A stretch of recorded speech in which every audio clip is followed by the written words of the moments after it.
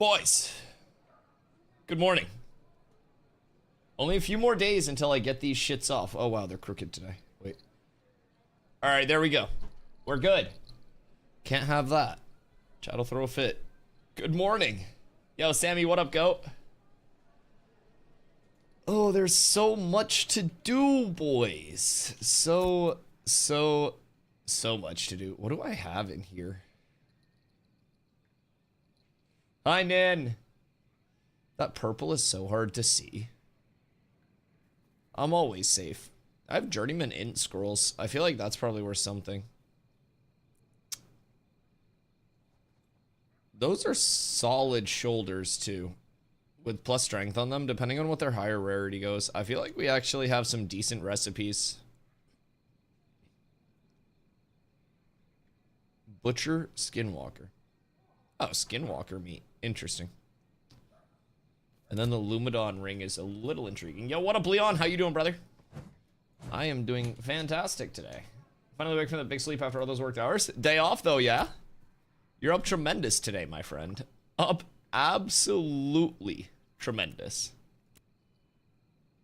This is music from the town. Are you playing that? This is my playlist. Exclamation bardcore for this one. I know, it's an absolute slapper. Off today and tomorrow. Oh yeah, you're up tremendous. You're up huge. Going truly sicko mode.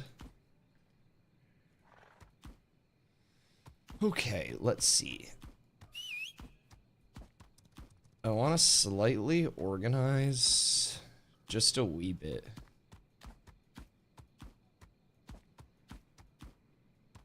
And then we go here, here. Those are different. Oh, those are greens. Whoops.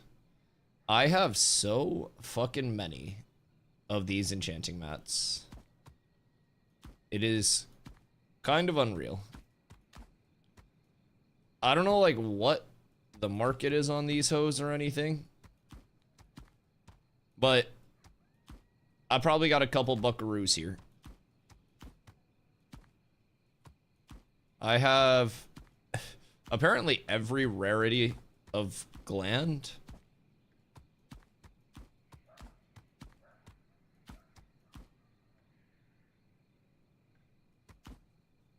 Huh. Huh. Off today and tomorrow? Wrath, what you getting up to with the days off? Surely you got big plans. I got a lot of shit. And this is just one of my, like, off storages. Getting a little sidetracked from leveling, been doing a bunch of gathering. That's not a bad thing at all. It's not a bad thing at all. What are you working on for your gathering? Listen, gathering on your way up is how you avoid being something that we affectionately refer to as dusty poor. And if you wonder what dusty poor means, look at my inventory. I'll explain it to you. I have legitimately 0 gold. Let's see. What do I have over here? I have a shitload of poppies in Sunhaven. A metric fuck ton. I have some mats spread out, some mats. Jova is kind of fat. Dude, why do I have so many enchanting mats? Halcyon's empty. Nuela is more enchanting mats somehow.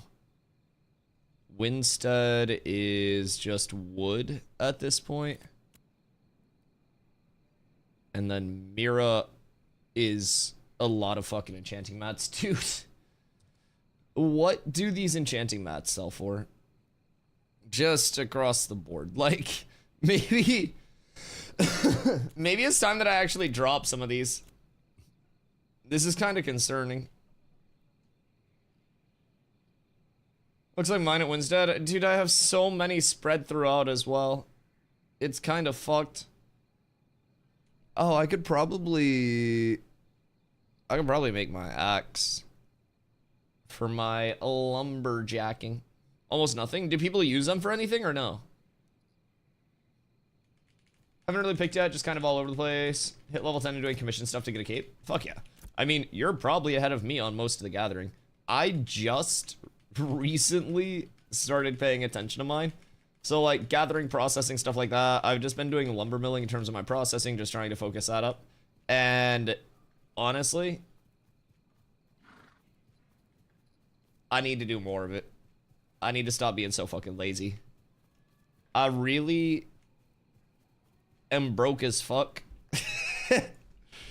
And this is such a good way to just make free money. And you don't even have to craft. You can legitimately just like gather and chill along the way. And just by doing that, you can make so much passive money. So ungodly much. Alright, I should probably repair the focus before we go. And then I'm thinking, I don't know how many we have on right now. Yes, I do have to bring all of this backup gear. I sometimes die a lot and my shit breaks. I'm willing to admit that. Yo, what up, Origins? How are level 25 plus areas treating you? I'm liking them a lot, man. I'm liking them a lot. So far, not only have I done a lot of these areas, like down in the desert that have been added, but they changed up a lot of the endgame stuff that currently existed too, between like Carfin and Forge. They went in with a revamp again of Elite Mob HP regen, and bosses regen a lot now. Like, boss HP regen, you cannot just go in with like an 8-person group and have them be kind of like, you know, locked in knowing the mechanics. Maybe like Omega geared fucking Sigma Wolf howling at the moon, ow, level pumpers, but like, dude, raid groups, you probably want 3 groups now.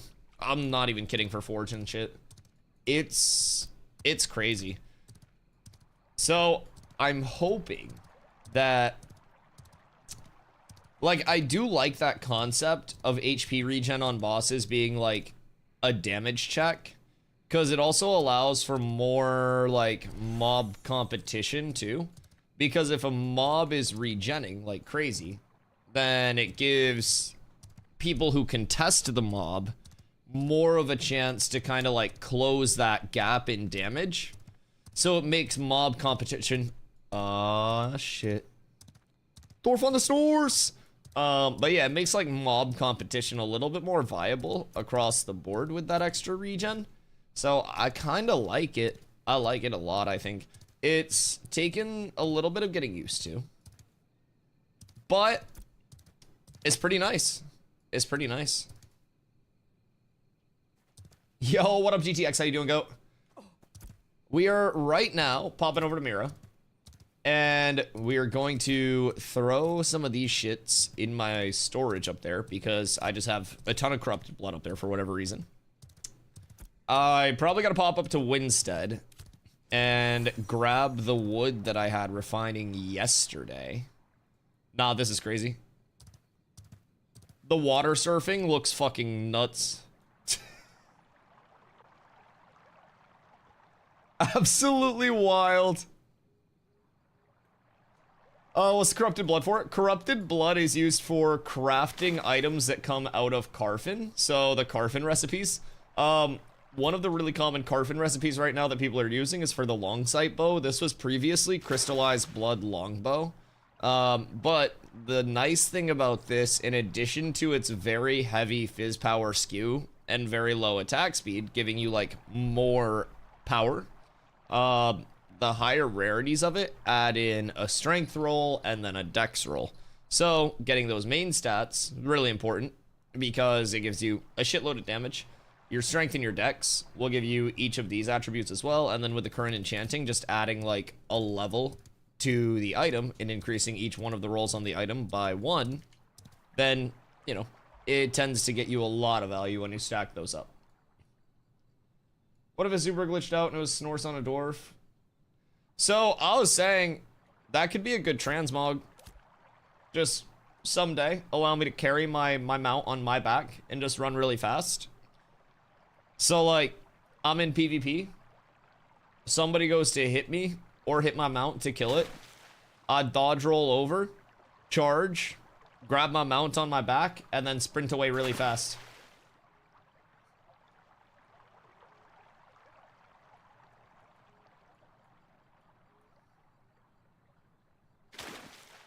Do you have any of said recipes?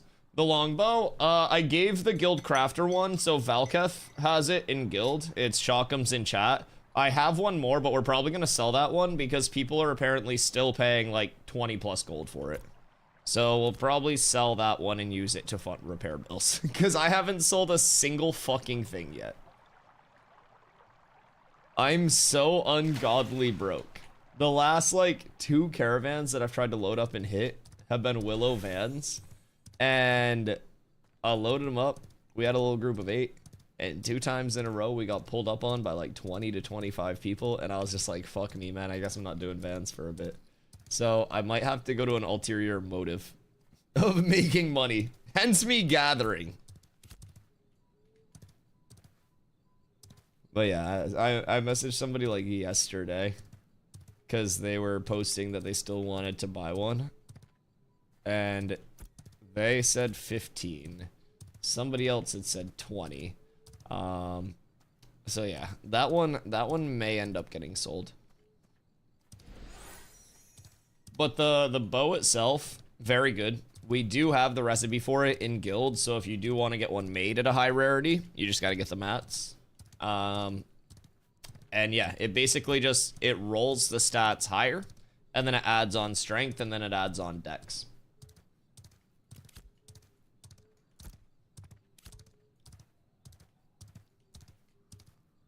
Carfin looks nice.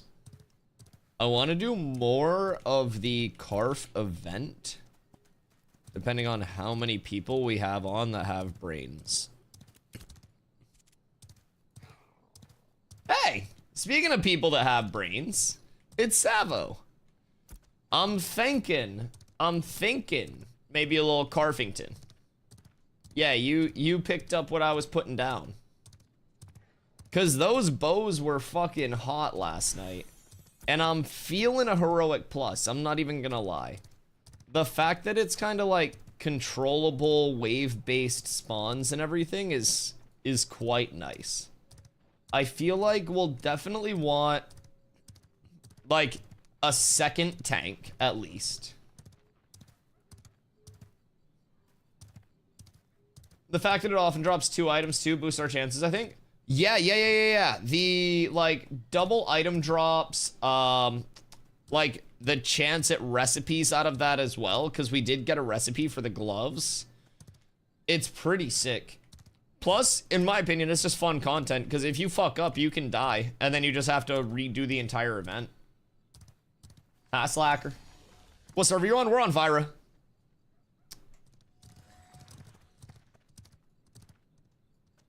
Dorf on the snores.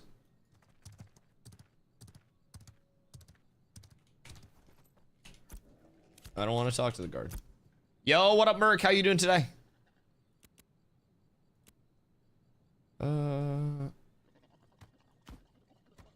I still can't do maps. Fun fact, if anyone was curious. I have too much corrupted blood.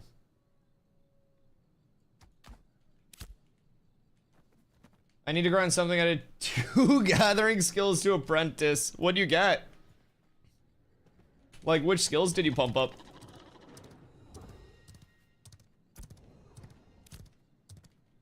Did you do it for the money or the fame?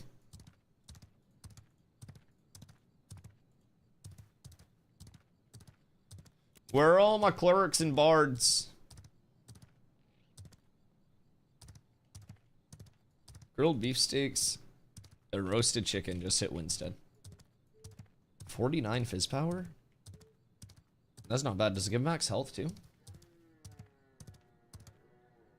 Mining and hunting. Oh god. Oh god. Hunting is hunting's a grind.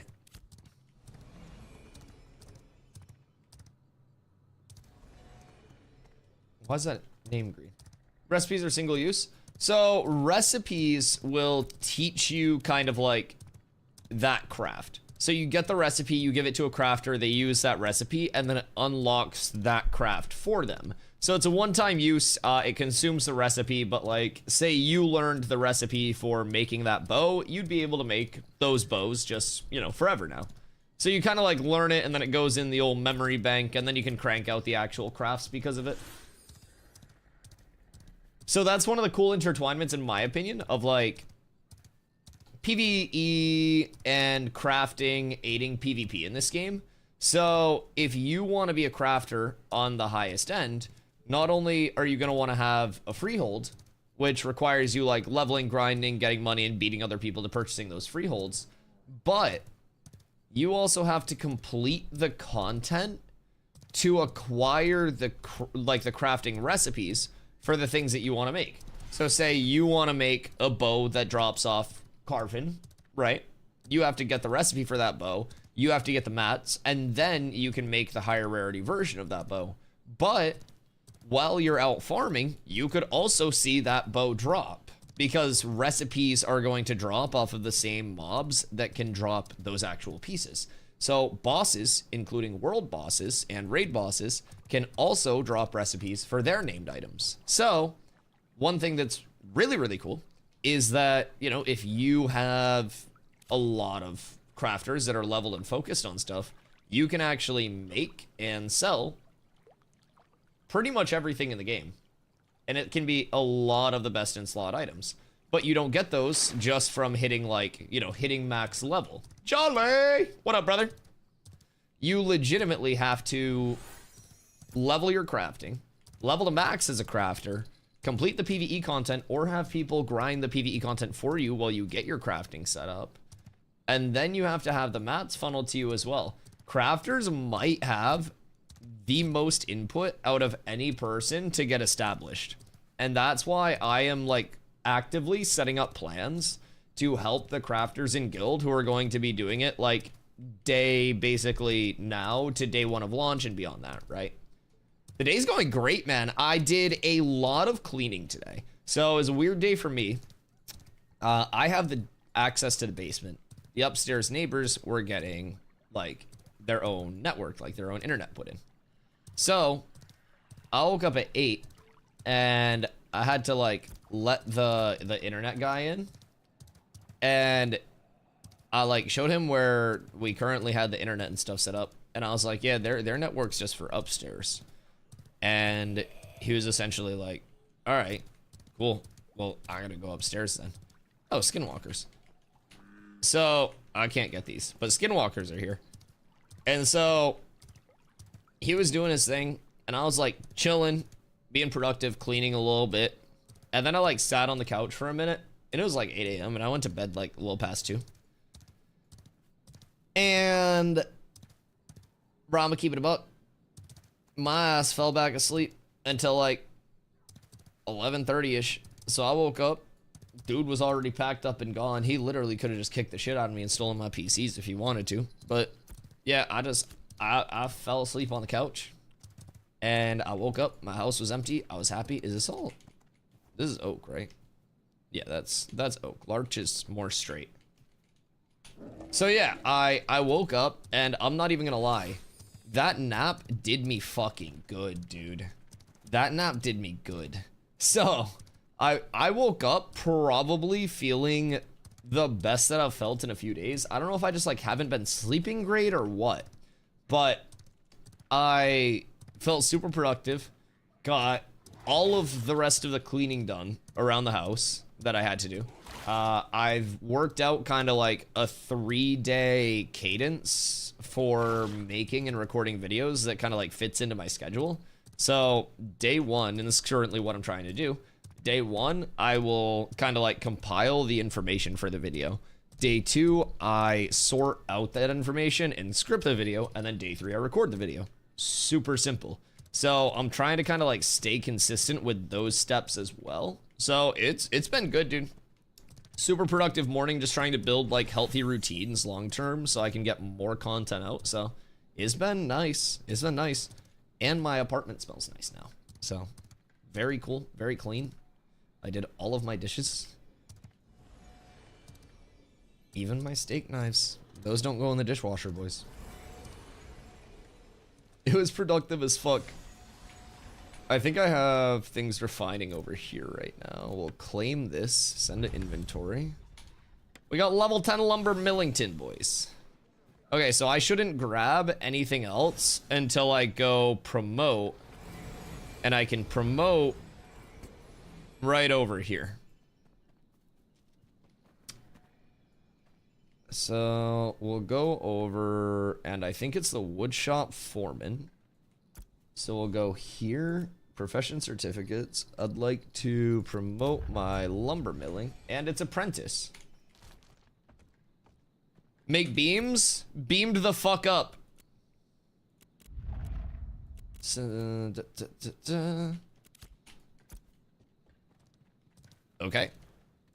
Yep, that makes sense. I guess I'll go fuck myself and run to storage real quick. Think I'll get into the crafting scene as it may help my guildies as well myself.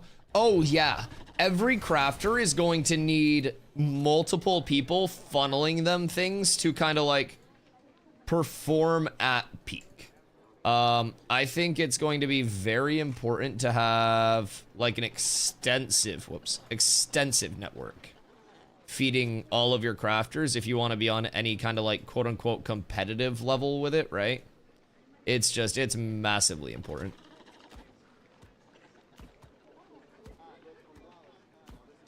Put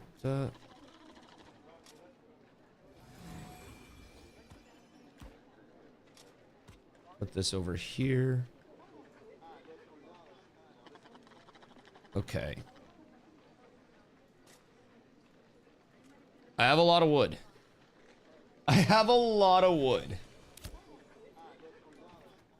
Got a decent amount of rare and up stone mats. I love that. Can you explain caravans? Yeah. Is it a run from point A to point B system and you get paid after success? Or is it you taking your wares? Good question. So caravans kind of have like a multifunctional purpose. So traditionally on caravans, you'll have two types of escorts that people kind of like main, so to say. You can purchase your caravan and purchase different parts for your caravan. And then you can actually come right over here to what's called a hunting lodge. Every town will have a hunting lodge. You can see that on the map. You visit the commodity vendor here and you trade raw glint for these additional like crates. So again, this is raw glint, not gold, silver, copper.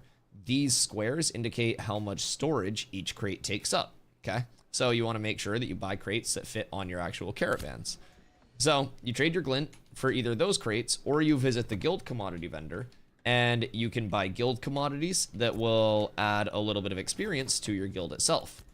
So through those, you call in your caravan at one node and then you can drive it yourself and escort it anywhere on the map to other nodes. Or if you're in a lawless zone, there are two kind of like lawless caravan drop-off points here in the tropics.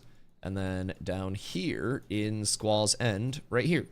So those are your two lawless zone drop-offs. So in theory, you could go Squall's End all the way up to the tropics, and that would probably be your highest payout in terms of like the multiplier that you get if you successfully get there. So that's kind of like your baseline of it. Do mobs attack caravans? Mobs attack caravans and players can attack caravans, yes. Yep. Got shit to deal with? You're vibing. Make sure you wipe thoroughly.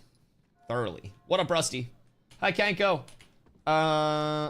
It appears that Nova is clearing the event right now.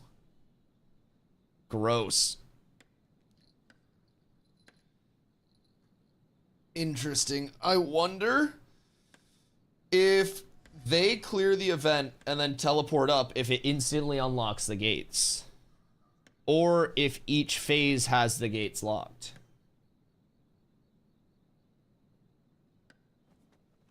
Alright, drive safe, brother. Have fun. We could always go to Forge for a little bit, too. What gates? You checked the VOD yesterday.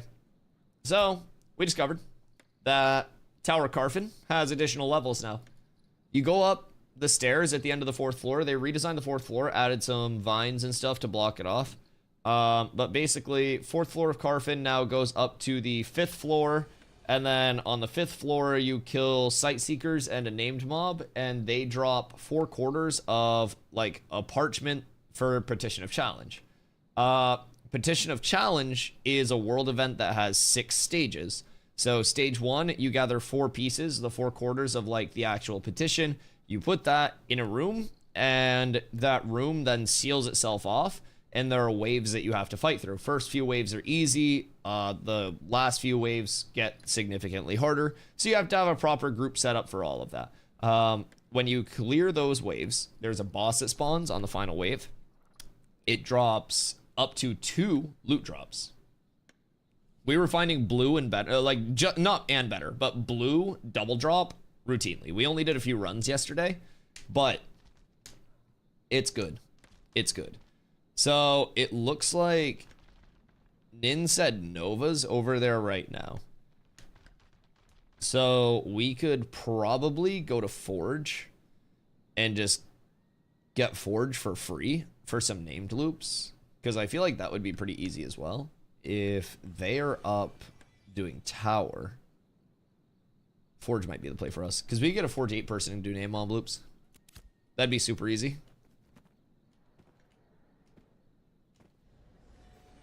But yeah, so if you clear those waves, it unlocks the next level. So then you go up like the internal levels of Carfin, and there are like, I think 3 more levels, and then you can go all the way up to the roof. So they added roof accessibility. Right now there's nothing on the roof in terms of mobs or anything, but that'll probably change, I would have to assume. Hope I'll be able to check the VOD tomorrow. We're gonna get it trimmed down for YouTube as well. It was really fun. It was really fun. Jolly asks, can you design the look of your caravan? So right now, caravans are kind of like visual placeholder-y type beats. And they're pretty basic, but there will be different skins for the caravans. So Ash's sources of monetization on launch. Not only will the caravans themselves look different based on the materials, your beast of burden type that you use, which is the thing that pulls your caravans. That guy's name's Ligma Balls. But on top of that, let's see. Ash's monetization is the monthly subscription, right, at $15 a month, and then no box cost, no DLC cost, and it's just like transmogs from there, right? So with the early supporter packs, your early supporter pack, like the ones before these, would actually include skins with like the more expensive packs. It was game time, it was in-game currency for the store, it was skins, and then your alpha and beta access, right? So with that, this is the pack that I have.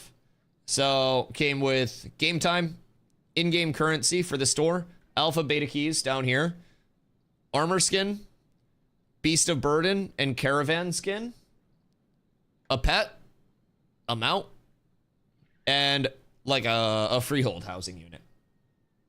So the in-game store will also be transmogs, and it's going to be like no pay to win, no pay for convenience. Like, these won't change the functionality or any of the stats or anything like that about the caravans or about your mount or anything. It's simply cosmetic. This is another one, for example, that's called the Rhyme and Regal pack. So this is your caravan, your beast of burden, and this is your caravan itself. This is your cozy little freehold house. This is your armor skin. This is your mount. This is your pet. So their skin team goes insane. Like, their mounts are nuts. Their skins are nuts. Pretty much everything. Their nuts are nuts. So yeah, I mean, I'm super excited. Right now, since it's alpha, there's not a lot of emphasis being placed on, you know, the actual visual across the board. It's very much functionality. All right, so I should go grab all of my beams that I can kind of like carry now. I'll start oak and then I'll grab beams.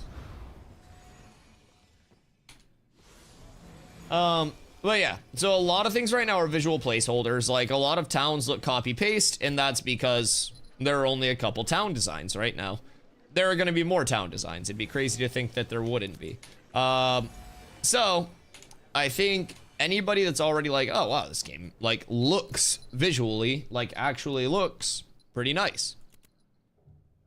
You have not seen anything about like what this game will actually kind of be looking like, even as we edge into beta.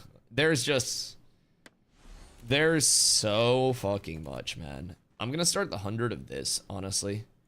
And then we'll just go add, and we'll use... How much do I have?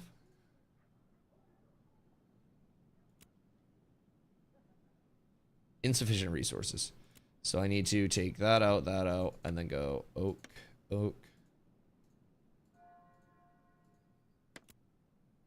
Start job. All right.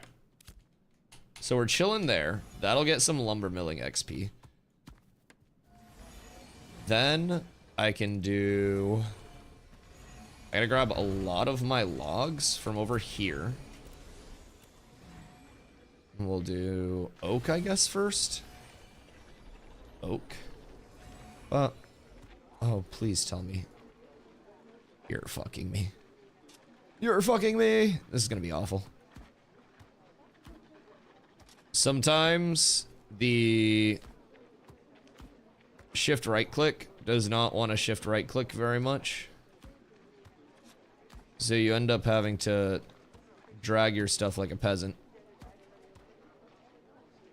And it makes me very sad. It's fine though. Everything's fine. Gosh darn it. I could relog and it would take care of it, but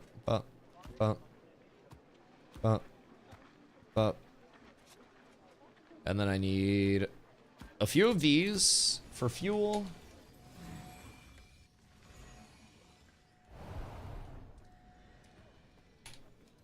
Be lurking, I need to keep packing stuff. You go pack, Kenko. Be responsible. Have fun, man. I appreciate the lurk. What do you say is the best way to make gold solo? Glint farming or mining and selling the raw materials? Glint farming's consistent. Mining is kind of like... I think your money there is going to come from high rarity and holding that down. So you've kind of, in my opinion, got to be like really on top of the mining game and like finding high rarity nodes if you do want to get those.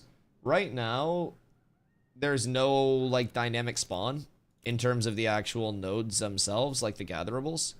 So keeping that in mind, if you... Oh my god, the cost is 68 silver. Jesus Christ. I gotta go sell a glint real quick. But yeah, keeping that in mind, it's like if you're able to get a high rarity node and go back to it on its respawn timer and control that, you can stack up a lot of gold in one day just off of hitting the right thing, you know? So there is... I don't have any glint over here. Uh-oh. Oh, fuck me. I wonder if I can just sell 30 silver worth of shit real quick. No! We're down horrendous. It's truly that point. How much do these go for? I bet a stack of 60 wouldn't be bad. I should just go over and sell glint elsewhere real quick. Gosh frickin' darn it. I'm gonna relog real quick because I'm gonna deposit all of that so I don't end up getting fucking nuked with a jillion lumber in my inventory. I'm gonna run over, I'm gonna sell glint. I'm just gonna sell a decent amount of glint and get myself a few gold to work with, especially if I'm just gonna start profiting gold from making planks anyways. It's 1.2 gold net profit for 250 pieces of wood. Like, you farm up 250 logs, you double refine those, you sell, and apparently it's 1.2 gold net profit to vendors. That's what I've heard is the wood tycoon way. So, I should have an okay amount, I think. And it should be pretty reasonable to farm as well. I just gotta get an apprentice axe made. But yeah, we gotta make some fucking money. That's for sure. Because right now, I'm not making shit. Not a single goddamn thing. What I should do is dump all of my, like, currency that I have right now. Start what I can afford to start, so that starts chipping away. And then when I get back, I'll be able to start more. Beam, oak beam, 100. Yeah, I can do 100, and then we'll add these. And start. All right, 100 beams will be done in an hour and 40 minutes. We'll pop over real quick. Convert party to raid. Convert raid to party. Nova is at Carf, I guess. Forge rotates. Why'd they make party? Oh. That makes sense.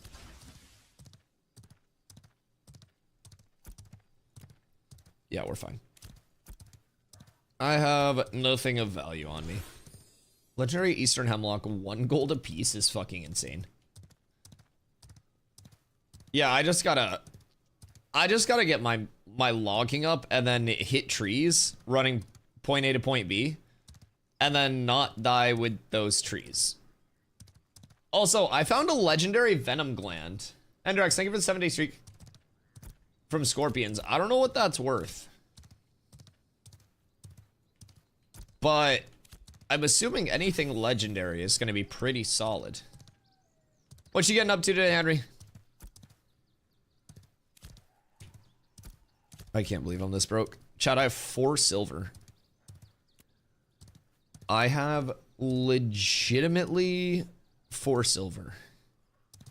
This is a level of poverty the likes Vera has never seen before. I watched someone die in front of me with 2 legendary Weeping Willow. How much is legendary Willow? What the fuck? I now have 2 legendary Willow. Well, that means that he had more than 2 as well. God damn. That's kind of a value. Farm 0 Willow. Watch someone die. Get 2 legendary Willow. And they're doing all the work for you? Yeah. Yeah, that's sick. Excuse me. Pardon me. Such a good value. Oh shit, it is spring. Boys, we officially transitioned into spring. There's no snow anymore.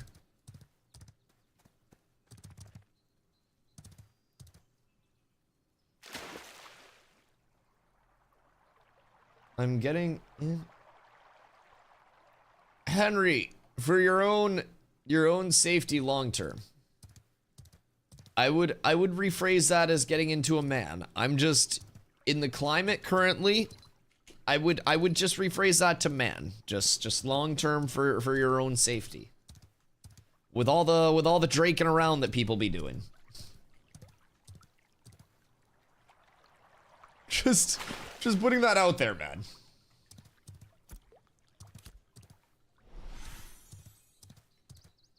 Hi, Chewy. Show me how to play golf. Brother, I shoot in the mid-80s. As much as I enjoy playing golf, I think like YouTube and Instagram Reels have as much. My advice to Reptar was just swing slower, and that's the exact same thing that I'll tell you. If you're starting to play golf, you need to not try to hit the ball very hard, and you need to think of it as, right now, there is an 80-year-old somewhere in the world that can beat me at golf. They cannot swing very hard, but they just hit the ball the same every single time, and it goes exactly where they want it to go, and therefore they win at golf. Because it's not about hit far, it's about hit where you want to go. So, swing gentle, put ball where ball's supposed to go, win golf. And then once you get very good at ball going where you want it to go, then you swing slightly harder and ball goes further. And then you understand where ball go. That's golf. That's literally all golf. I'm not a fucking good golfer, but I learned that pretty early. You know about the invincible mob bug? No. What's the invincible mob bug? Wanna play Whack Fuck? Yeah, Whack Fuck's a classic. I mean, no matter how good you are, it turns to Whack Fuck at some point. What's going on here? It always does.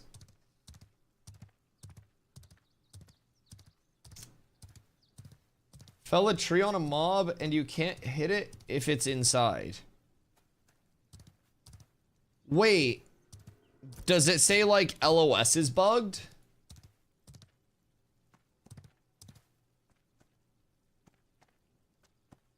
Like, does it say like can't hit because there's no line of sight?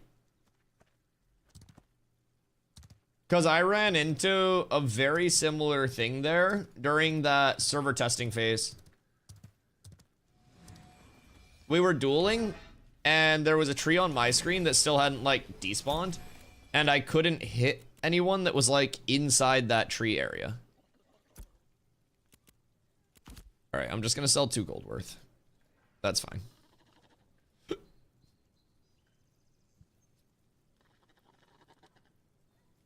I'm just gonna vendor 2 gold worth. It's fine. Hello.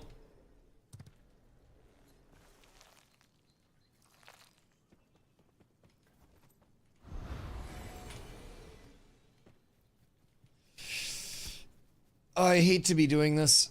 I legitimately hate to be doing this. It's just... I will make the money back fucking 100-fold. And by doing this, the nice thing is I won't have to sell glint to generate gold anymore. I can just gather to generate gold. I think that's the biggest advantage that this presents long term. What do we have on? Why are there 4 fighters out of the 6 fucking online players right now? Somebody explain this to me. Why is my guild the goddamn UFC? What the fuck is this? I said I wanted bards and clerics, and everyone's just like, I swing sword! Jesus Christ. Stealing my fucking loot, not healing my group? Holy shit, man. Hardest workers in the guild? I beat you guys to 25 by 3 fucking months.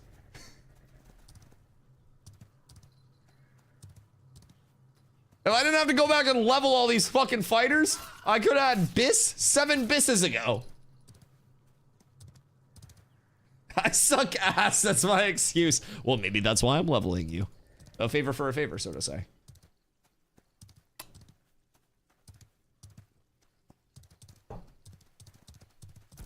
All right, I gotta go back up to Winstead.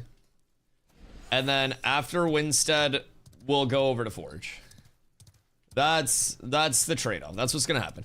Winstead, I start all the rest of my gatherables, and then Forge hits.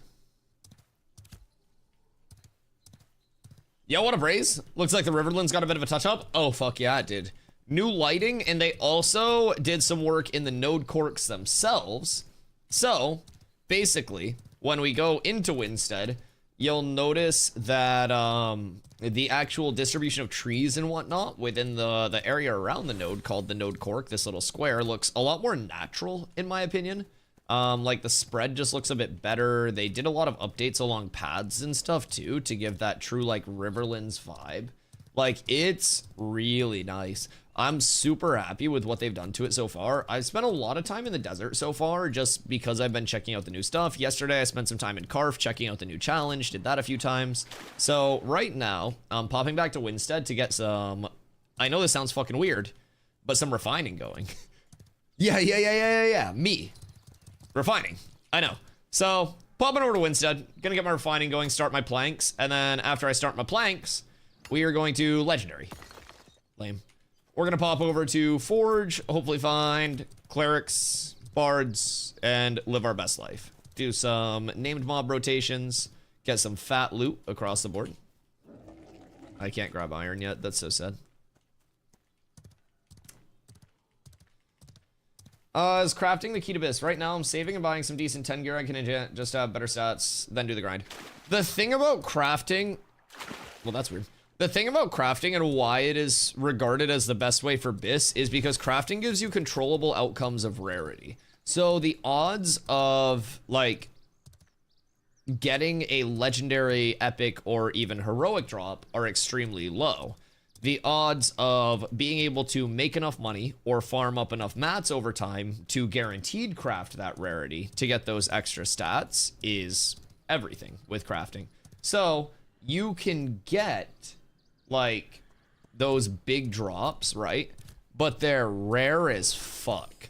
And if you don't just happen to luck into those, then a lot of the time you're just gonna be better off crafting. And my thought is, even with the like rare drops, right? Say you get, like Savo said, an epic Lumen Star. I would almost say that we like would want to sell that and then just make 6 heroics with what we get from the epic. Basically each rarity increase on an item gives it another perk up to heroic. No, epic. Because blue gives strength, then it'd be dex. No, sorry. It would be heroic. That gives the max. And then it's just increased rolls off of that. So it's lifesteal rating at green, blue gives strength, heroic gives dex. No, then epic would give your fizz pen. So it goes up to epic, and then legendary just gives you increased rolls on that. I'm pretty sure, right off the top of my head without wikiing it. I don't have the luxury of having any of those cool things. Actually, I guess we can see. Heroic gives 3. Epic gives 3. Okay, so I guess just up to heroic. You get 3 bonus perks on heroic, and then epic and legendary just increase those.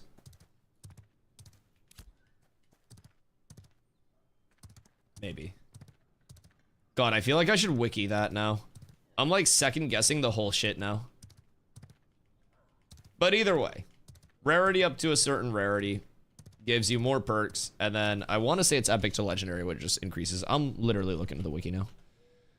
Shiz wiki. Long sight bow.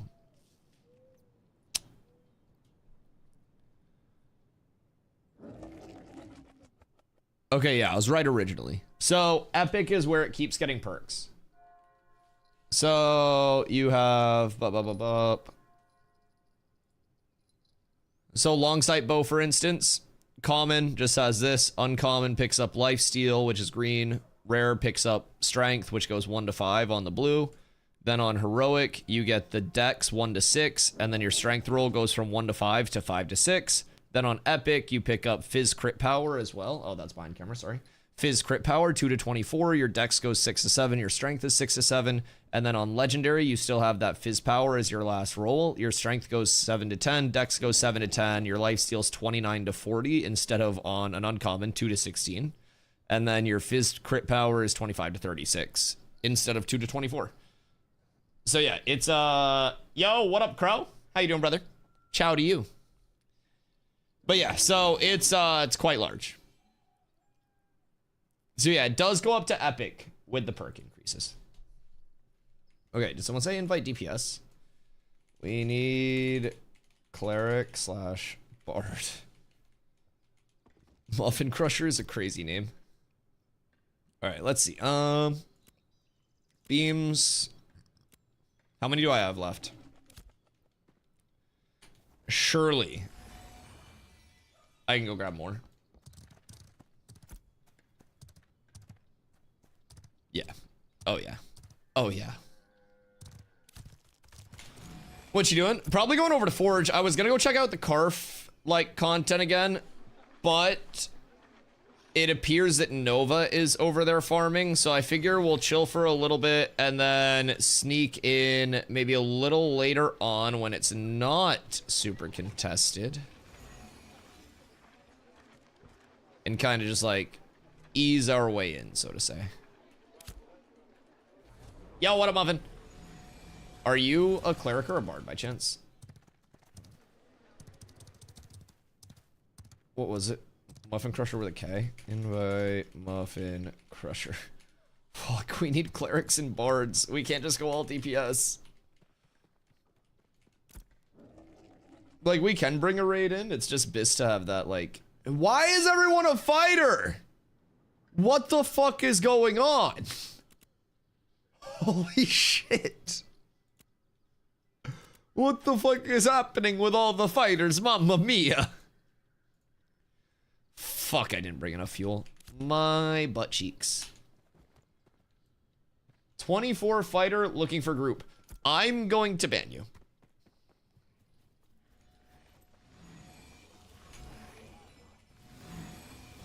have a cleric invite Strix. I don't think Strix would heal me. Strix is not a DustyWhy fan.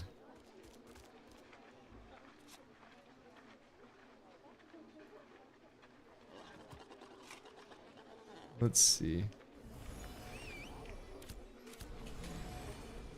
That's okay. We have clerics logging on soon.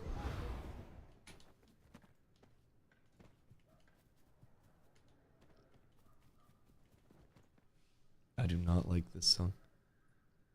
This is like an instant skip. I should probably just take it out of the playlist. All right. We are up. We go oak beams. And then little 250. And then how many do I have left? I have 90 right now. I have to get 160 more. So 8 stacks. Do I have 8 stacks? Nope. But I'll take what I have and then I'll start all that. And then we'll see how much ash we have. Ash will be next up.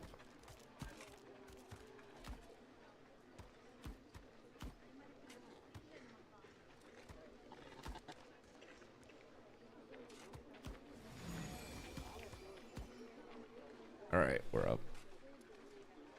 I'm going with the other playlist. This one's missing for me right now. All right, let's see.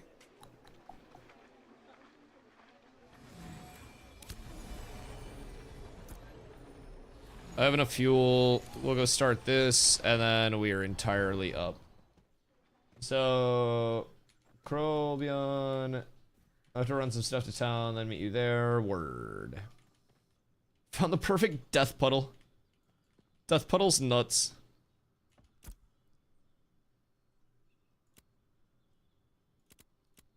Does it have a nice view? I feel like that's the most important thing. A puddle with a view is the best way to go out. Okay. I have like an entire stream worth of beams queued up right now. This is good. This is good. We're finally progressing, boys.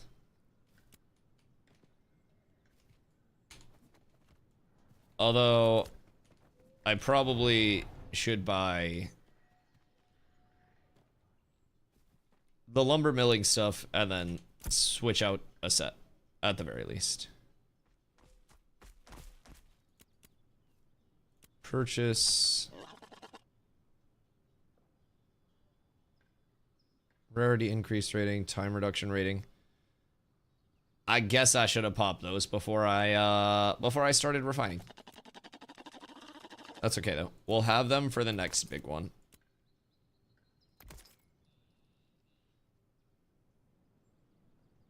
Is there a named mob called Captain Knuckles in Highwayman Hills? I don't know if I've fought him. Maybe he's new. If you check Codex, it'll show you his spawn. It's a fucking banger name, though. Alright, lumberyacking shit and lumber milling shit is acquired. I can get rid of that. I can get rid of that.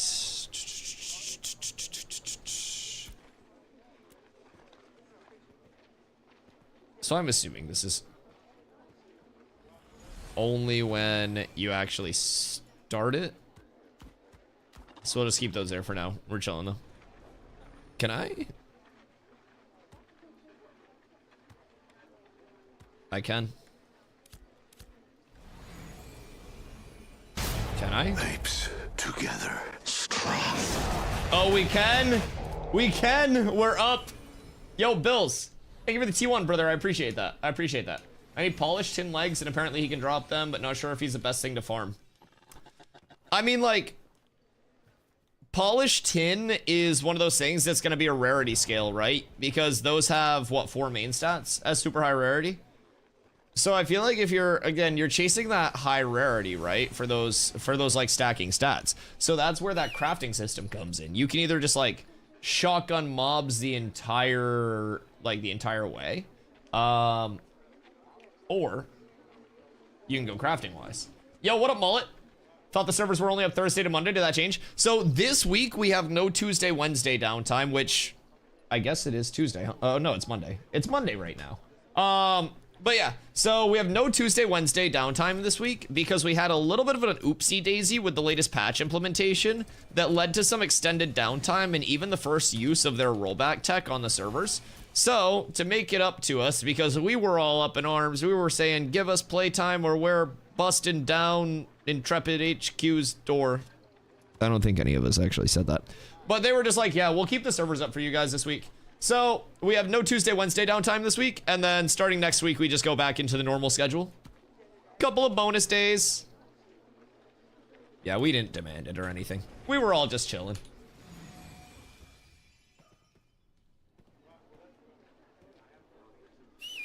EOS crafted me some of those yesterday. Go to the mats and you can craft. Yo, Claymore, thank you for the follow. Welcome in. Yeah, Savo, you've been rocking that polished tin, huh? Because you got the legs and the belt, right? Gonna play now then? Nice. What server you on? We're over on Vyra. Actually, about to go do a little bit of Forge right now. Bill's coming in with the follow after the T1 sub. I love it. Yo, thank you for the follows, boys. If you guys are new, by the way, I do stream every single day starting at 2 p.m. EST. I've streamed now like 612 days in a row or some shit. I stream Ashes every single day that it's available. I come over here after 7,000 plus hours in New World, where I made New World content for like 3 years. Got 350 plus hours in Ashes this phase. So more than happy to answer any questions you guys might be wondering, including why the fuck are you wearing cat ears? It's a sub goal. The first of every month, we reset the sub goal to 7 days of this hell. So we already hit the first sub goal this month. Chat's kind of going crazy with it. So I have to wear these for 7 days. Yes.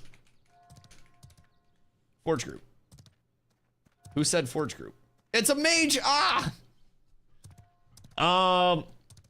All right, fuck it. I guess we're just making a raid. All right, whoever wants in can fucking get in. We're just making a goddamn Forge raid. But yeah, so I have like 5 days left, I think, on these bad boys, and then I can go back to normal. I can't wait, but in the meantime, enjoy it. Let's see. Invite. We got Slacker. We got Gora. Grumpy, did you want to come through? Who else needed the raid or the invite before? It was Muffin and Kestrel. Oh.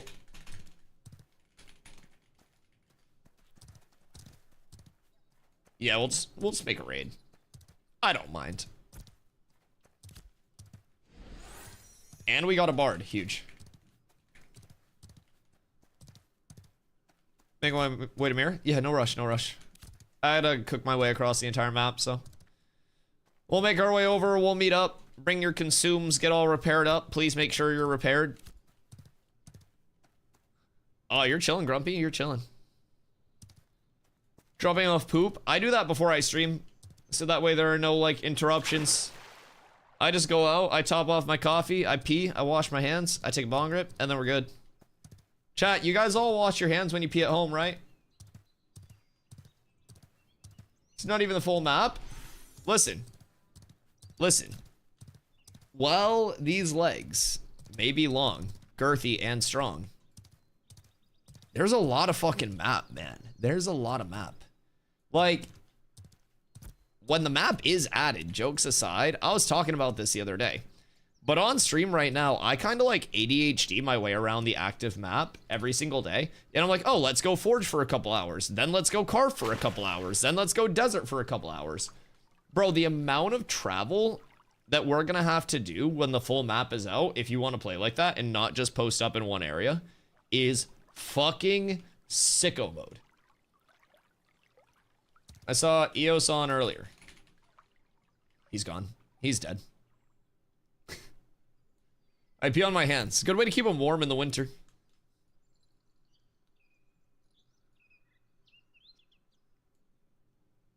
I'll run a taxi van, water only. The last water-only van that I tried to run, 25 people saw us and killed the shit out of us. I just kind of sat there and I saw them all on the shore and I was like, man, I really hope they let me go by. They didn't. All's fair in loving kicking the shit out of my caravan. The good news is I'm doing what's necessary to expand my lumber empire.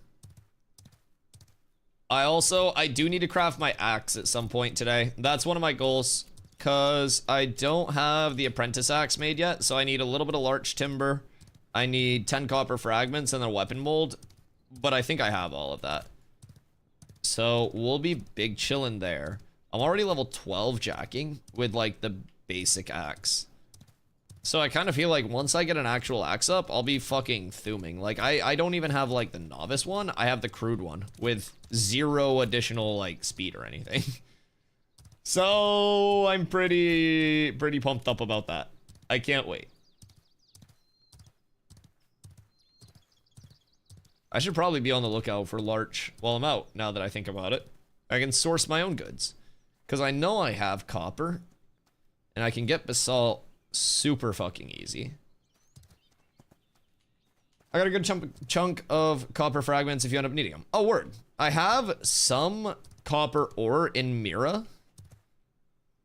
But depending on where they are, I'm probably going to make mine in Winstead. Oh, this is a cool rock. I wonder if one day we could run people caravans for money. What do you mean? Like, escort people's vans or drive people's vans? Despite Dusty not leveling me, Cleric's almost 11. I actually found a nutty fucking AoE pull that I want to try outside of a level 10 group for them. Like, level 10 to probably like 15, I'm pretty sure I could just speed pull the shit out of something. I have a pull in mind. So maybe I try that a little later today, because power leveling is always an intriguing thing to me. I do like having power leveling routes. Hey, large.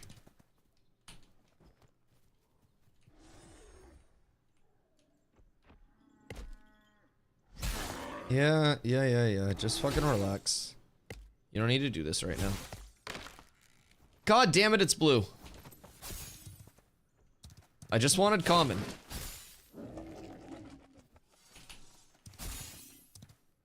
Frogs is good, but always busy. Yeah, I mean, personally, I think going to the most known XP grind spot is going to be like a recipe for disaster anyways. Like, these frogs are nice, for sure. But I also like west of Oakenbane towards the bottom of the river, like outside of Baineswood towards the coast. There's a bit of a farm that you can hit that I think is very solid across the board. I think it's safe. I have to sneeze. Oh my god. Fucking debilitating. Anyways, yeah, I think that it's safe. I think that it's uncontested. Whew, that got me good. West of Oakenbane. So, Oakenbane Keep, you go west along the river. It's like the river next to Baineswood Cemetery. So, east of Baineswood, west of Oakenbane, like right along the coast of the river. You should see, like, level 10-ish mobs.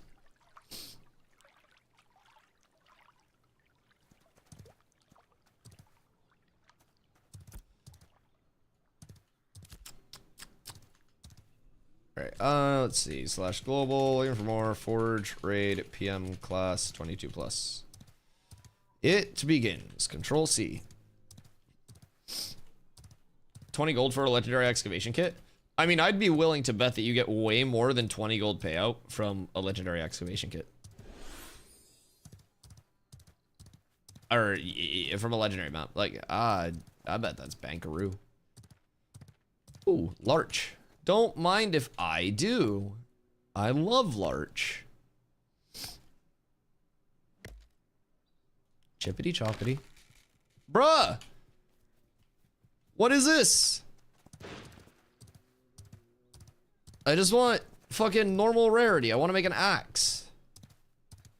I'm gonna be making the fucking, like, Prisma Chopper with this shit. Jesus Christ. Gonna make the finest axe I've ever seen. Ooh, larch. Don't mind if I do. There's larch here. There's larch here.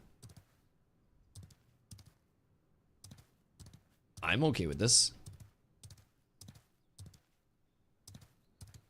Oh, this is a good larch spawn. Wait. Good day to you, my friend. How for art thou today? Let me scoot up here. And I'm a chippity choppity. Yeah, look at all this larch. This is good. Snag all of this. Maybe get a little bit of common. Thank goodness.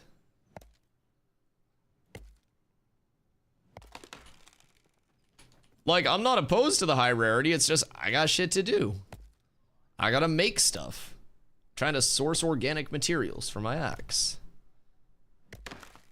There we go. Okay. These are all common. I went like double rarity back to back though. You can still use it? Well, I know, but anything high rarity, I'm just better off selling. Like, I'd rather just use common. A lot of larch on the western edge of the map. Bet. Yeah, I mean, this is a nice little pocket.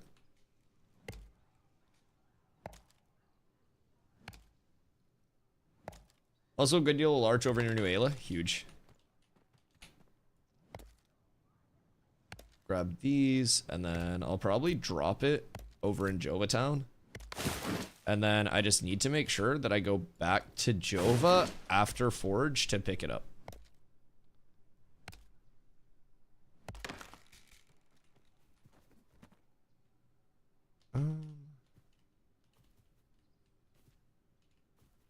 There are more up here? Oh my fucking god. It's like larch heaven. The hell?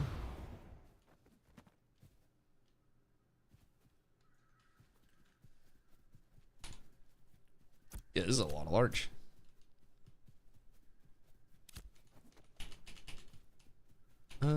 This is larch. There are no larches over there.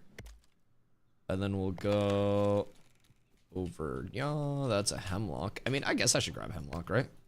Might as well. Probably just free XP while I'm out here.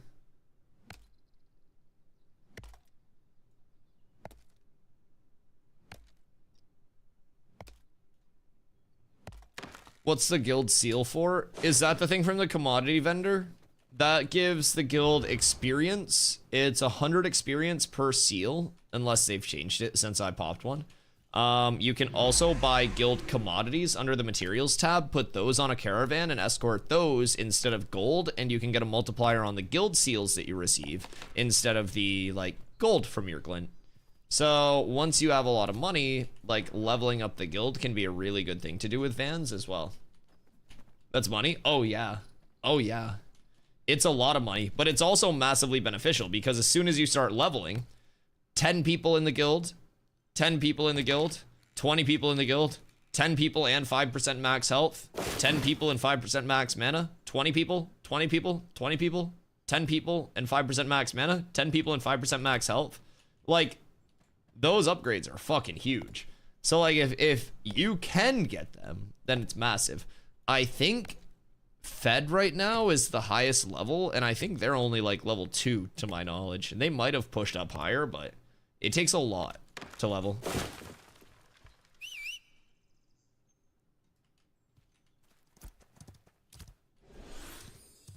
Okay,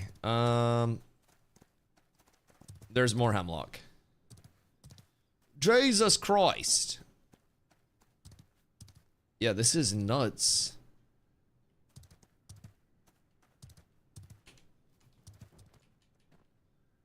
We got one right here. Or not hemlock, sorry, large. I'm tripping now.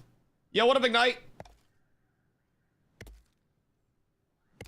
What does he say? Get to work leveling that guild up? No, I mean, honestly, I think that should probably be secondary to just everybody getting an absurd amount of gold. Like, I would love to level up the guild as much as possible, but it's just, it's so expensive. I would rather people focus on, like, getting their initial stuff set up. Also, thank you for the 7-day streak. And then after they get their stuff set up, we can work on that. But I think it just goes faster with everybody else cooking. What server and region is this? This is Vira on NA.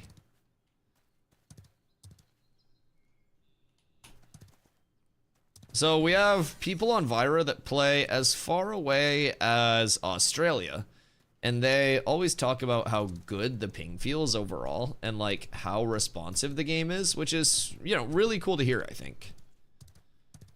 Actually, we'll go there, here, here.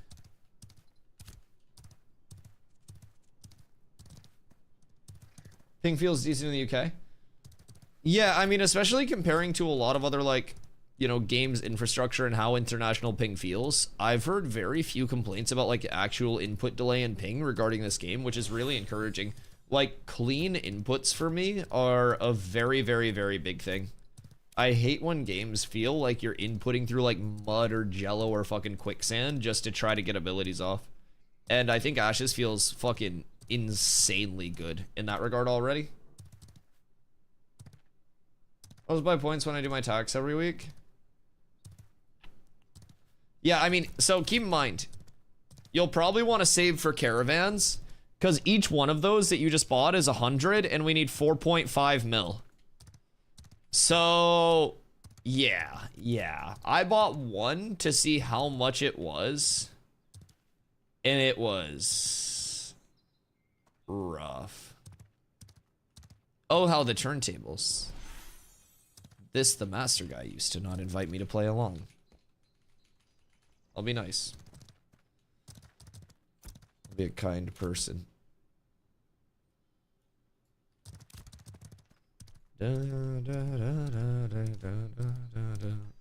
Alright, I just gotta store here real quick. I'll use what I left over. Fair.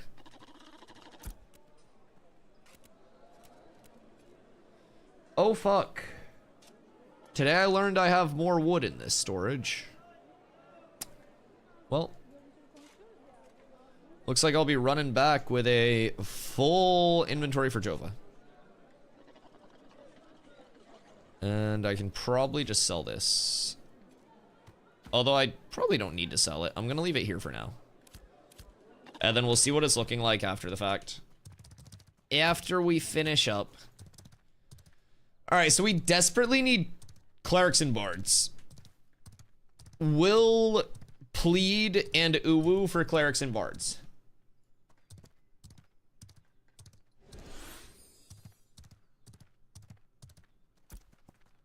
I mean, so I've been meaning to like level my gathering and my refining. It's just,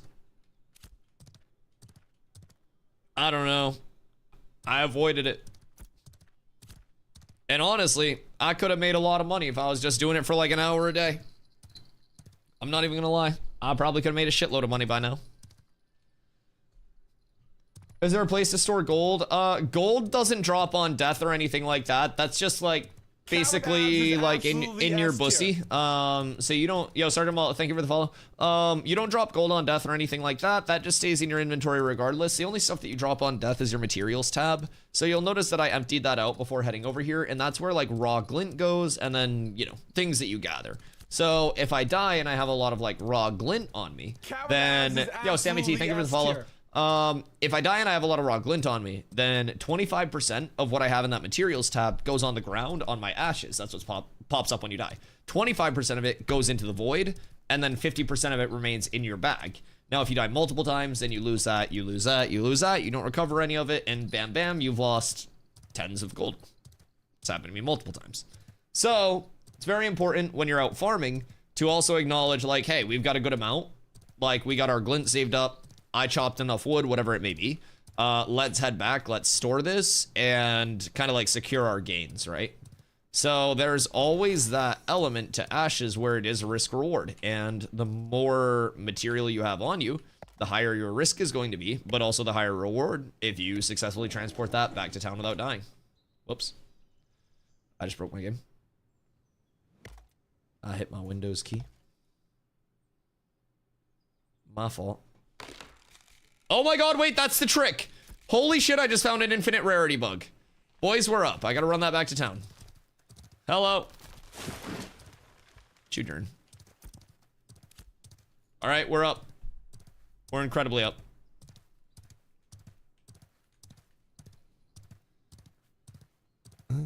That has lyrics. Bro, I don't like lyrical bardcore. Please, for the love of God, just drown me in a harem of clerics and bards. Just absolutely fucking waterboard me with them. Give me an overwhelming amount of them. I'm tired of all these goddamn fighters. No offense, fighters. There are just like 100 of you everywhere. Like a fucking jillion of you. There are so many.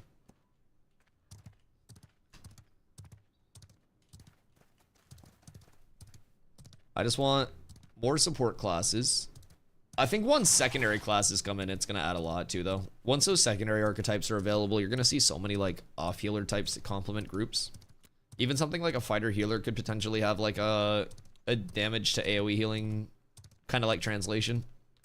Like X percentage of your damage from these abilities heals all allies within, you know, X meters split evenly among allies or something like that. You could have a lot of those translations with fighter and with other DPS classes.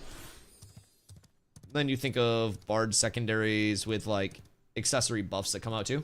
I play cleric. I presume if I switch servers, I'll have to create a new character. Yes, that is correct. You know, my cleric till summoner comes out. Assuming summoner is as good as I hope it will be. I think summoner will be very good. I'm intrigued about how active the style is going to be, right? Because there are a lot of different things that you can do with the current setup of summoner, like how they have a theory crafted, right?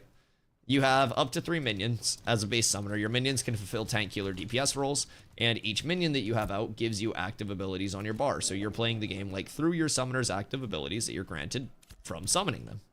So I think that that alone is very cool. And if they allow you to high APM cycle through minions, so say you basically have like a minion summon for each type of minion, or you have like an invoke minion or something, right?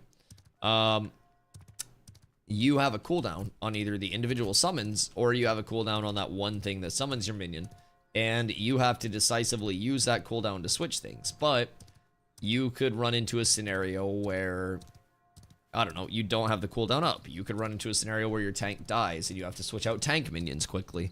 But one thing that's also peculiar about summoner is if you have 3 active minions and you want to switch out to another minion, say your tank dies, you have 2 DPS out, you want to switch to a tank to pick up aggro, right? Do you cull a specific minion before you summon? Is it like you can't summon your max minions? I have to cull one minion and then I can summon another one? And when you cull, is it a targeted minion or is it the like least recently summoned minion? Is it like a chain, right? So what I'm kind of thinking is you summon and it's going to kill your least recently summoned. So it's kind of like this queue of summons. So your tank dies and you're currently like DPS healer. You'll want to put out a tank minion to pick up aggro, but you won't want to have that tank minion as your like most recently summoned minion if that's going to be your temporary minion. So if it's a kill oldest and you fill with a temporary tank, a good summoner, instead of just summoning a tank and calling it good, is going to go, okay, I want to go DPS healer. The tank dies. I summon a tank. I'm DPS healer tank. But what I'm also going to do is summon another DPS and another healer. So that way, when the tank is rezzed, I don't have to summon 3 things in that one instance. So say each individual tank summon, DPS heal summon all have their individual cooldowns. My tank dies. If I go from DPS healer, I want to go tank DPS healer or tank healer DPS to make sure that that tank is the least recently summoned summon. So that way it's next on the cull list when the group situation adapts again. It's a really fucking cool system.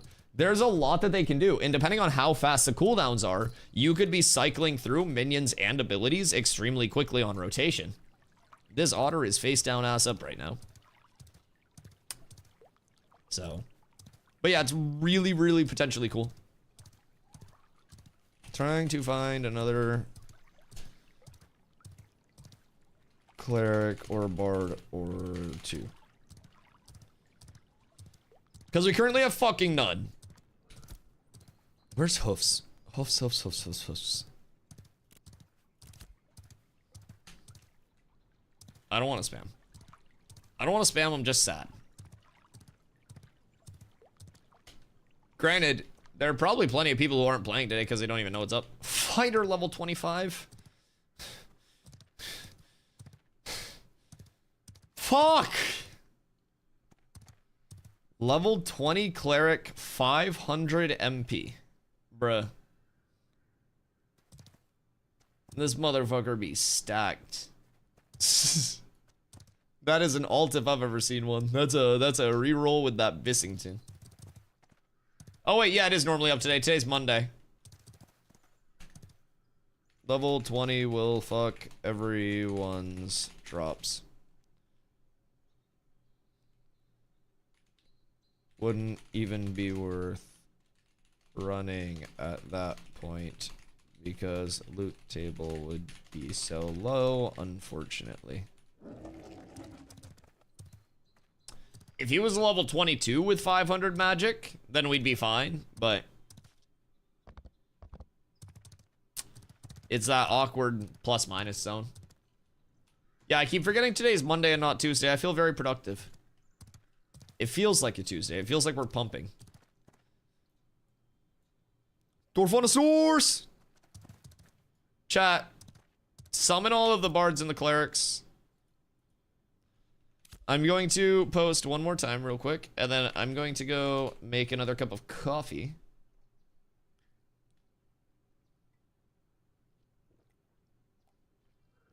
Oh, whoops, I didn't invite this guy. My fault.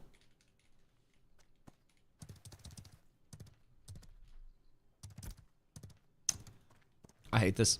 Alright, I'll be right back. Dude, everybody's a fucking fighter. Das, I've got plenty of milkshakes, brother, and I'm shaking them. I'll be right back.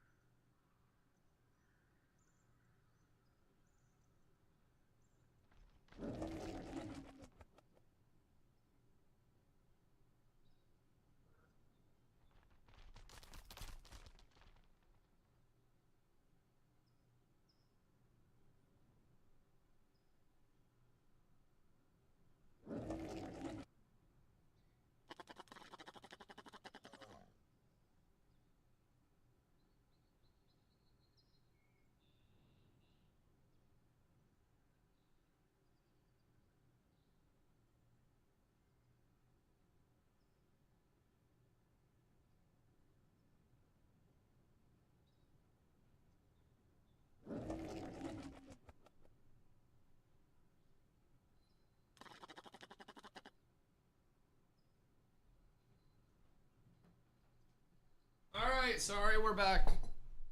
Oh. My fault. I had to take a quick bonger Pinsky, fill up my coffee, and now everything is good. You don't mind if a 25 fighter... Bruh.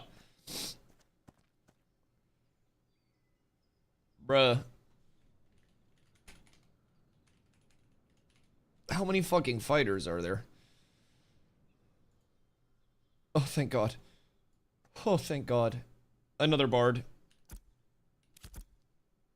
Oh my fucking God, we're up tremendous. Everything's fine now.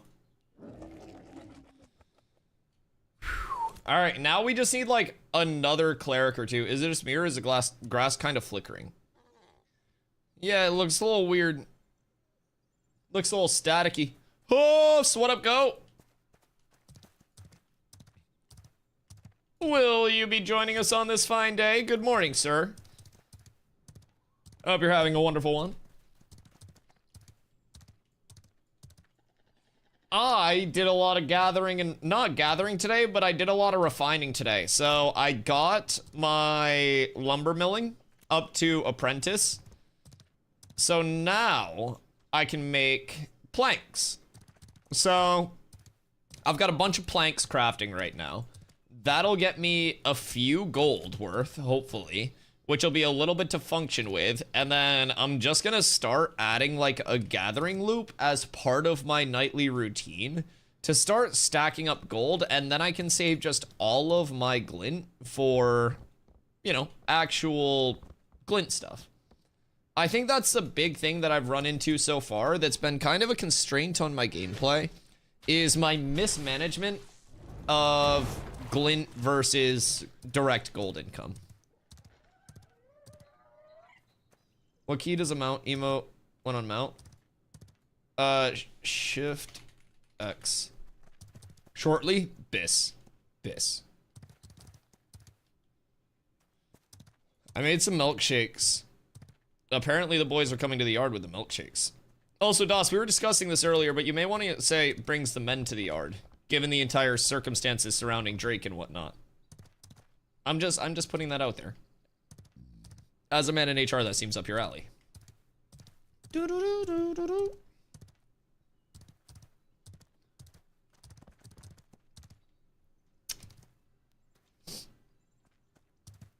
Why do I have to sneeze again?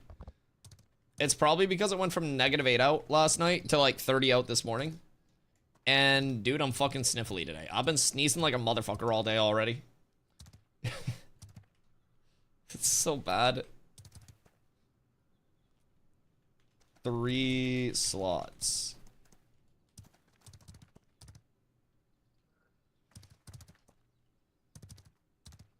Well. Is this a Mr. Tonington? Hi, Snail. So we were gonna go over to Karf to start, but Nova had a raid over at Karf.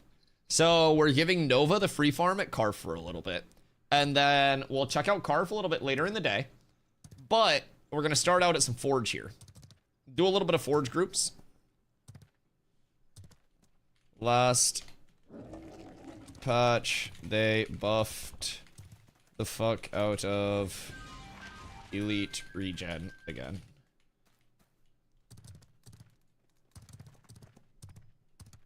Yeah, I don't know when he went in last, but apparently milkshakes are not what brings healers to the yard. Yeah. But yeah, so we're starting Forge, and then we'll be... I play my life. We'll probably be checking out Karf later in the day. I started a lot of refining over in Winstead, so trying to get the lumber milling up. Probably do some casual gathering on the way back and forth too, so try to stay active there. /global.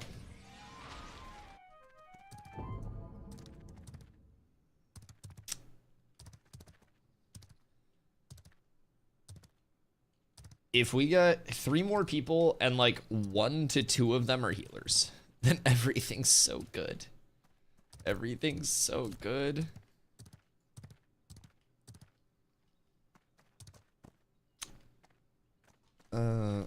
We're just waiting for everyone / filling the group.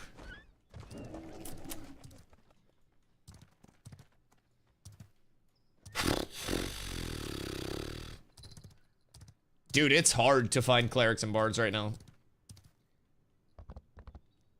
Like, borderline impossible. I don't know what happened. It was like, when I was leveling, they were just everywhere, all over the place. And now they've dried up. I don't even think the class got reworked in terms of clerics. I think it's just the demand of clerics. Everyone just kind of like ends up snatched up instantly. We've got one cleric in this entire goddamn group so far. Slash global. Oh, bruh, don't it work? It's okay. A toad must provide for the kingdom. I'll be here when you're off work, though. And I do want to do more Carf tonight. I want to do a lot more Carf tonight when that does open up. I'm sure it'll get super contested at a certain point, but I definitely want to see if we can sneak up there again. Oh, Doss, speaking of which, in yesterday's VOD, we have a clip and ship directly to YouTube. Like, we got to trim it up, of course, and make it like a palatable, like, fun story, right? But, like, we did some new content last night that not many people have done on live, and I think we got the first, like, actual, like, recorded and streamed POV of it. So we slapped that bitch on YouTube, and it'll probably do pretty well. We have 3 in the queue. Tank overview, March patch overview and predictions and outlook. And then now, top floors of Carf.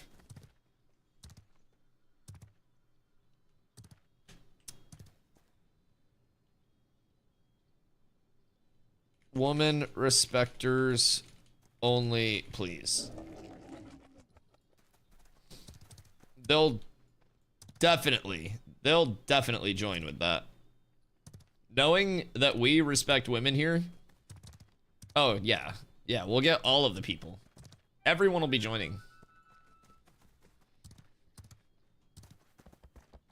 Why is everyone playing fighter? Is it just rogue prep?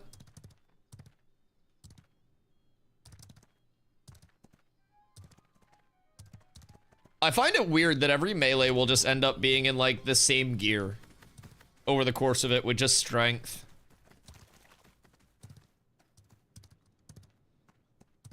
I'm 21, but 400k to 22. Slash Whisper, Panama, Jack. It's a raid, so XP would be bad. Fort. Slash invite Lil Rebel. Thank fucking God. Yo, Forgington. Holy shit, we're up. E-girl healer buff is obviously not a thing in Ashes like it was in New World. Well, we just... Once the game goes live, we'll be fine. And I think, like, once more people get into it and more of the secondary archetypes are made available. 352 fist power now, but you're good on fighters. Fuck it. Just show up. Fucking message me in game. I'll fucking invite you. I'm saving the last spot for Hosi. Jesus fucking Christ. Just fucking message me. We'll just run 17 fucking fighters. I'll just make my entire group fighters. Fuck it. Fuck it. Ranger.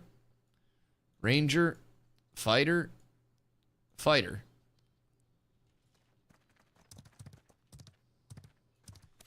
Fuck it. Another fighter. Calisius.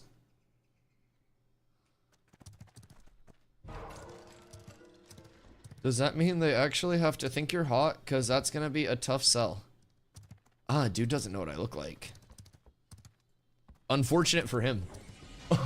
Unfortunate for him. His loss. Personally, I gotta straighten my ears.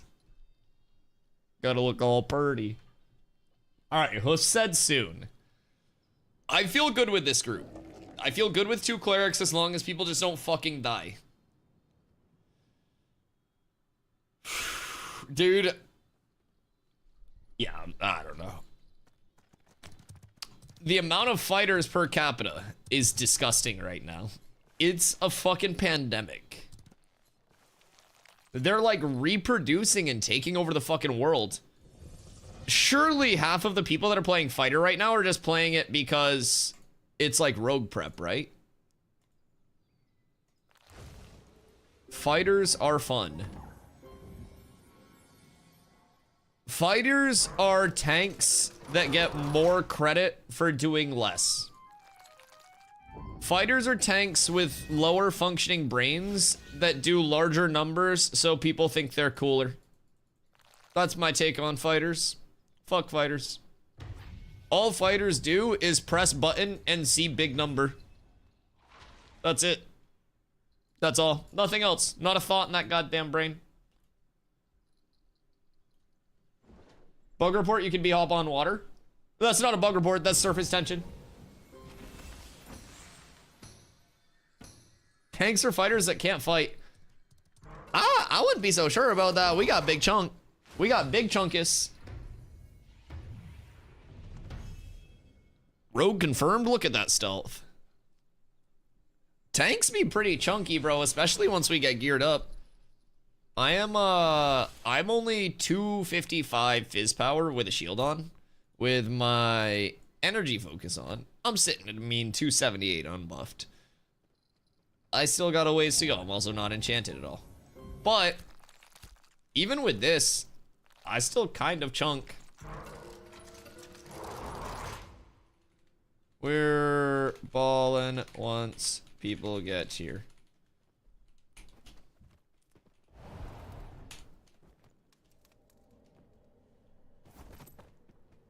No bullshit, I'm only 300 fizz. So this was kind of my plan though. Like, if I had just hit 25 and then worried about my own gear and shit, I definitely could have been in a spot where, like, me personally would have been way higher fizz power, right? But I went back to help a bunch of people level. So as a result, it's going to be a slower, like, personal progression, but we all got to this level quicker where we can just, like, gear up together, and our collective power curve is just going to go crazy because of that.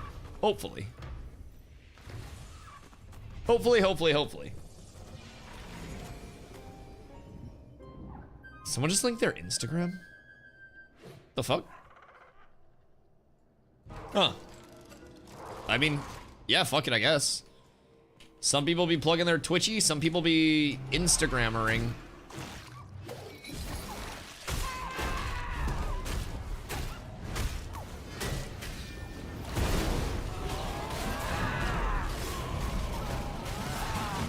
Body blocking around mobs with a melee is gonna be nuts. Half of the fighters are just gonna be shooting with a fucking bow, AFK. Fighters don't play the game. You can't tell me otherwise.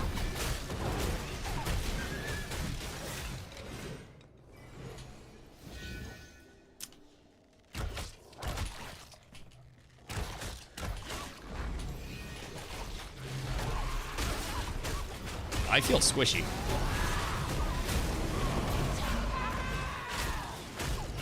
Should be fine.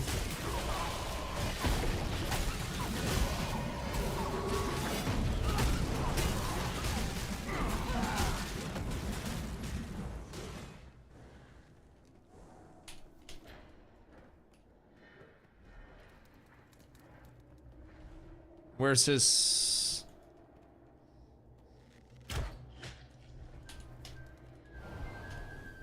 Back.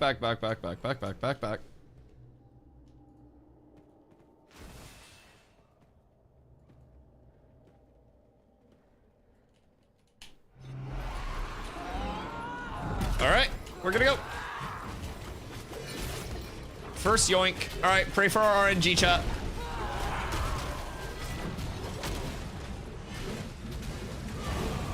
Wait, Bard in the name. Hello.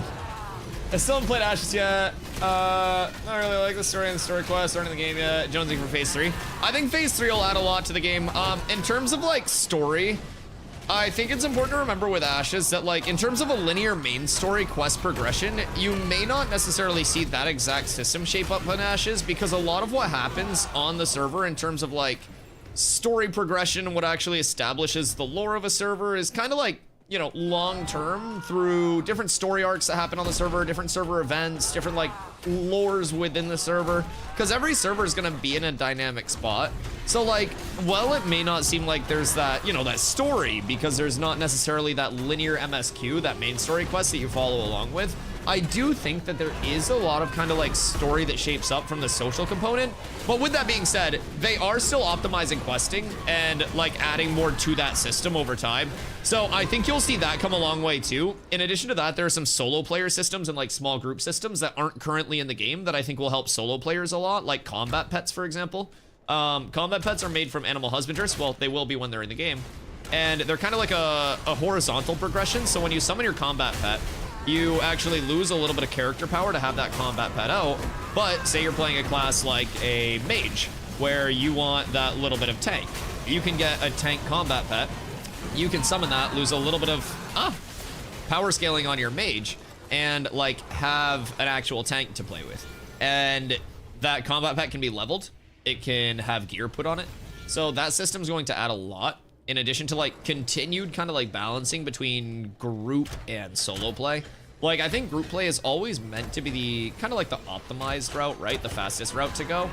But one thing I've noticed with group play, especially recently, is that they have been adjusting elite mob health regen very, very drastically in recent patches, to the point where if you come into a lot of the current endgame spots without like an actual, you know, established and well thought out group with plenty of people, like, you're not even gonna be able to kill the bosses or the mobs. So it can definitely get a little rough with those new changes. And I think they're almost like, instead of just buffing solo play to the point where it just kind of invalidates group play, they're actually making group play require that cohesive, well thought out group, which I think is a really cool way to go about it. I think games are kind of like meant to have a level of difficulty and inconvenience to them. And I think a lot of games currently shy away from that in kind of like the fear of alienating a portion of the population that wants a more casual experience. And I feel like Ashes is really establishing a good mix of like, here are tools to aid the casual player that just kind of wants to like frolic through the trees and shit, right? And here are, you know, the optimization routes for your more like sweaty player. I think someone's gonna die. No one died. Okay. I had to buy a new rig. Want it now? 14 genital. Ooh, I love that. I built a little bit before Christmas, thanks to chat. They actually, I built live on stream, and they ended up helping me with my build because I had never done one before. So you can do exclamation specs to check out the build. I run dual PC as well, so my game tends to run extremely smooth, especially for an alpha. The thing in terms of like game optimization. Yo, what up, Zams? How you doing, goat? The thing in terms of game optimization that I will point out though, there is a known memory leak that they're trying to address that over time can kind of like degrade the performance of your game. All it requires is a little bit of a restart and then you're absolutely fine. Like you literally just exit your game, go back in, and then your game runs silky. So that'll be fixed eventually. Optimization will continue as well to improve throughout the testing processes. So we're gonna also can afford like 3 months of only playing Ashes 24/7. I love that. I love that, brother. Working hard. I hope it's productive time too, man. Listen, hopefully the grind pays off and we're all able to just get into that Ashes, enjoy the shit out of it, man. I am like, I'm enjoying it so much. I'm super happy that I'm kind of like settling into my place with Ashes content creation as well. And I'm able to like look more towards the future. When I was transitioning from New World to Ashes, it was the legitimate fear of like, am I going to be able to stream full time in like 6 months? And now that we're kind of past that transition, I've built back up to like where New World was at, and I'm able to actually look into the future. Dude, I'm so excited. I'm so excited. Ashes has me so fucking hyped for everything. Mine was a Black Friday sale. I paid $856 total. Oh my God. That's an insane deal. That's actually wild. Good for you. We want puppy boss.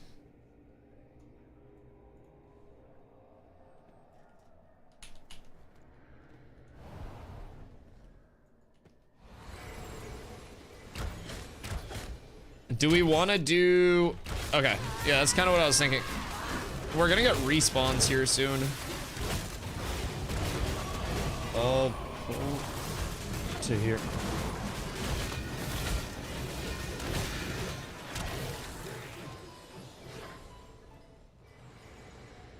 These guys are already respawning, man.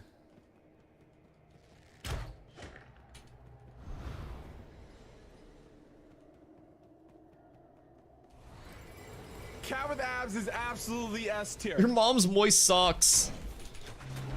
That's crazy, man. It's an honor to have a moist esports gamer in the chat.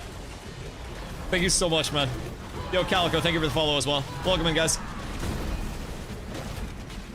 This might be a little scuffed. Dog gonna poop on you? No, we're fine. Okay, we're not fine.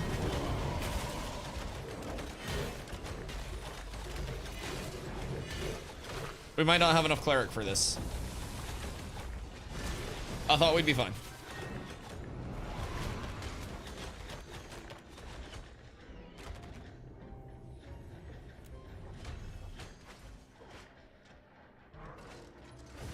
I didn't catch a heal for a bit. Maybe I was LOSing?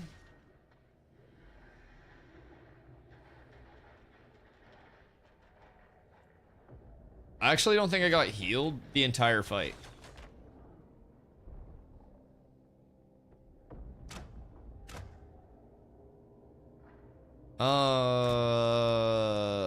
Yeah. Entered combat. Yeah, I didn't get a cleric heal that entire fight. Boyos.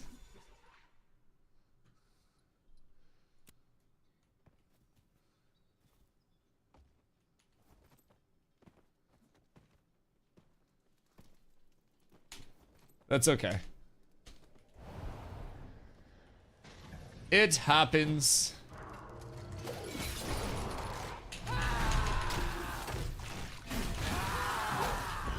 Yeah, I don't know. I bought everything that I had.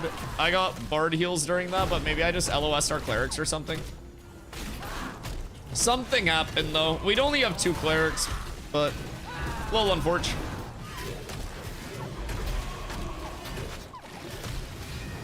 I was praying for a bard gambit. I was praying for anything, Hoofs. I saved your spot, by the way. Yeah, I was, Is somebody flagged? I haven't really seen a heal this whole time.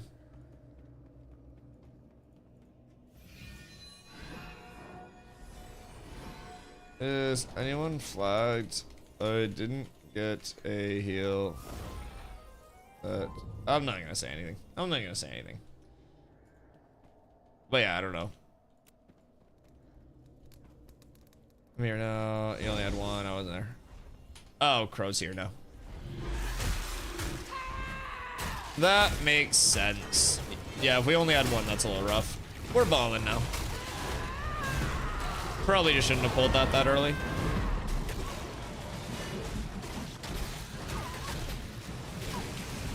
Oofs.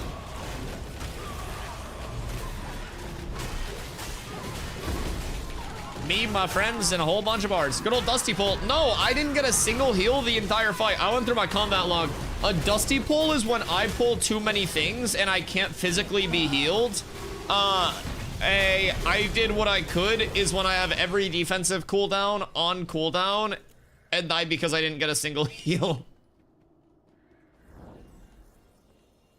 I know the difference and I'm willing to accept the difference. I know when I do it, and I know when someone else does it. Dusty pull is when you pull too early without your healers. You don't know the origin of Dusty pull. Dusty pull has existed long before you even knew me, and that was like a WoW term for when the entire raid was going extremely smooth, and then I would pull an entire room because it was going too smooth.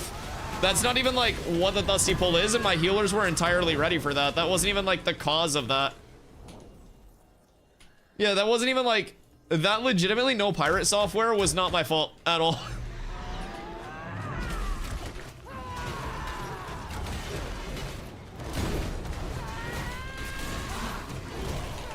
But yeah, Dusty pull would be like me pulling all of the ads and pulling the boss and then coming back and being like, oh shit, well I guess I can't tank all of this. That is friendly to me now.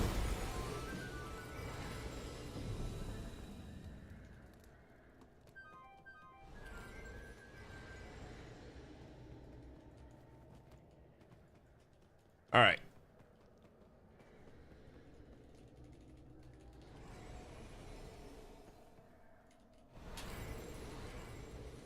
I need to relog. God damn it. Ah! It's okay, it gives host a second to get over here. That's the weirdest bug. So sometimes mobs will just go friendly, and then you just relog, and then the mobs are enemies again. My theory is that I've just been grinding out too much rep here and in Carfin, because that's where it happens to me the most, and I just think I'm exalted with them now. I just think I've been accepted as one of them because I spent so much time here.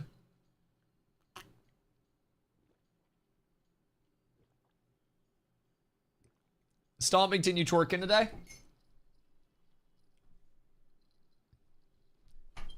Ugh. Big posture check. Do.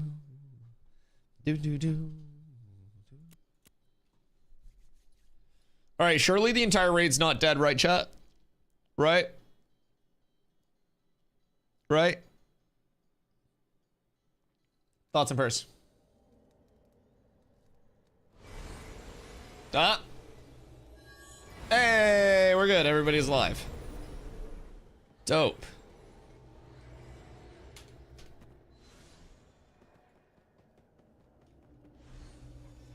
I want to pull him back.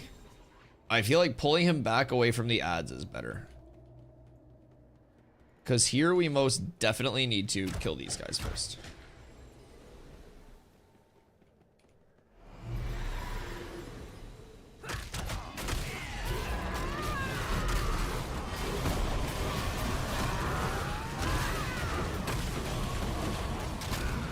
Wait for lab spawn, probably popping soon. Yeah, the respawns are fast as fuck. I wanna at least kill the Flame Stoker. Yo, Lothar, what up, brother? Thank you for the hydrate. I appreciate you. Hope you're doing well.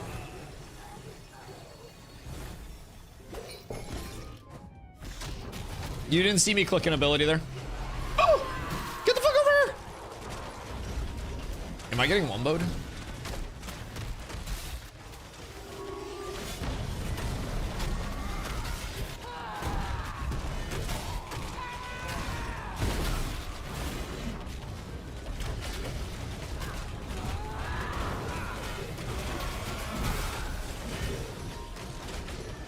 No, I guess not.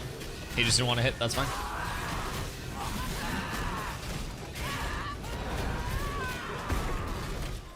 Or Metallica. Okay, I have more on the playlist. That one was just the lyrical version. And there are some times where I let lyrical bardcore play, but there are some times where I really am not in the mood for lyrical bardcore, and I just want like the looty background type shit. So I will say, sometimes I do skip the lyrical songs. I think Puppy's up. You're...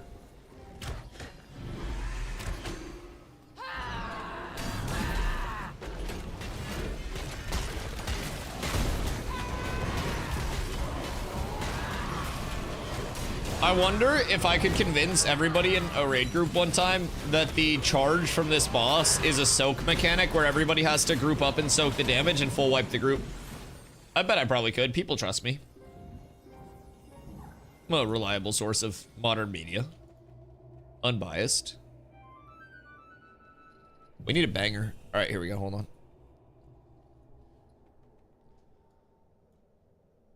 Alrighty. Nobody fuck up.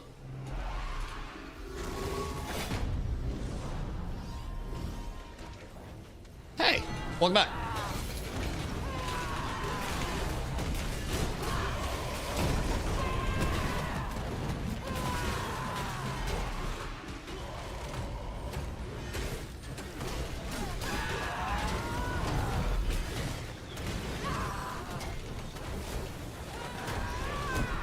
Okay.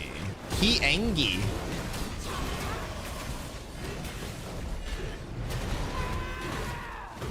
And we're up, and I'm dodging. And you hit me for 0. Nice ability. Ow, fuck. I stood in the fire. Chat, don't stand in the fire. That shit hoits. Careful charge, taunting.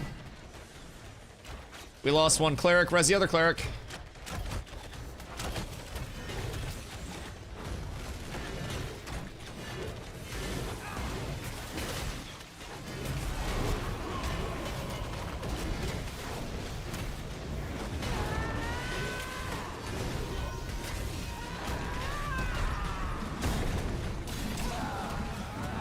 I'm gonna get hit hard. We're good.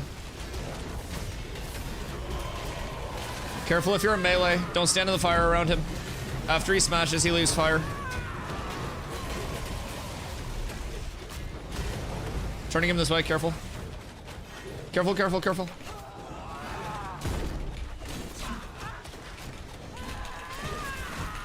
Nice. Easy. Show me the goods. What do we get? Lame. Lame. He is only a green. All right, onward and upward. Good job, everyone.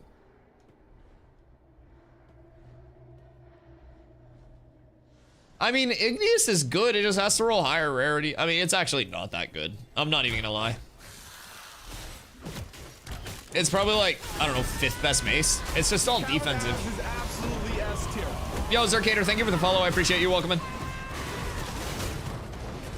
Hardest boss, worst drops. If you think he's the hardest boss, you're on Fen.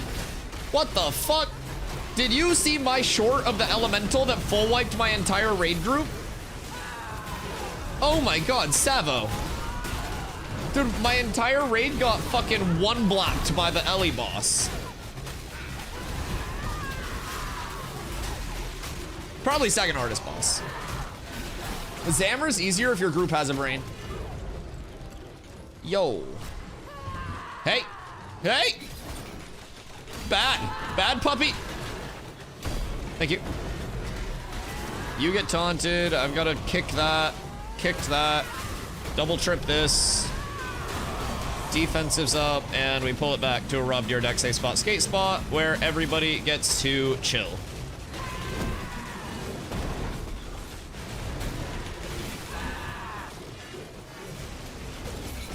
Chat.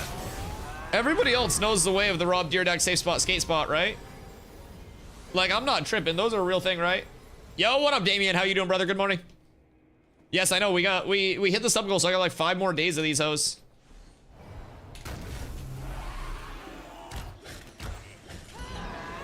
Where the fuck? I don't know where the admin went. He's like fucking in the wall, bro. Dude's cosplaying Rogue.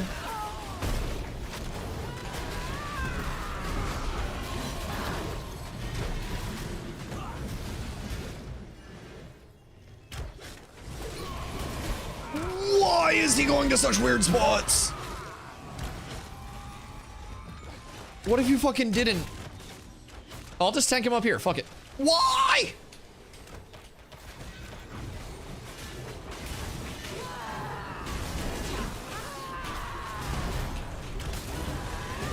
Every time I come to your stream when you're playing Ashes, I get reminded why I quit playing Ashes. Why? What's up?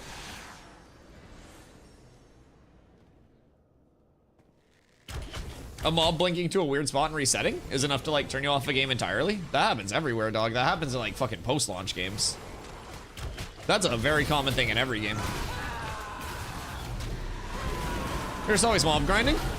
I mean, so any MMO or ARPG, if you go into their like stream, yeah, that's what MMOs and ARPGs are.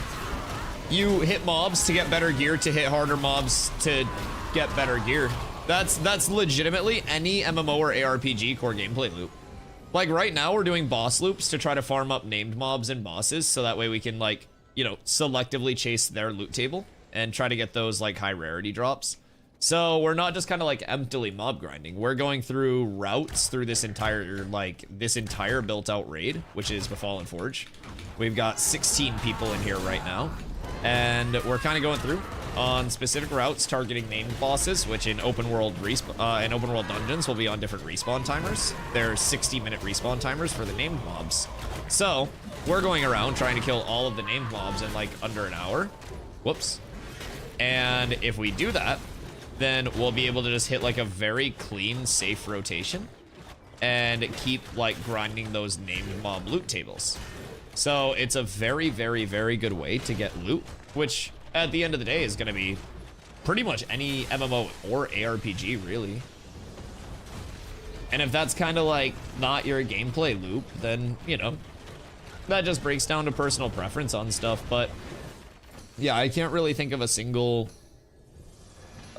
in-genre game for either of those two that's core gameplay loop really includes more than just the traditional mob grinding, crafting, the life skills, exploration systems. But with that being said, first hour of stream, I was refining. I've been doing a lot of gathering and refining lately. So I did that like the first hour and a half of stream.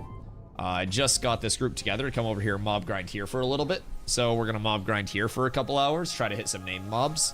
And then after that, we're gonna go over to Carfin, where they just dropped some new endgame content. Hey, what the fuck is this? So after after Forge, we go to Carfin, which gets us access to an entirely new set of like loot table and stuff and like items to chase, mobs to grind. So really it is like across the board, it's really that same thing. Now, with that being said, I also think that Ashes has a lot more of the lifestyle loop than a lot of other games in terms of like integration into the systems. Ashes also has a lot of PvP that can break out spontaneously. Now, a lot of why we're PvEing so much is so we can PvP. You've got to PvE and have the proper gear to PvP because you can't just hop into PvP and be like, hey, I just hit level 25, I'm best in slot, like, unless you've already farmed up that gear elsewhere. So it's just kind of that, you know, that long-term core gameplay loop. And doing this PvE now allows you to PvP in the future and access, you know, all of that other content on a better level for you because you don't just get wiped off the face of the earth. So, I don't know. I think it's kind of just the nature of the game, man. And not only the nature of this game, but really the nature of any game. If you watch somebody trying to get gear in WoW, they're going to be doing this exact same thing, just with different graphics. That's really it, man.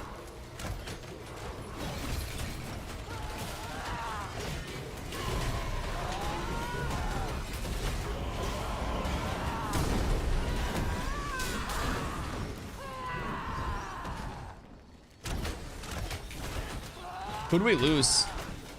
I'm gonna bring Hoofs into this group. Excuse me.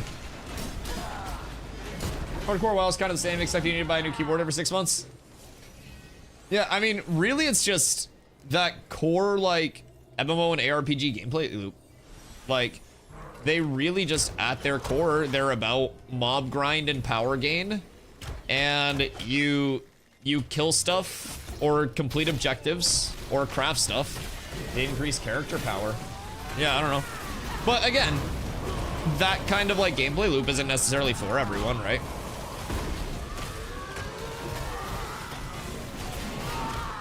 But yeah, I think it's important to know like kind of like what you're getting into, and that alone is why it's really nice that Intrepid does offer the 90-day refund period with no hours limit for anybody that grabs Ashes, like for your alpha packs. You legitimately have like the safest kind of like consumer protection that you can have as a gamer currently, I feel. And if you don't end up liking it, you can just get your money back on it. It's absurdly safe. Can people stop fucking loot whoring so we can roll on the shit? Jesus Christ.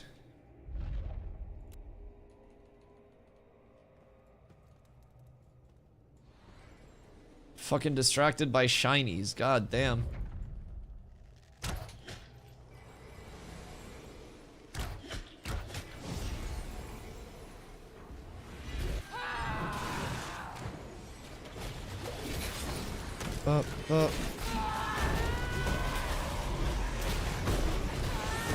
Grinding for gear on an MMO.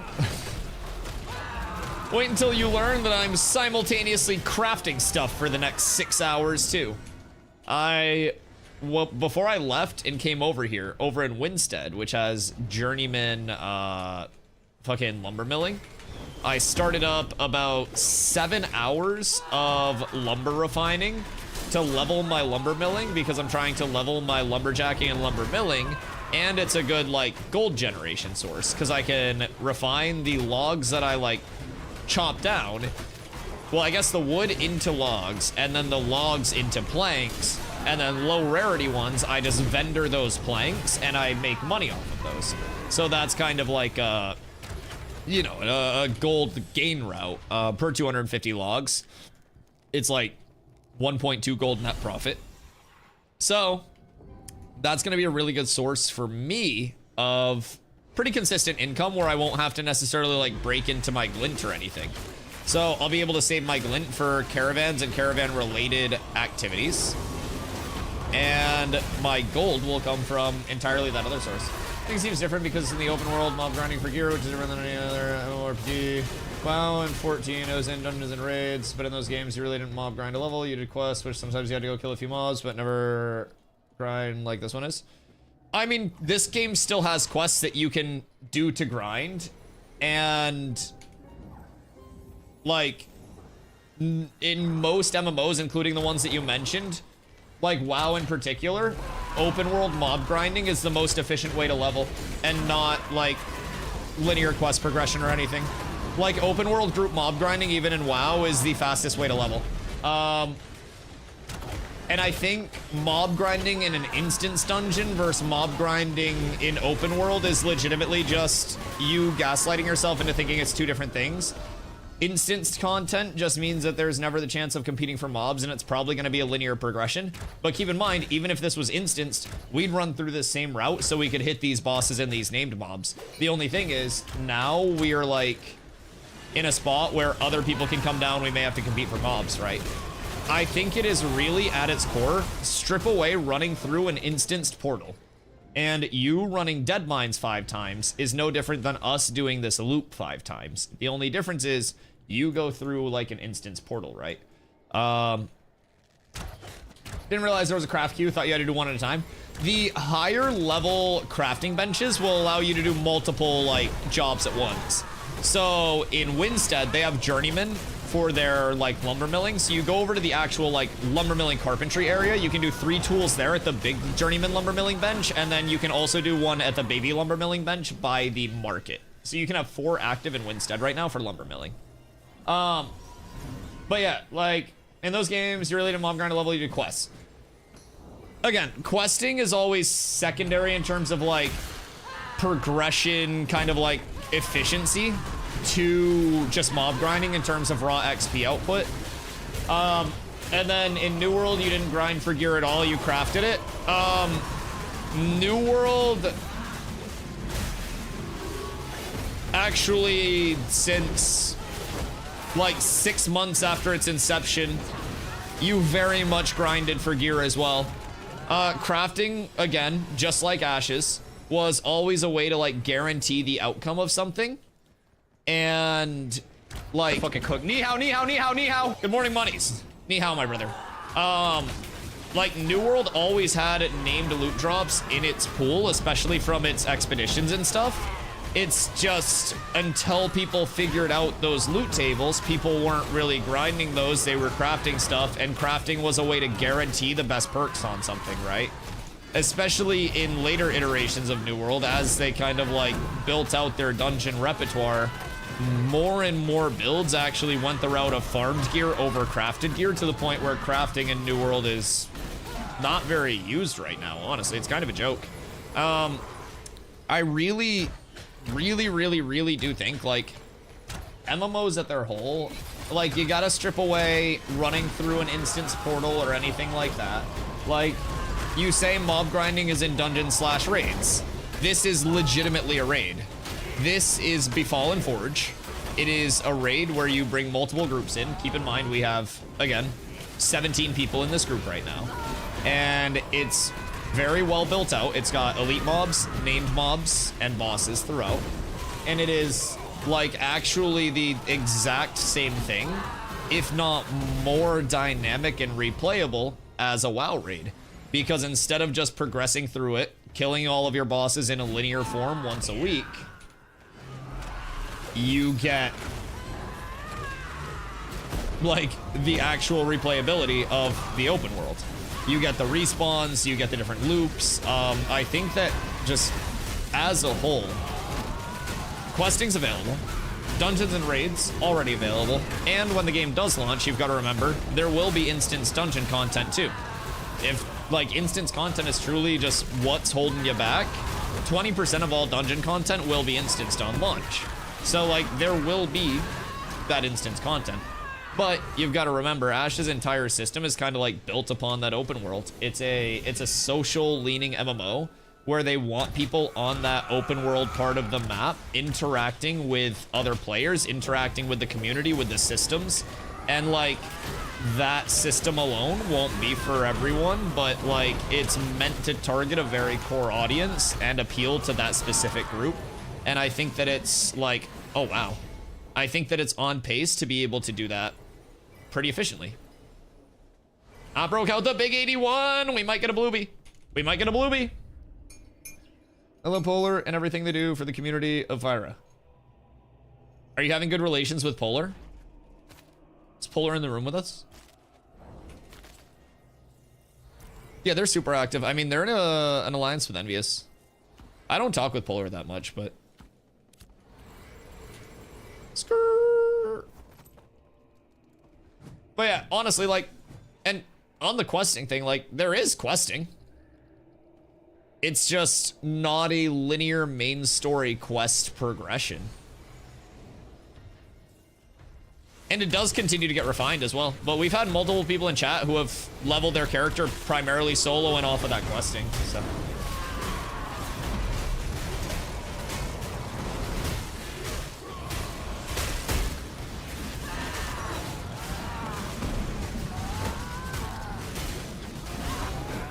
Oh, the music exclamation bardcore will get you my default playlist. I have a couple different playlists. I'll not give information as the situation stands, as I want our guilds to be friendly. I mean, I don't know if you're out here like bartering deals for cats, brother, but that's not really like what we need people doing behind the scenes. I appreciate the good relations, but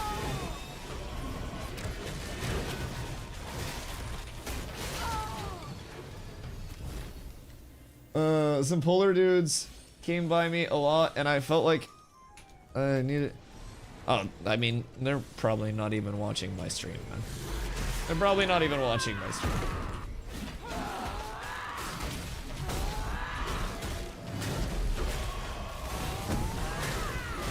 Yeah, I don't know.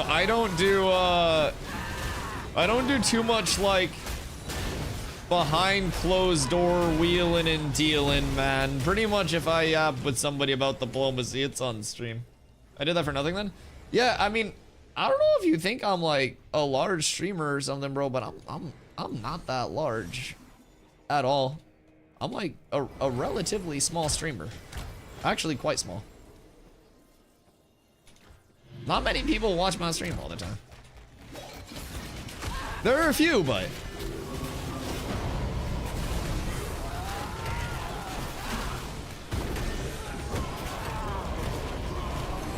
alright, show me what you got here.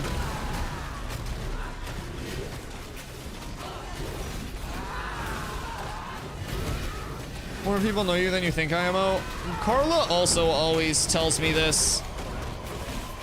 I refuse to acknowledge any of it. She goes, Dusty, you're probably more like well-known in MMOs across the board than you think you are. And I'm like, no, I guarantee you that I'm not. I guarantee I'm a nobody. And she's like, no, you have a pretty big following. And I'm like, no, don't gaslight me. Don't lie to me. Don't tell me that. I'm irrelevant.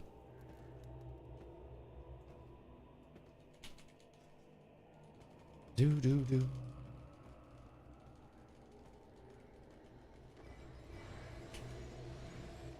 Does your mom call you famous?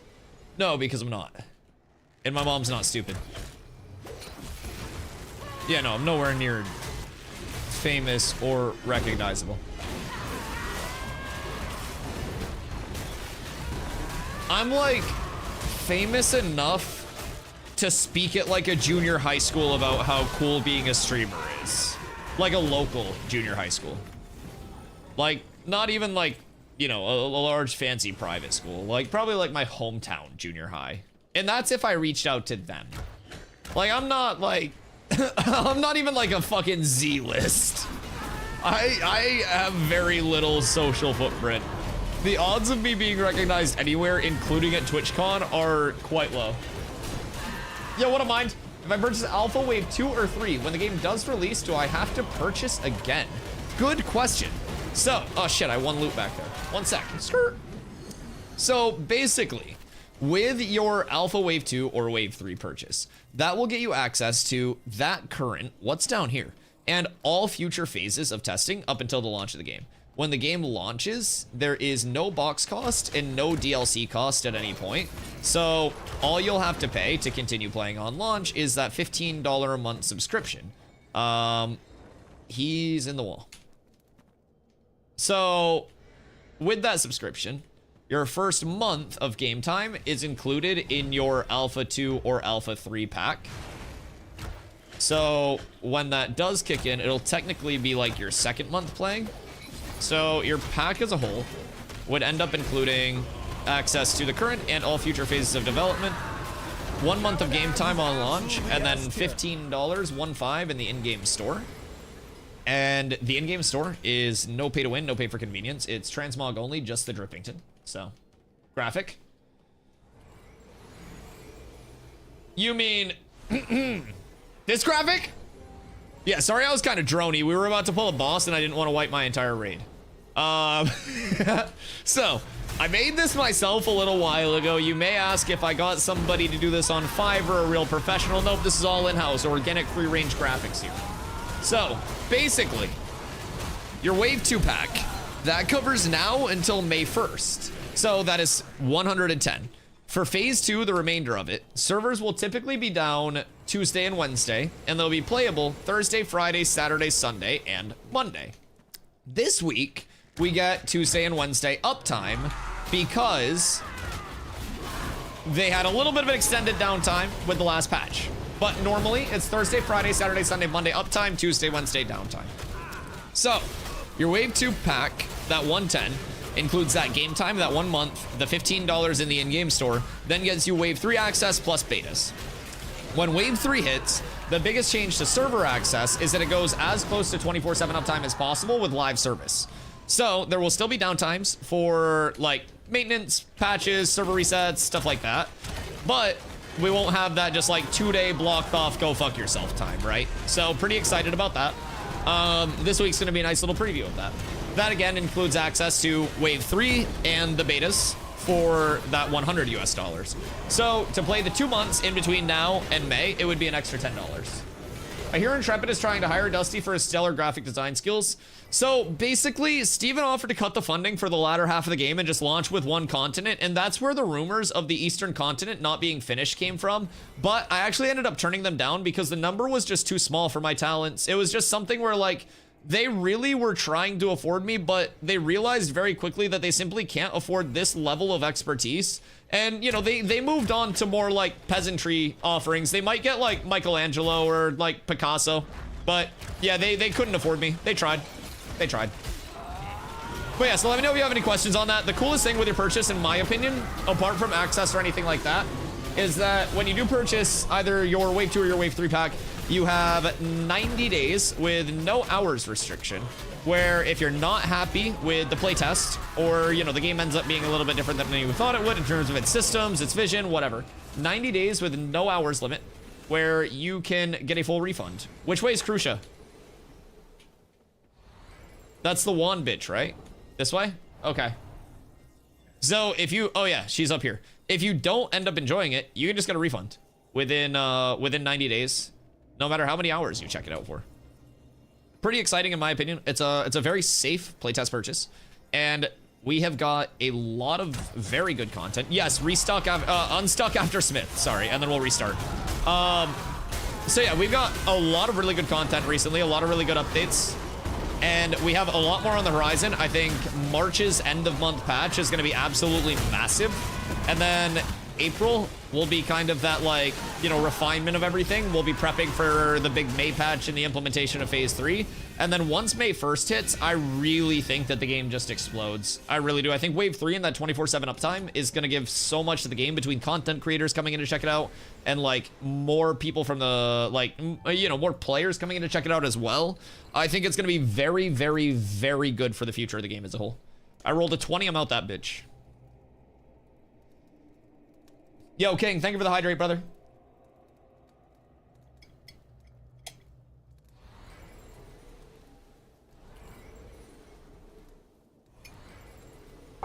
We got another coffee. Quick 2-min bio, then we go.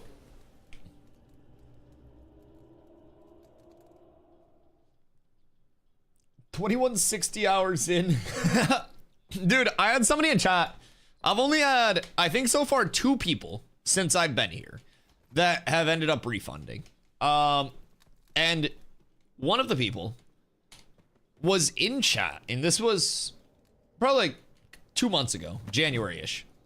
They ended up refunding, and they were just like, yeah, I'm not really feeling it that much. It's not hitting for me right now. And I was like, all right, yeah, that's fucking fair. Like, if it's not hitting for you, don't force yourself to play it. And I was like, so what are you doing in the meantime? And they were like, oh, I'm mob grinding while I wait for the refund to go through. And I'm like, what do you mean? Mob grinding in WoW? And they're like, no, I'm over at Oakenbane. And I'm like, wait a second. You have a refund pending, but you are playing the game while you're waiting on the refund? And they're like, yeah, I just wasn't feeling it. And so one of those, I'm convinced he was just on fucking Galaxy Gas. Well, I'm not, no, we don't need to be mean.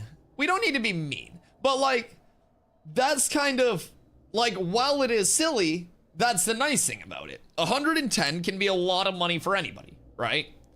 So, even if you're at the point where it's like, you do enjoy the game, you just, for whatever reason, don't have the 110, you get buyer's remorse about spending that much or whatever it may be, you can still just refund it. But to say it was too pricey, I mean, that can be a hard thing for people, man. That can be a hard thing. We unstucked and regrouping. Like, a lot of people just have trouble being like, yo, I'm poor. I don't. I stream full time. You guys can do math and simple multiplication and figure out pretty much exactly how much I make a month. And it's not a lot streaming full time. I have no problem saying I'm broke as shit. But for some people, that's really, like, difficult, you know? There are a lot of people, especially people on the internet, that just want to, like, act like they got money and shit. Dusty lives off grass and Dr. Peppy. My joy of warm Dr. Pepper came when my electric got turned off. I'm not good at math. I'm not very smart. Yo, Meta, type in chat. I gotta give you a sub. Thank you for the redeem. I'm gonna make coffee real quick. Be right back. Oh, that guy died. Here. I'll gift that. Wait, you're fucking subbed. What do you mean? I can't gift you a sub if you're already subbed. What? You fucking goober! In 2 days? Okay, be right back.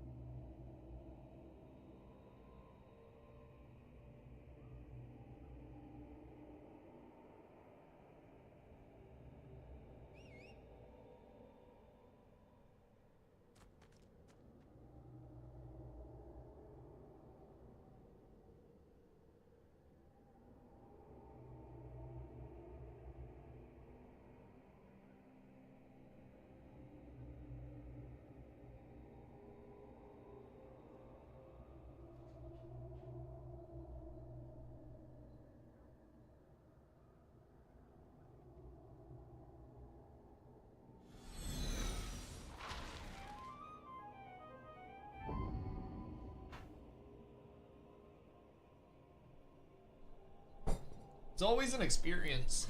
Oh God. It's always an experience when I go outside to smoke real quick and my neighbors happen to be outside, and then they look at me and I realize I forgot to take the cat ears off before I go smoke, and then they just see a grown-ass man smoking a bong of cat ears. Excuse me. Okay, wait, is that Chipinski? Is that Chippy Whippy? Yo, is this game legit? What up, Chips? How you doing, Goat? How you doing, Goaty? Give to a sub. Oh. Is in fact a real legit game. Fucking cook. Ni hao, ni hao, ni hao, ni hao. Yo, what up, Token? How you doing, Goat? So, yeah, Chips. Basically.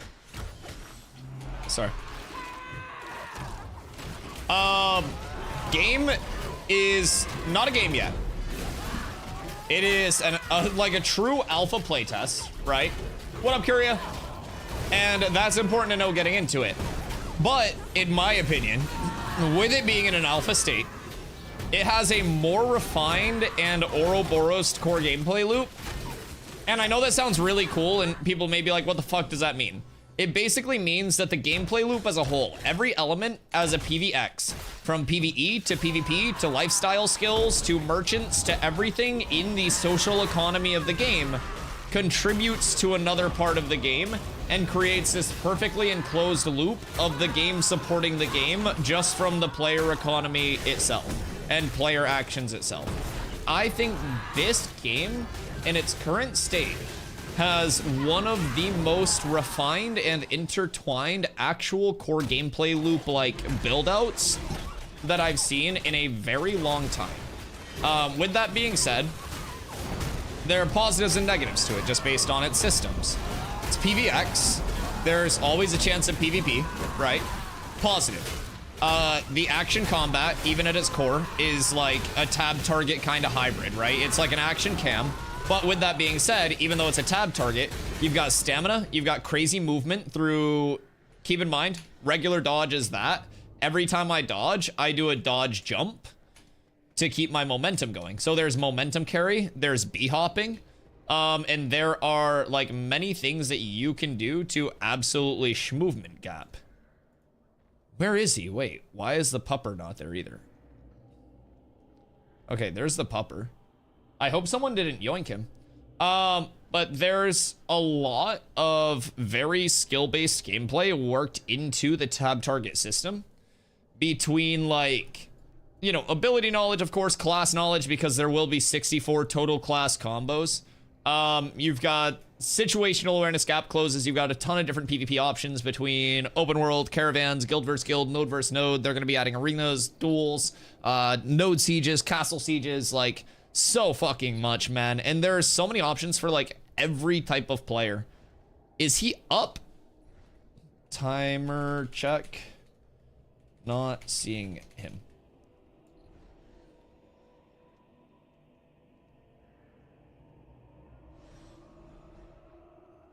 I don't know. It's 53. Okay. Trash here for 10 mins. Piss. My favorite raid is Dusty's Dresser. It's not bad. What are you hoping for loot? What are you chasing? When did you want to do car 5th floor? I figure I'll wait until right when you have to go because you were excited for it yesterday. And then we'll probably pop over. Yeah. Maybe one more loop and then we'll go car 5th. Yeah, I'd be down for one more loop. You gotta head out in a minute. Do you actually? Yeah, let's do one more loop and then car 5th. We'll go check it out.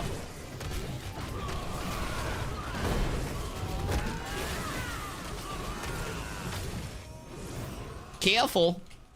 Don't hurt yourselves.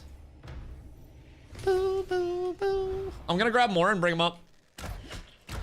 Oh, the drops are dropping! The drops are dropping! Wait, is that fat? That's fat, right? Oh my lord. I'm gonna let the fighters roll for it. I'm gonna let the fighters roll. Good luck, everybody. I'm not even... I mean, I should probably roll on that. A lot of tanks are just damage scaling, man, but I don't want to roll on it. I want to let the fighters get it. What'd the other tank do? He greeted it. I passed. Gradsent. Roll you goober? No, I'm gonna let the fighters get it. They benefit way more from like a two-hand that they'll use all the time than me using a two-hand some of the time. I would rather let them like have something that's gonna be a huge upgrade to their like primary kit than take something for my like, you know, if I'm tanking with a two-hander, right? Maybe I should loot Goblin more, but I thought it was one. Oh, if that was one hand, I would have been fucking screeching. I would have been sounding like a fucking eagle. I literally would have been like fucking bouncing in my chair more than I do because of my crazy legs. I got those ADHD leg bouncies all the time, and I do what I can with it. Roll for me, Jesus. Carfin, Raider 8-man, Raid. It's an event that we have to go through, and the cool thing about it is there are a few different bosses that can drop 2 of like the high rarity Carfin loot pool items. So we were killing the boss, or one of the bosses, and we were getting like, for example, 2 of the blue longbow that has strength on it. And I'm convinced that rarity drop rates are gonna be fat there. What up, Lock? Carfin Raid. Carfin Raid. If you need a fighter. I mean, come through. Do you want to come over to the forge? We're doing another loop here starting in a few minutes. You got one? So, Carfin 5th floor lock. If you want to come over when we go, there is new content at the top of Carfin that we're gonna go do. Outside forge farming. Wait, come through. Hold on.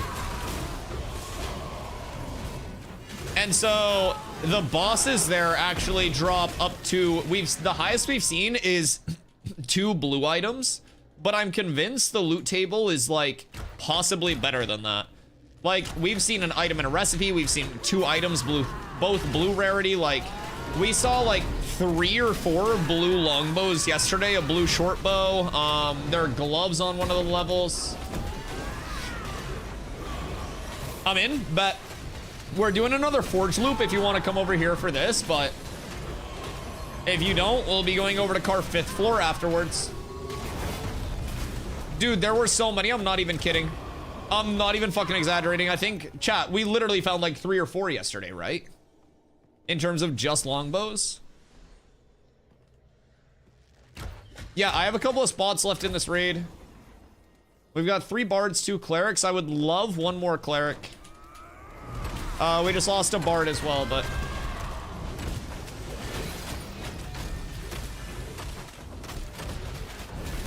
Found best mining route? Let's go! Are you pumping now? No question about it. What materials? Are you hitting good rarity on it too, or are you just going for like quantity? / invite blight shot.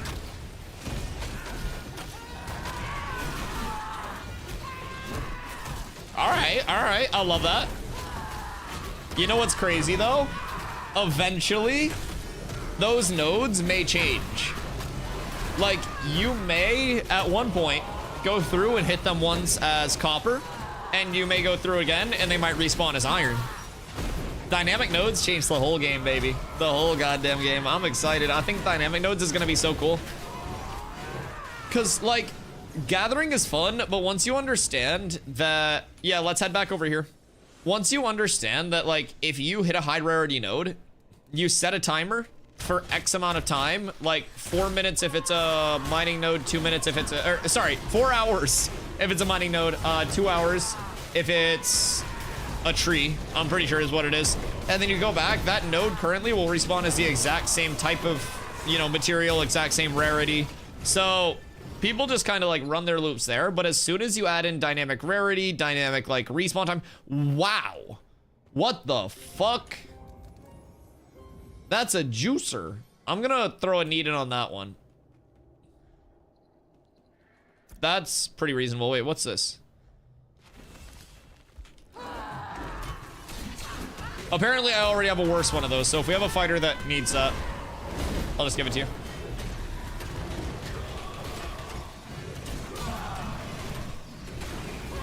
The Master's in the group. I know, he messaged me and I was like, I remember when he excluded me from runs. And I was like, I'll be the bigger person. I'll mend this relationship. So I invited him. And he was like, oh, nice. I just get to like hang out in the back this time. So hopefully we're big chillin'. I won that roll and I'm at the statue at the entrance. Come in. I'll pull the mobs for you.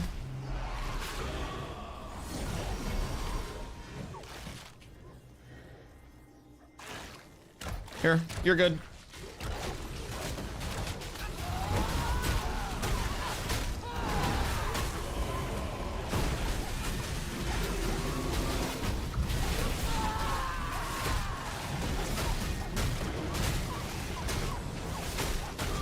I set the screen. I mean, honestly, Chewy, imagine if this was the frequency of finding items for you as soon as you hopped into every raid. Just guaranteed upgrade. Can't wait to multi-class. Dude, group dynamics change so much as soon as like secondary archetypes are added. One thing that I keep mentioning is like right now we have 1 cleric per 8 person and it's like we'd like to have another cleric, right? I think the sweet spot is like 3 in 2 raid groups. Oh, I think Aurelius has it.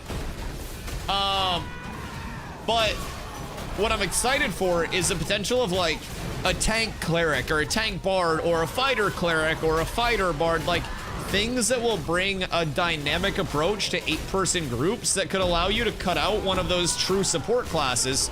And then instead of an 8-person group for hard dungeons, going like, you know, 2 clerics, 2 bards, 1 tank, 3 DPS, you could drop a cleric or a bard or potentially both if you have like a tank cleric and then a fighter bard or vice versa. And you could find yourself filling those with now 2 more DPS spots. There could be so much that changes with all of those small things. And I'm very excited. Even when phase 3 comes out, they've said that every class will be getting like tank and cleric secondary classes first, so you can just kind of test. You'll be able to freely switch back and forth. But like the difference between tank and tank cleric is gonna be fucking astronomical. And I'm gonna try both of them out like a lot to see how it changes the group dynamic and like the actual like play flow. Careful, slacker! No support for you. Dude, I try to get every support that I can, but there's no fucking support. There are no support players. Did we get the tag? Oh, I got him. So right here, if you have a longbow, you can stand in this corner and then you just kind of like head glitch him and then it pulls him up and there's no social aggro. I just saw a phoenix dive into the ocean. But yeah, like my long-term goal is to be tank rogue as my like, you know, full setup with my class. And hopefully there'll be enough supports and shit that we're able to just, you know, ball out.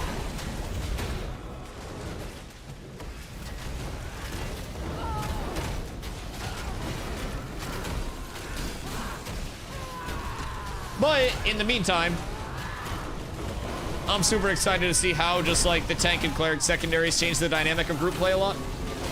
I play bard, so I don't know what this no support thing is. No, dude, literally. So when I was like leveling, everyone would always tell me like, yo, Dusty, we cannot find tanks. Like tanks are so hard to find. And I'm like, what do you mean? I never have a problem finding a tank in my groups. And then it clicked on me one day that I was like, oh, yeah, that kind of checks out. So apparently tanks are hard to find, but you know, I never run into that issue personally, just as a me thing. We're getting a heroic hammer right here, chat. Streamer loot activate. I got it from Intrepid. Fuck! I never get anything nice.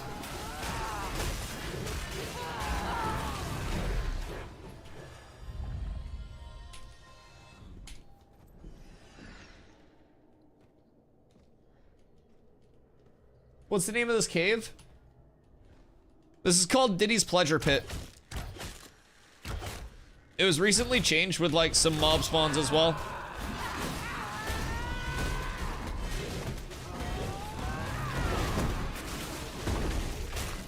Yo, what up, Atash? How are you, man? I'm doing fantastic. I appreciate you asking. How are you, man?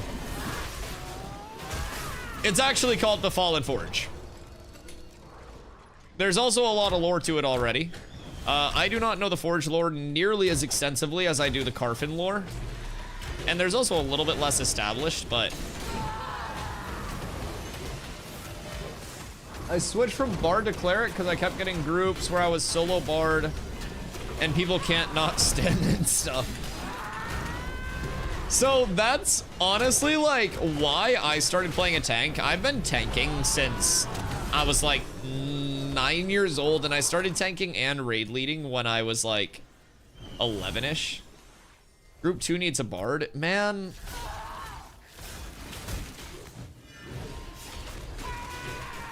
So, like, part of the reason why I started tanking was because I would play with so many tanks in WoW that were just like, you need to give me 13 seconds so I can build threat with 6 full rotations before opening up for damage. And whenever I'm tanking, I would be like telling my DPS like, hey, please try to rip threat off of me so I can work on my threat generation. And as a result, people stopped ripping threat off me very frequently. So, I don't know. I feel like I started tanking because I played with a lot of tanks that just like made me question humanity as a whole. And I was like, if I can eliminate anyone from ever having to deal with something as tragic as what I'm dealing with right now, like not right now, but at that time, then, you know, I'm doing all of humanity. So, I kind of had this appreciation for trying to put myself in the most difficult, like, slots, or not like the most difficult, like, to play necessarily, but like the most impactful, right? So there's one tank. If the tank fucks up in a group, that's 100% of your tank fucking up, right? If you run 2 clerics and one of your clerics fuck up, well, that's 50%.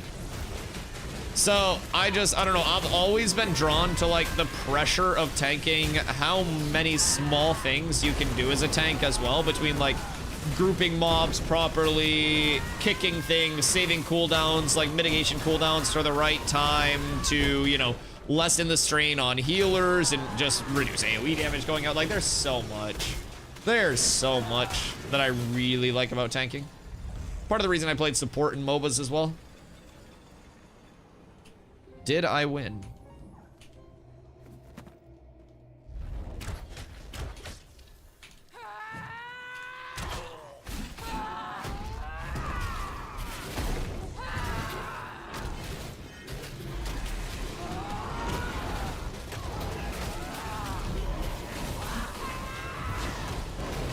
I also love how long a tank can lock somebody down for in Ashes.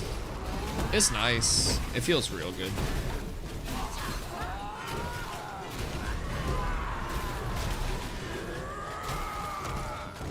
Where'd Savo go?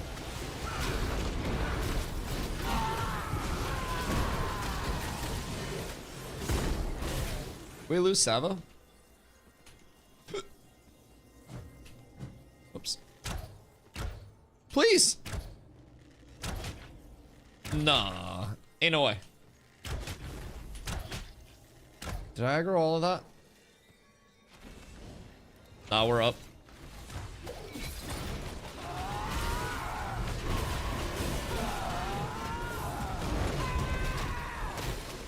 Cleric was the most played for a long time, but can't find one now? That's what I'm fucking saying, man. I think a lot of people have been prepping for Rogue, and so, like, dude, fighters per capita is like the fucking walled city of Kowloon right now. It's just insane. Everywhere I go, it's fucking fighters, dog. Like, look at my guild online list right now. More people are on now, but, dude, it's fucking over half fighters. Everyone's a goddamn fighter.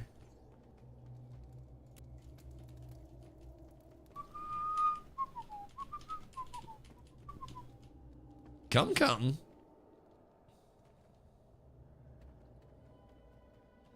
Fighters fun as hell. You know what else is fun as hell? Helping form groups quickly by contributing to the fucking cleric or bard economy.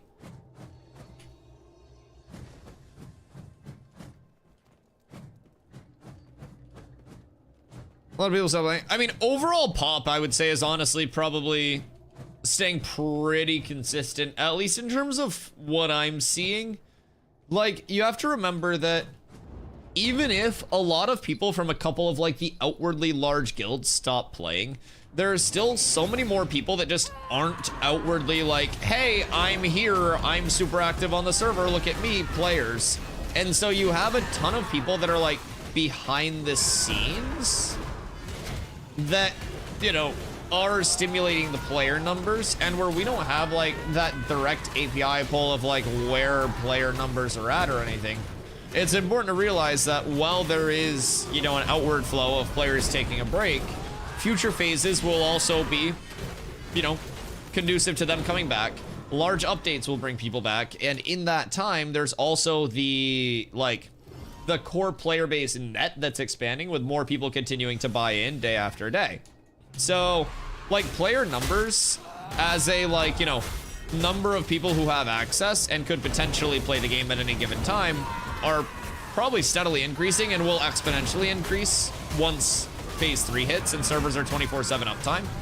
And I really think March is going to be large if they are able to get the entire patch implemented well. If they get the Tropics in and put the Tropics in a good state, Pirate Software is instantly going to bring like 10,000 viewers back into the directory as probably his everyday. Summit will come back for the Rogue. That's going to be another fucking 10 to 15,000 viewers. If Summit ends up dropping Dino Game and plays this as his main for a little bit, Ash is legitimately exponentially larger instantly. And I am, again, a nobody who probably loses half of my viewership, but that's okay. No, I'm kidding. We do great. Large streamers coming into the directory only stimulates like small and mid-sized streamers even more, because it's like a wider net of people who could potentially see your content. So I'm very excited for those times when like massive streamers come in, and I hope that a lot of streamers feel motivated to make a lot of content at that point. What about Babinos? And his name is John C. Yo, Sasuke! What up, GOAT? Thank you for the raid. I hope your stream was fantastic today, my dude. Raiders, welcome in. My name's Dusty. I stream every single day starting at 2 p.m. EST. It's been 612 days in a row now, and I'm not going anywhere, so make sure you follow so you don't miss a single stream. Currently farming Forge. Soon we're going to head over to Carfin with this raid group, and we are going to do Carfin 5th floor and beyond. They recently added a lot more content into the top of Carfin there, so we're going to be checking it out live on stream. We also did yesterday. It is some hard shit with some really good drops, much like me after Taco Bell. Does Unstuck take my items away? No.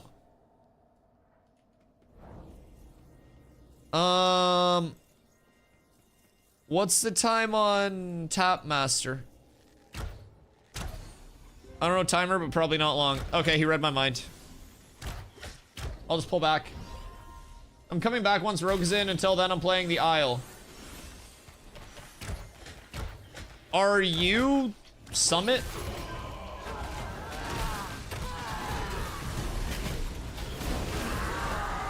Isn't that Dino Game that Summit's playing?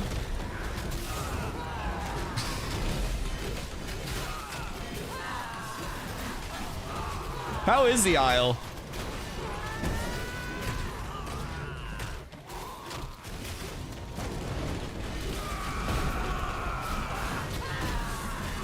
Fun? Do you just Dino around? Like, you are Dino, right?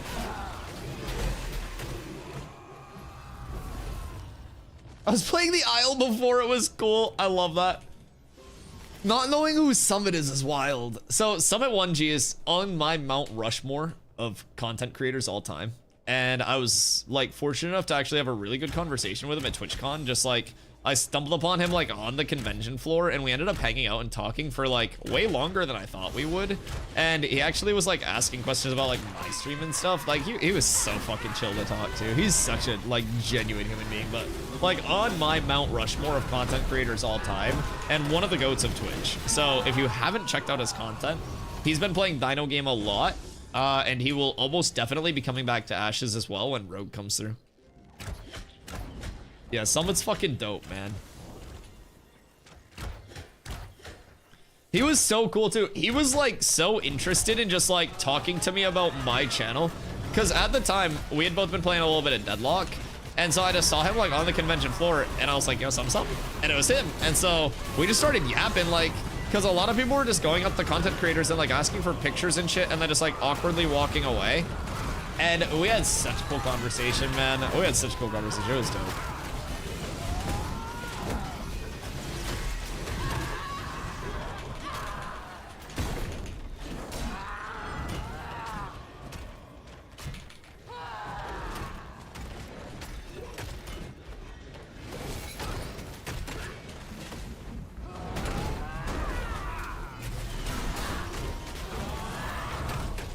We're up.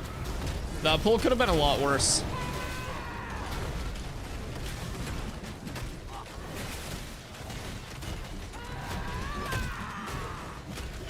Yo, what up, Ethan? How you doing, Go? I started playing after seeing the Deadly Isle cuss out of a player for complaining about the T-Rex being OP. What part of Apex Predator don't you get, you moron? Wait, that's so fucking good. That's so eloquently worded too, holy shit. What part of Apex Predator don't you get? That's fucking S tier. Yeah, that's probably enough to get me supporting the project. That slaps. Where's the Tapmaster? What if I go in the middle and I do a dwarven summoning ritual?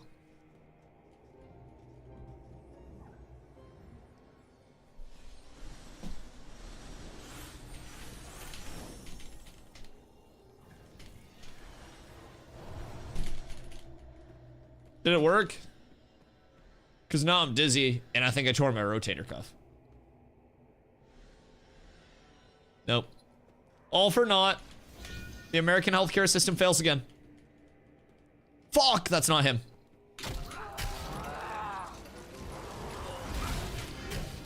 If you don't like the game I'm making for me, then make your own goddamn game. Okay, so it's Steven, but with a dinosaur game. Yeah, no, that's actually sick. So, is it like a first-time studio behind it?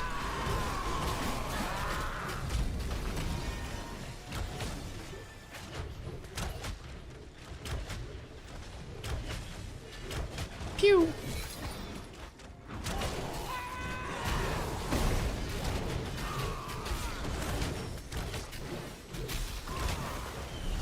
I just want the top man. Boppity, boppity, bong.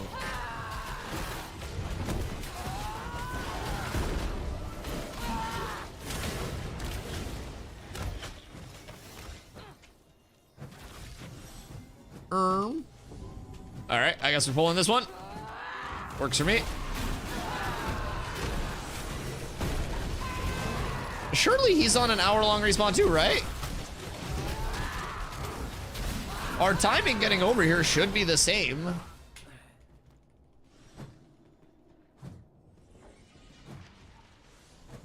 Super small dev team that delivers on a regular basis. As for gameplay, most just play as a dino, but as an agent. I love that.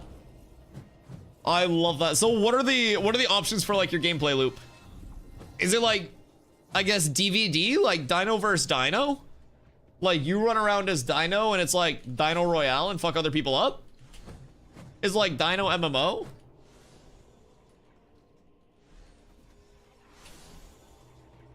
I love the delivers on a regular basis. That's one of the things for me that has stood out about Intrepid. Like their like delivery, and when they aren't able to like immediately deliver on a timeline, they are very good at communicating what the delay is and like why it's being pushed back and kind of like what they've been prioritizing and where the, you know, where the manpower budget has been going, right?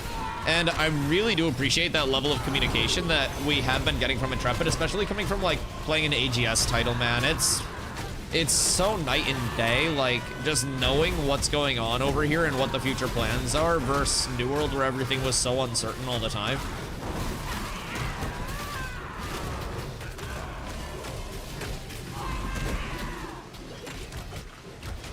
Dino extraction shooter. So hear me out.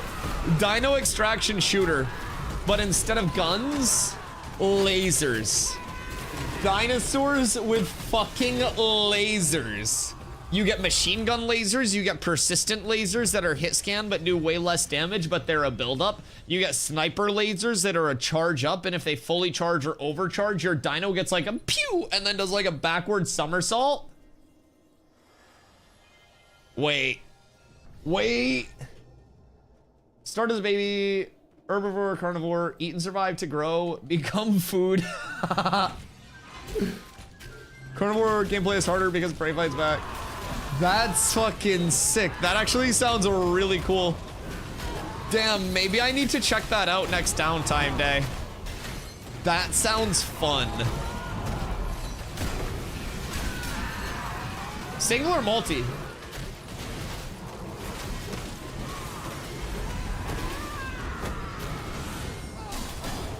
Like, can I spawn in with a pack of dinos?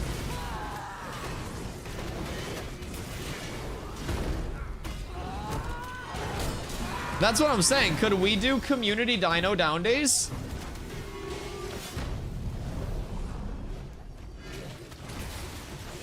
Yeah? Maybe we do community dino days. You either spawn in a nest that a player makes, or you spawn at a random spot. Oh, this could be fun. Blue. Oh.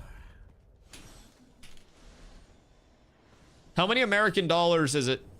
Don't give me any of that Canadian dollar-y do shit. Lay it on me.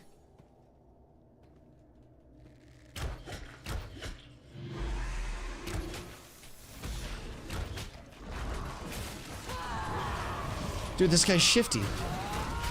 $20. Oh, that's like a month of income for me. Jesus fucking Christ. Okay, I might be able to swing it. We'll see how this week goes with no downtime. Where'd he go? That bastard ran off with the loot. Or was this him? Where the f...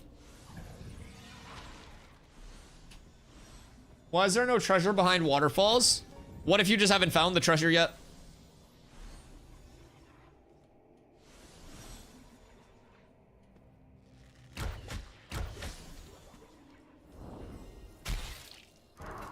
The fuck?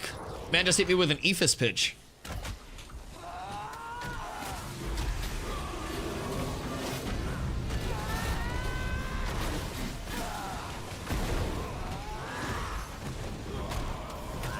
I framed that based on the audio. It stopped like roaring and then I got shit on by that. I found a cave yesterday with a treasure chest and it turned into a monster and scared the shit out of me. Yes, that's the DMCA compliant mimic called a hoarder. Definitely not a mimic, by the way. A completely original mob idea, never done before in MMOs, truly groundbreaking. A hoarder, not a mimic.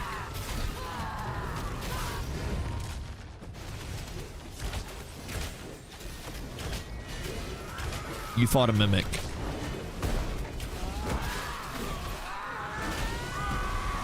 No shit, slap. I feel like they're hard to kill too. And they always pop up in the most inconvenient places. Like Forge Lord Zammer's room, the final boss of Forge, he has a lot of mobs in his room now, as well as a chest in the back that is a mimic, hoarder, mimic. That doesn't sound right. But yeah, he has one of those, and it can pop up with its tentacles at a very bad time sometimes. Not always the most pleasant visitor. What are you? Pee pee poo poo.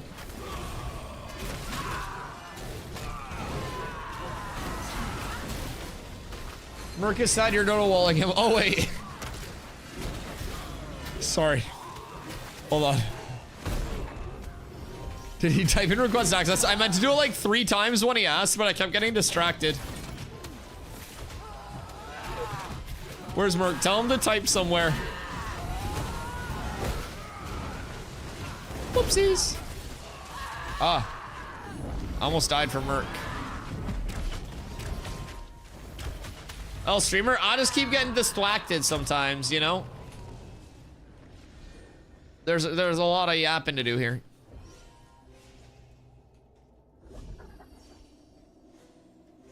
I don't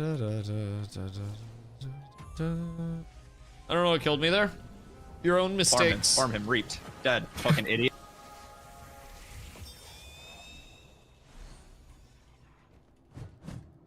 You're the idiot.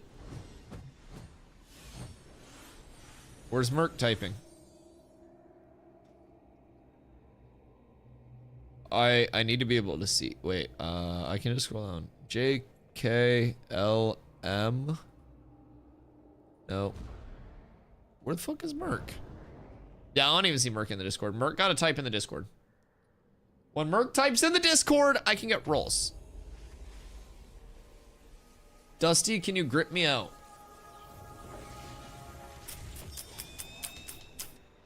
If you're in the wall, I probably don't have LOS. Where are you? Come here. Where's here? Statue. Which statue? Here?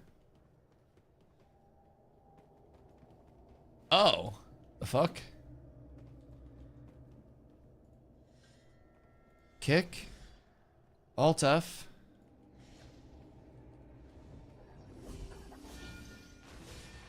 Oh, god damn it. You picked the worst fucking time for that, Crow.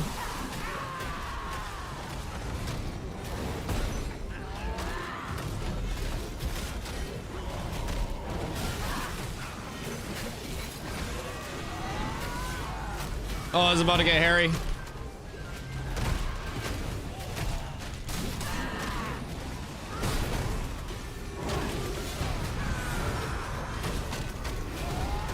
I canceled the flame rush. We're so up.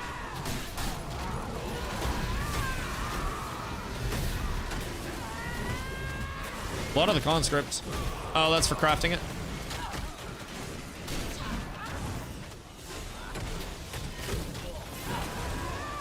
The drops are not flowing right now, boys. You know what would be? Carfin Fit Floor. I'm feeling it. The up tremendosity cannot be processed at the moment.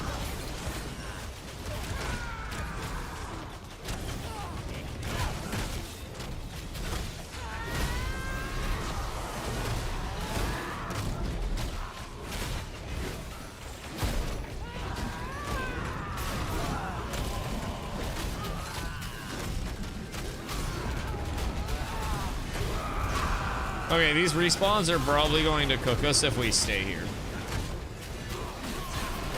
Crow, I don't think I can get you out of there, dog. I wasn't getting LOS. I don't know if you already unstuck or not.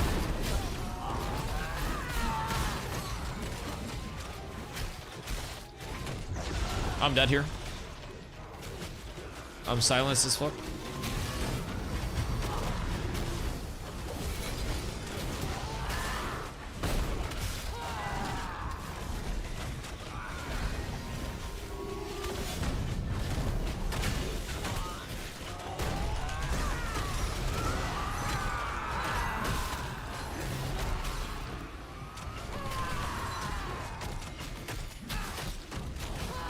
Yeah, we can just unstuck after this.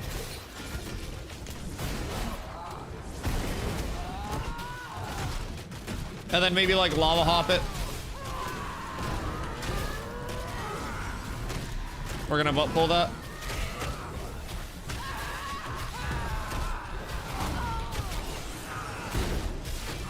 God be with you guys. They don't need God. They have me tanking. It's fine. Well, we're just gonna unstuck and then like go up to the top and then hit the lava jump around for the rest of the mobs.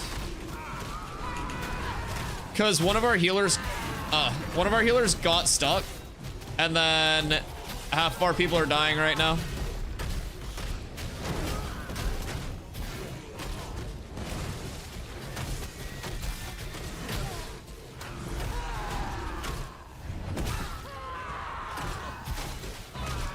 Okay.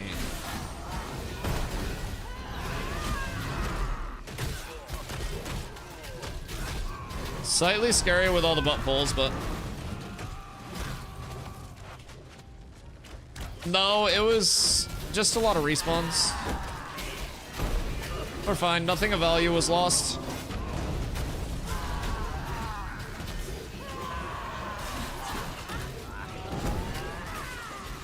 I see loot. I get loot. Yay. It's a weird spot to have a hole. I've seen weirder. I mean, you never know when a hole in a wall is gonna end up being a good time, brother. I feel like you gotta be more open-minded about some things. You just seem really dismissive. You don't know what these dwarves be doing down here when the lights are off. And I think judging them based on their culture is rude.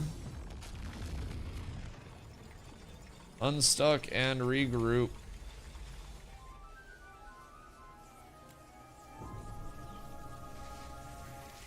I'm getting the fuck out of here before y'all get respawned on. Once I'm out of here, it's on you. Okay, I'm only 200k XP debt. Oh, Jesus fucking Christ. Do I leave or do I stay? Do I leave or do I stay? Do I leave or do I stay? Fuck, it's hitting me. All right, I'll just cancel it. God damn it. Everybody dies if I leave. I hate you all.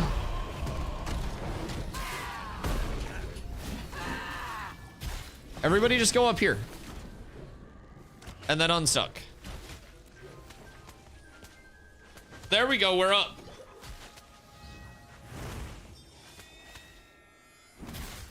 Oh, did it come up to me? No, we're good. I'm leaving. I'm getting out. What do I do about the suspicious hole in the gas station bathroom door? Well, you just have to plug it. Yeah. A hole needs a plug. It's that simple. Okay, Merc typed this. All right, ban from Discord. Done. Banned forever.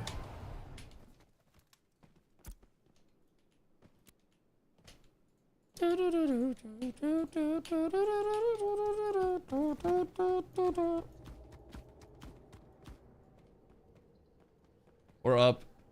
Merc, I like responded in my head both times that you said it, and I was like, oh shit, I got this.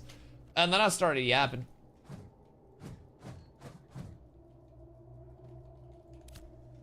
All right, we're losing someone for a second. Good ball.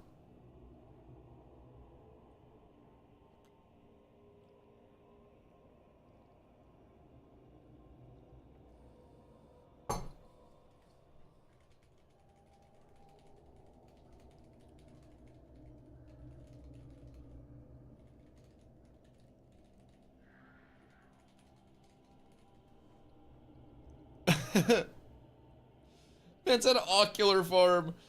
I do not want to pull oculars. I do not want to pull oculars. Okay, I think it might be one more quick lava hop for a couple name mobs, but we have to see who's hopping out. Instructions unclear. My nose is stuck. Did you put your nose in like this way, or did you like nostril up?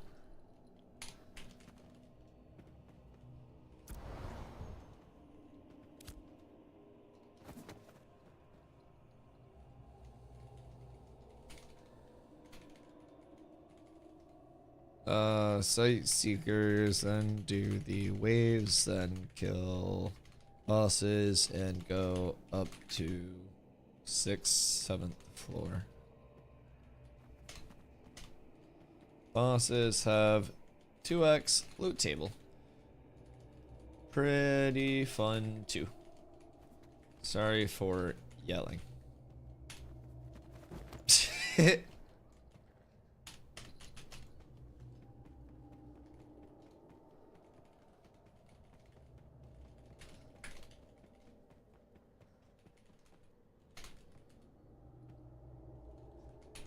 Oh, if you have a lap cat, yeah, you don't decide when you move.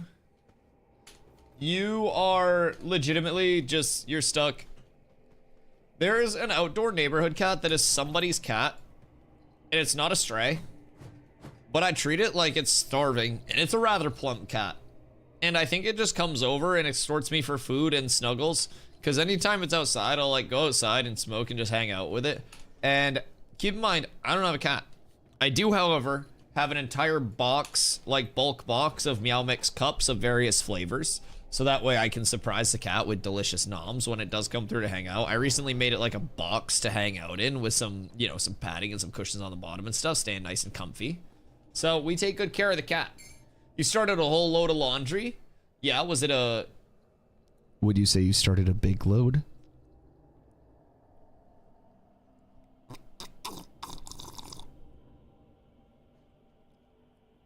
A lot of people stopped. Oh, Josh said that a while ago. All right, I'm gonna go pee real quick. Who do we lose? If you're still staying for one loop, then going Carf, meet at statue. I'm going pee. You're an NPC to the stray cat? I don't know if I'm like an NPC or if I'm like the cartel to the impoverished areas, like, cause he just comes through and like gets distributed food, right? So it's like, I'm either like an NPC with, you know, just free inventory. Maybe I'm like a daily quest. It's like, go over and farm human reputation and then you get a reward. Cause if that cat was an asshole, I wouldn't have bought it stuff. But like, honestly, I've known it for over a year now. So he just kind of like comes through and hangs out sometimes. And you know it's not a stray because a stray would A, not be that fat, but B, would devour the entire cup of like Meow Mix. He just like comes through and eats a few bites at his leisure and then like moseys on down elsewhere and then comes back later to finish the rest. So yeah. You're getting farmed? That's fine. That's fine. It's a symbiotic relationship. I get cat snuggles, he gets food. Pretty straightforward. It's a chill cat too. Just kind of hangs out. Probably a stoner in a previous life.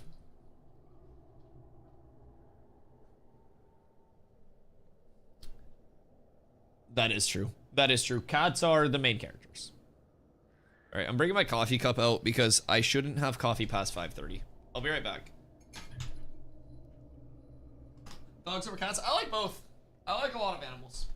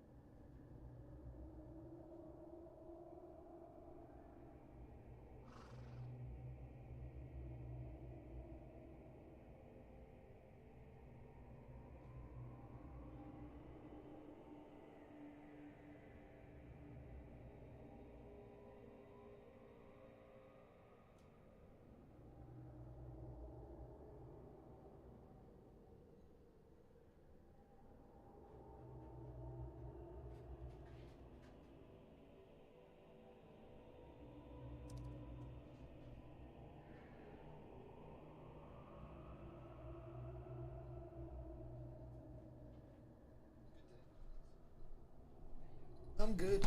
Oi. Oh god. Alright, we're back. We have a zoo at my house. Dogs social, show you original cat.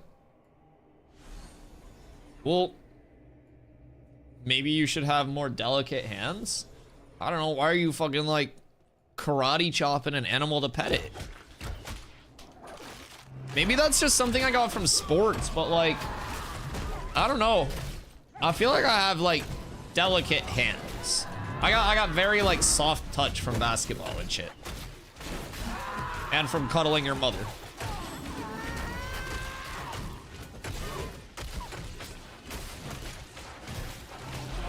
I'm a carpenter, we have rough hands. Yeah, that's true. Y'all be like sanding wood with your palm and shit. There'll be like a rough edge on a piece of wood and they'll just be like, oh yeah. All right, you're good. I feel like an open hand slap from a carpenter would be more dangerous than a punch because of that fucking high grit hand paper.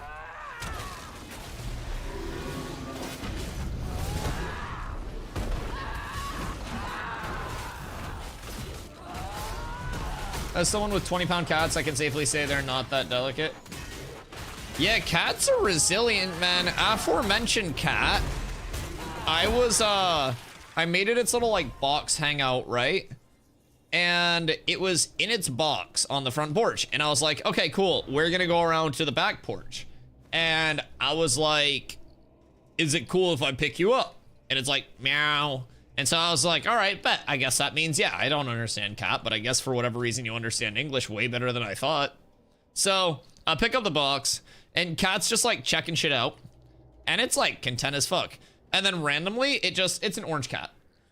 And it just like looks around and just fucking kamikazes out of the box. And it's like, I'm 6'5", it was like chest height. Cat just fucking jumps out onto the fucking driveway and like starts following me. And I'm like, all right. Okay. Whatever you say, man.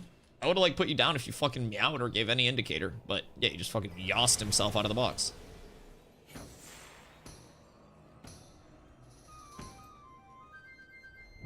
Is this normal orange cat behavior?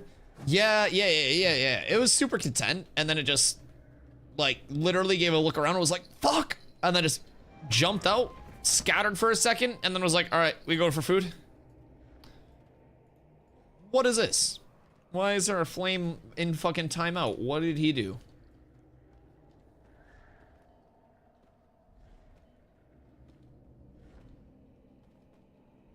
Normal house cat, 10 pounds. Yeah, your cat is like a fucking heavy medicine ball. The dumbbells that I have in my stream room for like pre-stream stretching and shit are lighter than your cat's.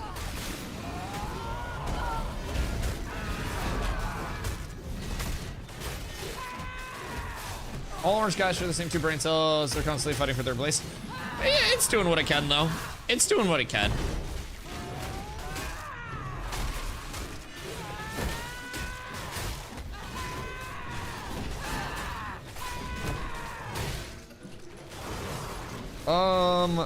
We'll let out of here.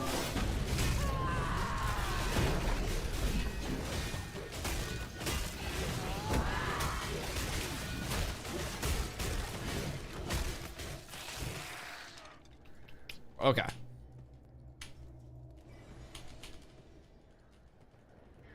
Log, thank you for the hydrate.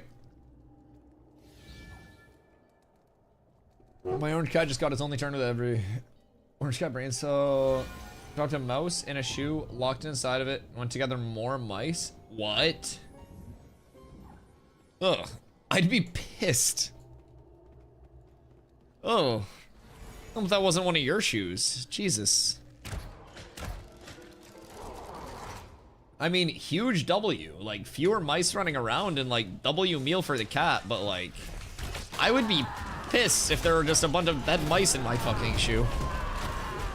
It's like some horror shit.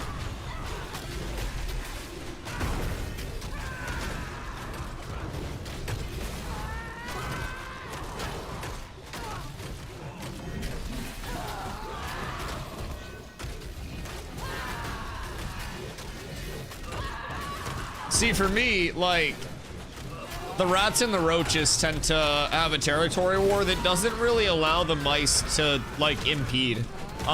Lately the bed bugs have started to form an oppressive front, and we're gonna probably employ the rats and have like a, you know, a full front of rats ready to stave that off. Okay, crow died again.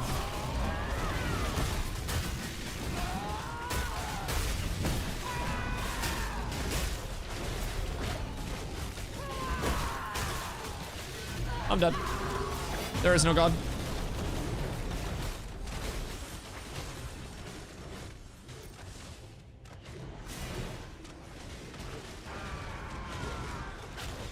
Okay. Maybe. I think there's only one cleric. It was my sister's. Depending on how you feel about your sister, that might be a W for them. For you then. Your cat can open doors. What do you have for handles? Like the round knobs, or do you have like the flat knobs where it's like the hingey thing?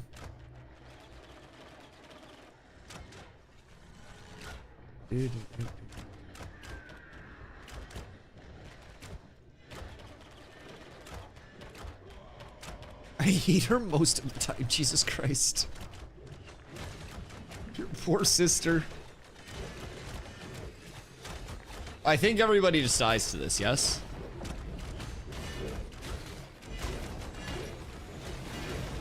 Maybe if we're down to one cleric and we already have to reset again, it's carf time. I wanted to come through, but... So we lost a tank and our only cleric there. Carf? Question mark. Just dragon, I can't take this. Oh, you're fine. Does that mean I get to loot Dusty? Hey! Hey! Hey! The fuck is this? What the fuck is this? I blame pirate software. All right, we're good. Proper blame has been established, boys. We're up. Everybody's absolved.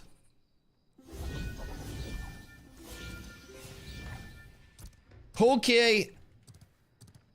So, we go Jova. I've got to grab shit from my storage there. I've got to bring the wood from Jova over to Winstead, check up on my crafts in Winstead, and then from Winstead, we're going to pop over to Carfin.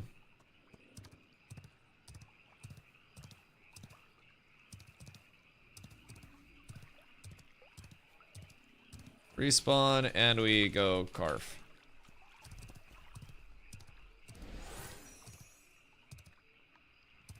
I'm already on my way to Carf. Actually, I'm on my way to Jova first. Teabagging a pile of dust just hits different. It's the dustiest dust. Yes. Yep. It's been bad.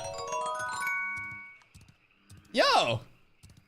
Dude, I coming in with the 700 biddies. Here's $7 so I got a new prey on the aisle. I look forward to it. So how do like servers work over there? Is it region, or is it like smaller hosted lobbies, or is it just, someone said it was like mass scale, right? So I'm assuming it's just servers, you queue in and then it's just free for all. Yeah, that'll be fun on downtime days. I'll definitely check it out. Hoping Sunhaven soon make caravans safe passage times. Yeah. Envious has said that they're working on it. Ethan the biddy! We're up. Ethan, thank you for the biddy. Move your camera in and out of water really fast a lot. It will make blinding light. No. Why would I want to do that? The fuck? Up to 150 players per most servers. Some host up to 300 players. Okay. Okay, I like that. So if we came in with a group of like 10, we'd be up tremendous, right? We'd be vibing.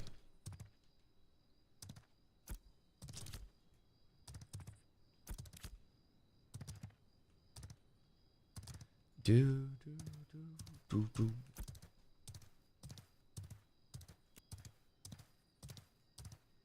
I think I have a little bit of glint over in Jova as well that I need to grab. The reason that I'm grabbing all of my wood and bringing it over to Winstead is because Winstead has journeyman woodworking. So they have the wood shop, and in Winstead, you can queue up 3 tasks at the journeyman wood shop and then 1 at the baby one. Yo, Ethan. Hey, man. Thanks for the gifty. I appreciate that. Here we go. Thank you. Can we be meat eaters? Oh, yeah, because that's going to be PvP. Yeah, we are glizzy gobblers, meat consumers. We are hawk tuaing on that thing, and that thing is the corpses of our enemies. Like, we truly deliver chaos. Yes. If your large group is a carnivore, you might not have enough food to go around. What if we get like a couple herbivores to be bait? Is that the snail mount? I wish it was. I wish it was. Instead, it's a snorse. Combining the finest of snail and horse technology. The snorse is the true apex predator. It doesn't even need to see to dissolve its prey with this viscous ooze. This snail lassie can have a man begging for help in 4 seconds flat.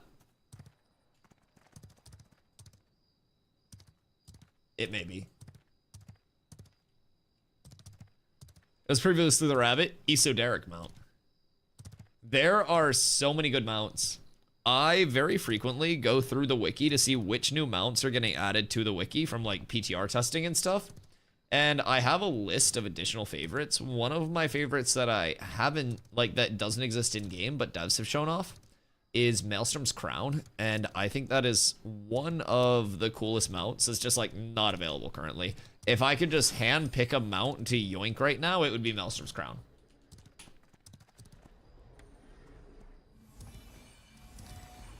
Well, its sense of direction is questionable because it doesn't have fucking eyes, Nelly. Would you say that a Paralympian's sense of direction is questionable if he deviated from a straight line track if he was fucking blind? No, that's racist. You wouldn't. Jesus fucking Christ, Nelly. It's fucking 2025. Be better. This is ridiculous. I didn't think we had such intolerant people in this community. I was warned, but... I fucking hate this person. Why is this how they choose how to live their life?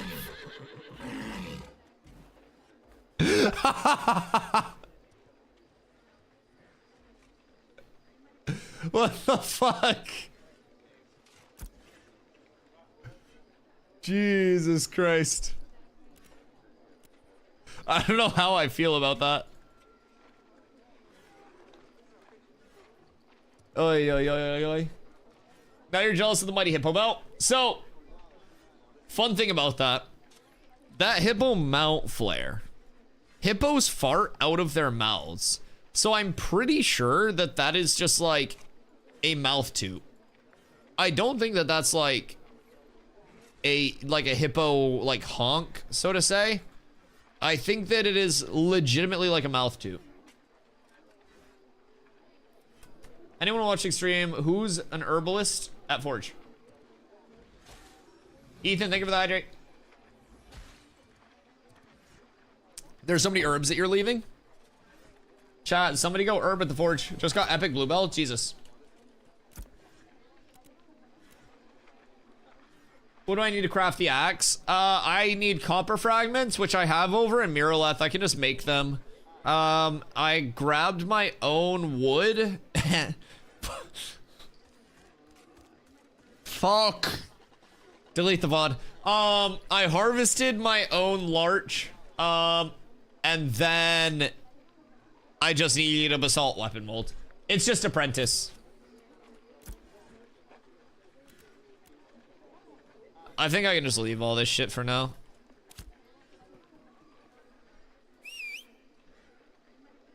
Oh, it's over there.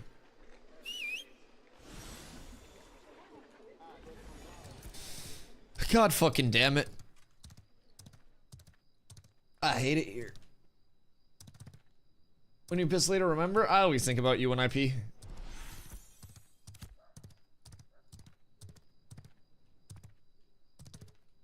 I should probably be hydrating more, bro. We have a storm coming, and anytime there's a storm, the air dries out like crazy.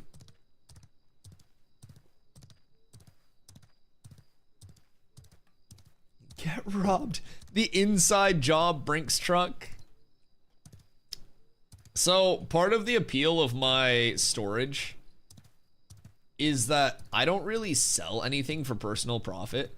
I have legitimately been funneling all of my shit to other people in the hope of like facilitating guild crafting and stuff, because I'm not much of a crafter myself. I would much rather spend my time like mob grinding, helping people level, and getting people into the, you know, into the point where the entire guild can like get to endgame and then start that true cycle, because then people just make me shit. My investment will be rewarded. But I really enjoy like tanking actual mobs in like the PvP, PvE side of things. Lifestyle skills have always been my least played gameplay loop. And even with that, I've been getting really into crafting and refining lately with the hope of being able to actually like help the crafters in guild long term, especially more on launch. Like I need to become familiar with it, at least on a baseline level now. So when it is time to kind of like sweat and race up, then, you know, I'm able to contribute.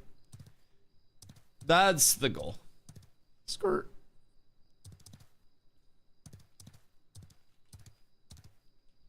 Per social pisser. We're not having peace streams as a sub goal. I can't do that, I'm sorry. That clip's getting shortened to 5 seconds immediately. Although 5 seconds probably still covers it. We're deleting it.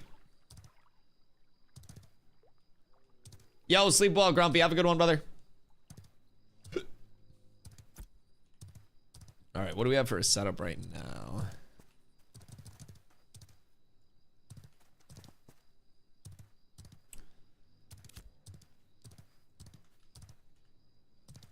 For more, oh.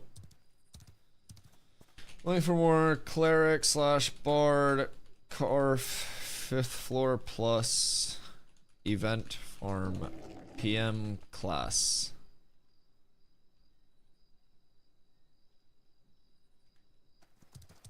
Oops. And I didn't copy paste it. Fuck me.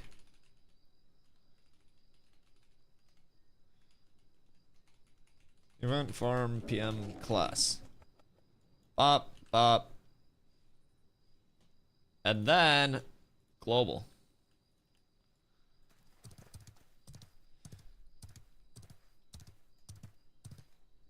Yo, what up, TMC? Tempted to buy alpha access? I love to hear it, man. Feel free to ask me anything you might be wondering. I've been having a lot of fun on it so far. I play right around 10 hours a day when the servers are up. 9 to 10 is a pretty safe bet, sometimes even more than that. If you're wondering why I'm wearing cat ears, it's a sub goal. So I'm condemned to these for 5 more days. And the first sub goal of every month, chat, for anybody that may be wondering, it resets every month. And when we do it, the first sub goal, it's a week of these things. It isn't a sub goal. You're right, I'm gaslighting you. No. So best part is they have fucking bells. Here, I'll give you a little. So 5 days until I'm free from my prison. But basically, I play the game right around 10 hours a day. I got like 350-ish hours in this phase. And I'm nowhere near BIS, nowhere near completed anything in the game. Like, I've completed a lot, right? But like, I'm nowhere near like fully BIS'd out. I'm nowhere near having like an insane amount of currency or anything like that. So I think there is, if you're someone who really enjoys the social sandbox part of games, especially with what Ashes offers, there's so much potential for you to get a lot of content already out of the alpha.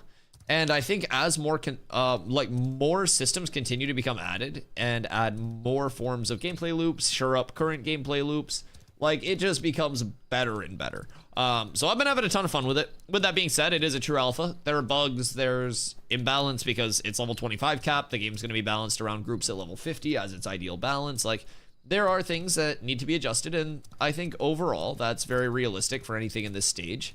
But I think that Intrepid as a dev team is extremely in touch with a lot of what the current player pain points are. If I buy now, how much gameplay have I got to play with? All right, bet. So, you may say, Dusty, do you go to college for this shit? Do you have a doctorate degree? Sorry, in graphic design? Are you, in your free time, teaching graphic design courses at Harvard? No. But I do make graphics for stream. So with that being said, let me introduce you to the current phases. Certainly not in English. God fucking damn it, I have a speech impediment and it's called I'm stupid. So, Wave 2 access. That gets you into Alpha 2 Phase 2, which is the current phase of testing. This started in December and goes until May 1st. When May 1st hits, these servers remain active. So, while I'm explaining this, chat, anybody that's thinking about jumping into Ashes at any point that has not yet jumped in, do me a favor. Do !Ashes in the chat.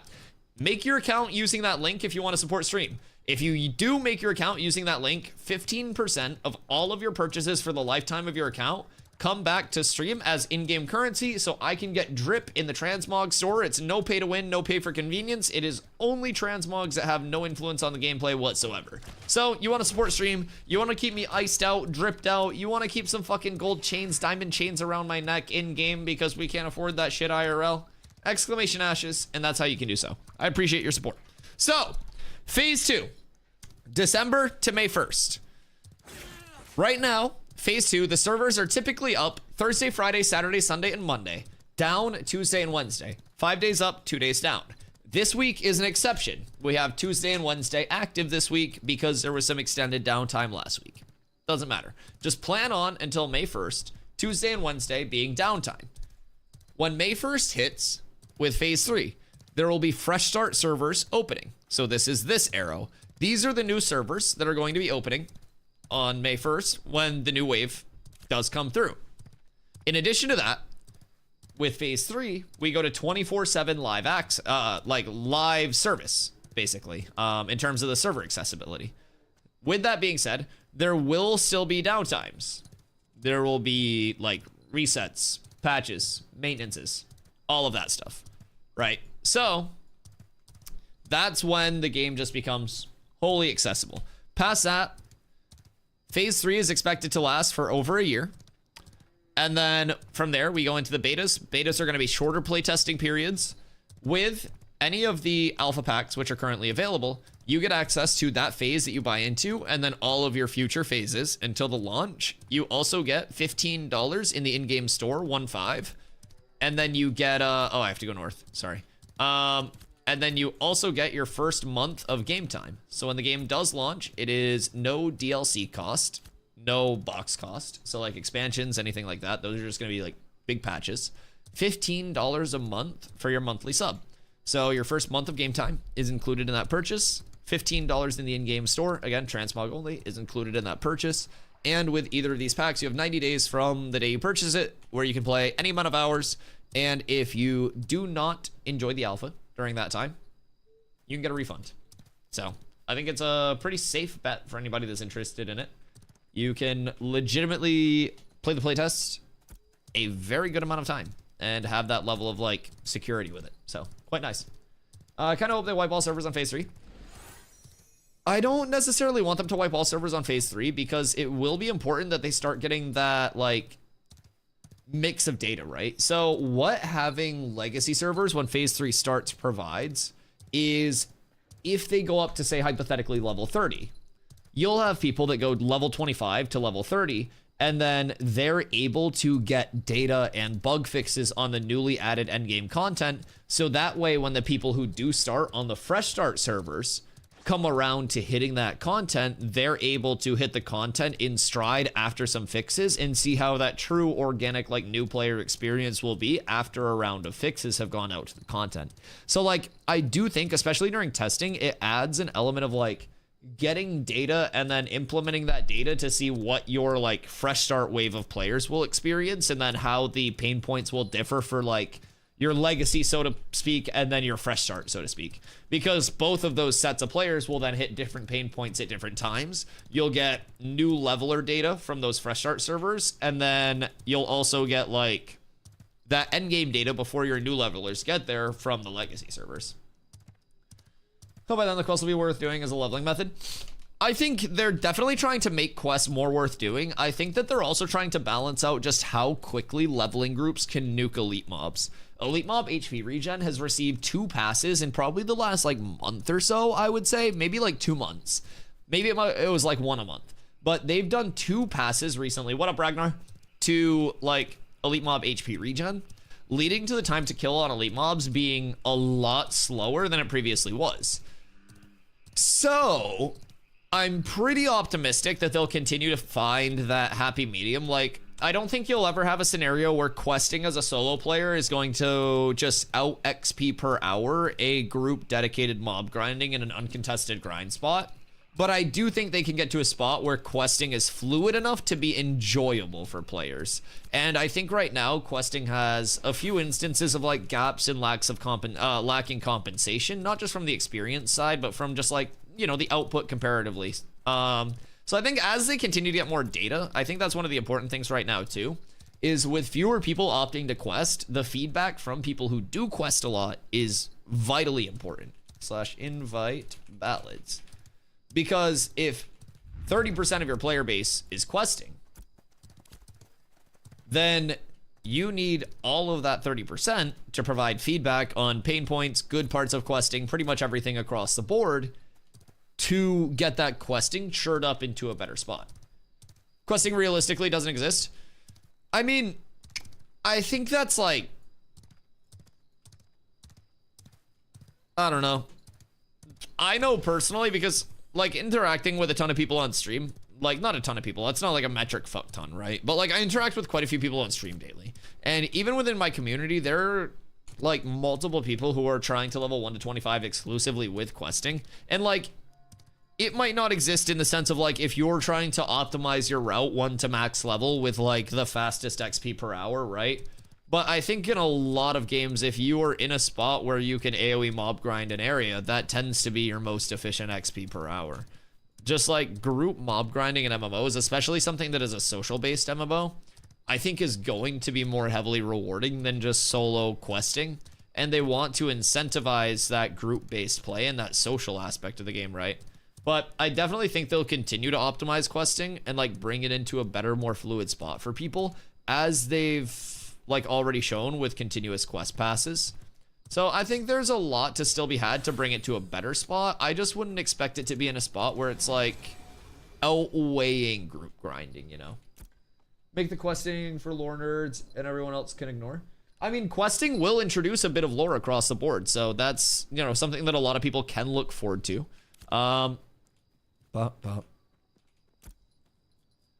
But yeah, I think between that, and it's important to remember as well with the way that Ash's servers are set up across the board, a lot of the kind of like lore, so to say, is going to happen as servers themselves establish and kind of like form up with their own unique, you know, server lores, between player-to-player interactions to unique story arcs on each server to different points of progression on servers. Right now it's really slow XP, but the glint you can get from questing and commissions is decent. Yeah, definitely agree. Definitely agree. It's fun doing quests while my buddies aren't on. There are a lot out there that are bugs still, but it's nice trying to find them out. Yeah, going at it with that mentality is nice too, because while questing now may be in like a bit of a rougher spot, right? I think keeping in mind that like long term, the, you know, the contributions in terms of feedback to questing will help questing be in a better spot for the, you know, multiplicatively more players that are yet to come to this game.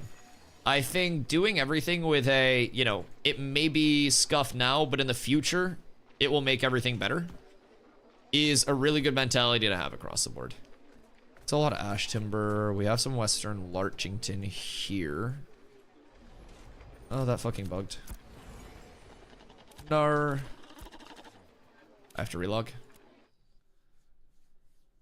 1 hour timer on Bow Believer bets. Absolutely S tier. Yo, Ova, thank you for the follow. Bow Believer, like if we get blue bow drops? Oh, dude, I guarantee you we see probably a blue boa run. Is game low FPS? It runs well in my opinion, but it has a memory leak. So over time, your game can get like... Caro, thank you for the follow as well. I think over time, your game can start to get choppier in lower frames. But if you restart your game frequently, every couple hours or just when it starts to feel bad, as soon as you log in with like a fresh game, it feels really good in my opinion. But over time, there's a memory leak, so it will start to feel worse and worse. If you do notice that, just kind of like restart your game. But mine feels really good to run, honestly. Hunting for bugs in the game feels an awful lot like my day job. So much so that I've seriously given thought to applying for the Open QA analyst. You should if you enjoy it. If it's genuinely something where you want to try to replicate and find the cause of bugs, like, it can be a good thing. I need more hydration points. Cheers.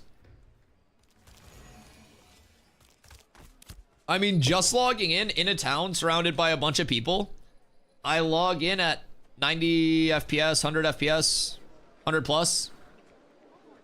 And that's with all of these other people around right now.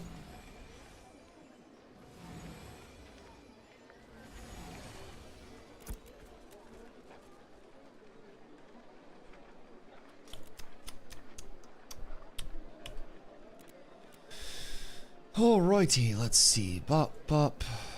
Bop, bop, bop. We'll sort all this later. I want my oak. That's ash timber. Oak timber. I guess I don't need the oak timber quite yet.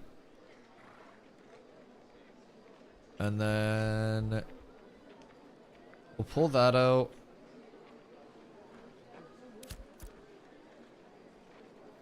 And then we'll go here, here, here, here. That's perfect.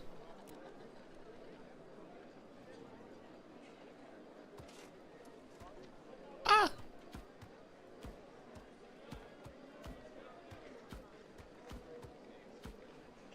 Where'd my gray glint go? Perfect. There. You go there. Jesus Christ. That's why I don't gather.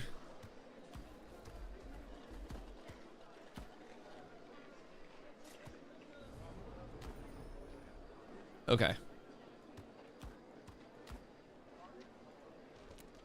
Whew! Big chillin'. So what do we have right now? I have a bunch of those. I can grab... Where's my ash? I have one ash. I don't want to use large. I'll use ash timber for fuel. So glad I'm QA/QC for a food company and not a video game company. Wait a second. Food company? You just be like snacking professionally? That sounds kind of fun. Oh wait, I might have more planks available over here.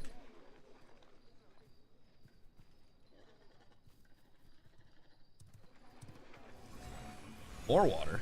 All the water.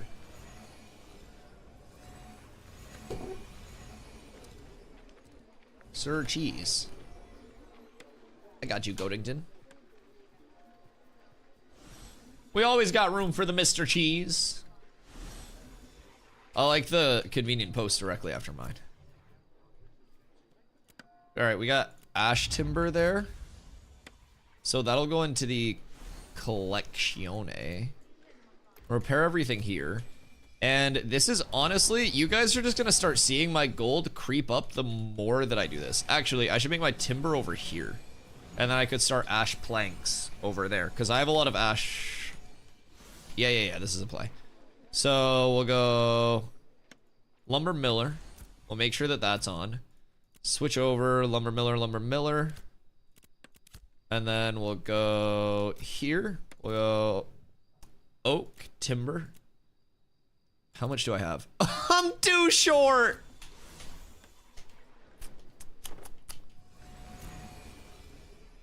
Oak. I just want like a regular common oak. Fuck me.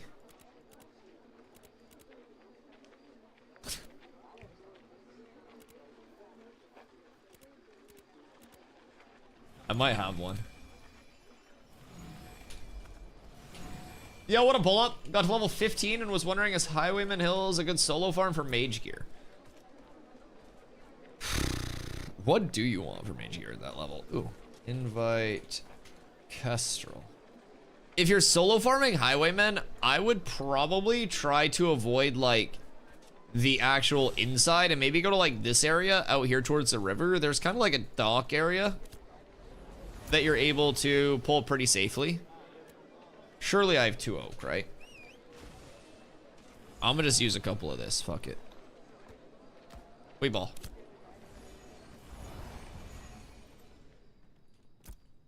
Oak timber. 250. Does it all have to be? Fuck me. It all has to be the same for refining, doesn't it? I'm pissed. I need to go hit one singular oak tree while I find more people. Materials here. Here. All right. Off we go on a quick adventure. They're right out there. I see one. That's all I need. Off we go! Chat, lock in. Gonna be a long adventure. Please give me normal, just common, please. Nice. This is actually bisque because that's 250 on the dot. I like that a lot. On 4th floor, waiting for you. Yeah, I'm trying to get more than one cleric because this shit hits hard.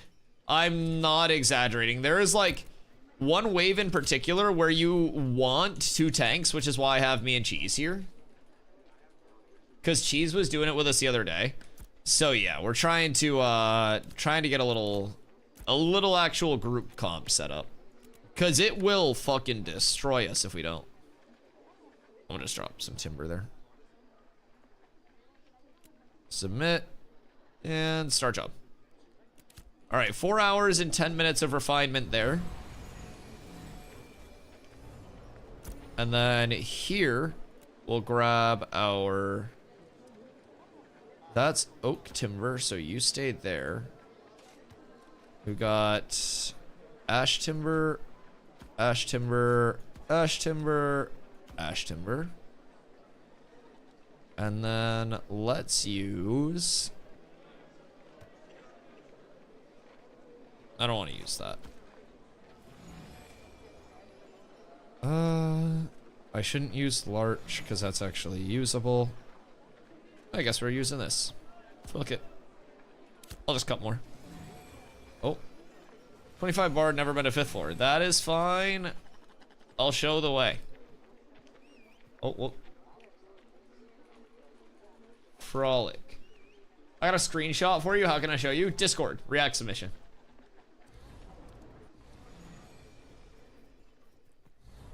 Thank you for the hydrate, brother. All right, so what we're gonna do now is come over here, and then we're gonna go to beams, and we're going to go to ash beams, and then we're going to go to 250 and see how much we have. We have 168, nowhere near what we need, so we're gonna go to 100. We're gonna add fuel. We'll find, honestly, fuck it, more ash timber, and that is enough. Submit. Start job. So we got oak beams for the next 2.5 hours, oak beams for 4 hours, 10 minutes, ash beams for basically 6 hours. So before I get off of stream, I will need to come over here and grab those. It'll be up tremendous. Water the streamer. Uh-oh. Uh-oh. I might be in for a bad time here.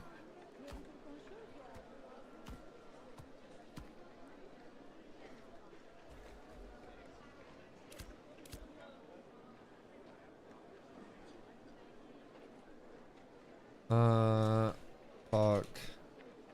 Event to go to higher levels and get boss kills. What are you farming? I put it in my... It's in the message. It's a boss kills. We farm bosses here. Also, this is like... I mean, after refining, my gold dips a little bit. But we're pretty up. I'm not even gonna lie.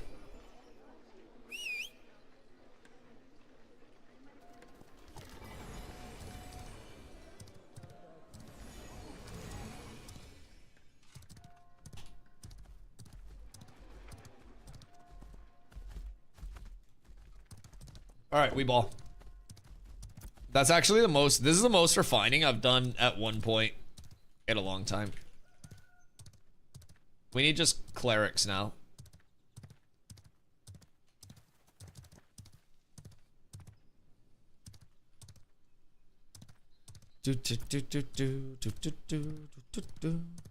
Also, if you're looking at frames, still, as soon as we're out of town, like, it pushes even higher. I think the crafting system when fully in will be interesting, where you'll have to find certain master crafters in order to get the high level items. Oh yeah, you're already seeing that architecture like shape up a little bit, even on like the journeyman level. And I like that server progression as a whole weighs into it. So on Vyra right now, you actually can't make certain things because we don't have every journeyman building. So bows, for example, you can't make those yet because we're still waiting on journeyman weaving, unless that was completed. But a couple days ago, we were waiting on journeyman weaving and everything. So I get my frames locked on my monitor on MMOs. Yeah, I have a 240 FPS monitor, so sometimes that can be tough. Sometimes that can be tough. Or, sorry, 240 hertz. My brain is not a brain sometimes. Especially when I'm reading and talking at the same time. Saving most of my epic legs strings for the guild, but if you need one, I'll give it a discount. Yeah, I mean, I'll definitely catch one in at some point. I'm trying to farm up gold specifically for that, and so I can, like, help with high rarity shit and get refines out.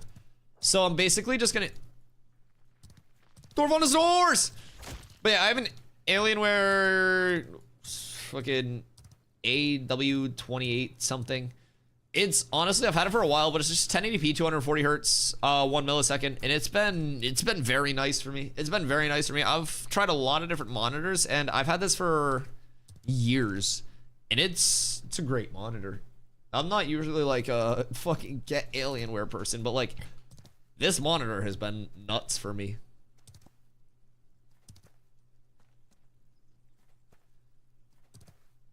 "4K 120 hertz." Oh yeah, 4K 120 hertz is definitely a frame log to monitor.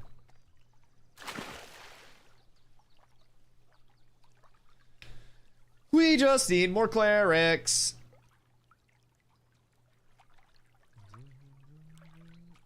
Put it in this. Okay, hold on. Let me check the screenshot real quick. If we get 3 clerics, we're fine.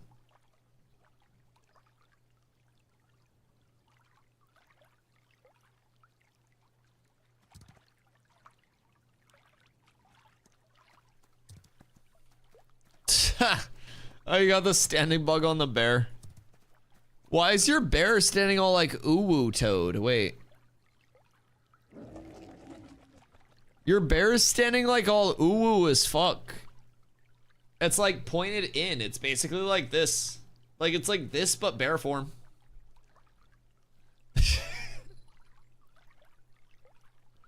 That bear is not a threat.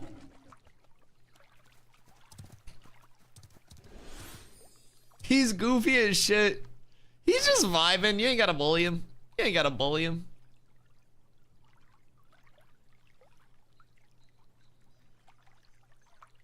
We just need 2 clerics. 2 clerics in the chat. Show me 2 clerics.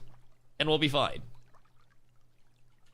Buckling under the weight. I think he's got it under control, although like the knees look locked. And anytime you like lock the knees out, it's bad.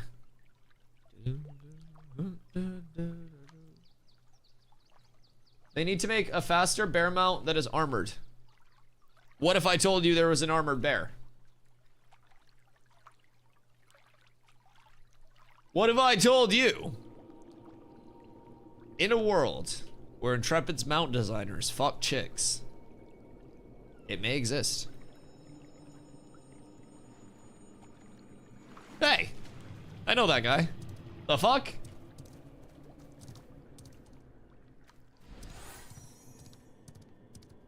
Dwarf on the stores!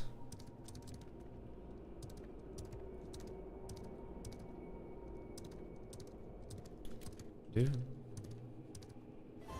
There are no clerics in the world.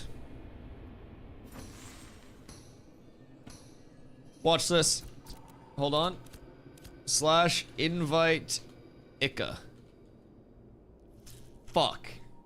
It's all falling apart. It's all falling apart.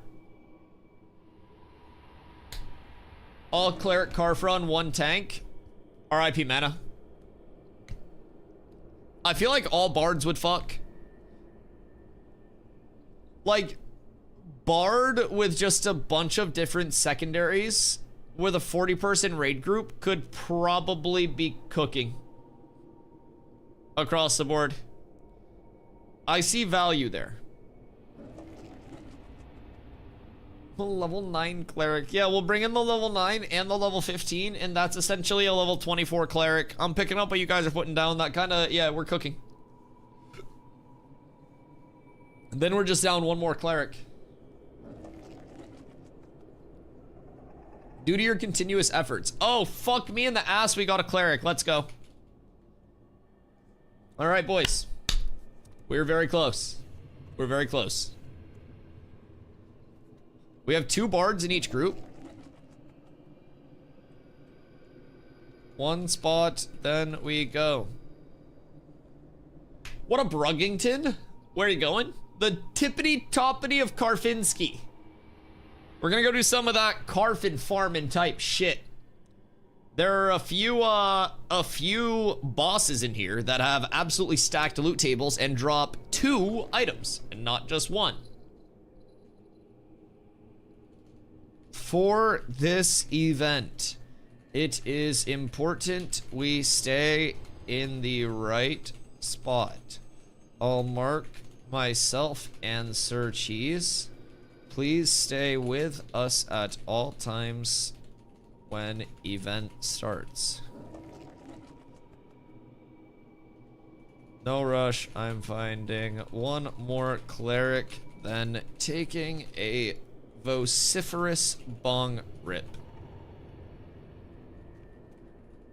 These mobs spawn fast. I'll show you what happens fast. If you want me, I'll come. Just need 15 minutes. It takes you 15 minutes to come? Are you on your cleric rug? What level's it at?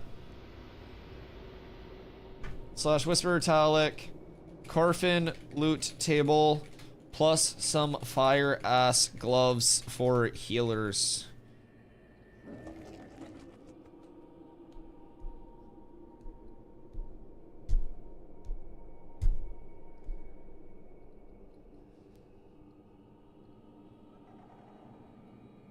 $25 ranger, 19 tank, 18 cleric. Jesus Christ.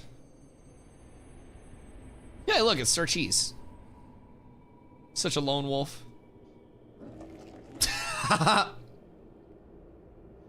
You got it, Sir Cheese.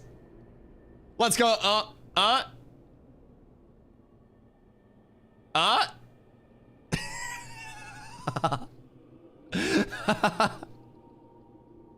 Come on, Cheese. I believe in you. All right, he's good. He got it. It's a little slippery over there, man. You gotta be careful. Wish I could heal. I see so many groups asking for clerics. Yeah, I don't know where all the clerics went. It was like a Thanos snap, but it only targeted fucking clerics. And instead of 50% of the population of the world, it was all of the clerics. I don't really know where they all went. I feel like every cleric just rerolled a fighter, but...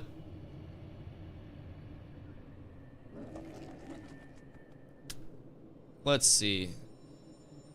I'm gonna swing Chewy into this group.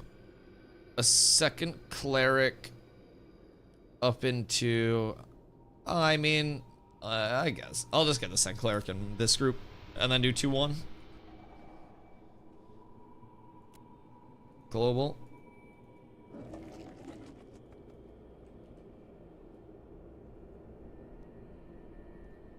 All right, 1 more cleric and we're fucking up tremendous.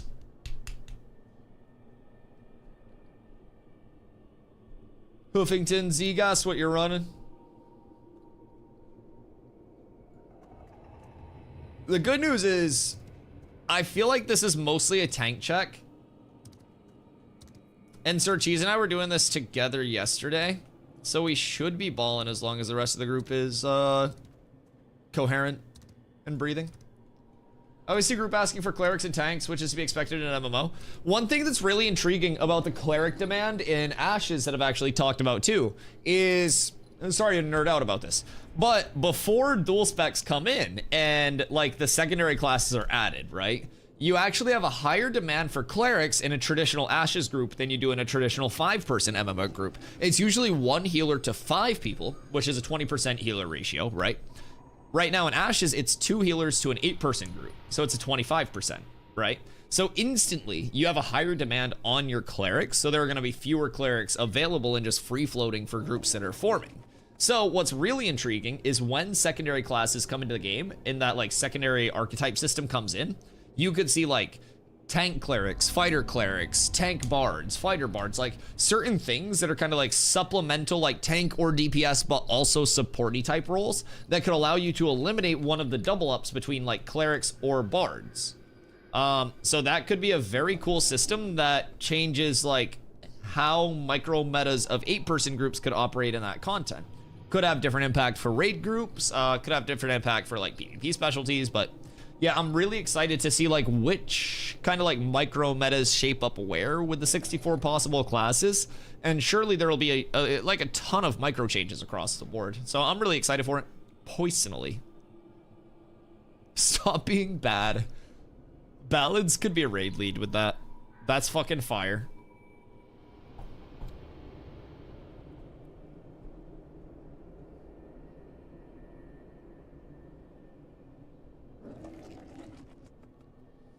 So keep in mind, if you guys are up there farming 4th, if you can hear me, there's no drop table for the pieces off of the 4th floor mobs. You have to parkour up the vines in the back to like the top of the staircase, and then you have to pull those mobs to get the 4 pieces.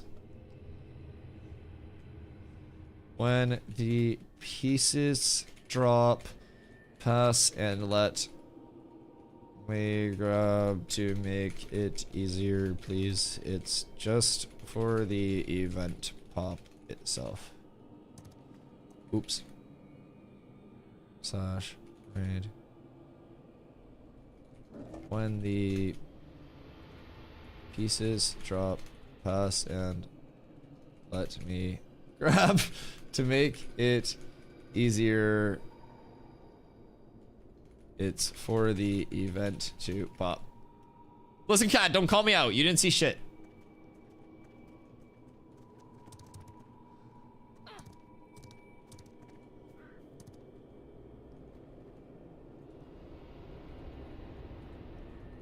You saw nothing.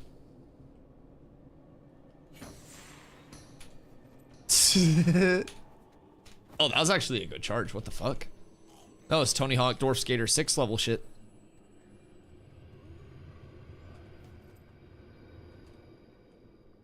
I'm pissed that they fixed the shield that was bugged and was a skateboard for me. One of the shields that you could get from Forge was like attached under your character at your feet. So it looked like you were kind of like swag surfing. And they fixed it. And I don't think I've ever been so upset that devs are fixing bugs in the game that I'm playing so quickly. But I was pissed. Swag surfing was fun as fuck. And they took it out. Instantly, by the way. They saw that I was having fun, and they were just like, no, fuck you, Dusty. It's probably Planendorf. He's an op. Chad, if you run into Planendorf, just watch out. He will fucking kill you.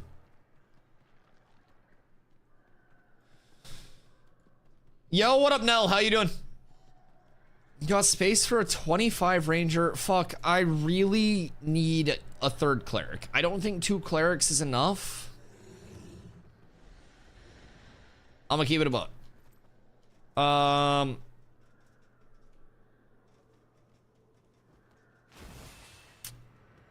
Whatever, we can try it. Slash invite Azrael. Oh, did I spell it wrong? Oh, it's Azrael.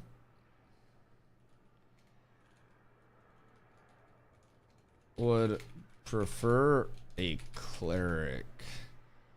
But if we can't get one, I'll let you know. If there's just one more cleric, I'd be so happy.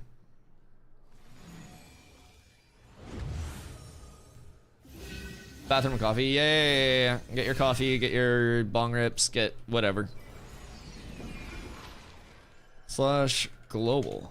Bop. One spot, then good to go. Let me ask Cheese. Yo, Cheese. Do you think we need 3 clerics or just 2? Someone say bong rippies? Always. Yeah, always. 2 should be fine. Okay, fuck it. Invite Azrael. If it goes well with 2, I want to stay here and farm this for a bit. Because it's insane. So as soon as people drop, I'll start inviting people in.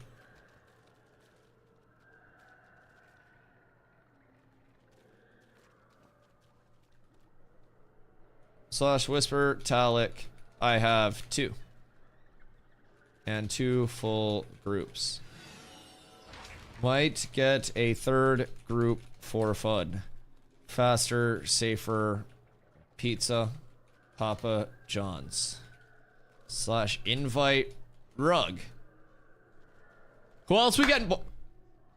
Fuck you then, piece of shit. Last time I fucking invite you.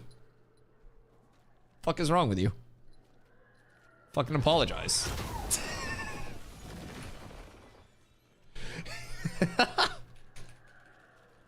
Decline my fucking invite. I was jumping. Maybe you should do it again.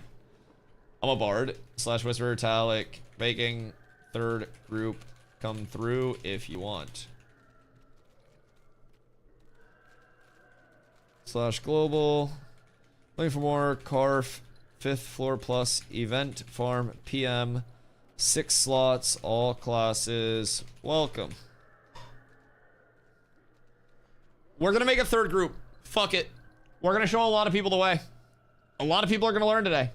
We don't have to fill out this last group, but... Come forth, I'll show. Slash invite Quintus. Yeah, I'll bring you, brother. Come through.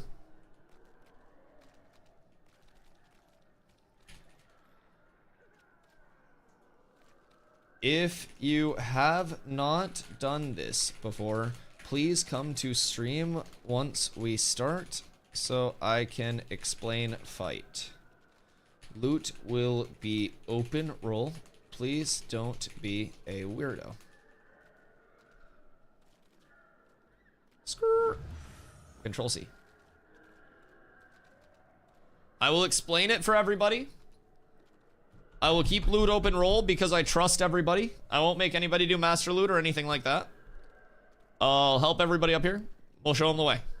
This is for the people. Looking for 5 more. Carf. 5th floor plus raid. 3 groups.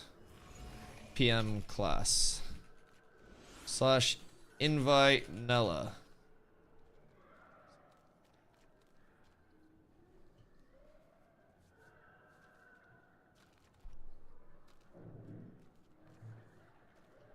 All right, 4 slots, chat. Anybody else want to come through, check it out? Where's like Radar Ranger and shit? Where the rest of my cats at?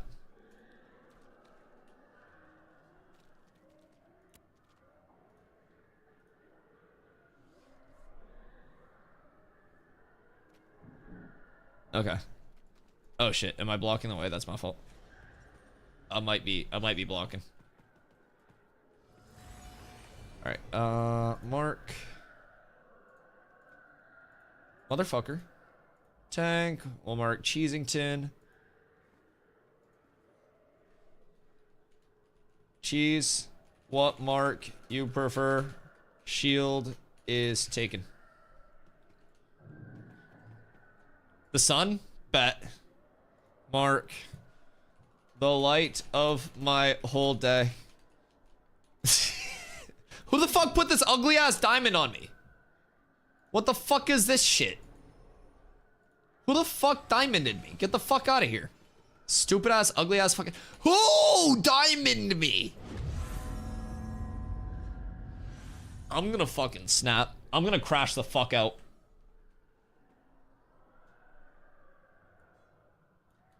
I swear to fucking God, give me my shield back. Give me my shield.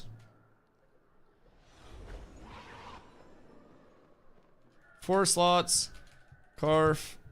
5th floor plus. Raid. Hoofs, the jumping is so easy. I'll show you the way. Come up, come up, come up. The loot's so good. I will teach you the entire way. It's so easy. Once you get it, like, it's a bitch to get, but once you get the path, you're good. Slash invite Arendor. Slash whisper Arendor. 5th floor plus. Group. Farm. Come through. Oh, for the night? Alright, brother.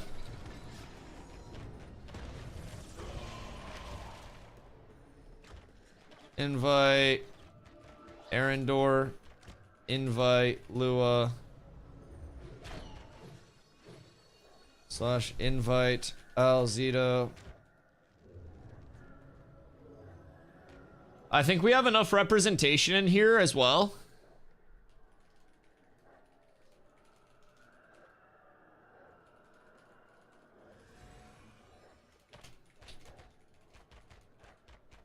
Slash invite Steezy the Goat. We'll get Phineas. Boys, we got every guild in the fucking server in this bitch right now. This is diplomatic relations. There are so many fucking people. We got 23 people here right now, boys. Oh.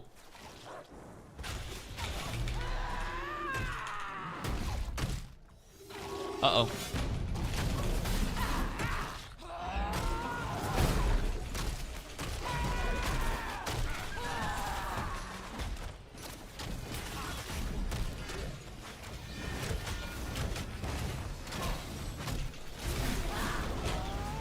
All right, we should be fine.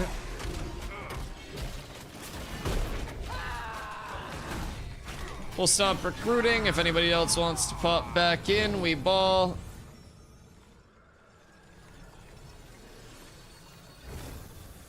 Bong rips while people get here, then we ball. Come to 4th floor. The dwarf will show you how to get up. We start clearing in like 8-ish, probably, I'd assume. Probably pretty fair.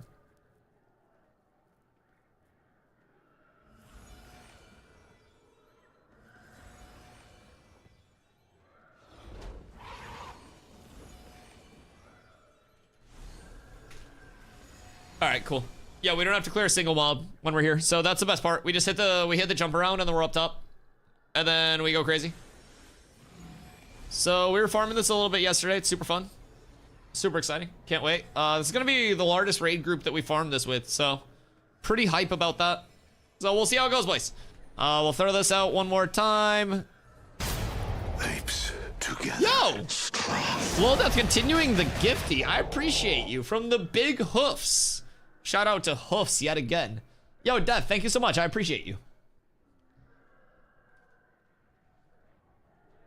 All right, so this can be hard, but I think we have enough people that we'll just nuke the shit out of it. Should be pretty fun, and then we just run it on repeat for a little bit. It's a really fun event. Gets difficulty, like, actually relatively difficult.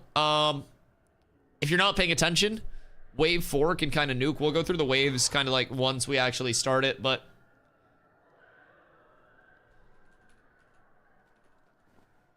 Okay. I'll be right back real quick. I'm taking my bonger, Pinsky. One sec.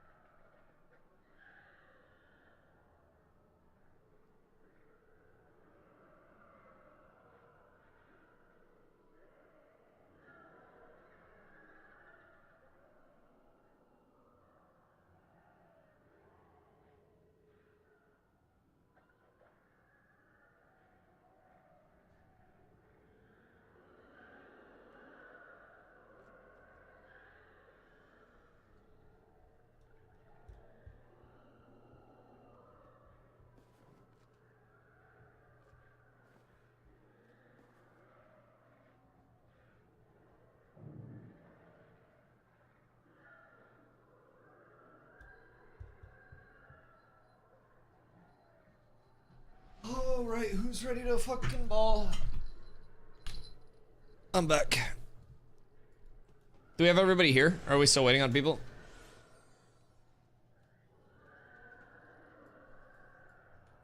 Jump Quinn. Wait. Quinn. Oh. Is he stuck back there? Apes Hey, yo! Autumn, what up?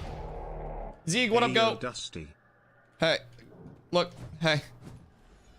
Right here. And then up. Yep. Jump. Okay, look. Right here. And then up. On the little, yep. Nice, nice, nice, nice, nice, nice, nice. Okay. So let's see if he's got it. Let's see if he's got it. Up. And then you're up here. Yep. All right, you got that, King. Body blocked the shit out of me, but you got that. That one was my own fault. Now I'm choking. I'm nervy. Okay. Get up here. Yeah, down goes Quinn. Down goes Quinn. If you can get up here, the hardest part's done. Like, this is free 99 at this point.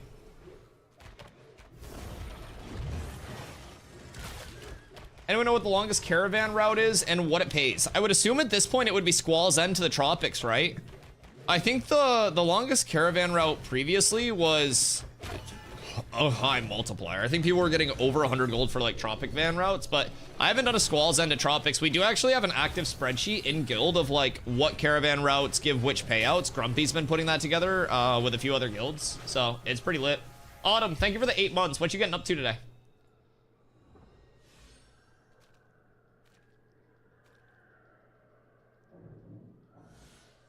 All right, I'm gonna go help Quinn. All right. All right, they got the jump out at least, right?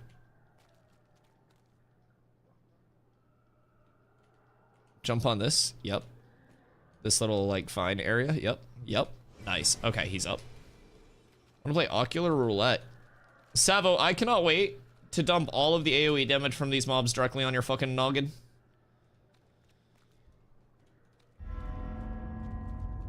Okay. Now we go here. Yo, Locke! Thank you for the gifty, brother. I appreciate you.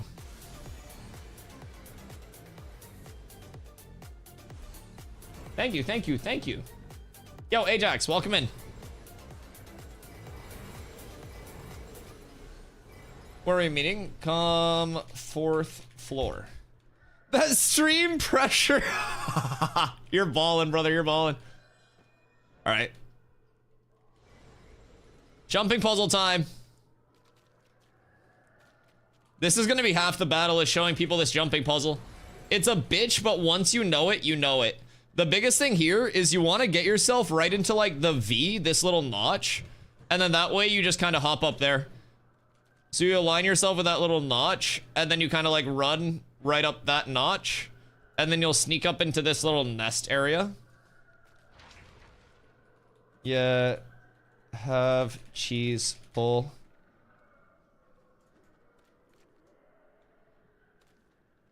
All right.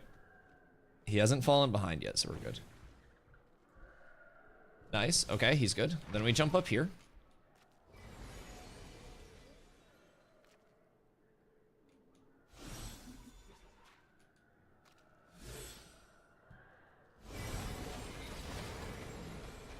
And then you go here.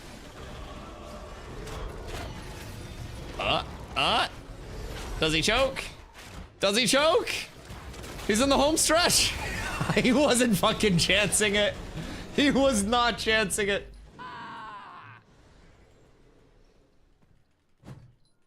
It's ridiculous. Listen here, man. I don't want to fucking fight oculars. There are some goddamn oculars at the end of this hallway that you can't fucking skip. I'm not gonna fight those shits. This is probably gonna get patched. But until it's patched, whee! Planendorf will come in and yell at me at some point. Fucking buzzkill. I love Dorf. Yeah, I mean, we'll see.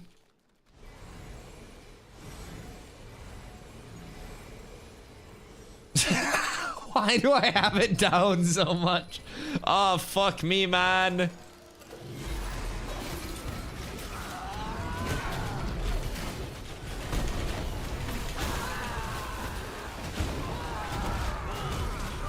All right, so what we're trying to do right now is collect 4 of these pieces.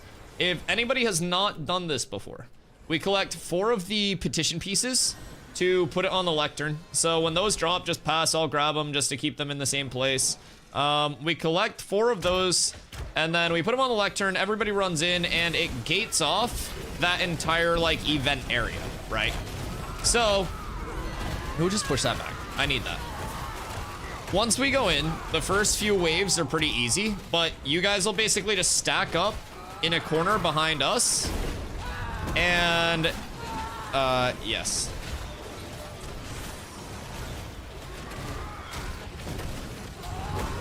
You guys will just stack up behind us in a corner, basically, and try not to die. The tanks will kind of, like, control the flow of everything, and then when we get to the hard waves, we'll let you know, and then just burst down the skeleton knights as much as humanly possible.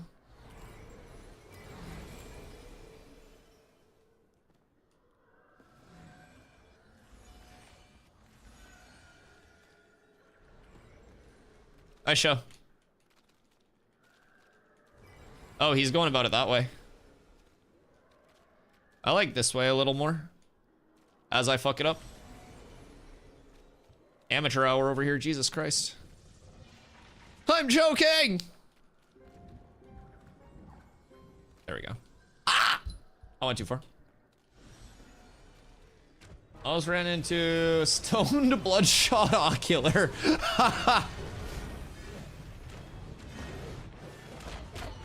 Hi, ocular is crazy.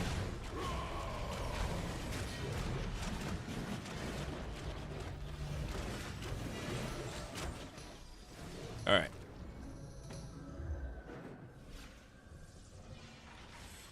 We'll see. I think he's trying to sneak up that way. You can get up both ways. Nice.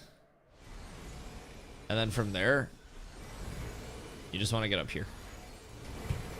And then there, and then there, and then there, and then there. I believe in you, Arendor. Jordy, what up, goat? Thank you for the hydrate.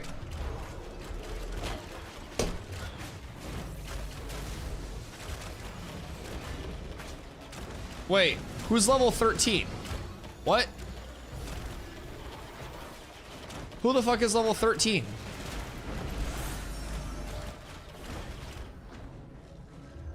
There's no level 13, is there?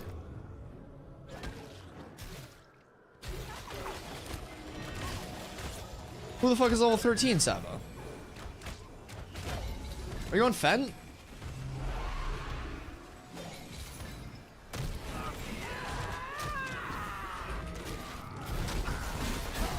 Mom, Savo's doing Galaxy Gas again. I got a purple map drop. I saw that in the Discord. You try to, did you sell it? Or did you pick up a fucking excavation kit and run it? My character is still bugged and I can't do maps. It's literally been a few months, but I bricked my character long ago.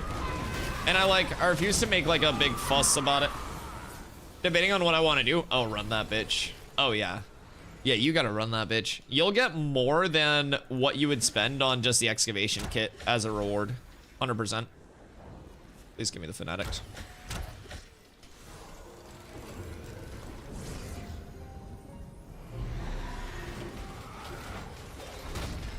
Oh. Alright.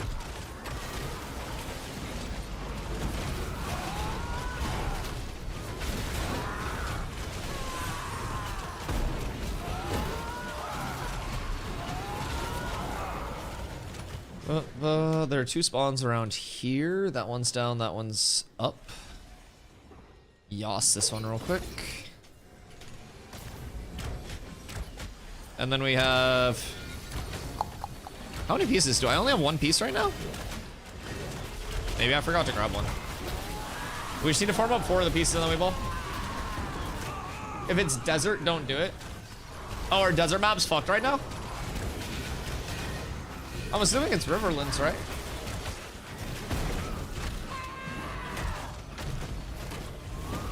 My only concern is if it's an area I can't be in since I'm only level 11.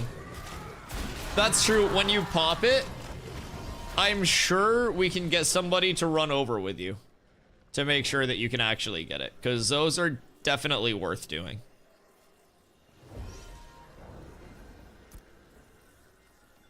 Do we have any petition pieces? Need 3 more at the moment. I believe in us.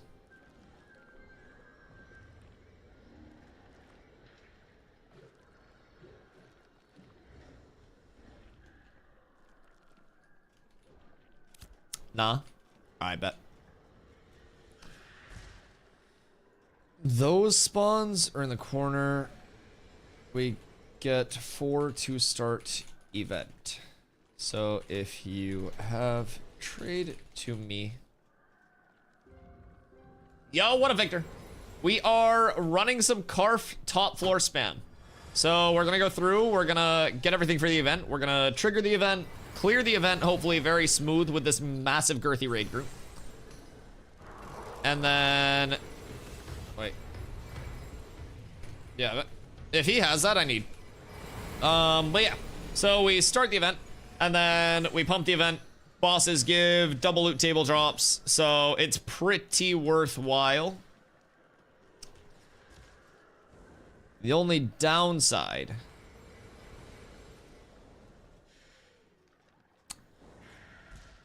is that we have to wait for these.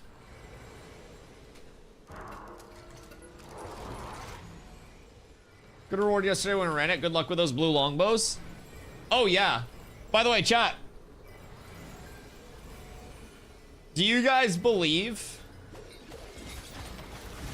in the longbow? Do you believe longbow drops blue plus?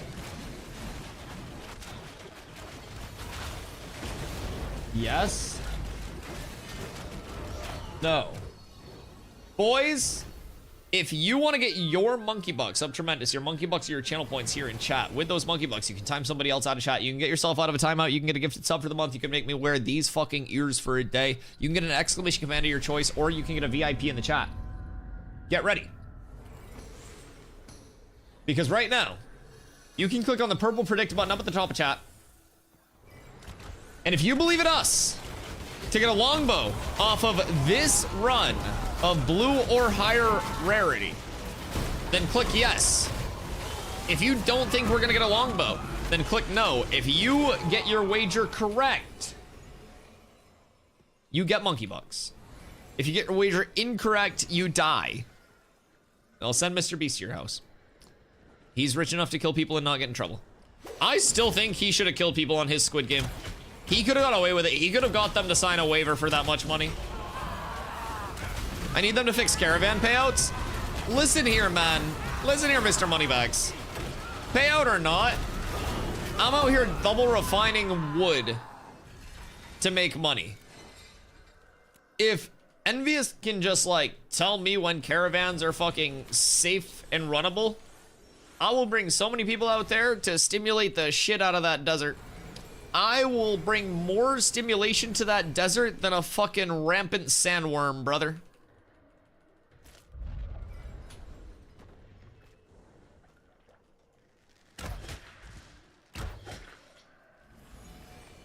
All right, we're up.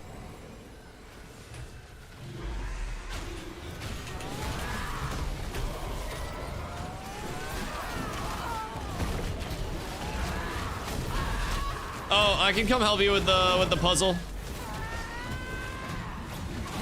I got you. Let me make sure that I don't have to grab any pieces and then I'll jump down while cheese pulls. Yeah, we're balling. We're balling. We basically just get 4, pop the event, come back down, get 4, pop the event, and just like farm that because it resets the loot table each time. Okay. Rug. So, follow me. We're gonna go up here to start.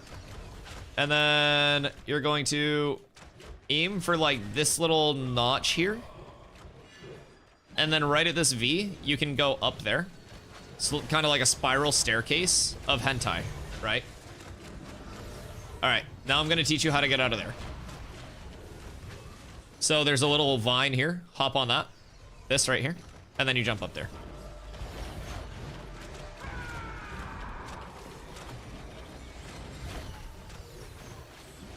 Where'd you go? Hey, this way. Right here. Jump on this. And then you jump out.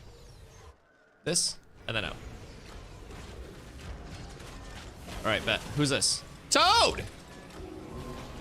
Toad! Toad! Slash invite Toad. We're up. Yo, what up, right? How you doing, Go? Do I have a referral code? I do mind. I appreciate you asking. Exclamation Ashes will get you that. Victor, thank you so much for dropping that. Boys, if anybody else is thinking about picking up Ashes at any point, you can create your account using that referral code. And if you do, 15% 1.5 of all of your in-game purchases, well, in-game and your sub and everything like that, even your alpha pack, will be redirected to whoever's code you use as in-game currency, the Drippington. Now, the in-game store is transmog only. It's no pay to win, no pay for convenience or anything like that. And as an everyday Ashes content creator, I stream daily starting at 2 p.m. EST for 9 to 10 hours a day, if you guys haven't been here before. And I've streamed 612 days in a row at this point. But I've also applied for their content creator program. So hopefully, the more support we have there, the better the odds of us getting accepted into that content creator program are. So all of your support does matter. Also, Cats is recruiting, so if you're in this raid and you're super active and you want to start gearing out, getting into more endgame content, you don't have a group of people to do that with, let us know. We have 2 guilds at the moment. Our first one is for the more active players that want to build towards, you know, something a little more competitive, a little more serious on launch. And as we start to shape up, we do more and more of this stuff. We're getting some better gear for everybody across the board, so it's been very fun. So if you need a group of people to play with, let me know. We are very fortunate to be friends with pretty much everybody, so it's a pretty good life to live over here in a PVX game. 3 out of 4 indeedly. Is the bet over? You can get like prediction for another 10 seconds if you guys want to. But yeah, it's about to end. Last chance for Monkey Butt Gamba's up at the top of chat. We'll do one for every one of the runs. Just remind me to reset it, or if I have a mod that wants to do it.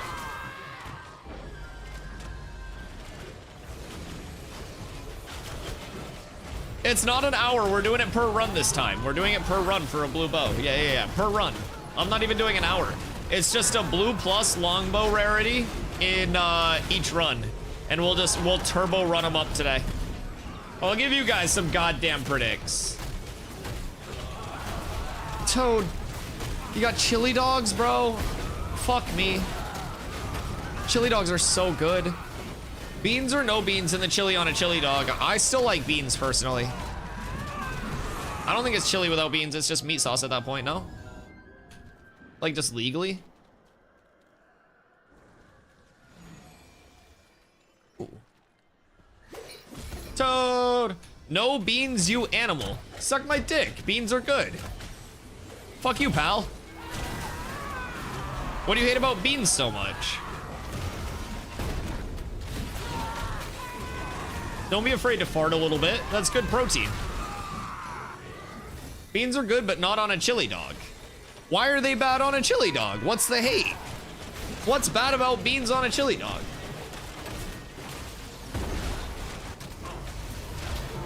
Who has beef with beans? I have pork belly with beans, and like bacon and beans. They're good on toast. Lick my entire taint. You're fucking ridiculous. I have to order Heinz beans off Amazon because the United States doesn't fucking allow them in.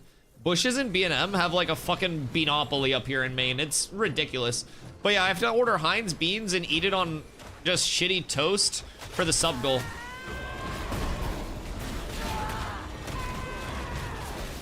You're basically just doing a veggie dog with some meat. Well, by that proxy, then putting fucking relish on a hot dog would also be a veggie dog with some meat. You would have more meat on your chili dog with chili with beans than you would with a normal hot dog with relish.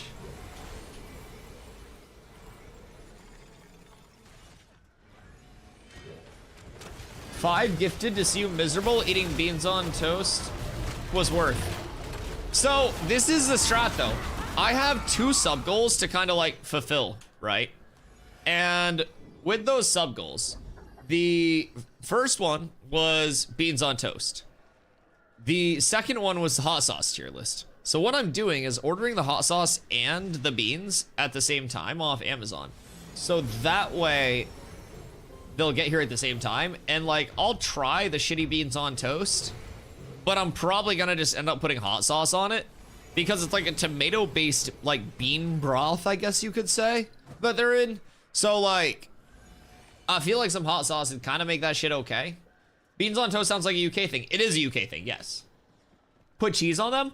I'll do them a lot of different ways. I'll do like a per bite thing because I'm not gonna make like multiple toasts with beans. Is like, I'm gonna do like one beans on toast, and then that's gonna be it. That's gonna be all the toasting that there will be. So we'll basically do like different sample sizes, right? I may even cut it up into cute squares. Who knows? But I'll probably do like regular beans, and then I'll take like chat recommendations. Somebody had said like a bunch of salt and pepper and shit. I'm gonna put hot sauce on it. You said cheese, like, we'll see.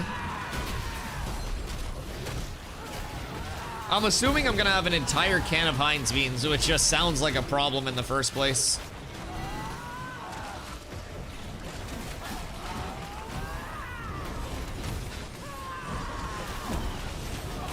Ay, Dios mío.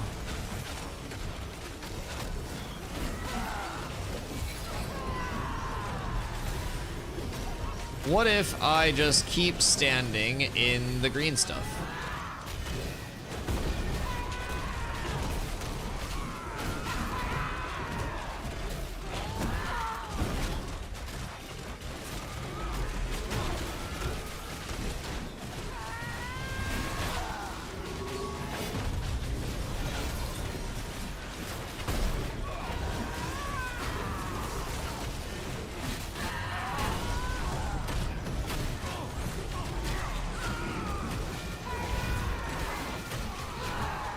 The zomblers are scary. It's cool that they don't let you do it with Bush's Baked Beans. Well, so Bush's Baked Beans would just be like American though. Like, I don't feel like Bush's Baked Beans would be anything like canon across the board. And that's kind of where the concern lies. It's gotta be like the traditional UK like treat. All right, what was that? Trade, we got it? Okay.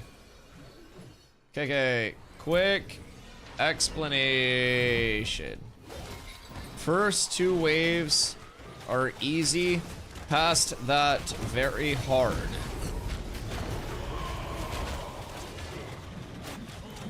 Stay stacked and let me plus cheese aggro plus position. When cheese says focus skeleton knights ASAP, they fucking chunk. Alright, so I'll explain it as we go as well. But essentially, when we go in, we're gonna pop this, and where's Toad? Toad, are you good? Okay, Toad's here. Alright, so when we go in, I'm gonna pop this, and it's gonna seal us in. Pop, food, buffs, etc.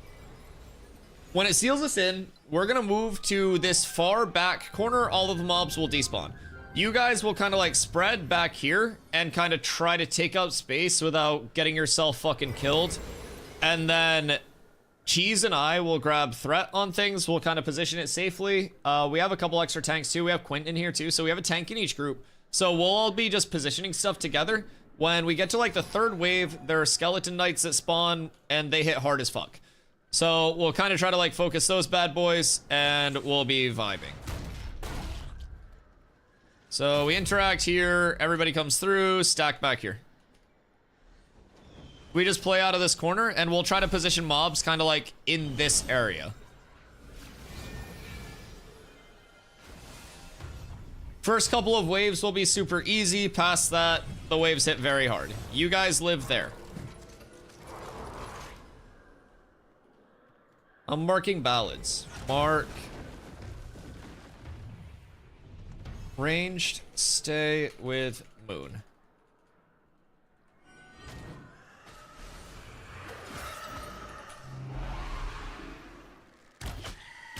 Yeah, we do have a lot of people, but that shit do hit hard. So if we don't focus the knights fast enough, we'll just get insta-gibbed. But we should have good enough DPS. The UK fucked up baked beans though, example Heinz. Are Heinz baked beans like actually a UK exclusive bean? Is that why I couldn't find them at my Walmart? I just assumed since Heinz ketchup was a thing, Heinz baked beans were also like universal. Are they actually just like an exclusive? Jesus, we're already getting drops. Canada? I'm in Maine. It shouldn't be that far off then. Would Canadian food be in like the international section of my local Walmart? Yeah, Savo, we won. Cross the border. Hold on, I'll just throw my Be Right Back screen up real quick.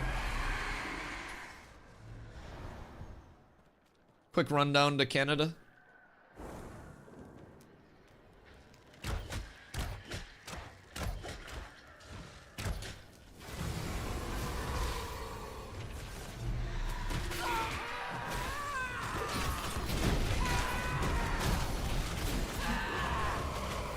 You're near Toronto? I have quite a few Canadians in chat. I'm basically just like a Canadian without free healthcare.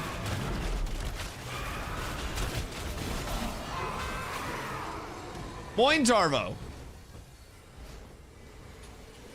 You're at Beans again? Yeah, we're gonna have to do it soon. Yo, Mine, thank you for the follow. Yeah, I gotta order all the rest of the hot sauces as well as the beans. Which I another focus? Focuses are in this like loot table. It drops the blood curse focusies. Chat, by the way, keep your monkey bucks at the ready because we will be doing gambas on every single one of these runs. So we'll be farming this for a little bit with this raid group. The drops are really, really, really solid. So you can get your monkey bucks at the ready before the runs start. We will indeed be wagering on whether you think we will get different rarity bows, different rarity items. We can always change it up depending on what we're feeling. But keep those monkey bucks at the ready. And remind me if I forget, because we have to pay it out and then we have to get another one up.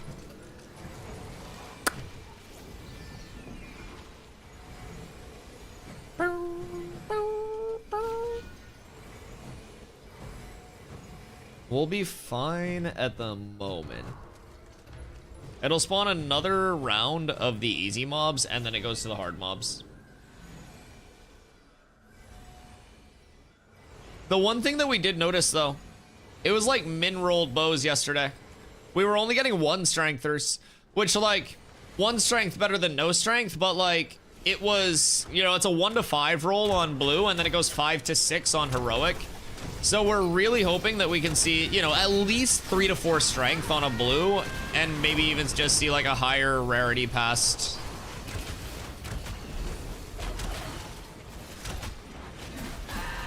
Strength is on a steel short bow. Strength dex is on the crystallized blood longbow, or the long sight bow. Blue steel short bow with over 180 attack. You gotta get yourself a long sight bow. That's that bissy. Focus skeletons when they do spawn. I think we have one more wave of the armor sets, but for the most part, it's relatively chill, and we have a lot of people too. We got some pumpers. The 3 tanks at the front look so sick. Don't force pull skellies to us. Let them walk. Quint, try to grab the Reapers and bring them in. One more wave of these guys, and then we ball. Feel very safe. Yeah, we have like a fucking fort set up right now.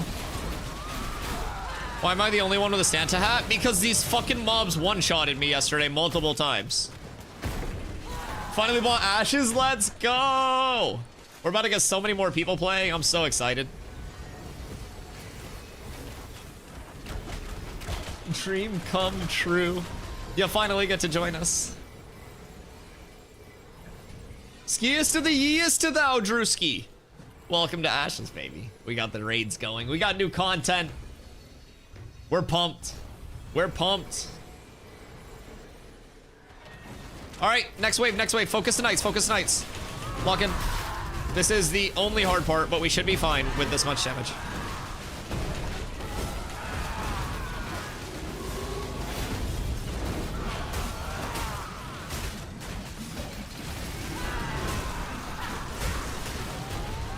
We're set. It's just gear farm time, baby. Hardest part done. GG.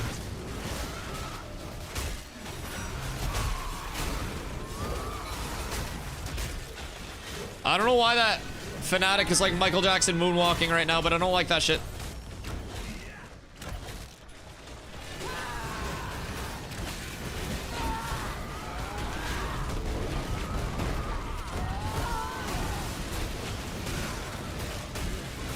Barrack and Claude coming soon to a farm near you. If you need mana, you can bob a ration in between. Oh, shit! That's not bad, boys. Nice little one-hander for anybody that needs it. Oh, I just popped a beefsteak again. Whoops. Wrong one. The drops are already dropping, boys.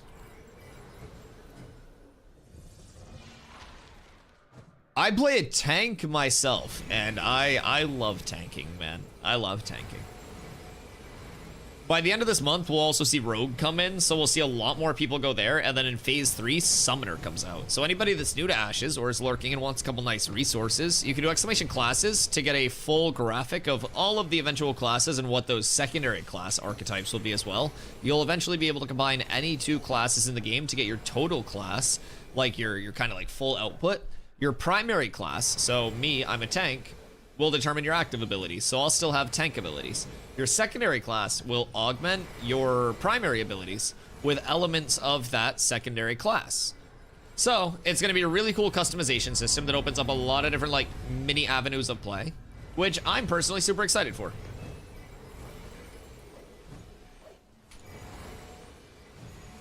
Bard Rogue. Yeah, Bard Rogue is going to be super exciting. I think a lot, like Bard Rogue movement is gonna be nuts. After waves, we go upstairs and we'll just be farming this. Summoner sounds exciting, pet control is fun. I'm really hoping that they allow you to rotate pets very quickly and that it's like a Dota 2 Invoker style of pet rotation where it's like your latest, like your least recently summoned pet, your oldest existing pet, is the next one to be called because Summoner base class is going to be able to have 3 summons at any given time. Summons can fill tank, healer, DPS roles, and your actual summons will end up giving you like your active abilities to put on your bar. So I hope that it's like a Dota 2 Invoker where it's like, say you're DPS healer, right? And the example that I give is like, say your tank dies and you need to get a tank out. You're gonna want to drop a tank minion and go DPS healer tank, but you're not gonna want that tank to be your most like recently summoned because once your tank is alive again, you're gonna want to switch out your tank summon for another like DPS or healer summon. So instead of just getting that tank out and being like, okay, job's done, a good summoner will then go like tank, DPS, healer, 3 summons, so that way the tank is the next one to rotate out naturally with the resummon, and then you'll just summon your second DPS, summon healer, whatever it may be. So there could be a lot to summons depending on how like, I call it kind of like the call style of summons, whether it's like a target this summon, kill it, or it's a like, you know, the summon that was oldest is the next one to die, and you kind of like push it out with your new summon, you know? Really intriguing.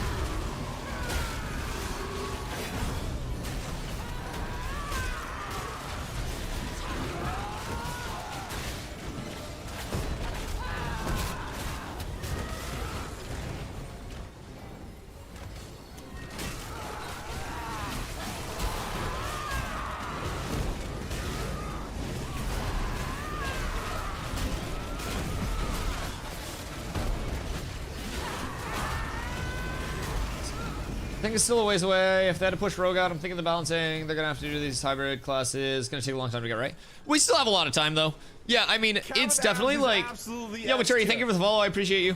Even in phase 3, they've already said like every class will be starting out with secondary classes of like tank and cleric available to them. So those will be your secondary options. It'll be free respec through the remainder of like playtesting and everything, just to encourage people to, you know, test a bunch of shit out, give feedback on a lot of stuff. But yeah, they'll definitely start slow with it.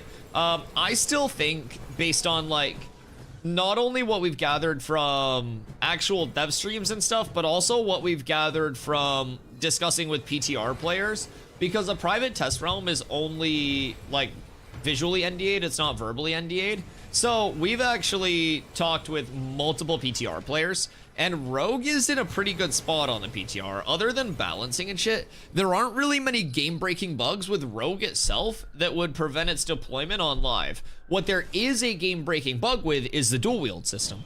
So on the PTR, you have copper daggers as the daggers that are in.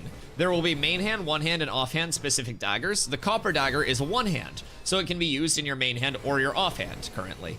When that dagger is in your main hand, everything works well. When that dagger is in your offhand and you don't have anything in your main hand, it also works well. When that dagger is in your offhand, but you have another weapon in your main hand, dual wielding mix and match weapons, which Steven confirmed will be a thing, then it gives you both weapon trees currently, and that is, excuse me, that is the game-breaking bug that I think prevented the deployment. I think it's actually dual wield architecture that is delayed and not Rogue itself, and I think that just saying Rogue is delayed is easier than explaining all of that. Need if upgrade, just don't, yeah. Greed slash pass if ass. Yeah. If you need something, just need it. Everybody's welcome to get loot here. I'm not master looting or anything. I don't fucking care. It's an alpha. I hope everybody gets good loot. All of it goes away anyways. So we'll all just farm this, have a grand old time. Hopefully we'll get a lot of people some good drops. Rule number 2, all loot goes to Dusty. Yeah, only the stuff I need though. Should I be passing a lesson in Discord? Yeah, I'm actually going to, I'm gonna master loot all the gear to myself, and then we're gonna do rolls in the stream via marbles races. So get ready. Racers, start your engines.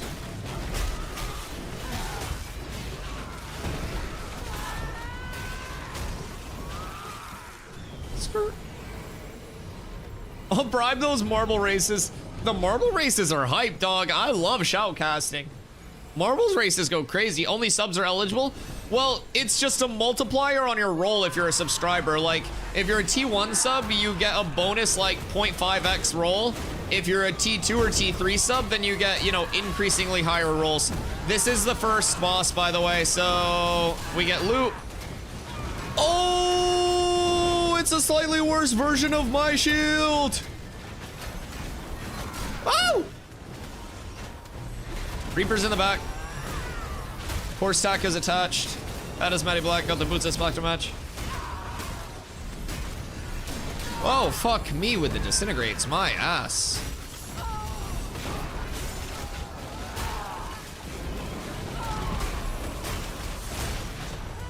I think they added more Reapers to this or something. This phase was autopilot before, but we're fine.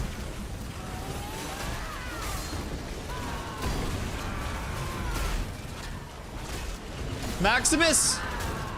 Good day, handsome. Thank you for the hydrate. I appreciate you.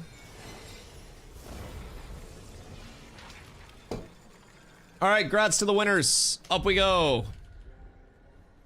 Grab loot, then follow. Everybody make sure you get your shit, and then interact with this, and we go up. Welcome to the 6th floor of Carfin.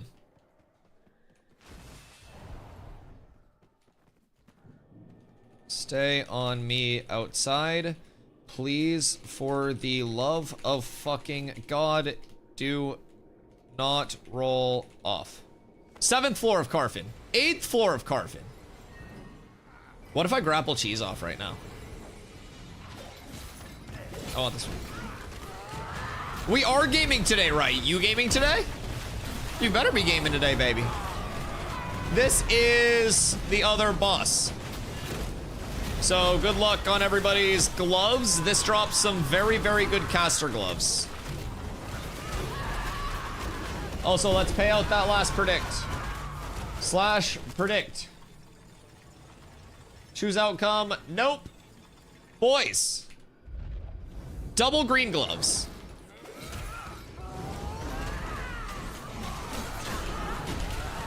Good luck to everybody that needs those. All right, points are distributed. When we're going back up after this reset, we'll get another gambit going for y'all. Thinking about really jumping into ashes, brother. Give in to the urges. It's only gonna get better. You're seeing ashes in its worst state. This entire addition to Carfin was not here a week ago. Legitimately not a single week ago.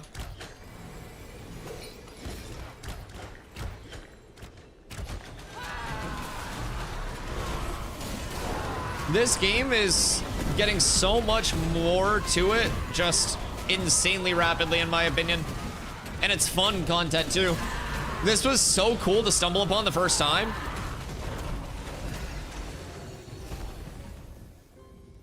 All right.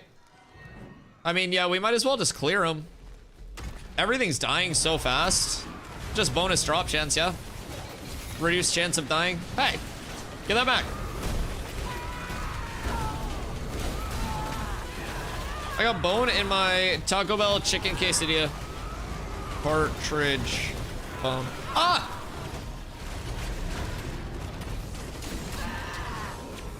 Sue? Choke on it and sue. What would you rather fight? 10 horse-sized ducks or 100 duck-sized horses?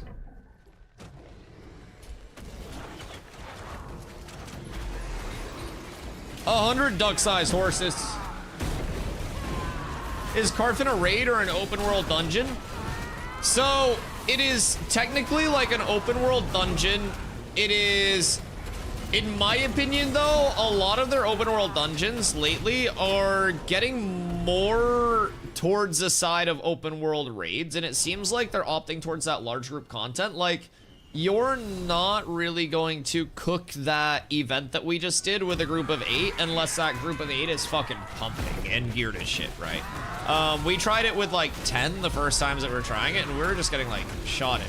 You can, but you need like a good group that's very aware of it. Same thing with Forge. Like, you can do Forge with a smaller group, but honestly, Forge, probably like full raid now. I would consider Forge more of a raid. And this is probably like the hardest that you'll see like an open world dungeon in terms of like applicable scaling, but can do Forge with 3 people. Not anymore with the elite mob HP regen, man. I don't know if you've been there recently, but you can't even like get damage on any of the bosses with all of the regen that goes through. They've upped that twice in the past 2 months. Like, name mobs are still very manageable, but if you want to actually boss kill over there, that shit is regenning fast as fuck.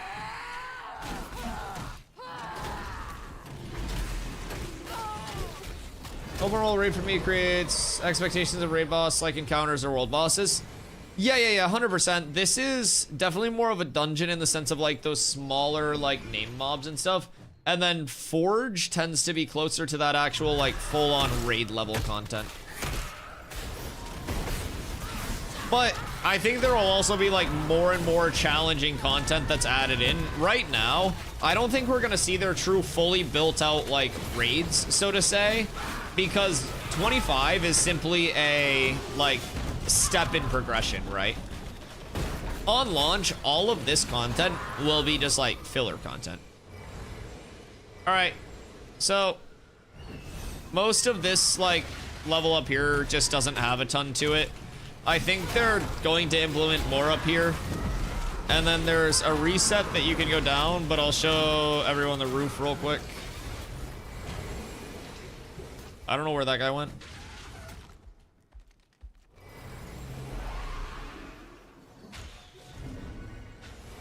Right here, and then you go in and you interact.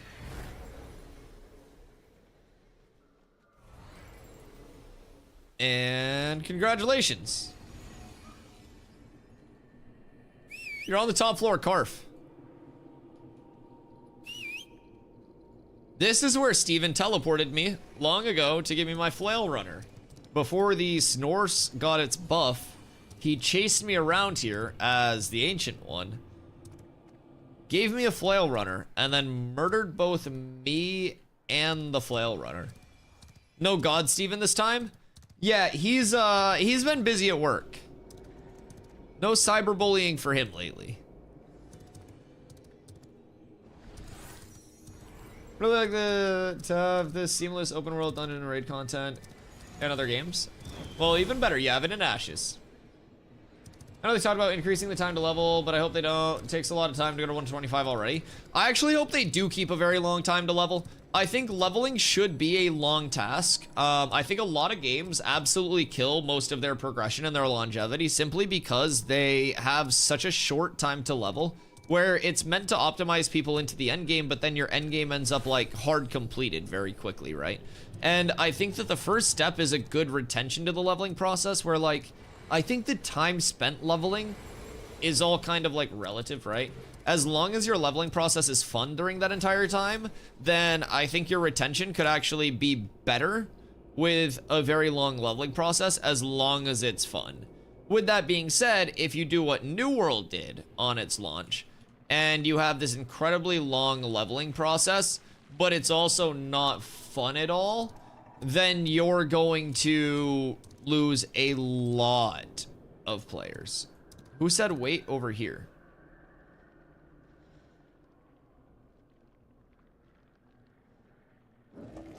Is there a mob up there? Wait, what happened? Drop off.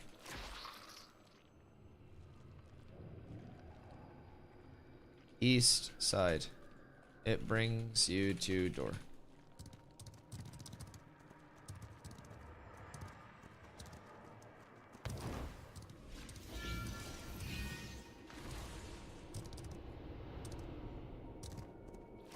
Need to get quest lines.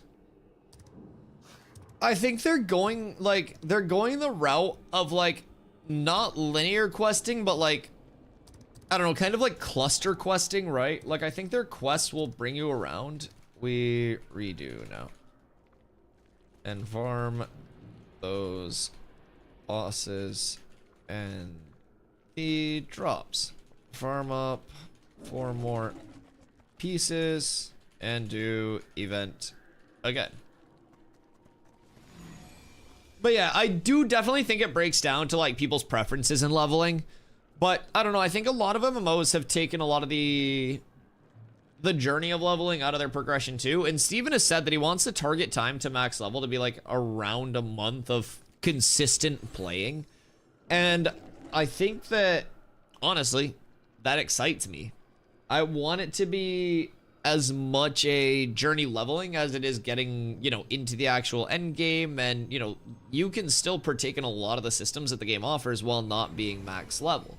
So on top of that, it gives more casual players like a near infinite amount of content. So, well, I agree. I do think an MMO should be about the adventure 1 to 50. Not only in a game that's driven by PvP encounters, it's going to be really hard for slower levelers to have a chance to participate in a lot of what the game is built around. See, I think that that's actually only conducive to a small map. I think that there will actually be so many options for different levels of players and different types of players to contribute to different types of things. It's just a game where you have to gauge your expectations, and I like that. If you're a player who plays less, then you shouldn't be on the level of competing with somebody who plays the game 10 hours a day and invests a lot of time on it if you play 2 hours a day. And that may be a philosophical thing and kind of like a personal preference, but I like that. If you're someone who plays 3 hours a day and you want to contribute to your guild holding a node, but you can't get all best in slot gear, you can't get to level 50, you're maybe going to want to spend your time gathering, crafting, refining, and participating that way. I think Ashes is a game that really makes people examine what they're able to do within the game and say, okay, I want to specialize in this. 3 hours a day is already quite a lot. Yep. 3 hours a day is an everyday player. And then I think you have your dedicated players who go past that. And then you have your absolutely insane players like me who play 9 to 10 hours a day. And I think across the board, like, there are different levels to it as well. And I think if you're a casual player, you get a casual reward. Most players don't want to only craft, but you can't, like, it's not like you can only craft. It's not like you're just subjected to only that. But again, there is an input playtime to power output within this game, and that's good for the health of the game. And that also gives people something to strive for long term. The people that do play the most and put in the most effort and are the best at the game should be the most powerful. And I don't think that's really a controversial opinion. Plus, within that, the map is going to be so ungodly massive that you will have, like, highly populated areas with higher levels. You'll have less populated areas with lower levels. You'll have completely, like, deserted nodes that barely have any progression that were picked up by somebody who doesn't even know what they're doing with it, where you can go out there and completely, like, do what you want to do. There's going to be, like, an entire legitimate world for people to go to across the board. And I think even if you are a casual player who's not, like, able to toe-to-toe PvP the best players on the server, that's how it's supposed to go. That just seems logical to me. If I play the game 10 hours a day, put in more time, put in more effort, and am, like, you know, playing the game more, then I feel like that scaling should be rewarded, especially long term. And I feel like that'll happen. For a game that's truly a massive multiplayer game, it's going to have enough subs to keep the game running. Yeah, that's how subs work, yeah. But you're going to have to cater to some casuals. I think you underestimate how much content casual players have. Like, that's what I'm saying. As a casual, a long leveling process gives you infinite content. Because instead of having 10 hours to level and then being forced into the end game where I could have thousands of hours stacked up at the end game and you get 15 hours of leveling and then you're in the end game against me, you're fucked, because then you can't get into the end game smooth. If you have an entire plethora of things to do while leveling, as a casual player, it gives you another aspect of things to do along the way that separates you from that level of casual versus competitive player. This game will be competitive players vying for the super high, like, reward areas, pushing for metropolises. And if you're a casual player, you may be in a guild that has a tier 3 node that's a vassal to one of those larger guilds. Like, there will be a ton of gameplay loops for casual players, and because everything is paced the way it is, casual players will have legitimately an infinite amount of content between their, like, leveling time that they can spend, as well as the actual things that become available, like, throughout, like, getting closer to that. Looking for more Carf, 5th floor plus farm, PM, cleric / bard, please. So yeah, I think we're on the same page. I just think that you're kind of, like, underestimating how much a casual can actually do within this game. And even, like, as a casual right now, like, not that I'm a casual, but, like, I hear a lot of perspectives from more casual players and always keep those in mind. But it's important to remember that a lot of people say leveling and solo progression is, like, one of the big pain points for smaller players right now, or smaller group-based players, or solo players, whatever, right?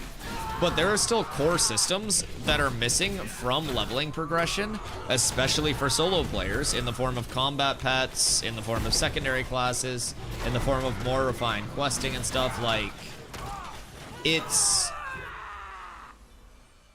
there's a lot. What I'm intrigued about is how they'll stop servers from becoming a completely developed utopia. You can only have 5 fully upgraded territories or nodes on a map at any given time, and there's an entire node degradation system through what's called node sieges, where there's, like, node, like, demotions, node death, like, node everything, right? So you can siege another node and basically force them to de-level out of the metropolis status, and you can, like, allow yours to push up. Yeah. So it's not like New World, where each town starts out with, like, you have every single thing that you can just upgrade, right? Oh, Gamba, sorry. All right, another Gamba. Purple predict button up at the top of chat, boys. But yeah, so it's not like New World where every single town can just upgrade everything to max no matter what. So these little squares on your map are called node corks. Right now, nodes are at tier 3, so village. As they expand, in terms of their tier, they literally expand. A tier 6 metropolis node fills this entire node cork. So right now, mayors have to literally take their very limited placements that they have, like their plots, and select which buildings go in those plots. So if you're a mayor, you are ideally working with the entire rest of your server to like plot out what's going where. Node sieges aren't in right now, but if they were, you could even see like other nodes running at other, like certain nodes to de-level their shit, to, you know, give other people a disadvantage, to give themselves an advantage, whatever it may be. But yeah, there's going to be an entire dynamic to every single server, from different seasonal state, which will have impact on the map, the gatherables, the resources that are available, certain POIs being accessible or not accessible. There are a lot of things that like season plays in on. Then only having 5 metropolises on the map at any given time, there are 4 different types of nodes. And when a node hits metropolis state, it gets bonuses. So you're naturally going to have different nodes in different places, different types of nodes that are reaching that metropolis state, different like tiers of smaller nodes that have impact on like which gatherable or like which, you know, refining stations are available where. Like every server will truly be in a dynamic state, which is really, really cool. Favorite MMO of all time is Guild Wars 1. Level 20 was reached within 100 hours casually, but it allowed a new player to enter PvP in Battlegrounds. And if they were better at the game, they would do good. Obviously, very different games, just pointing out differences in game styles. Oh yeah, I mean, there are certain games that want to kind of like streamline that process across the board. But I also think that like gaming has, I don't know, like certain things carry over, certain things have changed a lot, but there are different levels of streamlining for different games. And it's important to realize that Ash's systems are the core of Ashes, and they're not going to change, you know? So I think that's the biggest thing, but I think across the board, it's important to remember Guild Wars 1, you say if you were better at the game, you could, like, gap somebody in PvP after, you know, a significant hours limit. Here is a direct scaling in PvP. From completing more PvE, from having better crafting, from having more money, from having more enchants. So even if it's a shorter leveling process, if everyone hits level 50, in 50 hours, 100 hours, but I play the game multiplicatively more than you. You play 3 hours a day, I play 10 hours a day, right? I hit level 50 in 10 days, you hit level 50 in 33 days. In those 23 days, I've got 23 days to just free farm gold, gear, and enchants. So when you do hit level 50, I'm able to add the guy. What guy? Oh, Nell? Oh, what'd he do? But when you do hit level 50, then you're so far behind on power scaling that you can't do like a single thing about it. So even with that, I think that systems with longer leveling are less punishing to slower levelers. And I know that might sound weird, but it not only gives slower levelers like more content before getting annihilated at the end game, but it also kind of like gives them, especially with how large and dynamic Ash's map is, and will be, not currently is, but will be, like you'll have so many different like sectors of the map that are massively populated competitive, like so many areas that are kind of like offshoots, smaller areas, less populated areas, lower level areas. Like there's so much that's going to come about with these systems. What's your thought on XP? I like it. I also like material drop on death. I think that experience debt and material drop on death are incentivization for people to not just go farm the hardest content and ooga booga their way through stuff. And I think you actually have to be cognizant of what you're pulling, how much you're pulling, and like not just chimpanzee your way through stuff, die and go, haha, we run it back. And the more you farm something, say you're glint farming, there's an increasing risk to reward the more that you're actively farming. And stat dampening, yes. I like stat dampening too. Like there's this risk reward associated with everything, and that's the core one of the core pillars of Ashes. They actually have them all right on their wiki, right? And risk reward is one of the core things that, like, stat dampening is not a thing right now because it's just a small percentage of main stats. It'll add up more at max level and if stats become like increasingly, you know, stacked up. But right now, if you have 2% stat dampening and you have 80 strength, it's fucking nothing. But I think that'll be a thing once like actual raw numbers are higher where you feel the stat dampening a lot more personally. But XP debt is kind of like, while you're leveling, it's that level of insurance where you can't just, again, in your face into stuff, die, run it back. Material drop on death also adds that level of risk reward where you have to like kind of think about what you're doing.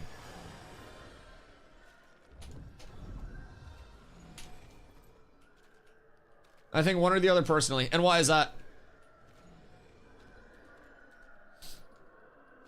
How long does it last? You have to farm it off. It's a percentage of experience debt that you get on death, and then you have to farm that off. I think XP debt kills pugs so quickly. I don't think XP debt is what kills pugs. I think if you've ever played an MMO in pugs and you know if you wipe on content, whether it's open world dungeon or otherwise, your group falls apart after about 3 wipes.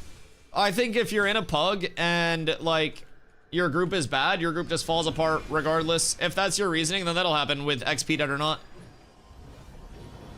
Pugs never hold for long unless it's a good pug. But yeah, we cleared this without a single death and got like 4 good drops and we still had like 3 people leave.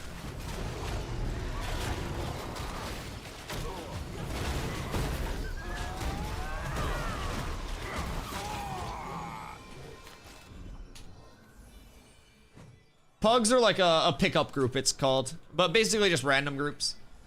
The only thing I don't like about XP debt is when I die to things completely out of my control. What are things that you would consider completely out of your control?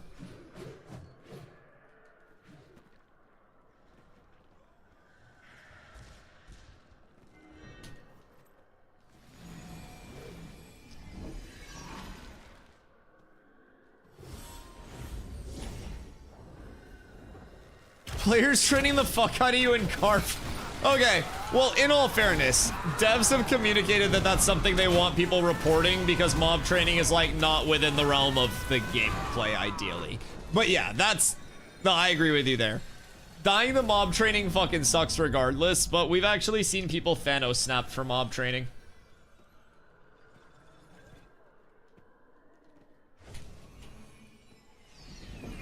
Server instability is another one. I mean, crashes happen, disconnects happen. People lose 100-hour plus WoW Classic grinds, multiple 100 hours, you know, hardcore WoW grinds because of a disconnect. It doesn't necessarily make it an ideal scenario, but that's just something that happens in any game. Literally any game you have disconnects. It's just an unpreventable thing.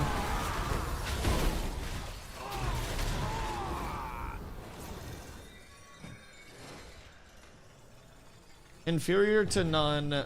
Watch out for that guy. Absolute gremlin of a trainer. Why do I feel like he's been in chat? I just don't like when it happens to you. Oh yeah, you know, believe me, I feel that. And I've had a lot of battles with XP debt, believe me. As a tank, you're usually the first to die unless something just goes horrifically wrong, right? So, leveling up, I dealt with a ton of it. I farmed off 250k XP debt when my entire bar was like a little over a milli. So I have been there. I've died to things that were my fault because we pulled too much. I died to DPS pulling too much. I died to people AFKing. I died to me AFKing. I've died to... you name it. I mean, I've died to Steven like 4 times at this point. So, you know, Planendorf's killed me. We get our fair share of debt. But, you know, Planendorf just trying... yeah, the Dwarf Bomb.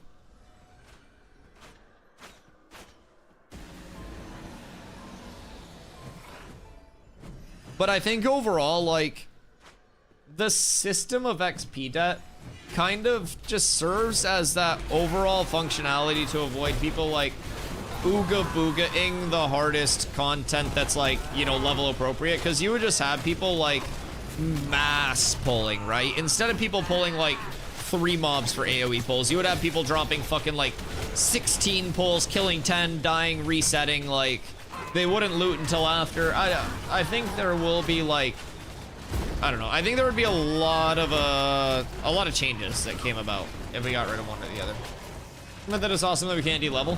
Yeah, I really do like the way that they have it, and I think that like, the punishment of it is good. I think that Ashes as a whole has a very peculiar level of inconvenience mixed in with all of their kind of like, you know, their very dedicated quality of life where they do have it. And the game is kind of about that mixed ratio of inconvenience and like, this is kind of a, you know, an asshole of a system, while also having the convenience in like the right places and that quality of life and the modernization in right places. I think that the game focuses on a lot of the right things. I think that this fanatic is absolutely fucking tweaking right now.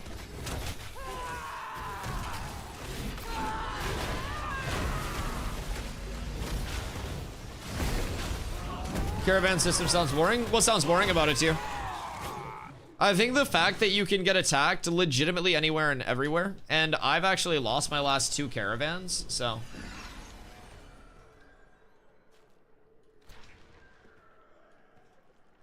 Driving it manually? Well, that's the quality of life. That's the inconvenience versus the convenience. They don't have that level of mobile game convenience where you click on the map and autopilot. Same thing with no fast travel, same thing with no linked player markets, like. That's the part of it, man. It's a manually played game. It's not an AFK game. It's not an autoplay game. It's not a zoomy game. It is a legitimate invest in what you're doing. It'll drive you insane? Well, that's the whole part of the game. If you want to commit to something, you've got to actually take the time and commit the time to it for that gameplay loop. And I talked about this earlier today too, but like, as of right now, I run around the map pretty much every single day, and I do things from Forge to the desert to Carfin. I go to multiple different like nodes each day, and as the map expands, I'm not gonna be able to every single stream just run place to place and do everything. I'm literally gonna have to be like, yo chat, this week we're spending time over here. Everybody make their way over here and we're gonna explore and farm and see what these loot tables are. Because it's going to be like a day of running. We're legitimately going to have a day where it's just like, yo, boys, pull up. We are heading over to the other continent. We're gonna group up, take this boat over, we'll drive over, and we'll all group up there, we'll explore, we'll do some dungeons. And then we spend literally a few streams over there exploring before we head back. Ashes is for sure a game about making decisions and commitment, and not meant for everyone. That's a cool design choice. Yeah, 100%. And I think that Ashes recognizes, like, they're very aware that they're not going to be this, like, mass phenomenon, WoW killer. Like, I have heard this game referred to as WoW killer more by people who don't play Ashes than people that do play Ashes. Nobody that actually plays this game wants or expects it to kill anything. Like, and that's like the opposite of the mentality that people in Ashes have across the board. It's just that Ashes is trying to appeal to a very core audience that will be extremely passionate about the game. And I think that it's trying to have something that has staying power and longevity within a very specific audience. And I think it's not trying to be the next Fortnite. It's not trying to be the next fucking Minecraft or Roblox. It's trying to be the next Ashes of Creation. And I think that that's something that a lot of games fail to do. You have things that try to be the WoW killer. You have things that try to be the Fortnite killer, the COD killer, the everything killer. Everything's just gotta die now, man. And no games just want to focus on themselves. It would be like another content creator coming in and like, oh, this is the Ludwig killer. This is the Moist Critical killer. Like, I don't know. There are ways for things to coexist and have dedicated audiences across the board. Pay to win with skins? Yeah, I mean, I'm gonna make my raids pay to win in the sense that if you're not T3 sub to me, like, you're not getting into my raids. So there will be pay to win in Ashes of Creation. It's just Intrepid isn't putting it in. I have my own systems. We call that pay to dust. I'll find a way. Believe me, you. Believe me, you. If Intrepid won't do it, I will. We've got to stay true to the MMO core.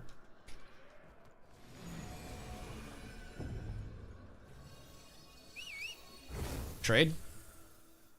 Give me gold. Stop holding out. Give me the good shit. Lame.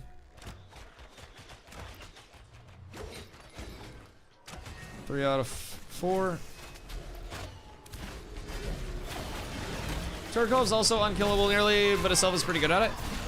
So, hear me out. I think dead is also an overused term in the gaming world. A game does not need a bajillion current players to like concurrent players to actually be active. Certain games, yes, they're built around that. But there are a lot of games that can survive and like be in a live service state while also furthering like the knowledge base of the team developing it and leading to future development and stuff like that. But dead is incredibly overused. Anytime a game is off of its all-time peak, it's dead. People say Ninja's stream is dead, and the dude still averages like fucking 7K viewers. Like, if your peak is a fucking jillion, then obviously it's gonna go down after time. I'm such a snowflake in EFT that I play single player now. Does a full loot drop get you?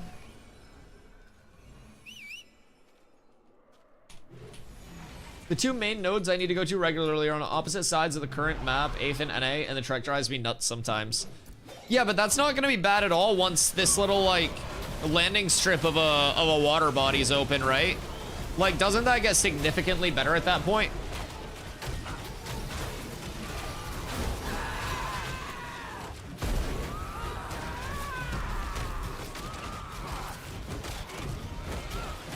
I'm looking at one of the 10K package deals from years ago. Design one of the world's fortresses. Join a weekend-long D&D game with Steven. What the fuck? Wait, they should have done a package to play like Fortnite duos with Steven. I bet that dude can full box people.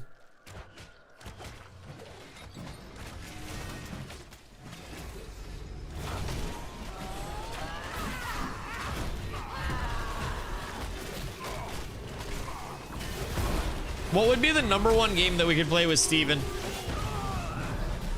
Chat, what would we pick? Maybe like Guitar Hero? I feel like Guitar Hero would be fucking lit. We're just chilling in the stew, rocking some like Legends of Rock or some shit, and we're doing an interview that way. That's the heater.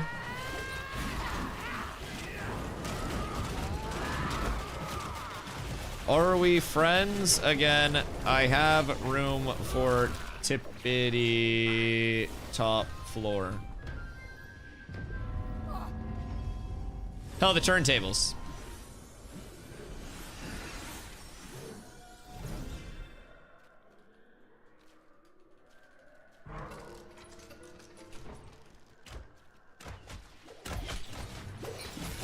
But I think things are reasonable there.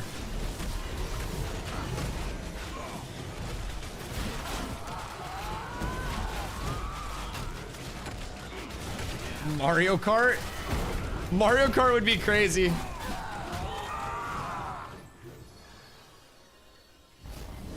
The tension makes the makeup sex better.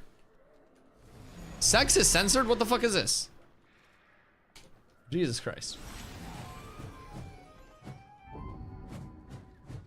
Waiting till I hit 40. My plan is to splash some cash on a full complete set of everything Guitar Hero ever made. In preparation to retire, 100%ing every song on every instrument. On the hardest difficulty? Or are you playing slow ride on easy and shit?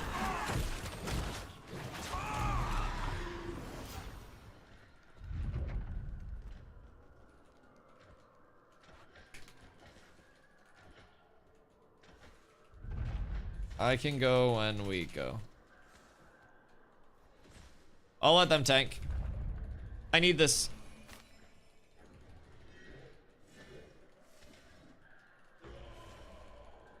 Please pass on this. If you haven't. Oh, is it Calisius? In.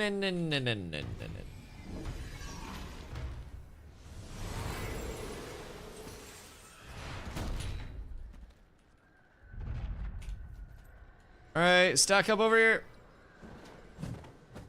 Everybody over here.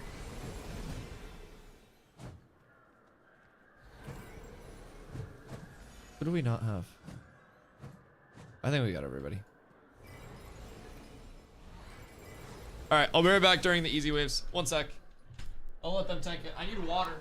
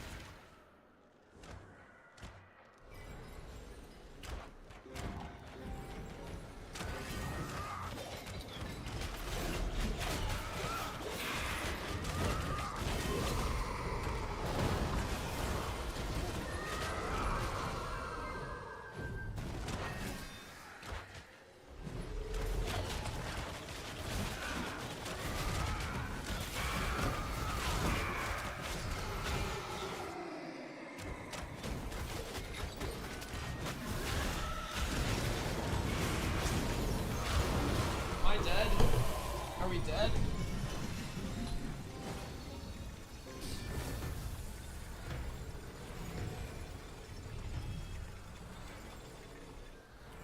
Downloading both Ashes right now on more than computers. My internet shitting. You gotta get that fiber. Wait, Sir Cheese also went AFK? Bro, both tanks can't go AFK, Sir Cheese. We gotta go in shifts like line cooks, dog. Man heard me say bongy and he went for one. Jesus Christ. Sir Cheese.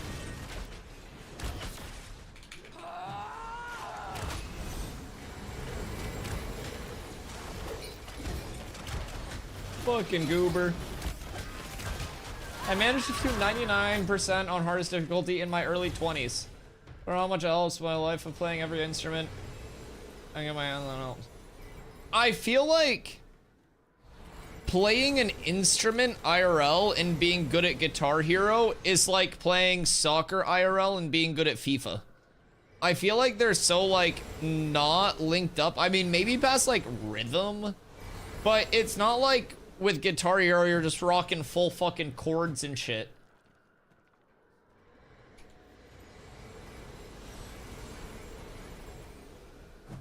I don't know, I feel like that's more like gamer tactic. I mean, maybe I do watch like Guitar Hero fucking like perfect run-throughs and shit from time to time.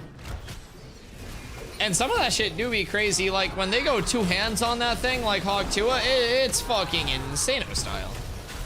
But I don't necessarily know if I see like, I don't know, shredding with two hands on your Guitar Hero 5 inputs is, maybe? I was nice at Guitar Hero, but I can't play a guitar.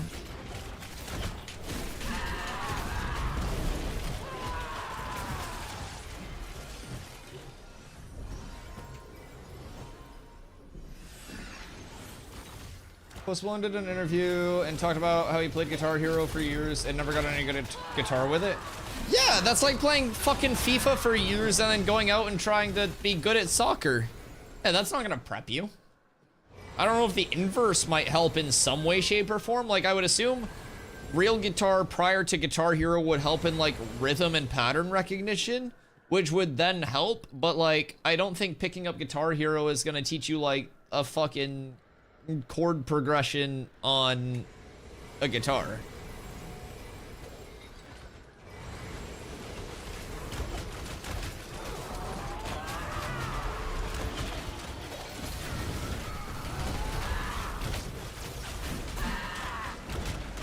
Well, I never got into it. I love music, so I wanted to get good at it, but I knew I'd still be washed. Well, you know what you can do to still enjoy music if you're bad at Guitar Hero? You can listen to music. Crazy concept. I listen to music frequently as an enjoyer of music. Guys, this is the hard mob we're gonna wipe if we don't lock in. Not everybody can AFK, just because I went to take a bong rip.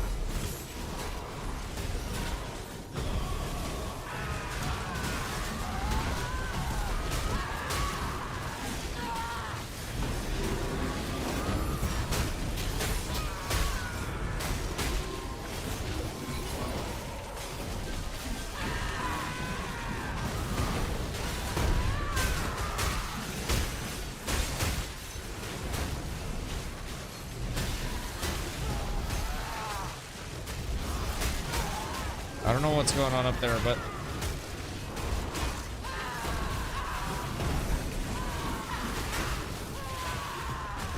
Okay, we're good.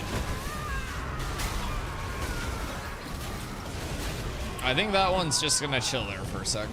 I can go up and tank it, maybe?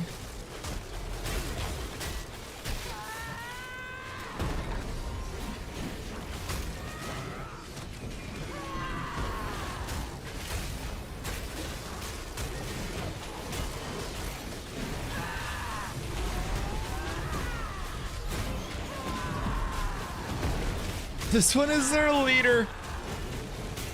This is the high skeleton. All right, we ball. All right, that was the hardest part, GG.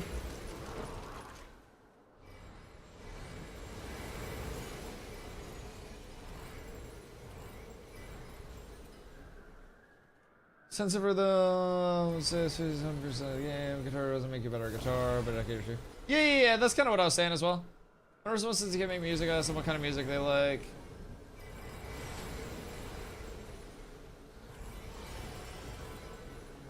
In an open world game, is there an end game? Yeah, of course.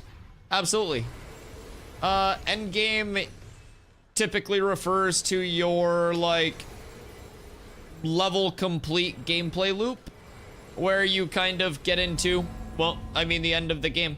So, like, your highest tier of dungeons, or your highest, like, tier of PvP content, hardest PvP content, stuff like that would tend to be your end game across the board. Even in an open world game, even in a sandbox, you have end game, like, yeah, 100%. End game progression just typically tends to be, like, your further end of progression, whether it's, you know, farming the best or, like, better available weapons, you know, that higher tier gear, that higher tier content that's out, yeah. What are the min specs of Ashes? I should have it on the wiki. I don't have it memorized.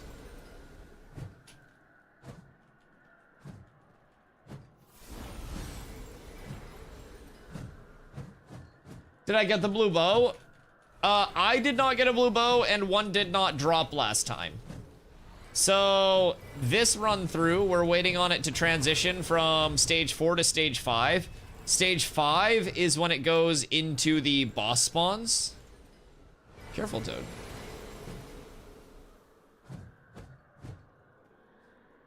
Careful, Toad. Oh, God.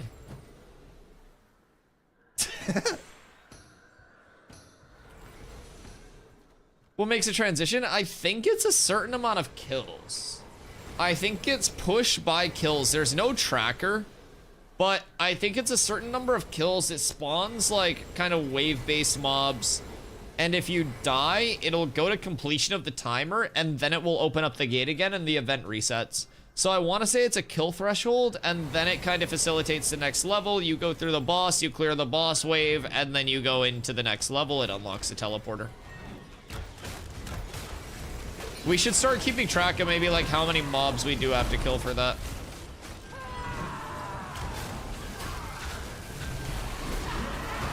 Is this new? Yes.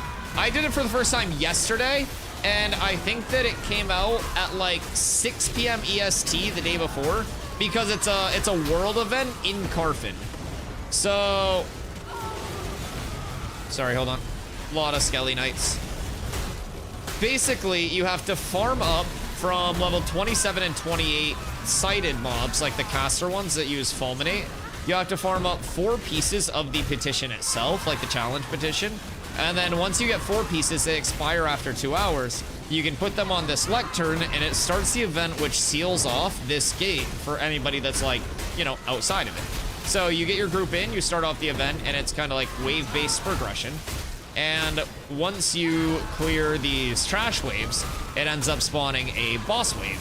The bosses, there are 2 of them at the moment, and there's still like some emptiness on higher up floors, so I can only assume this continues to get more extensive.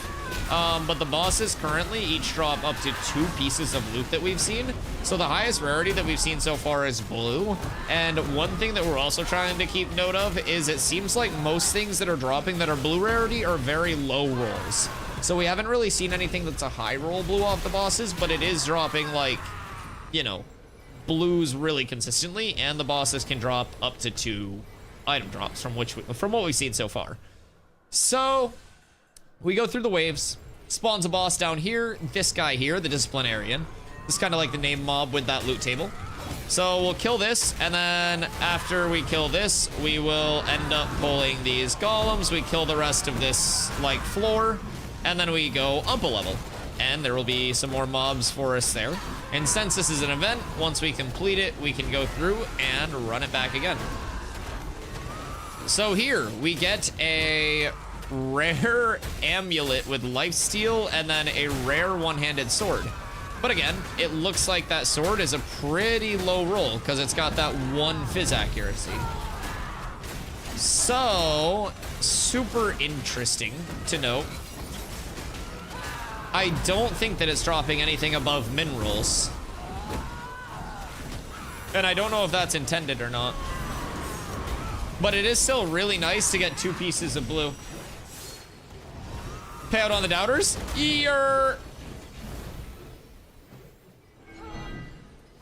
Low chance of it being intended. Yeah, I would assume the loot table may just be borked, but like I've only got loot from this, well, seen like the double blues a few times.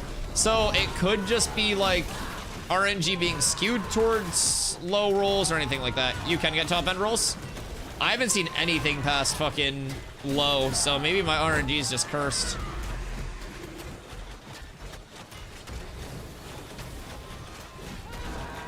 Your shield's top end.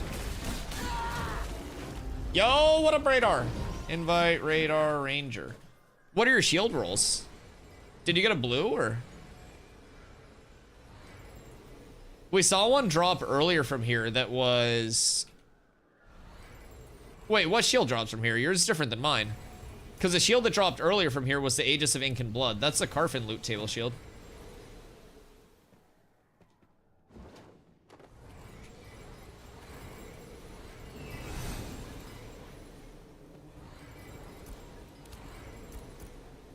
Word. Yeah, we saw one drop earlier, and it was lower drops, but... What's the Carfin one have on it? Or not the Carfin one, sorry, the Forge one. When it rolls blue.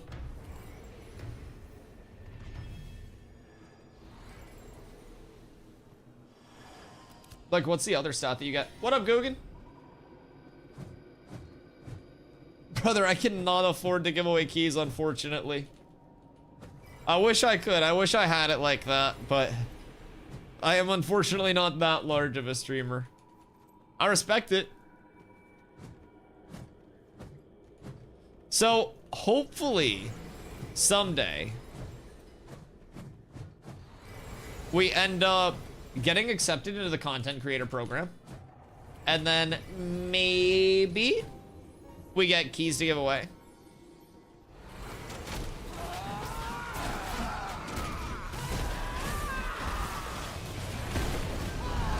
$16 MH. Max health? I know, I also wish we could link items. Dude, it'd be so good. The day that we can link items is the day that I fucking clap my cheeks together horizontally. Okay, yeah, so if you're just going like brick wall stack and playing off that Intimora and stuff, yeah, that definitely makes sense.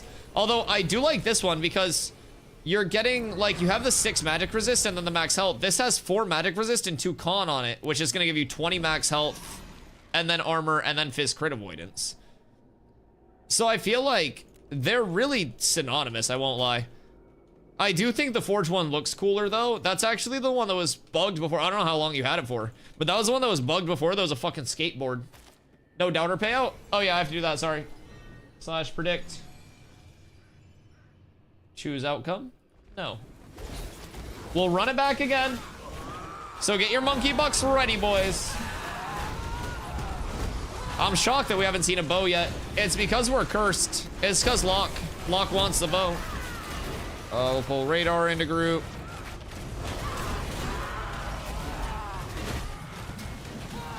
More Gamba.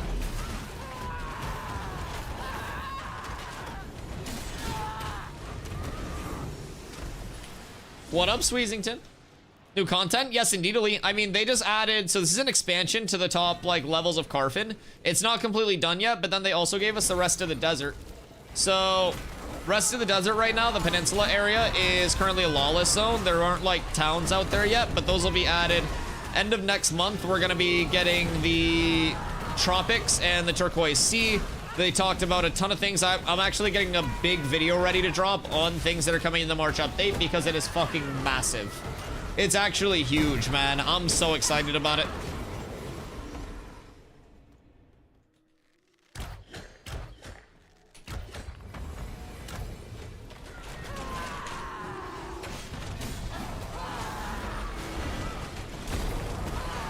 But yeah, so right now we're up on the higher levels of Carfin. And this is all recently added, like within the last couple of days. So this event happens on the top floor of what was previously available. And eventually they added in what we have now. So 4th floor was where people were farming. On the top of 4th floor, there are mobs that are like level 27, 28. You farm up those mobs, get 4 pieces of kind of like the challenge petition. Who's Coombsy? I love Coombsy. And then once you get the 4 pieces of the challenge petition, you put those together on like a little lectern and it activates the event. And the event, you get kind of like gated in an area and you have to do wave defense for multiple waves. And then you end up, you know, clearing a boss that has a really nice loot table, drops like up to 2 items. And then you come up here, you clear this level out. And then from here, you either reset the event or you can go up to the roof, which is currently empty. I think the roof will eventually kind of have like a pinnacle boss, like a culminating boss. Hopefully we see that soon.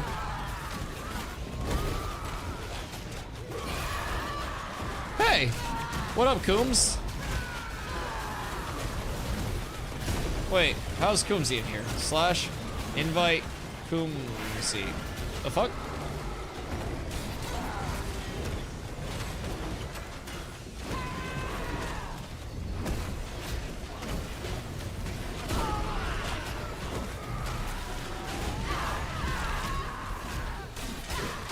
Have they said anything about level increases yet?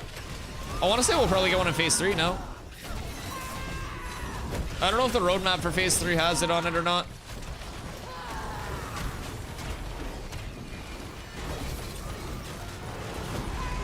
But I would assume we'll probably go up to like 30 for phase 3. I don't know how they've done it in the past or how they plan to. I'll peep the roadmap when I'm out of this. Can only one group do this at a time? So I think think car wash.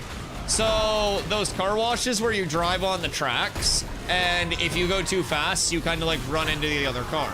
So they have a gate in between the cars at the start of the car wash, and then once the other group gets a certain amount through, I think it allows the second group to come up. I don't necessarily know if this puts you in like an instance. I don't think it does because there are respawns. So I feel like technically you could sit in this area and farm that second boss. I don't know what the respawn on it is. It seems pretty rapid, but we've already had crystal golems respawn up here. So it seems like it is all open world and all farmable. So as it gets like super duper populated, we'll probably see it get a little more hectic over on this end. But for the time being, it tends to be pretty chill from what I've seen.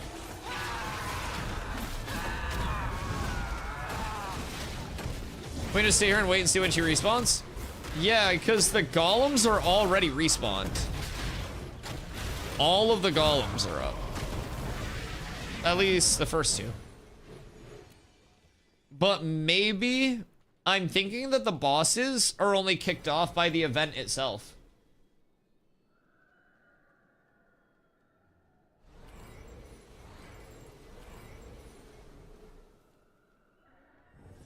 You can't kill a group that's farming it without going red? Correct. So the gate itself that's on like the archway, you can't go through that during the wave-based event. It's kind of like a one of one, and then I think as soon as the wave-based event ends, like stage 1, the gates open back up. I'm not 100% certain what that like bottom level looks like though right now. Yo, what up, Pepito? How you doing tonight?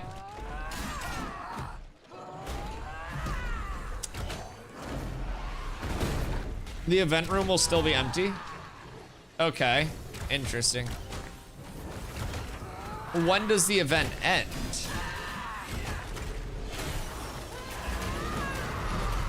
Is that like when we go back down?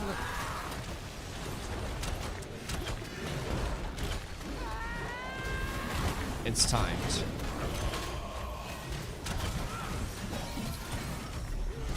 I mean, this boss only has the gloves in the drop table anyways, so I'm not convinced that that's like necessarily the one to farm anyways, but...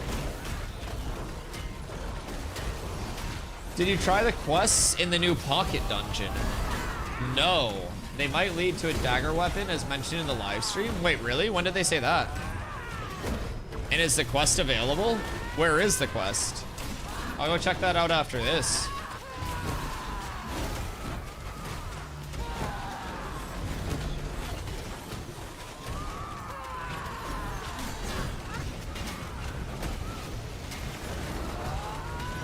And can't interact. Where is it? Which dungeon?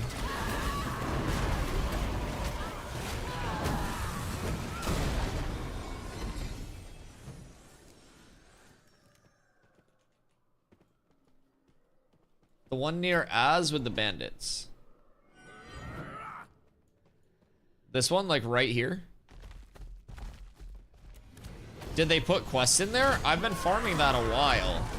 I farmed that both of the last 2 days and I didn't see any quests there. What do you interact with there?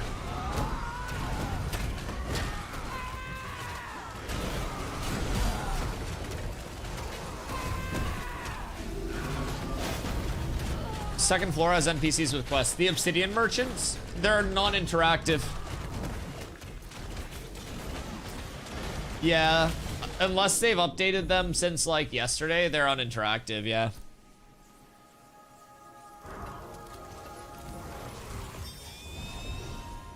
Yeah, I was standing and shit. I know, it's my own fault. Shame me.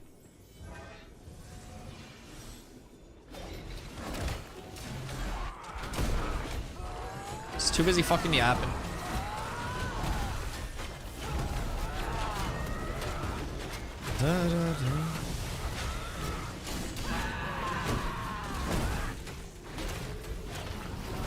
Bye. All right, we're good. I got a little skirt. Not again. Probably on like a 40-minute timer. Yeah, I think it's more efficient if we just reset it and then hit like the mob that has the double loot drop table.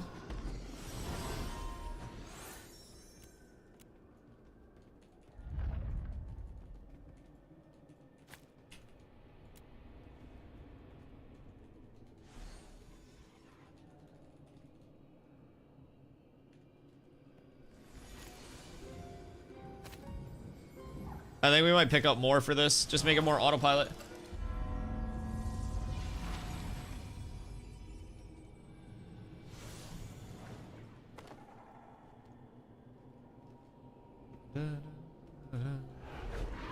On live stream, they appeared to share a quest with the sparkling name. Ooh, you should try to find a clip.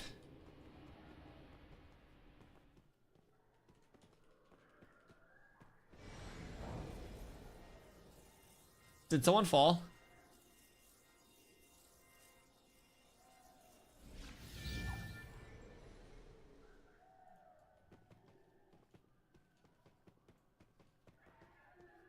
So what's the current state of the event? There is no event right now. Yeah, let's just go down to the start.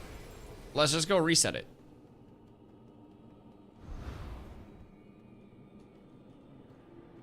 But if we don't reset the event by going to the top, does it prevent it from being started again?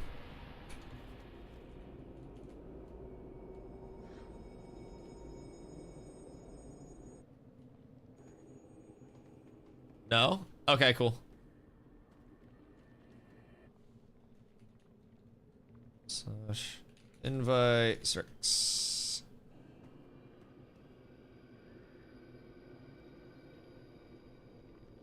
I have room for him.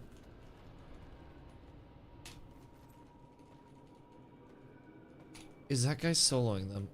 Who's soloing what? The golems up top? No, ain't no way.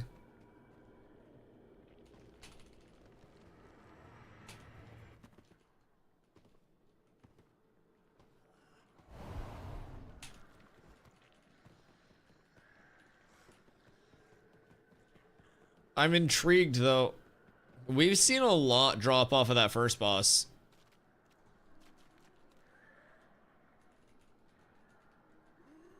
Quest on left side. Bet. Let me get up here real quick.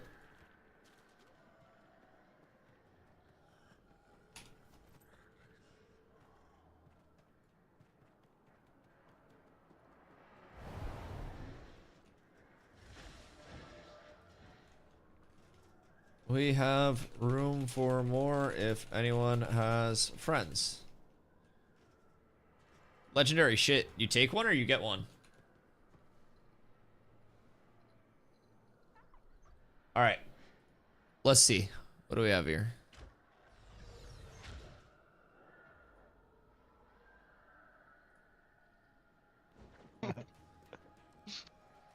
Oh, I found you guys.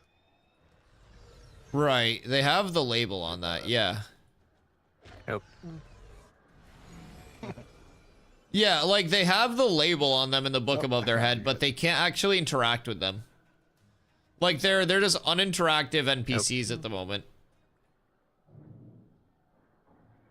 And I don't see them like share any quests or anything.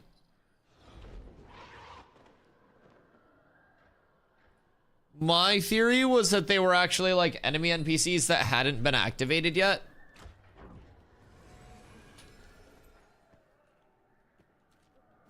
Kind of where I'm leaning.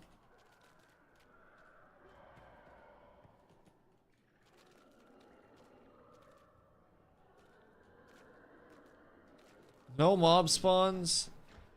Yeah, but we definitely didn't take an hour to clear it when we went up to the top. Oh wait, no, it's up. They're back now. Weird. That wasn't an hour, was it?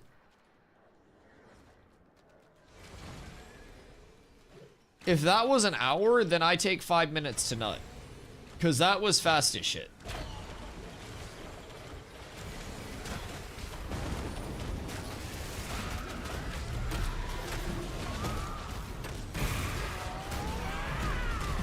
Maybe 40 minutes. God damn, why is this fucking game so fun? I hate this stupid game, dude. I thought that was like 15 fucking minutes and you're telling me it was almost an hour? I'm just chilling, fucking locked in and yapping, man. Having the time of my life, and that was almost an hour? God damn. Yeah, we're cooked. Ashes is the future, boys.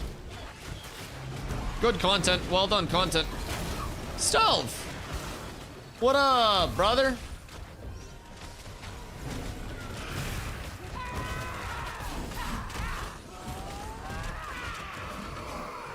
Gamba?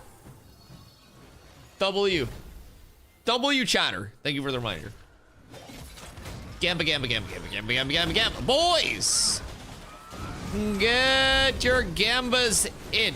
If you think we will get a blue or better long sight bow, exclusively the blue longbow, nothing else, where'd all these fanatics come from? It looks like a DustyWhy stream in here. Then select yes. If you think that we will not, then you may select no. Stacking up your monkey buckaroos gets you many things in this chat, from 10,000 monkey bucks allowing you to time somebody else out of chat for 10 minutes. 20k getting yourself or a friend out of a timeout. 50k getting you a gifted sub for the month or making me wear these cat ears for a day. 75k gets you an exclamation command of your choosing. And 142,069, always subject to change with inflation. Currently gets you a VIP in the chat that does not go away unless you get full banned. My recommendation is not getting full banned. It is incredibly fucking hard to get full banned in this chat. People have tried and they usually just end up coming back to watch the stream more. So, I don't know. You really gotta actively try to get kicked out of my chat.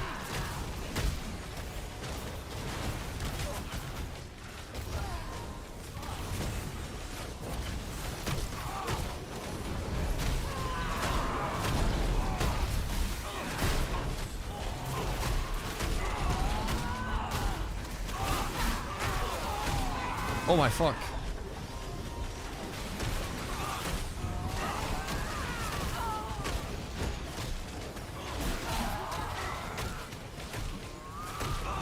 We need boards and shit.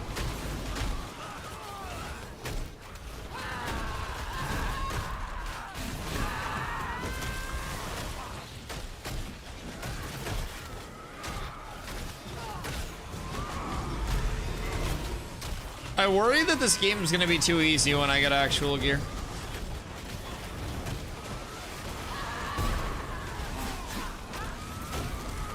Zeke taking a shit though.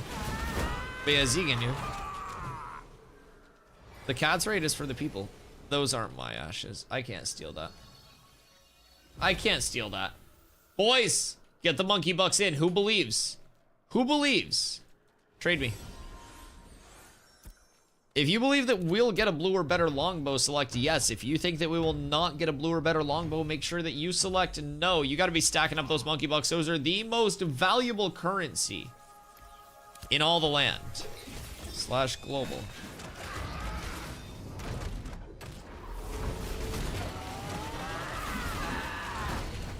Good day to be a believer if you win. Boys, I'm telling you, you gotta hop in on it. It's big payouts. If you want a VIP in this chat that will last forever when we have millions and jillions of viewers when Ashes does launch. Because I'm gonna be here every single day up until the launch and past that. So you guys best believe. You guys best believe we'll be going absolutely crazy. And that VIP is gonna stay, boys. I'll happily fail if it means you get gear. An honorable man. Very honorable lad. Guaranteed money for that mall dropping again? What's so bad about the fucking mall, you little bitch? That rolls strength on it. You're a fizz damage dealer. Get yourself a mall, get yourself an energy focus, and then good luck finding a singular weapon loadout. Keep in mind, 187 and 67, that's 254, and then 17 and 47 is 64. It's 254, 64. Like, that is an absolute chunker, and it has 4 strength between the duo. That shit is sicko mode, no Travis Scott. Oh, whoops, I forgot to roll on that one. I'm just putting that out there. Yeah, Radar's been here, he knows. He knows, DustyWhy.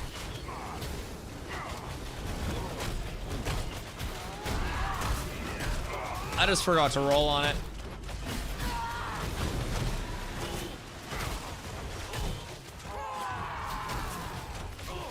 Oh!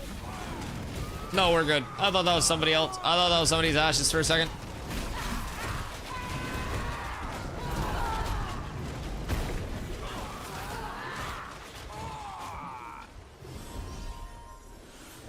Alright, radar.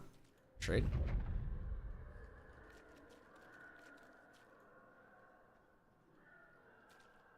No one matching my 30k on the yes side. Boys, you do have a few minutes left. Get your yes or your no's in for the gambas if you think we will get a blue or better bow.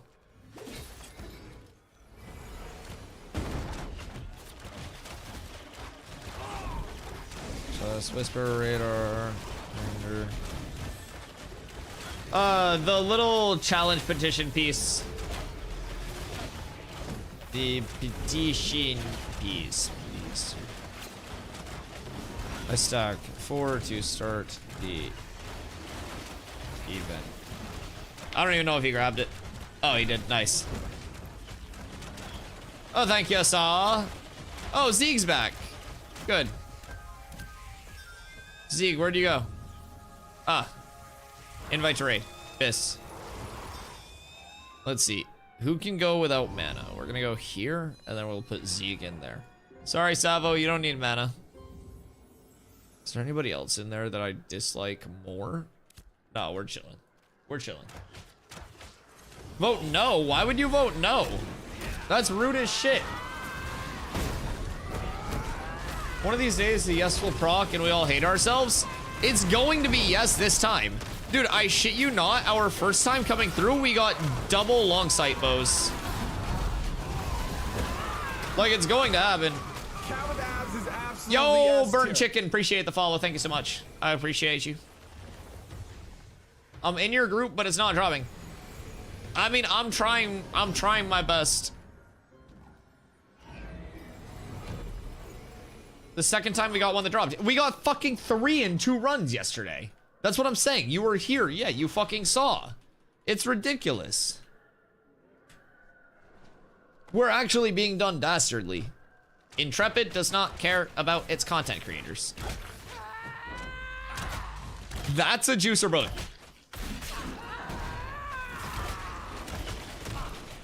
Two runs and 0 today, and I'm furious. Livid. Irate, even. Advertise clerk for my replacement. Oh, I've been plugging for him. I've definitely been plugging for him. Grants radar. On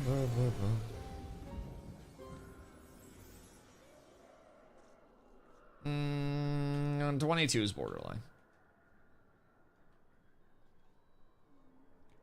We're gonna get a bow.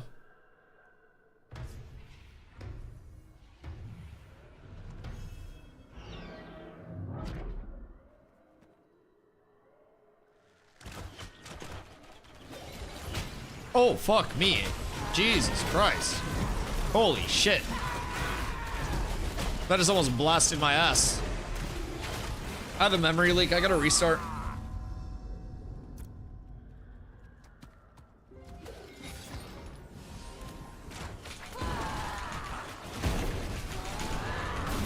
Ass blasted.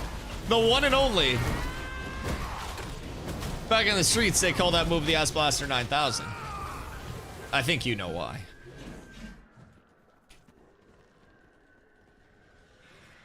Yay. 3 out of 4.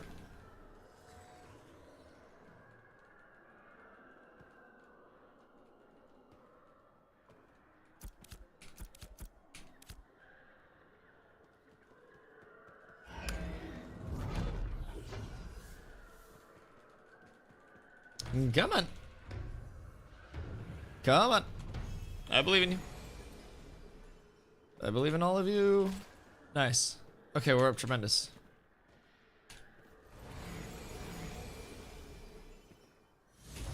We get one more of these, and it's bow o'clock.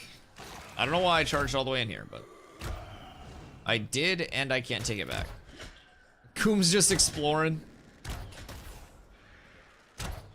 Those guys are just there for decoration. Don't bother them. They're just dueling, man.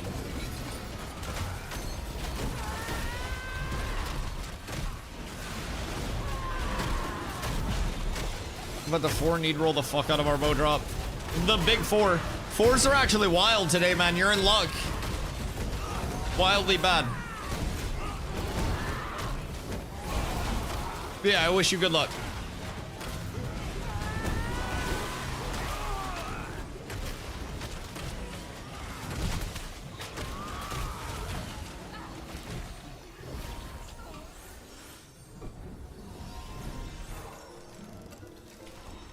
Any petition pieces? Does this guy have one?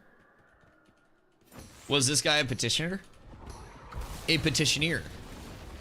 A petitionooski? / invite whiz. Selling legendary poopies. E-girl toad. That's good money.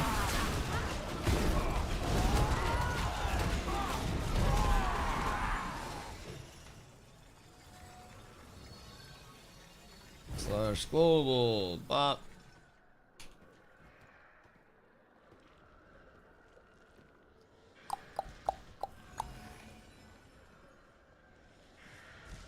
He's coming over from Winstead, so we're balling there.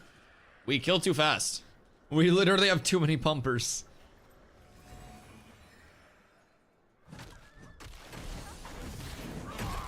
I was at 287 Fizz Power last night at like 317. Oh yeah. Fizz Power scales like crazy.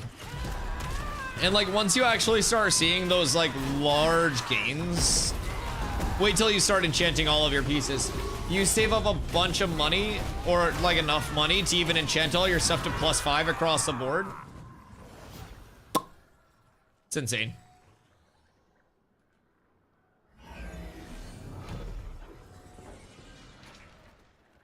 So we got plenty of pieces to get also, the rings are the worst. Are you going for bone rings? Yo, what up, Gouch? How you doing, brother?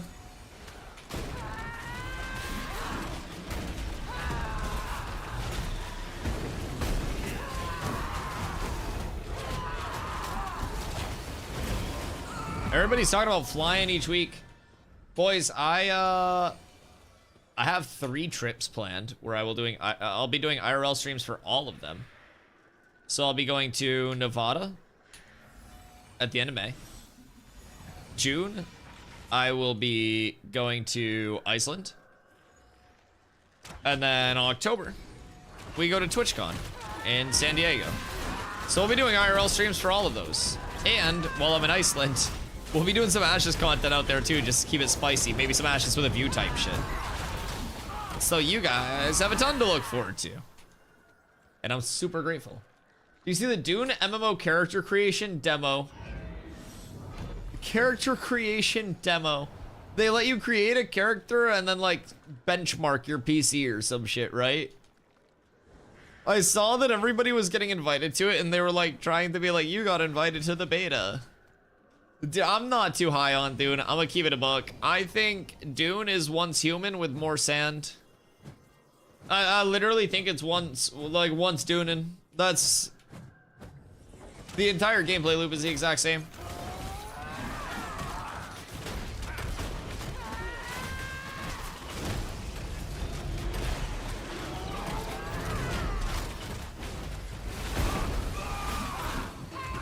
It's everyone's PC for mining. Dune devs have tremendous in blockchain progress, though. Absolutely up tremendous.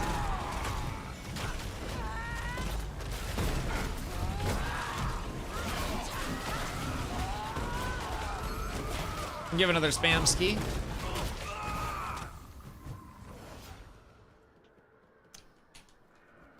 This 4 out of 4.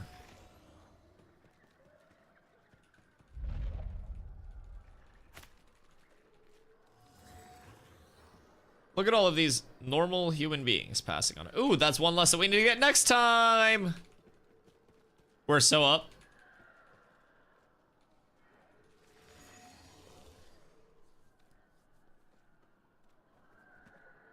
Wasn't there an anti-cheat that ended up doing that? I don't know enough about that stuff. I'm not very smart.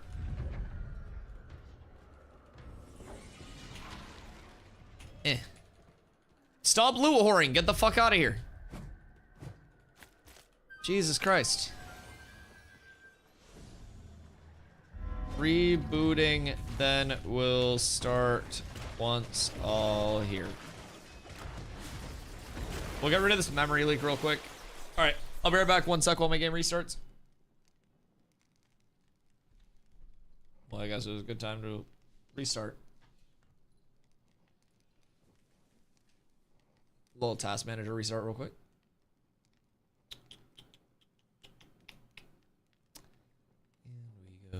Task.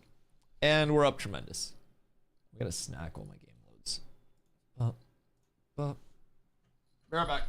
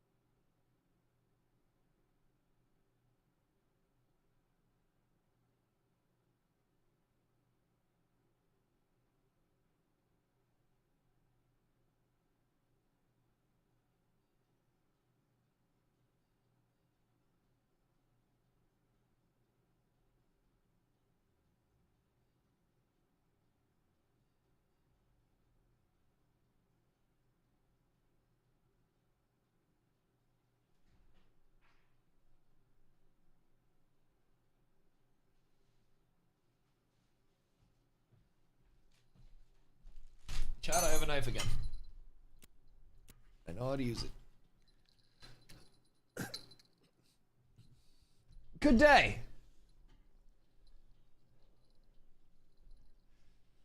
What camera do I use? I use a Sony A7.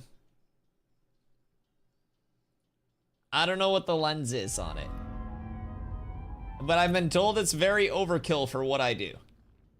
But I like it. It looks nice.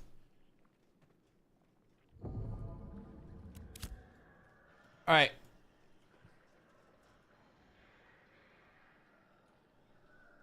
Solo leveling episode 1 to 10. The latest one? Very good. I would rather, the ending, I would literally rather be about to nut and have somebody punch me, like uppercut me in the sack than the ending of that episode, but. All right. Mark here. All G.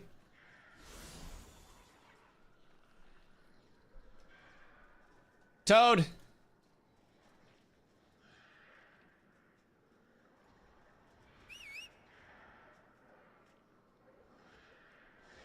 Okay, we're waiting on Toad and Strix. Okay, we're good.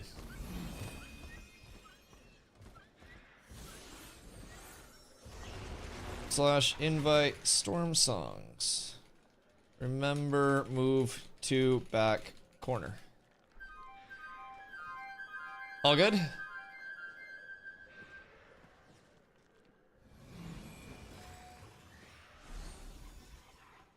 Coombsy likes his steak well done.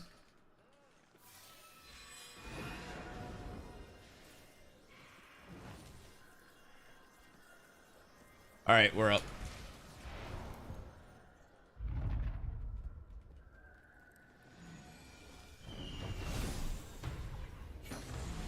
Oh.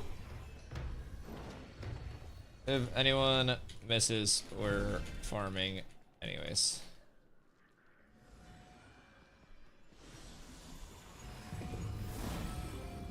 Slightly on Forge, if they do miss, but...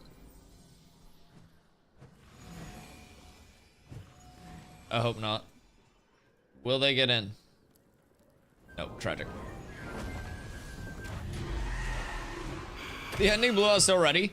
Oh yeah, the ending hit, and I legitimately, like, sat up in my chair a little bit, and I was like... Y'all gonna do me like that? Like, that's where we're calling it? Yeah, it was really good. It was really good. Solo leveling has just been getting better in my opinion. I don't want any spoilers because we have some people that haven't watched it yet, but dude, it's really fucking good. I enjoy it a lot. No spoilers, please. 1,000,000 gifted subs or I spoil it all. Mwahaha.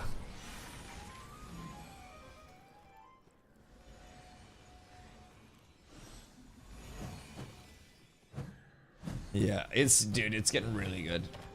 It's getting really good.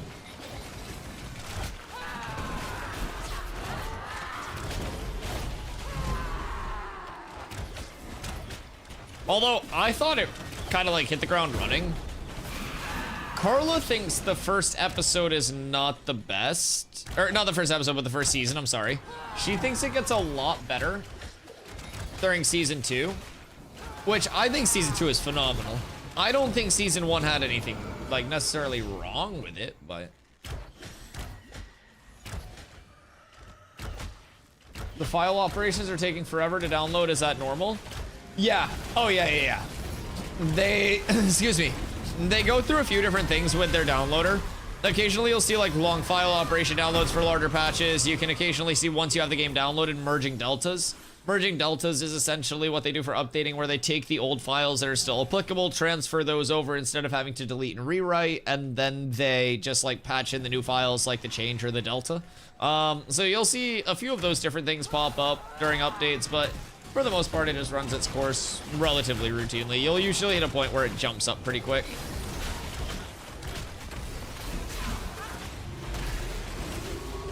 Yeah, merging deltas was a new thing to me that I learned like through the launcher. I'm not exactly like a PC guru or a tech guy or anything, so I was like, well, I know that delta usually means change, so I think that's what it is, and I googled it, and sure as fuck, Yeah, that's basically it.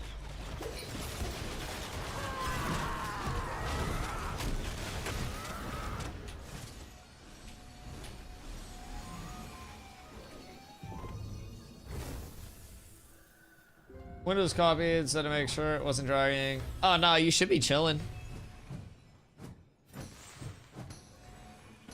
Especially if it's like your first time downloading, it could be a bit.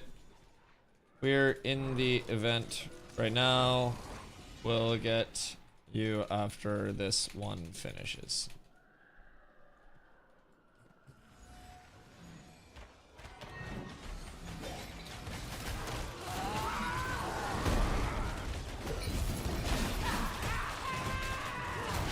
If you give me Gibbs free energy explanation in layman's terms, I'll gift you 2 subs. Am I allowed to Google it first? I'm a man of honor, I'll ask. I won't try to sneak it in.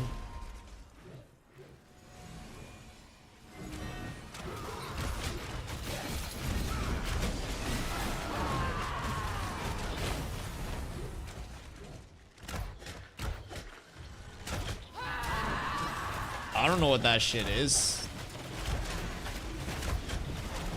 I don't pretend to know shit I don't know. I don't know shit about Gibbs. I know that sometimes if I try to tank too many mobs, I get gibbed, but that's about it. Gibbs free energy explanation. Is it that certain... No, I'm not even gonna guess. I have no idea. It's some annoying chemistry shit. Oh, I changed my major in college because I started to take an organic chemistry class. It was always the delta. So is it basically just like an opposites cancel each other out thing, and then you have like a certain amount of leftover energy, which is your free energy? I'm just guessing. That could be entirely wrong. That would be too easy. Well, you asked in layman's terms.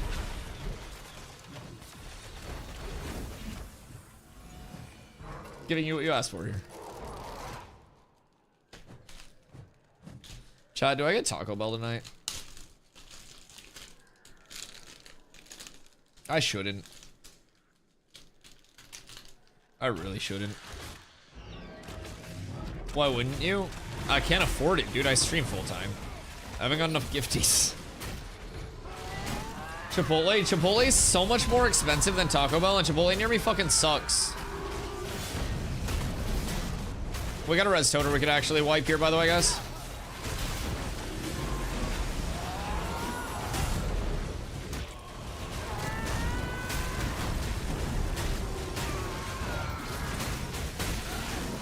Yeah, you were saying you got a bone in your chicken quesadilla. I mean, at least you know it's real chicken. Tastes like ass. I mean, my Taco Bell, I don't know if it's just because I live in Maine and they're like not busy, but my Taco Bell is delectable. Oh, aye!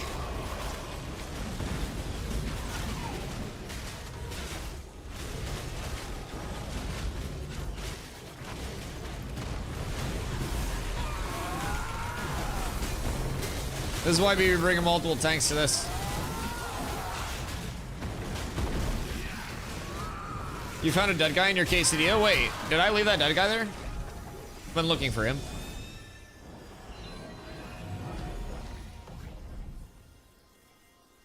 But yeah, the why wouldn't you is simply because I'm a broke full-time streamer, man. That's a small bow. That's a green baby bow.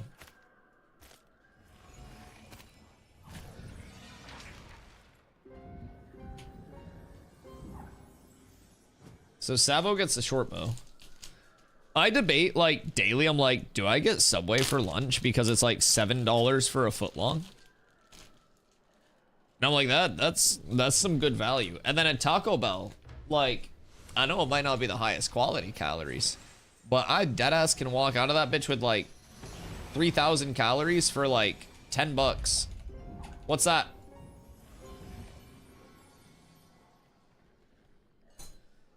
And you can split it in two? Yeah, it's such a good value. I'll probably get Subway tomorrow. Honestly, I've been saying that for a week though, and then I go to order and I talk myself out of it. I'm like, you broke piece of shit. Look at your sub count. You'll never fucking make it. You can't afford this. This footlong will be the difference between you getting a job and not next month. So I don't get it.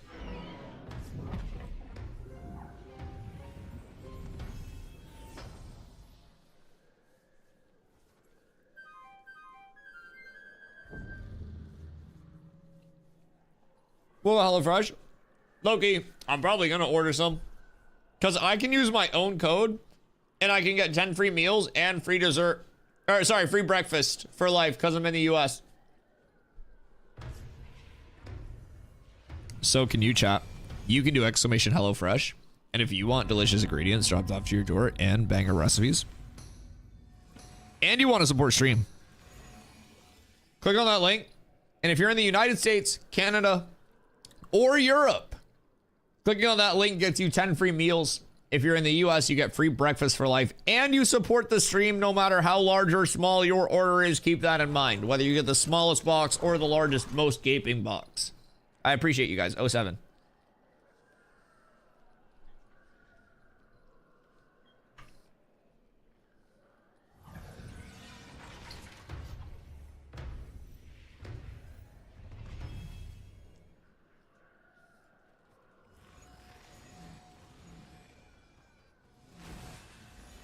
Have you seen Dr. K before?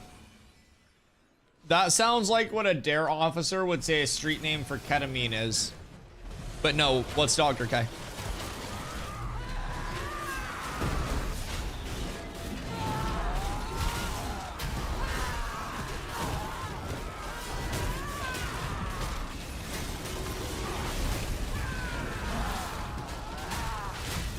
What about my house I use a code? Good looking.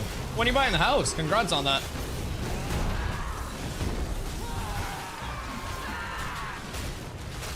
I thought that as I typed it. Yeah, that sounds very like, I don't know, that sounds very DARE officery.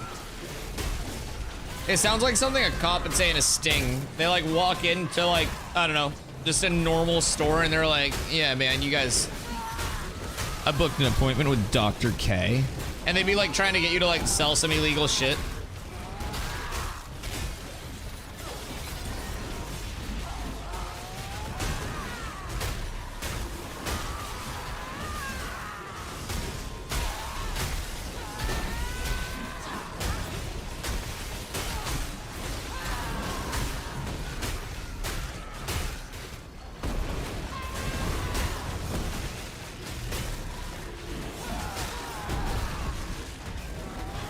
Welcome back, Kanko. Fuck you, Kanko. Leave again. Hi, Kanko. Okay, bye. What you up to?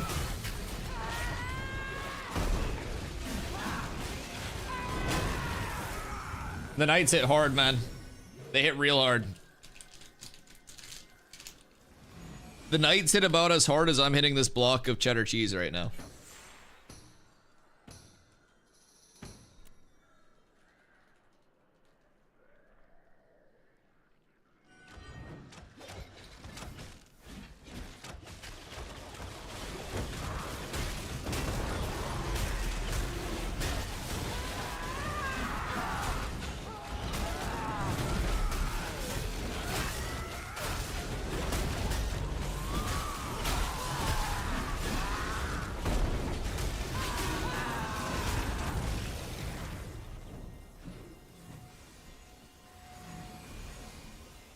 It's sweating in here. Oh no. It is 14 degrees Fahrenheit here. And that's warmer than it was last night, so. Alright boys, this is the Bowman. Does the Bowman give us what we want? Waiting for the lawsuit from a car accident cell. Shit. Well, I hope you're good from the car accident. Yo, what up, Evo? Day's been fantastic, brother. Absolutely fantastic. I hope you're having a great one as well.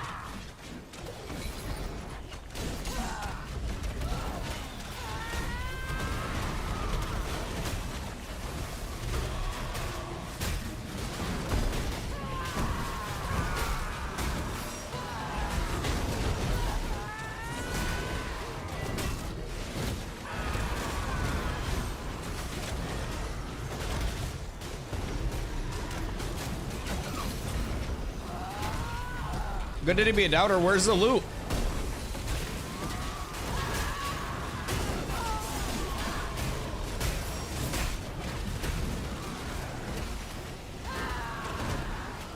The loot should be available, right? Embrace typing with one hand. Oh god. Well, oh, it gets better quick, brother. It should be somebody's loot. Maybe it's Savo's?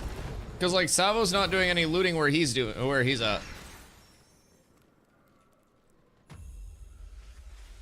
Did it despawn? That doesn't seem right. Got recipe? Oh, what recipe?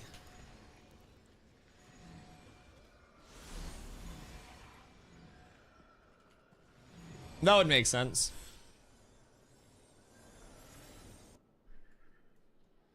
Doubter payout time. All right, man. I hate you. I hate you. Time to get to the bedroom. Oh, you taking me to the bedroom? Jesus. No longbow. Yet again. I'm sad. I'm sad. Can't go. We're discussing. I got Taco Bell tonight. I haven't got Taco Bell in so long, and I don't want to spend the money on it. But it's like, dude, it's been beckoning to me for a few nights, and I may give in. I've been spending like $0 lately.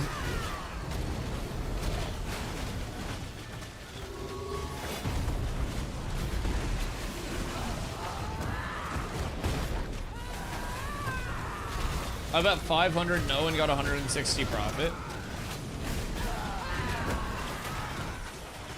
Well, that means you got 160 back. Pizza with stuffed crust is yo, it's so good, but it's also like expensive, I feel like. I don't know, I would just get the Domino's like 2 medium 2 toppings for $5.99 shit, personally. That's kind of where I lean.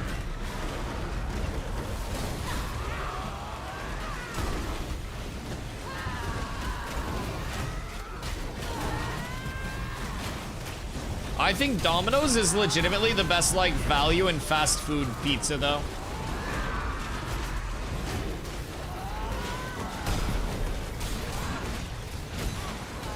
Everything's cheaper here. So like for a while, my Taco Bell tech was unbeatable. They actually nerfed me recently. But like my Taco Bell tech got me a total of a cheesy gordita crunch, a Crunchwrap Supreme, a beefy 5-layer burrito, cheesy fiesta potatoes, and a large Dr. Pepper for, oh god. Play. Uh-oh. But yeah. This is bad. So, I got the cheesy gordita crunch, Crunchwrap Supreme, beefy 5-layer burrito, cheesy fiesta potatoes, and a large Dr. Pepper no ice for $6.59 USD.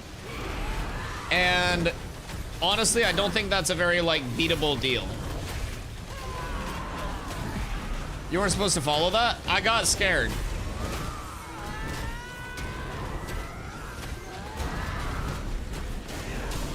I got just a little scared. It's like the tank instinct. If I see a group member in peril, I must try to assist.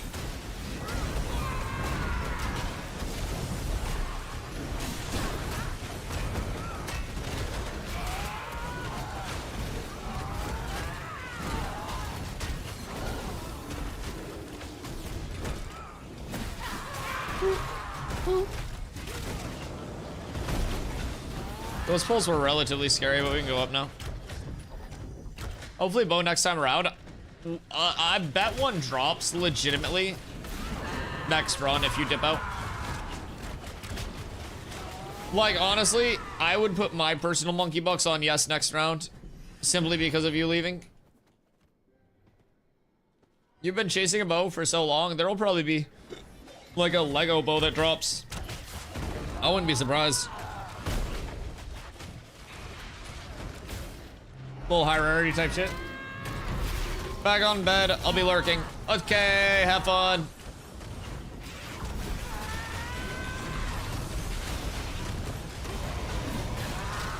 I also have to go on a diet. Wait, you have to go on a diet again? Gross.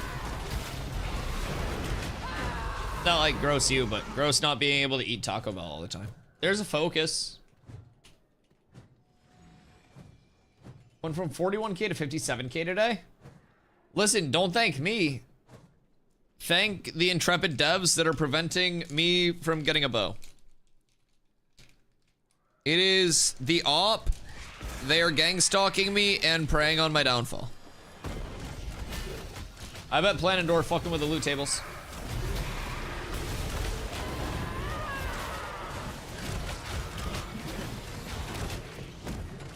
Okay.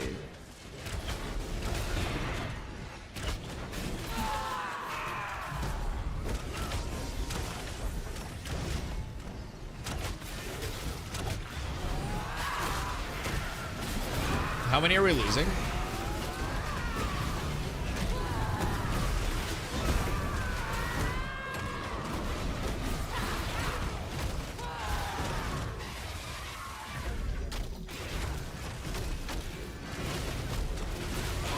Got enough still, I think. Yeah, we'll condense the groups and see what's up. We'll have 2 clerics still. I don't think we're losing Toad. We'll have 2 bards. / global.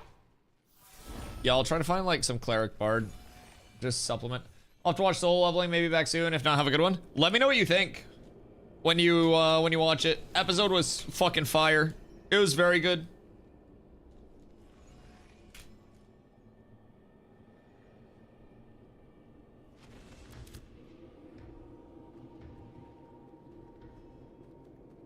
Why that way?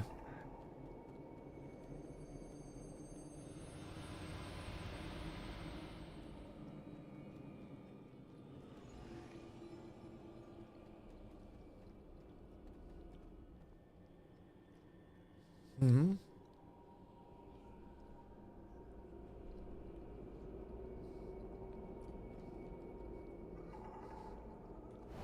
Oh.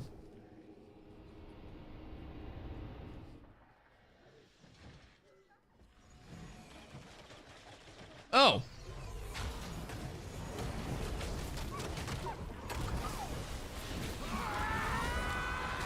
Wasn't that nice?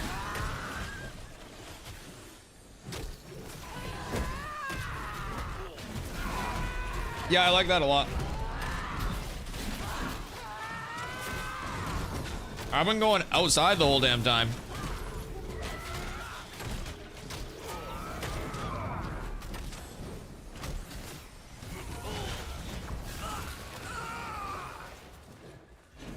I like the run.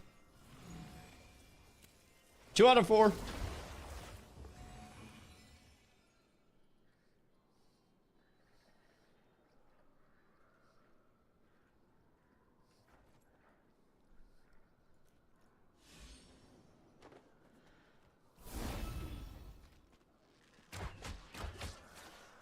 I'm just hit. Why are you topping out so early?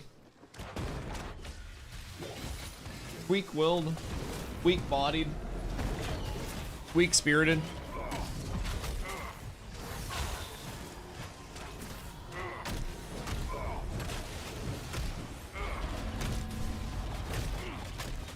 Yo, what up, Tony? How you doing today? Yo, Grow, have a good night, brother.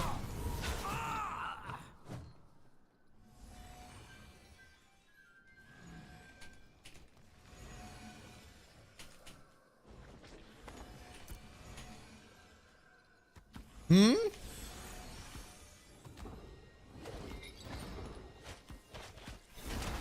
Weird. I had 5 before we started the last one. I think if you have more in your inventory than 5, or sorry, than 4, it consumes all of them.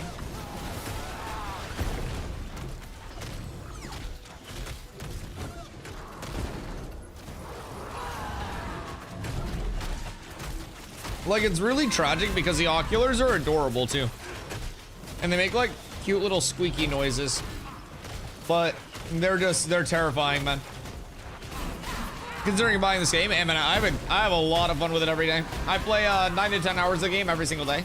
and I stream matches full time, I have a lot of fun. I think there is plenty to do already in the playtest, but it is important to remember that it's a playtest right now, so there are a lot of bugs, there are a lot of things that can go wrong, so you gotta go into it ready for that, I think. Wake up in 7.5 hours, so by the time we're done, I'm gonna go to 6.5 hours of sleep. Weak-willed. I've heard a fully grown adult that's committed to the grind only needs 2 hours of sleep. We doing a vote? Yes. Gamba. Gamba, Gamba, Gamba, Gamba, Gamba. Boys, if you think we will get a blue longbow from this run, blue or better, by the way, then select yes with all of your monkey bucks, big gambas. If you think we will not get a blue longbow, select no because you're a freaking hater. Storm, stealth, Savo.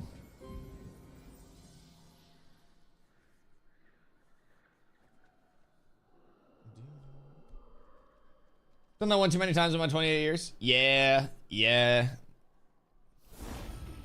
My belly hurts if I don't sleep enough.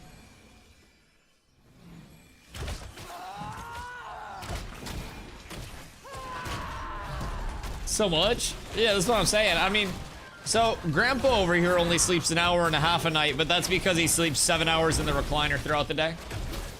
All in on blue, let's go, Coombs. Coombs fucking summoning the good vibes, manifesting the good RNG. He is being the change that he wants to see in the world. And I fucking respect that, Coombs. Truly an icon and a legend. Boys, you can purple. You can click on the purple predictive button up at the top chat, and you can get your gambas in on whether or not you think we'll get a blue longbow or better this run. We've been doing these each run, and the first boss mob that we spawn typically has 2 bluish items in its drop table. So we're hoping for blue or better, and we're also hoping for the long sight bow, which is the renamed crystallized blood longbow. So if we can get it to go heroic or better, it includes both strength and dexterity of the finest degree. So all in on no? Fuck you, buddy. I got something you can fucking all in on.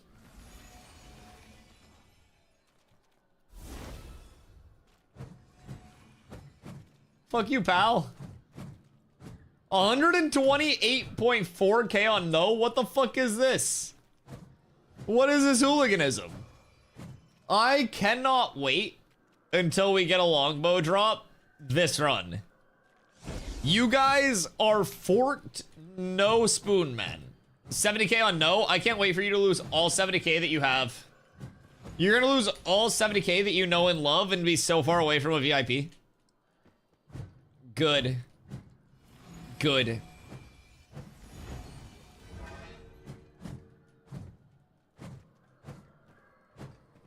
If it drops, buy to VIP. That's what I'm saying. You cook it. You cook your chances. It's gone. Forever lost. I'm all in again. Man, this is the one. / invite. Got heals. Let's go. Let's go. Cat's repping. Kai's leveling. Radar's in here. We have so many people in here. This is actually pretty solid. We have quite a few cats in this group. Oh! Eee! Why is there an Oculusy being pulled?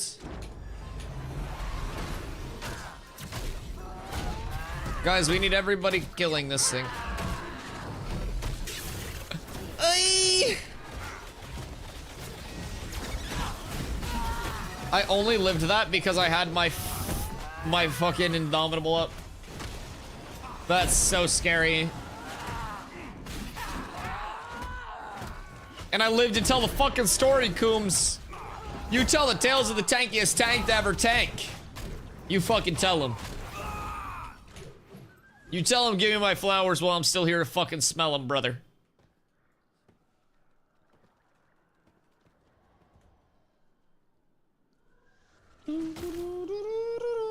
Ah! Fuck you! Try to cast while I'm not paying attention.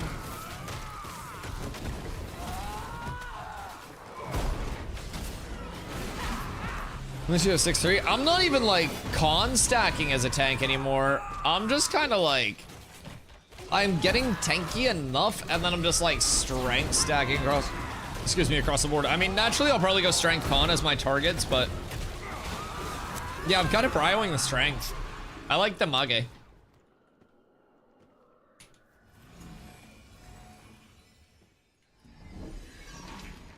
I think I know why so many people are being fighters. It's so gonna be loot goblins on long poles and steal everyone's loot. Well, I think it's actually like because people want to prep for rogue. GG's now. And like fighter and rogue are just gonna be very synonymous gear sets because any melee in the game is gonna significantly benefit from like strength, right? Strength is just that AP scaling. But yes, also because they're dirty fucking rats. I agree. I agree. 40k on yes. I will do everything in my power to summon this. Hey, fuck you, buddy. I said what I said and I stand on that fucking business. The fact Rogue is coming makes me less weary on enchanting my gear as a fighter. I wouldn't be weary of Rogue coming because of enchanting. I would be weary of Steven literally saying we might wipe enchanting to be enchanting your gear. Unless you have so much money that you don't give a shit.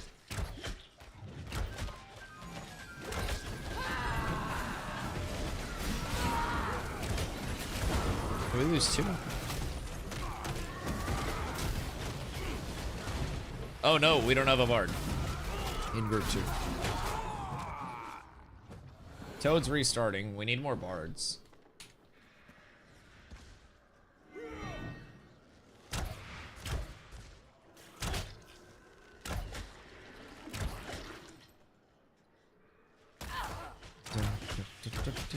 Hey.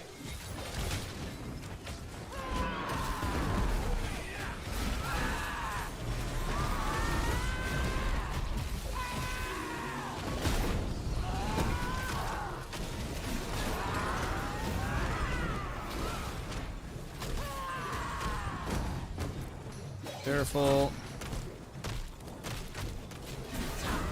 Yeah, we have no bard in group 2.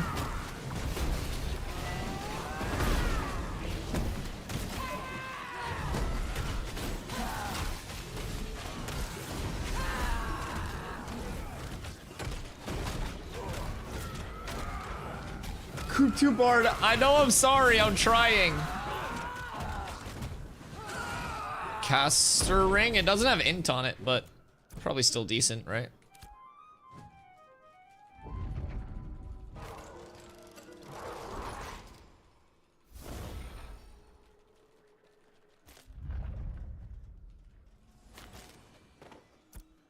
Three out of 4 on the pieces right now. Gradstrix. Let's see.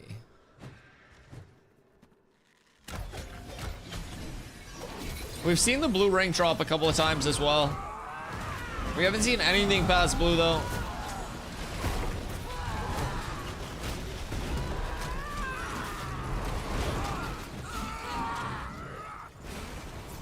No good drops. Yeah, I mean, a lot of blues, like, people are getting upgrades. We just haven't seen anything past blue yet.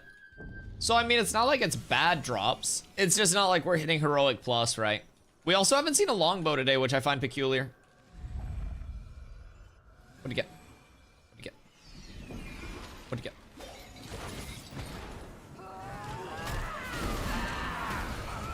Low blues? Yeah, a lot of low blues. Hoping we turn it around, though. Let's get some runs in, pull up. We got the raid going. I'm just like filling it because people keep leaving, coming and going. So I'm just kind of trying to keep the spots filling and rolling as much as we can. Around probably like 11-ish. I gotta go check on my refining. What's minimum level? The higher, the better. So that way loot doesn't get fucked with. Toad? What's Toad doing? Is Toad griefing again? That bastard.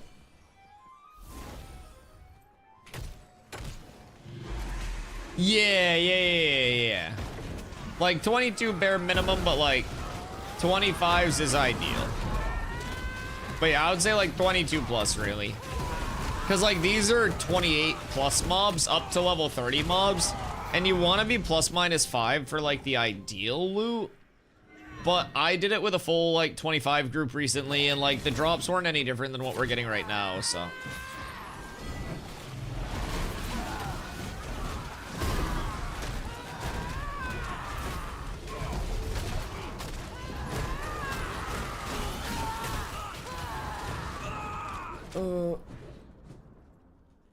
Stress 21 would reduce drops.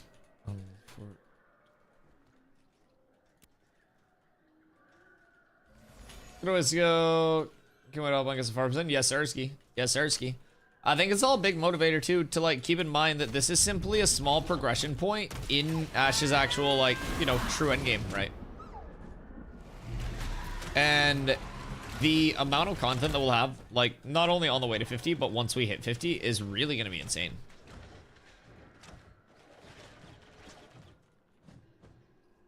I'm very excited. I think that Ash is gonna have so much to do, man. And I think there's so much exciting content to look forward to the entire time. Invite Galen.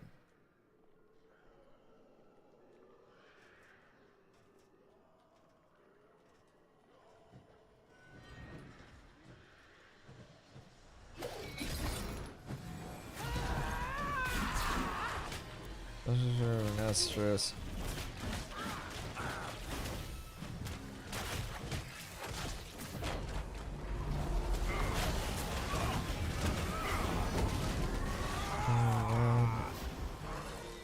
You're 22 plus.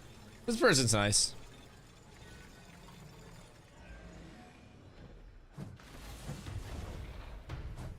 Very nice, lad. All right, everybody in? Everybody in. Nice person.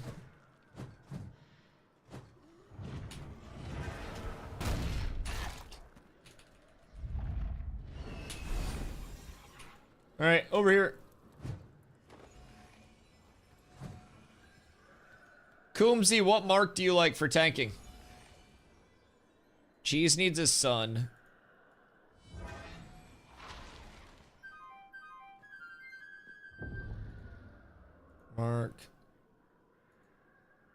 Mark. All right, we'll give. What's stealth one? Oh, stop! I don't want the moon. Although the moon's kind of cool. Actually, the moon was my mark in WoW. Maybe I do stay with the moon. I do fuck with the mount a lot. Not the mount. Give me the moon. Give me the moon. Give me the moon. Give me the moon. Give me the moon. The moon was my WoW mark for tanking.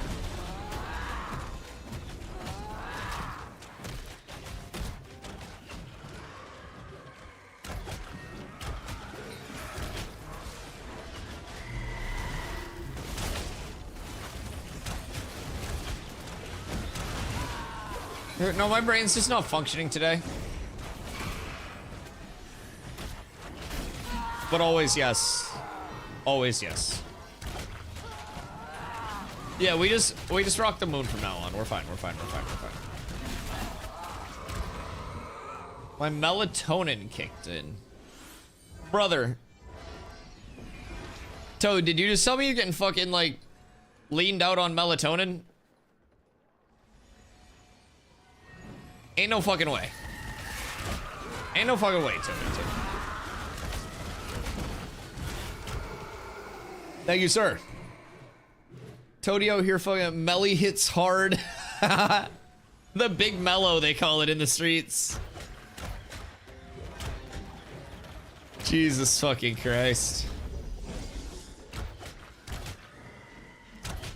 My man gotta get some indie. You know, melting these mobs? Well, so these are like the 1 stars. So the first couple waves are very easy. It spawns the ghosts, and then it spawns suits of armor, and then it spawns skeletons to just fucking one-shot everything. So like past the first 2 waves, it gets a little bit hairy, but if you have a good group and you have 2 groups, it's real safe. It's real safe. So my goal is just kind of like keep 2 groups going and like run this, kind of like cycle people in and out as they need to. And from there, we kill the boss down here that spawns the last wave of this level that gives us up to 2 drops. And then we go up a level and we kill a boss that drops caster gloves that can drop up to 2 caster gloves. Another one. Boys, exclamation key in the chat. Get me a DJ Khaled quote. I need some inspiration.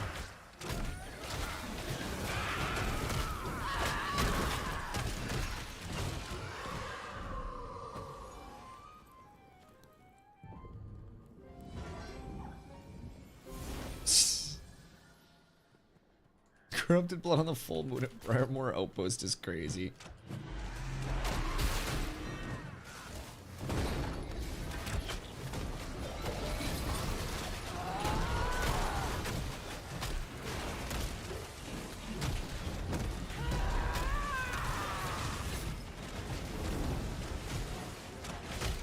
I love my bamboo trees. I love fruits. I love apples.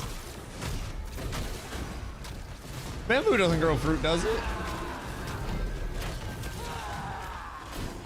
I wish those were like voiced by DJ Khaled. I need like DJ Khaled alerts.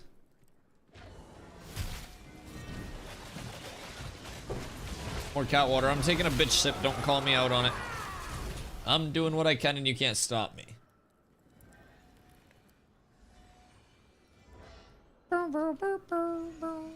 Savo, I think you're getting baited right now.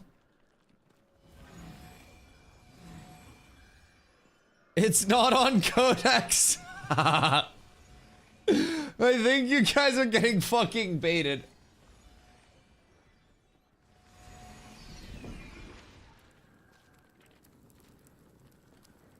I don't know, I don't make the rules, but...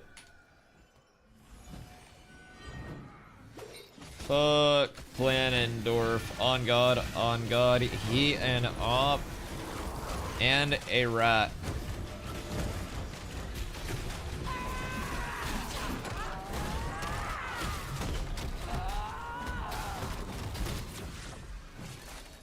Poor Dorf.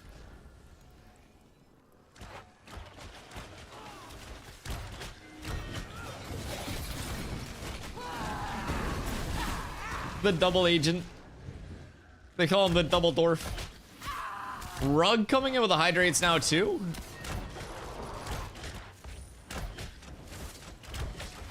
He told me the same when I asked him to do a cock rating for me.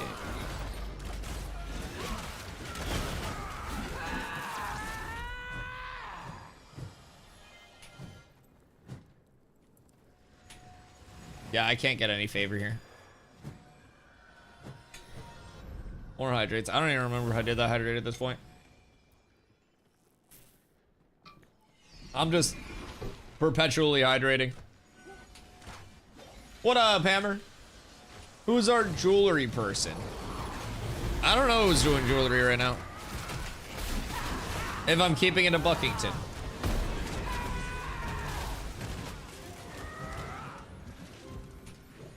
It's probably in our guild spreadsheet, but I haven't really been paying attention to that too much. Hi, Crows. How are you, my friend?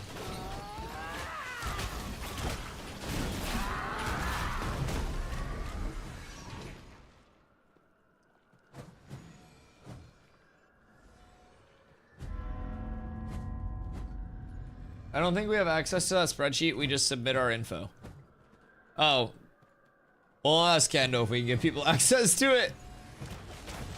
Was there no downtime this week? That is correct. So, last week we had a little bit of extended downtime with the patch implementation. So they ended up giving us all of this week with no Tuesday, Wednesday downtime. So through 3/10, like March 10th, we will have servers up. So pretty exciting stuff, despite going through a little bit of a buggy period, but...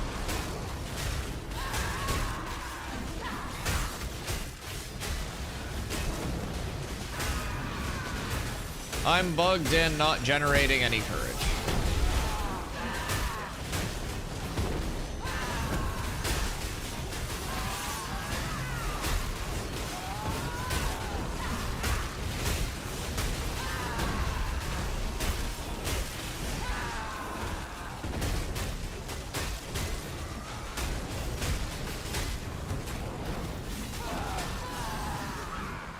Yeah, of course, man. Of course. Happy to help out.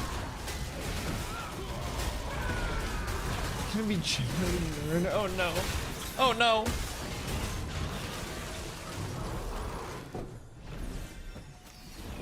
I mean, being hydrated is good. I think being hydrated is very good. Did you check your DMs? In game or on Discord? I like never check my fucking Discord DMs. I'm the worst at that shit.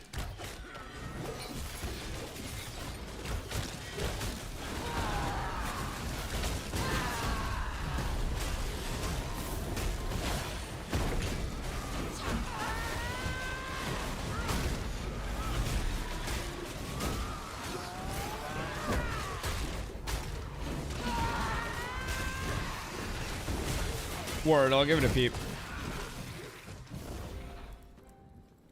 Skirt.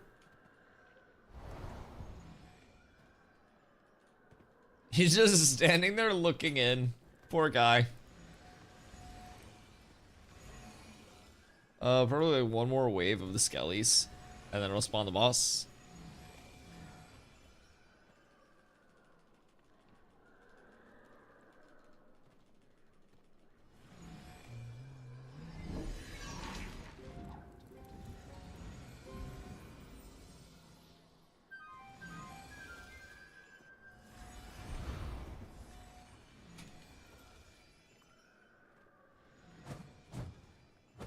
More mob spawn ruse.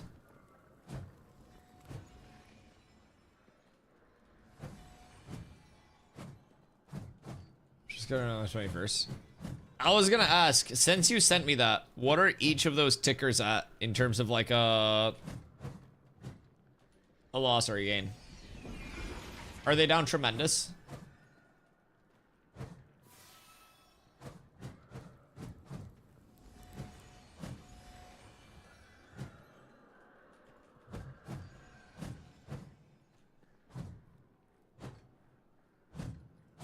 So should I just short everything that you buy?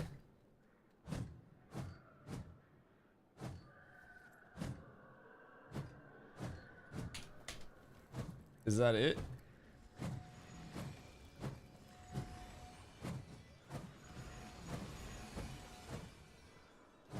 Where are my spawns? Yeah, I don't think you can do anything through the door. Can you cheat me out of depression? We've now been here over a minute without spawns. I think we're just pumping too much.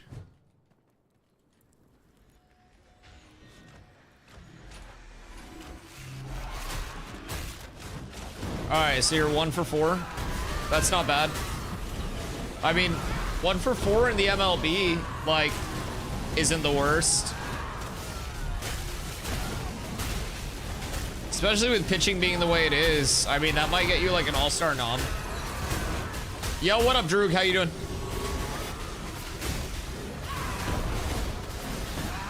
You guys ever get to phase 6? Oh yeah, we've been farming it.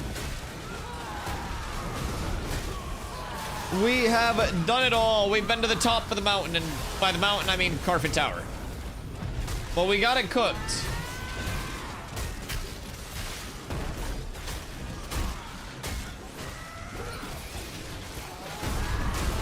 What does it get you? So there are no like current boss mobs on like the tippity top or anything like that.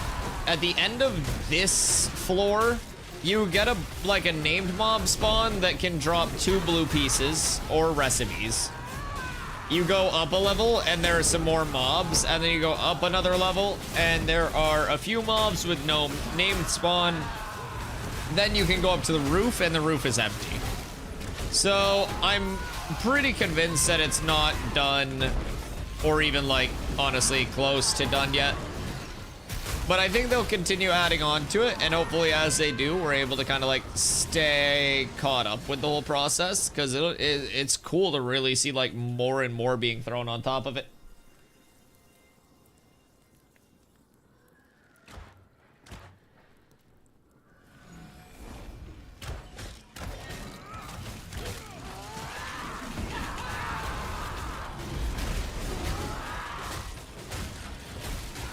Next 2 days I'm gonna be here too. Well, you off work the next 2 days? You grinding?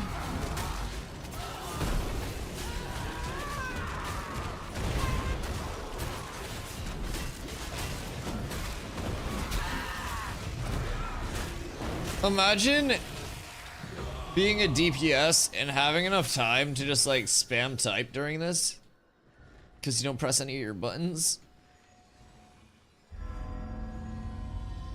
I hate DPS.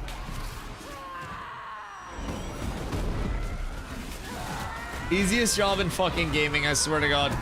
It's like the third string punter on an NFL roster. Motherfuckers get paid to show up.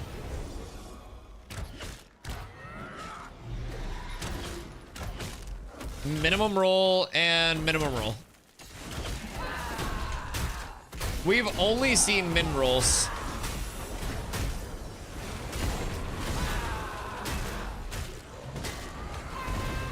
You wanted that short bow? Yeah, no long bow. Yeah, that's a short bow though. RIP for you. Looks like it's over for you. I told you bows would start dropping once you left. Legitimately the second that you left.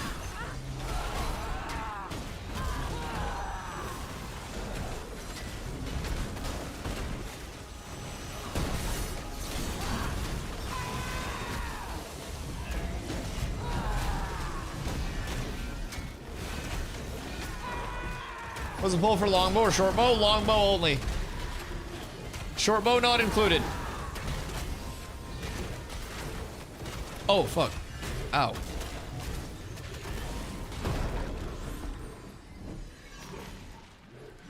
Longbow only. Gate Warden's Will. That's the old Carfin two-hander. That's kind of a chunker. It's not too shabby. Oh, we have to do this still. I wonder if I can wipe the raid if I pointed at the raid. I won't do that. I won't do that. Yo, Locke, have a great night. Be safe. I appreciate you hanging out.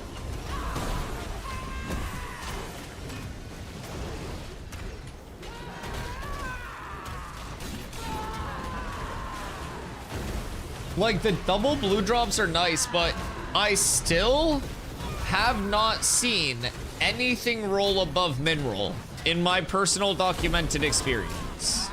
Even last night, every single clear has been a min roll blue. And I'm not quite sure why. Mira, Node Ward, Jova. I'm just about Jova it. There's a reason I moved to Sunhaven.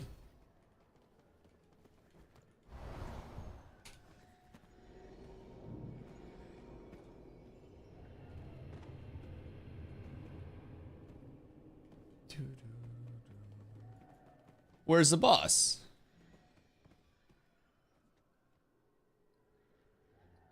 Well, fuck my titties and call me Mia Khalifa. There's no boss up here.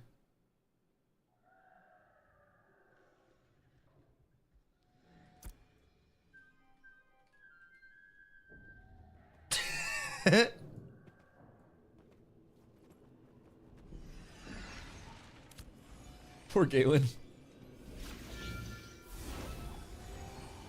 I feel like a bard could sit here, flag up, smack somebody off, and then just unflag.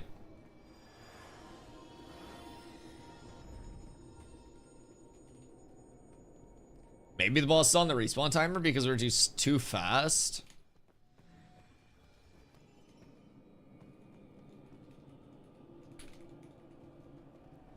All right, maybe he's just shy. I'll be right back. I'm gonna pee. Well, Sir Cheese Pulse. 1 sec.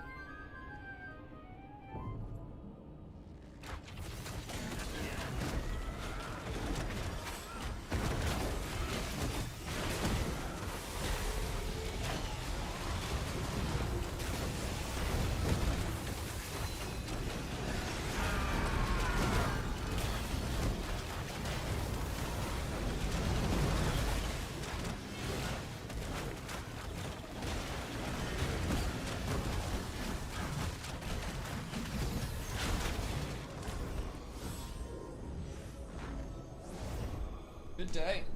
Oy. Oh, thank you for the hydrate. I don't know if that was an old one or not, but okay. Oh my god. It's cold out. I don't know what the temperature is, but the answer is too goddamn fucking low, chat. I love Maine. Dodge the disintegrate. RIP stealth. Taking a shit. What you got? Oh, you're so fucking lucky you didn't have anything. Oops. Stealth did not dodge. He dipped when he should have dodged. What if Steven came through as the Ancient One and got his booty kicked on the top of Carfin right now? Would the GMs accept a formal duel request from my raid and myself? I don't think they would. I don't think they're ready. They could assemble their finest. They could all be on the Ancient One, but they would fall at my hand. I'm simply too mighty. Truly unstoppable.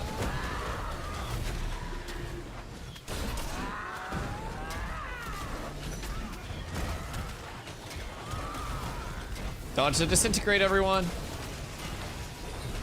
Oh, it's a magic shield. Lame. Lame. I don't miss that Midwest and New England winter. Loving my Japan winter. Ooh, Japan, you say? What brought you over there? It's very intriguing. I actually have a friend living over in Japan right now. And then there's also an Ashes streamer, Mr. Iso Derek in Japan. I think Derek's still in Japan.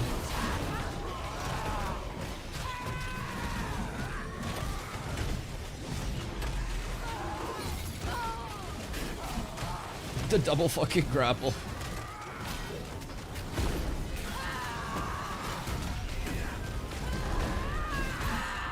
What's up with this guy by the Oak Ember Spring? Always someone here just casting and are auto attacking. Like a mob or a player?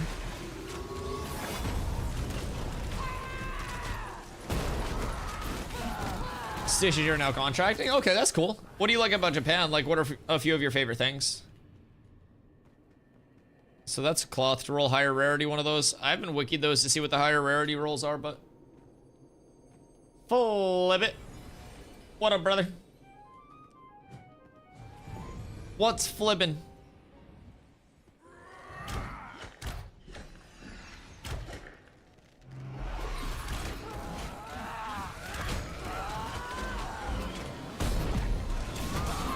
We're taking his clothes.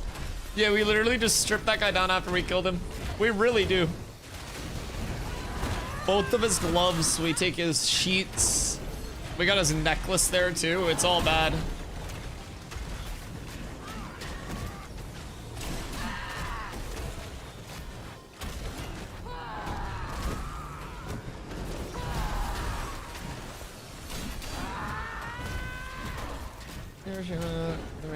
Mount Dozen is also too crowded. I would love to go out someday, man. It looks so fucking beautiful. I want to travel way more than I have. My first time ever flying was going to TwitchCon last year. So like last September. And now, this year, I'll be going out to Nevada at the end of May. And then I go to Iceland for a couple weeks in June. I'm actually spending my birthday out there this year. We'll be doing IRL streams for all of these, by the way. My streak will not die. And then in October, we have TwitchCon again. So I'm super excited for, like, a lot of that traveling. I kind of like, I'd never traveled before other than, you know, driving places. And it was always cool to, like, get out, go different places, but I'd never flown. And once you fly once, it's just like, fuck. Like, it's expensive, but it's really fun. Come explore with me this way. There's nothing over here, I don't think. A Varan bat, and then 3 Zomblers. El Batos.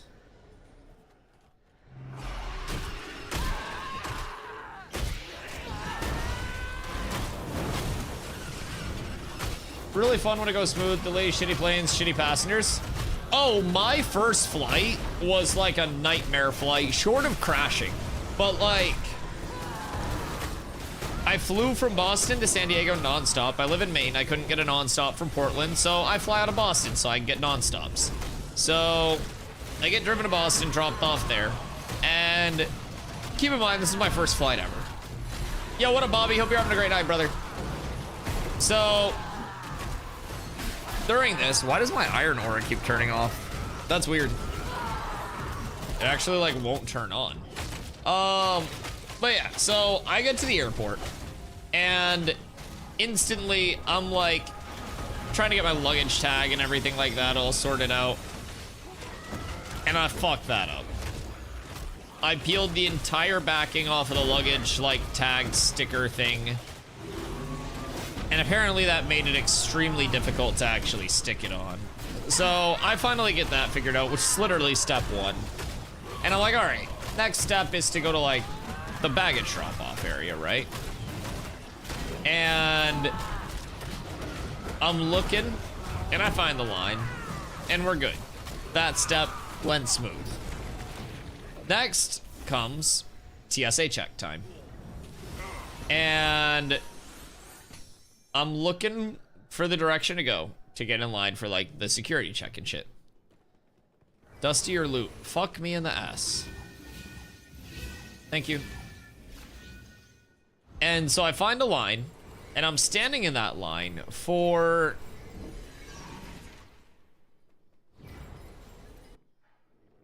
let's see, probably like 15 minutes. And I'm looking around and eventually I look up and I see that the line that I am in. Oh, hey, Oric, how are you, man? It's been fantastic, dude. I hope you're well. I'm looking around and I look up and I see kiosk help. And I'm like, Jesus fucking Christ. Everything sucks. Everything's awful. I got in the wrong fucking line. So I then had to go backwards out of that packed line, work my way to the actual check-in. I go through there. It's very smooth. We get on the plane. Boarding happens, all of that shit. Boarding's chill. I sit down and I have my window seat that I got to pick. And let's see. Seems we're losing a few. I'll probably call it here as well. I kind of want to go try to get my axe made and shit. It seems like we're losing quite a few people, so. But yeah, so I get on the plane. Thank you all for coming out. I'll pass leader to cheese. But yeah, so basically, we get on the plane. I have my window seat. And I'm vibing. This bitch next to me starts coughing. And I'm instantly like, fuck me. I'm gonna have to deal with this constantly, right? And so it wasn't even like a sick cough. It was like she took a bong rip before getting on the plane and just couldn't handle it cough. Like I wasn't like, oh, I'm gonna get sick. It's just like, oh, you're turning to me and literally coughing. So we start to deal with that. And then we go over to, like the plane moves over to wherever it gets ready to launch. And it's like checking its engines and shit. They're going through all the engine checks and making sure the plane's not gonna fucking explode. And they come over to the intercom. And this is after probably like 20 minutes. And they're like, hey, we're having a little bit of an engine thing that maintenance wants to look at. It's nothing serious, but they just want to check it out. We're gonna go back to the gate and it's gonna be probably like 30-minute delay. And they're like, we'll be using the same plane and everything. We'll be chilling. As soon as they said that, Some bitch next to me starts fucking, not next to me, couple rows away from me, starts bawling. Like just sobbing, dude. So, I got the bitch next to me coughing. I got a bitch two rows away from me fucking sobbing. Like hysterically. Like the last time she was on an engine, or a plane that had engine problems, it crashed and she died, and she was reincarnated specifically for this flight, but retained the memory of the first death levels of sobbing. That poor person, poor fucking me, I had to listen to that shit. When you're crying, you don't hear your own, like, sobbing. Jesus Christ. Some people are really afraid of flying. I'm really afraid of having my flight experience ruined by some bitch crying. Jesus Christ. If you die, we all die. We're in it together. Stop crying. If we're not crying, you shouldn't be crying. Holy shit, there's nothing we can do. Be nice? No! It ruined my experience. So, naturally, I, as any human being would do, I have noise-canceling earbuds. I put the noise canceling mode on. I turned my music up. I couldn't hear shit. I was sitting there fucking vibing. My eddies hit and I was vibing. Vibing. Across the board. Right? I was already seatbelted in. I never undid my seatbelt. I wasn't going anywhere. So, I turned my music up. I'm chilling. And apparently at some point, I missed the announcement of like, hey, put your phone on airplane mode, like, lock your seatbelts in, blah, blah, blah, blah, hooty, hooty, ha, ha, blah, blah, blah, right? So eventually, we're about to land in San Diego and get off the plane, and I look at my phone, and I'm like, oh, my phone is legitimately at like 5 fucking %. And I'm about to get off this plane in a city that I have no idea where I am. No, like, semblance of an idea. And I was like, I'm gonna fucking die. I'm going to get kidnapped, robbed, and die. And so I'm chilling, and I go down to, like, baggage claim. And I'm just vibing, waiting for my baggage to come out. And thankfully, Sergeant Stomps had a flight that was arriving like at a very similar time to me. We'd kind of like just happenstanced to run into that, right? And so I'm chilling, and I go to fix my hair, and apparently that was the giveaway that it was me. And so I like fix my hair like this, and he goes, Dusty? And I'm like, all right, bet. So my first few hours in San Diego, we couldn't get into the Airbnb until like Archie and the rest of our friends got over there. So Stomps and I are walking around San Diego with our fucking luggage. I'm still like in my fucking flight suit, and not like a Top Gun flight suit. I mean like my fucking pajamas, and I hadn't showered. And I'm just like, dude, I want to get into the Airbnb. My phone's fucking dead. I can't charge it. I'm pissed off. Like it was just an entire fucking experience. It was still fun. Flying itself was fucking awesome. I wouldn't change a single thing about that. But what I would change is that one bitch coughing and that other bitch crying. You take those two things away, I don't even mind the engine troubles. It was my first flight ever. I had more reason to be scared than other people did. Shit. I don't know, man. I wasn't crying. Sunshine's good for you. I love sunshine. I stream 10 hours a day, but contrary to popular belief, I'm not like in this stream room much, other than actually off stream. I do put in like 4 hours a day in the stream room doing like back end stuff for stream, like planning YouTube shit like that. Anyways, I do like going outside a lot. Hey. Oh, hey, Monk. Holy shit. What the fuck? He got a whole squad with him. Jesus Christ. That's crazy.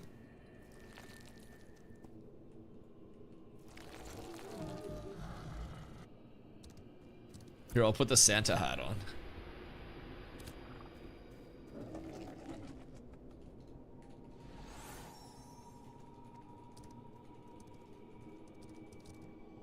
It's better than New World Facto. Here, I'll invite these guys. Korean tank. Korean bard. Korean mage. Alright. I'm off.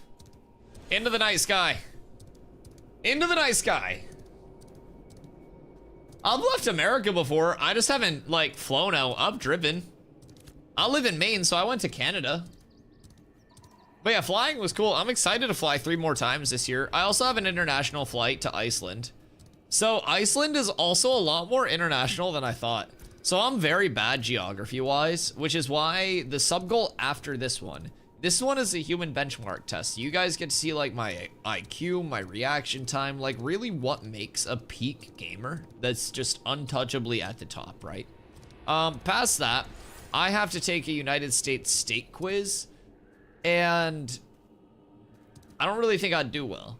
I feel like I could get the edges, kind of like a puzzle, but when I... The fuck my screen just shook for? But like, I feel like when I get into the middle, like the meat and bones of it, I'm probably gonna fuck up. So, we'll see. Orc. A few weeks away from managing a cannabis store in Oregon, just waiting for a confirmation for a start date. I love that. I love that for you. Dude, I'm going out to... How close is Oregon to Nevada? Orc, I'm gonna be in Vegas end of May. And then San Diego again. October for TwitchCon, but Vegas end of May.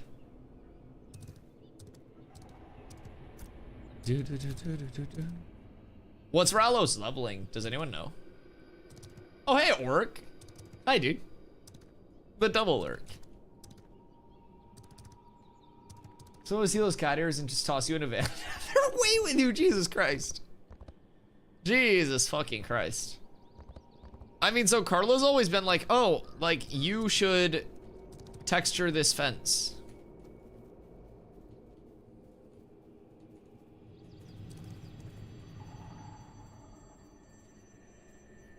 Report bug. Fence not textured. You missed a spot. Please give me a Maelstrom's crown. I'm a Steema.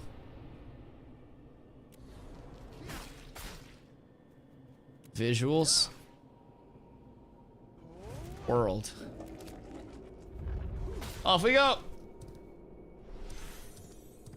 They still got TwitchCon tickets for October? Oh yeah, they haven't even gone on sale yet. So they'll go on sale, like, God, I think a few months prior to TwitchCon. But I would recommend if you are planning to go out, I'm trying to get a lot of people from the Ashes community out there this year. Because Intrepid Studios is right in San Diego as well, and I love my community. Like, I'm very thankful that you guys allow me to stream full time, and it's been over a year of streaming, like, full time now. And I'm really thankful. Like, I've been streaming a lot of hours, and when New World got really bad, I picked up a part-timer for a few months because I thought stream was gonna die, and it didn't, and it just kept going.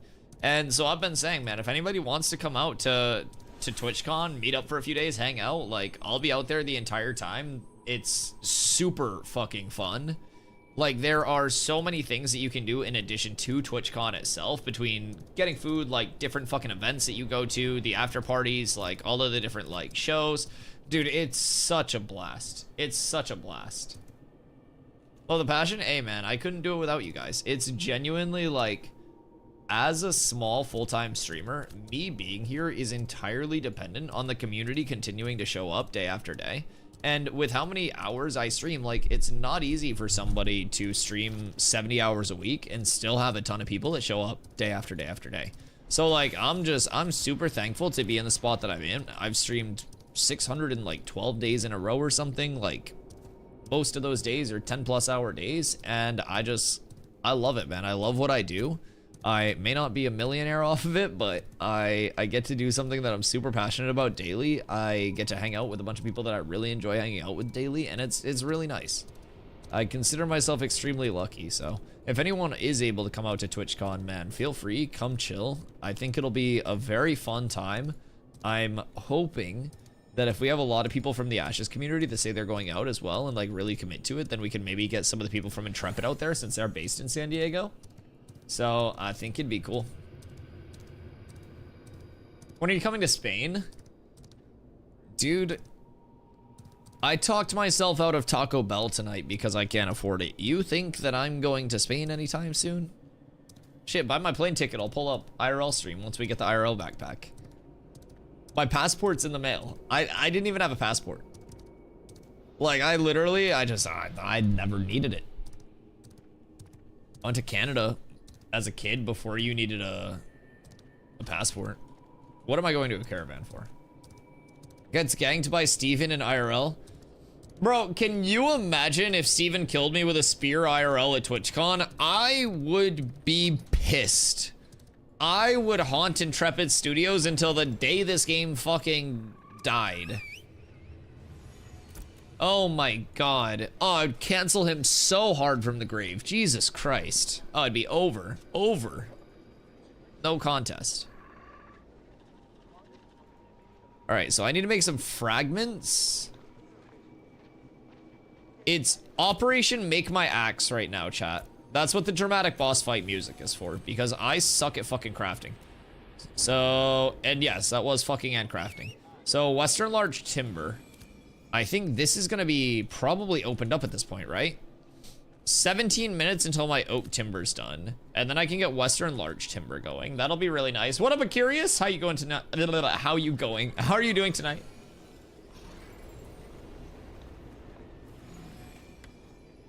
Hope you're having a great one. So 17 minutes on that. Then I'll need Western Larch Timber queued up. I need Copper Fragments queued up. And then I need a weapon mold. What is? Metalworking, Copper Fragments.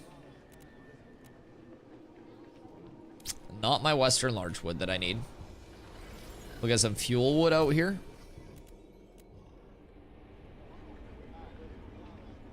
Which we'll just honestly run up a little ash timber for.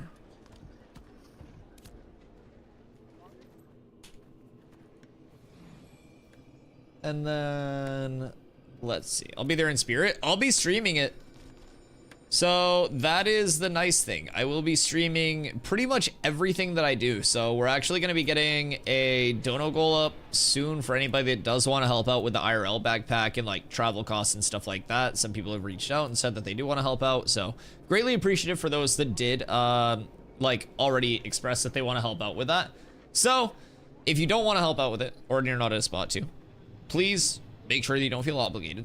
There's never anything that's like fucking you should feel obligated or pressured to help out with anything monetary stream wise. So just know that even if you can't, I still love you. Just less than them. But yeah, so like you guys will see that pop up soon. And hopefully with that we're able to get like a really banger IRL backpack setup. We're going like full encoder and everything across the board. So that way, I only need one of these, don't I?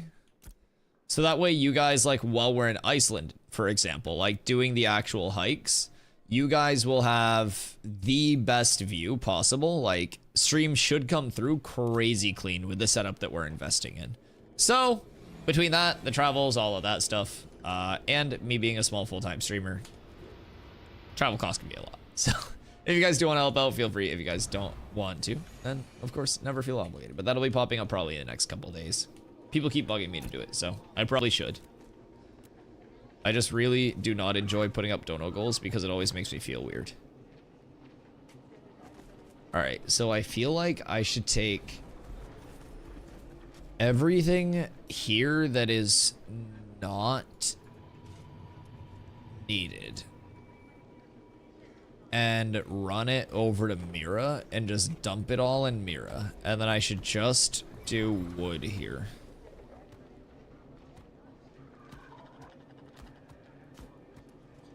Because if this is going to be my primary wood area, I'm gonna need all of this space. Send you cash for booze on your trip? Bet. Hey, listen, man. Where's my snorts going? All of the donos will help. I won't lie. I won't lie. Last year, my story of how I was introduced, because I don't really drink much, but I did for TwitchCon. And my story of how I was introduced to, like, truly how much going out to drink is in the modern day and age. It's gonna be a weird intro to the story. But I was on my knees for a picture pretending to give my friend Archie head. His pants were still on, it wasn't sus. And when I went to stand up, I smacked my other friend Hostility's drink and spilled it, right? And so I was like, oh, fuck it. Like, I'll just go buy a round of drinks for people. So I got us some vodka crayons. And this shit was like, a round of drinks for the group of people that we were with was like over $100. It was fucking insane. It was wacky. So yeah, I plan to make everybody else buy drinks. I'm gonna be completely honest. I'm gonna just chill. Someone will do it. Someone will throw money down. A lot of people got more money than me. Was it on the convention? There wasn't like alcohol and stuff directly at the convention. This was at the Blurpee like pre-after party or something it was called. But it was the day that people got there before TwitchCon actually started, so it was lit as fuck. They had a lot of DJs that played very good sets. The place that we had the event was actually fun as hell. It's archived in my Discord. Hold on. It is...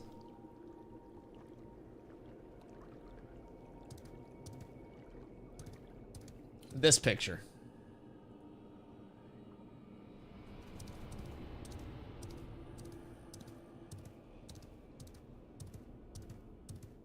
And then I smacked Hostility's drink.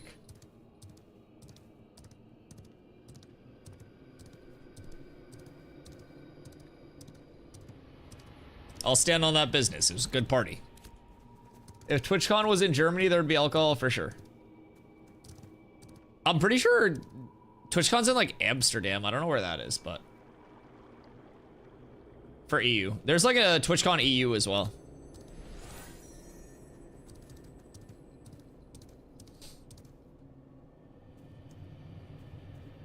I think you might actually... do they have beer on venue? It's at the San Diego Convention Center. I don't think they have alcohol at the venue, but they have alcohol like at the like parties and stuff. So like the TwitchCon block party, you could get a bracelet and get like alcohol. They give you like alcohol, basically like little tags on your bracelet that you can break off for a free drink and stuff. So like they definitely have alcohol at the events. It's just, I don't know if they have it directly at the venue or not.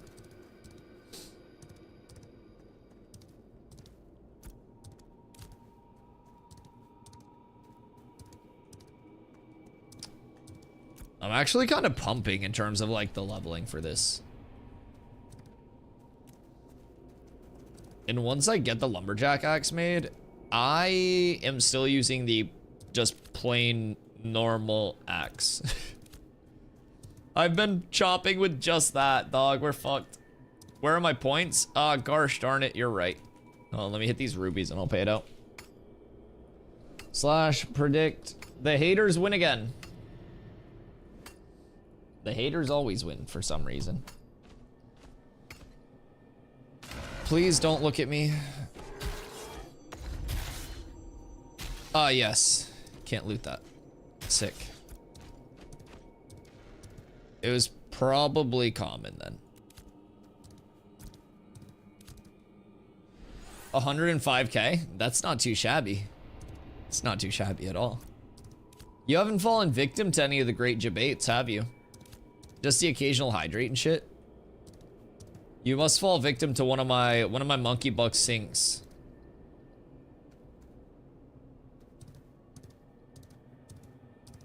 No, you must give in.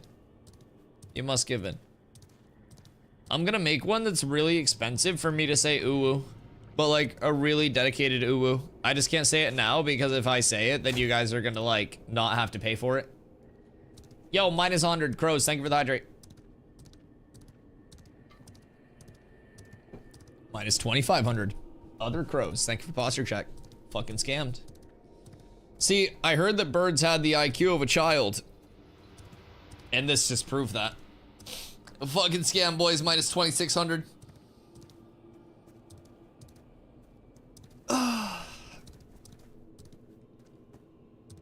It's good being at the top.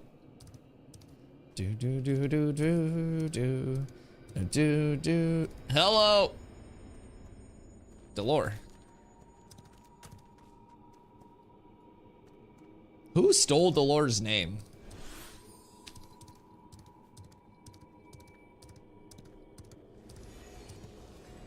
Because that's like a streamer man. But I don't think that's the streamer man.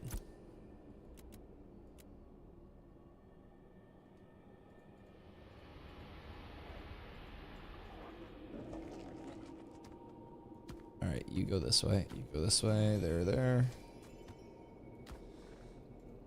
Why does it have to be difficult for some things?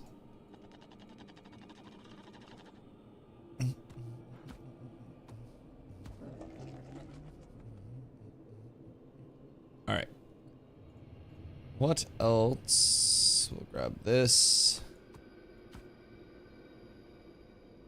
And I don't think I need to bring over anything else. If I'm being completely honest, I think I'm good. And at this point, what I've already started to refine should give me enough gold, just like up front, to get really well set up. Should. We'll see.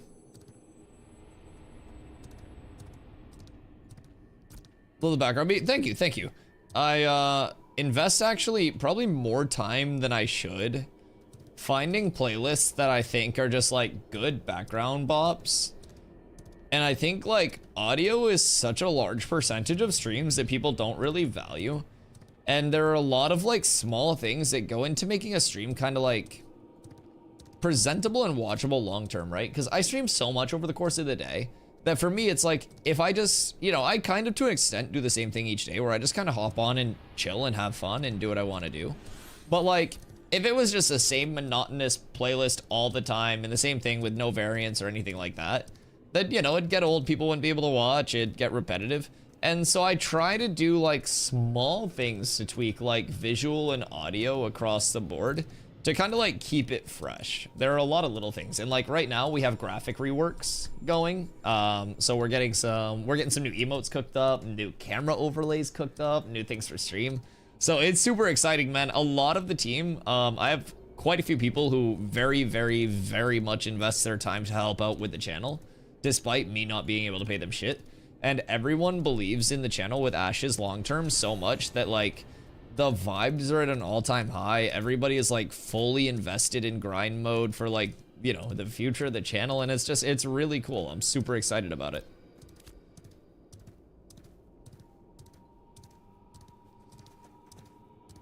Listen to Windrose, it's Dwarf Rock. See, I've been listening to some banjo metal as well.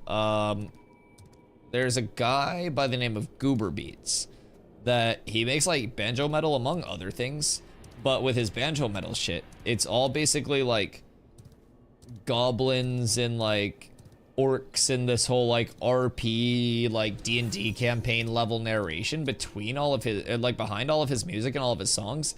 And it's really fucking sick. It's really cool. So he has like shit on YouTube, it's on Spotify as well, but I put that on sometimes when I'm just like mob grinding because it is just pure like adrenaline and pump. It's so good. Good day, sir. Oh, put that on next time we're in Forge, remind me.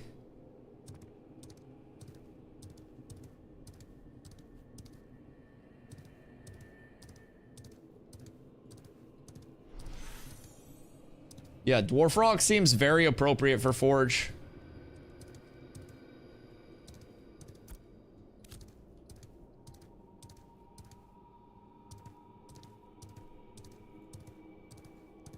I don't know how my Santa hat made it through all the purges, but yeah, we're Santa hatted the fuck up, boys. Would be cool if you could pay a fee to have an NPC transport items to another town for a fee, but would also take a set amount of time depending on the distance. I think automation, I was talking about this earlier, but I think you'll find a lot of systems in Ashes are very like anti-automation to an extent. Like from manually running places to manually transporting your goods to manually, you know, going node to node to check player shops. There are a lot of things, I think, Bloons, in this game that are just very built around like you, the player, having to input things to actually play the game, instead of how like modern games with all of their quote unquote systems and efficiency have gone the route of basically being like AFK clickers with a couple extra steps. I really think that Ashes is built around like, I mean, for God's sake, I just ran Winstead back to Mira, back to Winstead so I could sort my shit. And along the way, I could have stopped and gathered and stuff like that too. But part of the reason I did that was because I want to craft my axe for lumberjacking. I went over to the refining table and I had 17 minutes before my refining was done and I could start another task.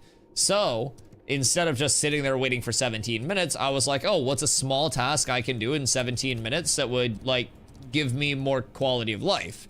So I cleared out my storage over here with shit that's not wood, because this is going to be where I process all my wood, because Winstead has the Journeyman Woodshop. So over at the Journeyman Woodshop, you can use that big lumber milling like table to start 3 tasks, not at the same time, but it queues 3. And then you can use the smaller table down here to start an additional task. So you can do like 4 lumber milling tasks over here. So I wanted to clear anything that wasn't wood out of this storage. And this way, as a result, I come over here, and when we go in, it's glint and it's wood. So I'll come over here a couple hours a day probably, or like an hour or so a day, just cut some trees, farm up, start working on my lumber milling and shit like that, and just pick away at it. The cool thing with lumber milling is where I'm buying so many, or not buying, where I'm like refining so many things that are like low rarity, I refine it into timber, and then I go up to the other table and I refine that timber into planks, and then I just vendor the common planks because they're not really going to be like used for anything on that large of a scale. So I double refine, I vendor the planks, and then I actually end up profiting as well as leveling my stuff. So we'll go claim here. Sorry, beams, not planks, but maybe I should do planks. I think I'm supposed to do planks instead of beams. Am I doing the wrong thing? Uh-oh. We'll see. What if I cancel this? We'll let these run as beams, and then I'll do planks after and see what the difference is.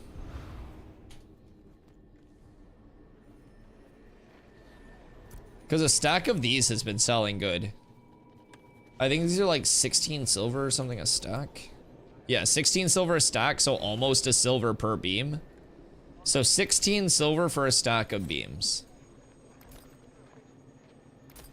And I just come over and I just vendor these. And this is going to be what supports me not only like continuing to refine, but also not having to use glint for anything. So we're kind of up tremendous there. It's literally an infinite money glitch, because with the refining, you're able to actually like make money while you're leveling your shit. And then you start finding more high rarity stuff, which you can then either hold for your own crafts or you can sell along the way up. It's pretty solid. Pretty solid. I've been enjoying it. All right, so we have acacia wood, some willow. We have rare, or uncommon ash, and then we have some larch. The larchington needs to stay in my inventory though, because I need to turn that into planks. So I'll need larch and then a little ash timber. And then legitimately, as soon as this is done, now send to inventory. And keep in mind too, part of the reason why I have clothes on my hotbar is because I have my lumberjack shirt and pants, and then I have my lumber miller shirt and pants. So anytime that I'm lumber milling, I'm also gonna wanna make sure that I have that shirt and pant combo on, so that way I'm able to get the most out of it. All right, I have here, we'll go ash timber, submit.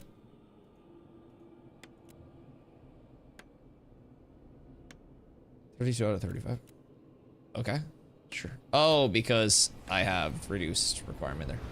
So that's 25 minutes until that's done. So what we'll do now is throw the larch back in there. And then this is ash timber. And that's oak timber.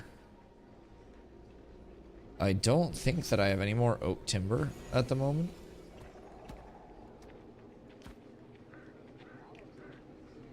I have a little bit. So what I'll do is throw this all in the storage for now. And we'll go out on another big ol' loop. And we'll hit some trees while that refines. I've also got my shards, like my copper fragments and my weapon mold making for my axe. So it'll be up tremendous there. I've already made multiple gold and got both of my professions leveled a bit over here, so that's quite nice too. All right, let's see. Yeah, this is good.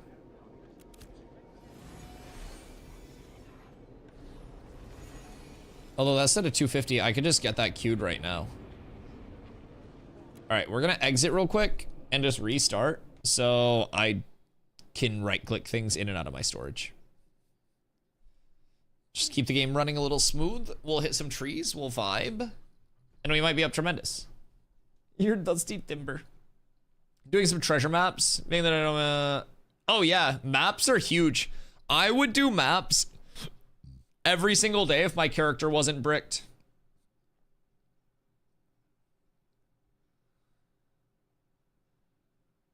Yo, Curious, I hope you've been well.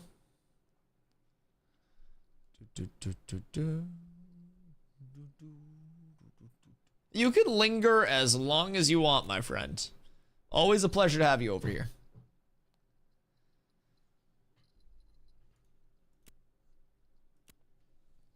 But yeah, my character hasn't been able to do maps for like a hot second, man. Probably for like 2 months, maybe a little longer. No, right around 2 months. I popped one time and didn't finish it, and it put my character into a bugged state. And since then, I've been fucked.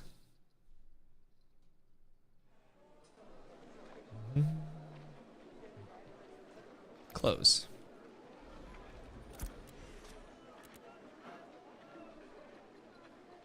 If you're running on high settings, trying to find the mounds, turn your settings down and that'll probably make it a little easier.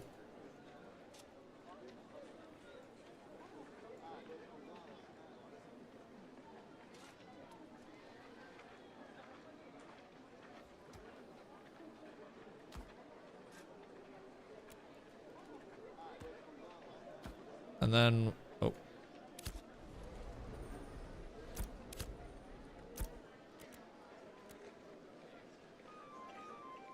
All right.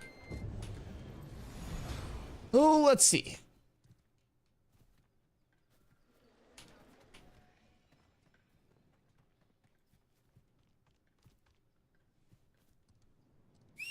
You're the one that has made me feel unwelcomed. Well, I don't know what I did to do that, but if that's not a meme, I do apologize. It's never the goal, brother. You know that.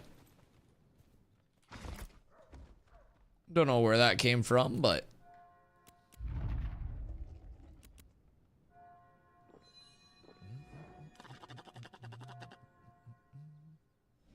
seems a little out of left field. I don't really necessarily think I do much to make anyone feel unwelcome, man. So if anything was said that you disagree with or something, then I respect it, but yeah, I don't know, that seems strange.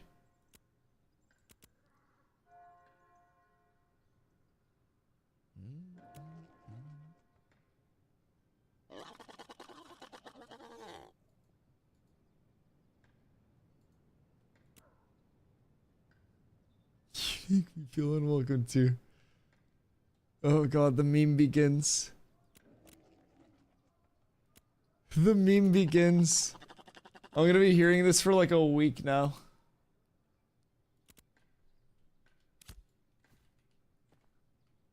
We're fucked. We're locked in. It's gonna be a whole coffee pasta. God fucking damn it, man.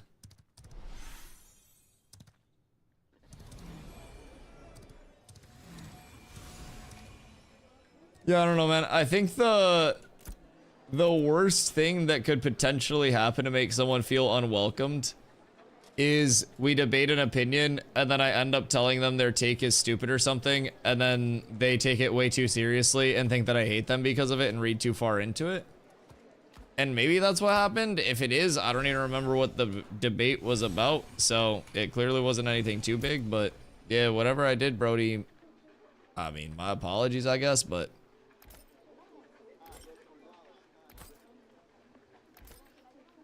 I gave you the floor to elaborate like a few minutes ago. And I don't know, man. The floor is yours. Found it but have the wrong kit. Oh no. Does he be nice? Well, I'm trying to be nice.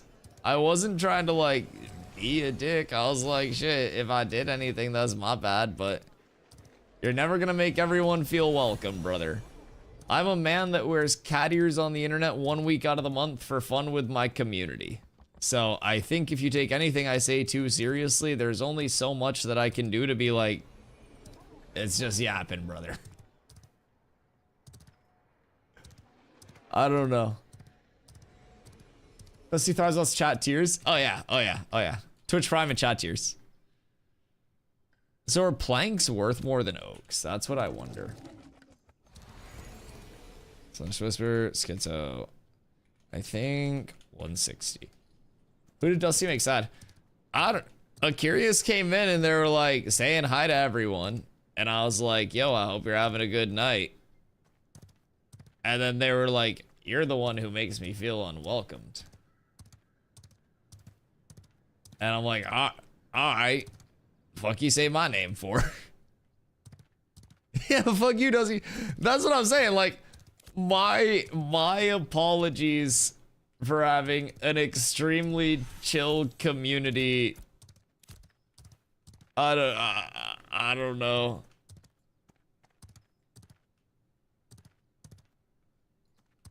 Maybe I don't like answer Discord DMs enough or something. I don't know. I feel super unwelcomed. The craziest thing is that people will say stuff like that, and then I'll be like, yeah, man, like, what'd I do to make you feel unwelcomed? We can talk about it like normal human beings. And then they just won't say anything again. And it's like, at that point, why would I not just, like, realistically, why would I, as a streamer, not just ban that person if they're not going to at least elaborate and they're just going to bring weird vibes into chat, right? But for whatever reason, I give people the benefit of the doubt that maybe they're just having a bad day, and they'll come back the next day and be not bringing weird vibes into chat and being like, you make me feel unwelcome, and then not elaborating.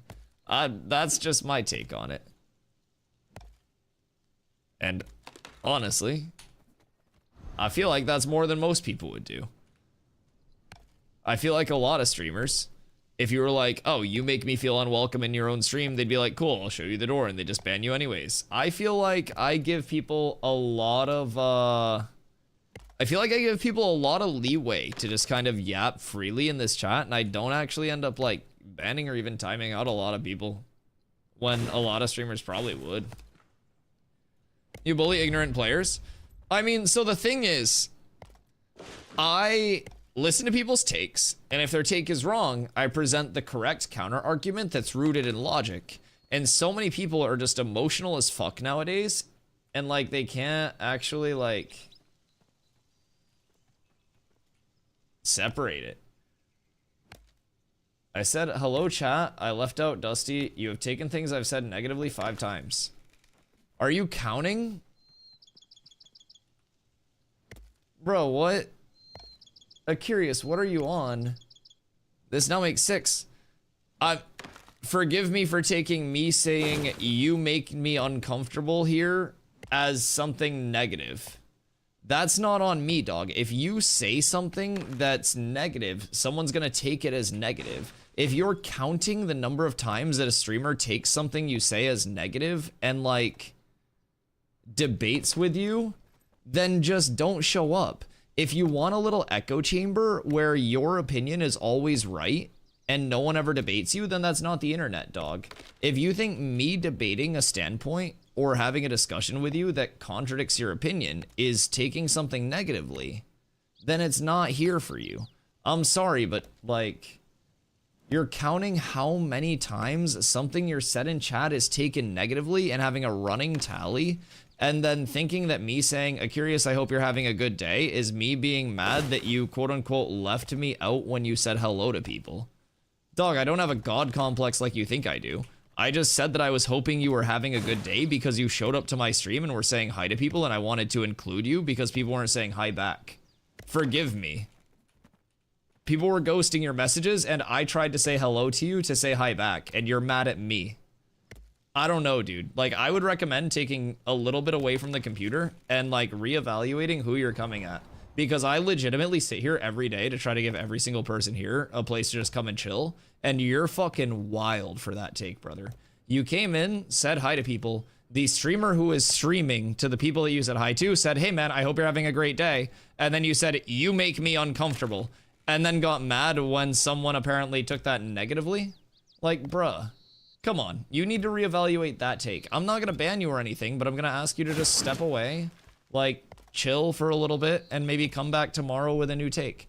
Like, I've had dissenting opinions with pretty much everybody in chat at one point, and that's what makes us friends and human beings. The fact that I can say, oh, like, Kenko, I think you're wrong about this. I say my point, he says his point, we give each other shit, and then we're friends the next day. Like, just because we have dissenting opinions on something doesn't mean that two people can't coexist. Like, you're always welcome here. Just because I've said something that you disagree with in the past, or you've said something I disagree with, doesn't mean that you're no longer welcome here. That's entirely something that you're making up in your own head, and no one's ever not welcome here. You've done nothing for me to even be like, oh, Curious, I fucking hate that guy. I hope he doesn't show up. You came in and I was legitimately like, oh, Curious, I hope you're having a good night, man. So, like, if you're taking that as me hating you, then I don't really know what you want from a streamer to love you. There's not going to be this parasocial relationship where, like, a streamer just fucking worships you for coming into their chat. At least not unless you throw more money at me. Maybe then I'd treat you differently, but yeah, I don't really know what you're expecting, but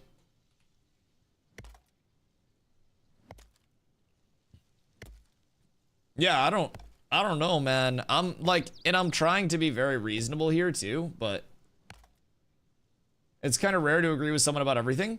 Yeah, Tarvo and I disagree about a lot of things. Do you know how many times I've given Tarvo shit for getting so analytical on things? And guess what?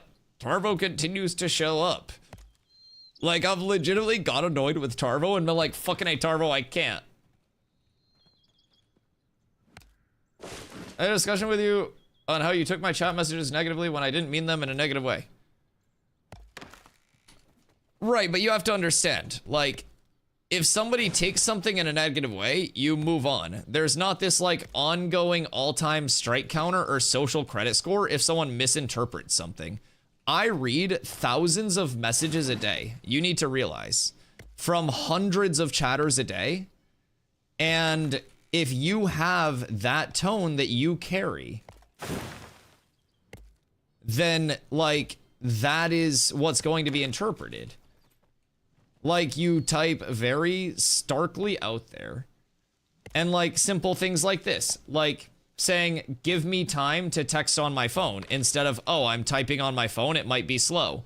The way that you word things leads to things being differently, like, interpreted differently than they would if you were typing like a normal human being. Like Ragnar said, you come off here with a pissed off victim mentality. That's very accurate. You come in here with a very, like, almost demeaning, like, I'm better than you streamer tone, and if someone disagrees with you, you hold that in your head as a check mark against them, actively go into their channel and apparently purposely exclude them. I didn't even read into that, but apparently that's something you did intentionally based on you calling it out. It just seems like a really weird mentality to have, dog. Like, I don't know. I kind of, like, don't envy that. I'm not a normal human being. Well, now you're just fucking RPing like a Discord mod or something. Like, if you actually have mental health issues, then you should get those checked out by the professional, like, licensed person. If it's to that point where your entire mental is shifted. If you're trying to RP as like an alpha wolf, I'm from another planet alien, woo, then save that for fucking 4chan. But like, I'm trying to have an actual human to human discussion with you because the way that you act in chat is weird and a lot of people notice that. And I'm trying to give you the benefit of the doubt as like a normal human being and like keep you here without just being like, all right, fuck it, I'm just gonna ban this person. Because I try to do that for people. And you're like fucking memeing and being like, I'm not a normal human being. I'm built different, brother.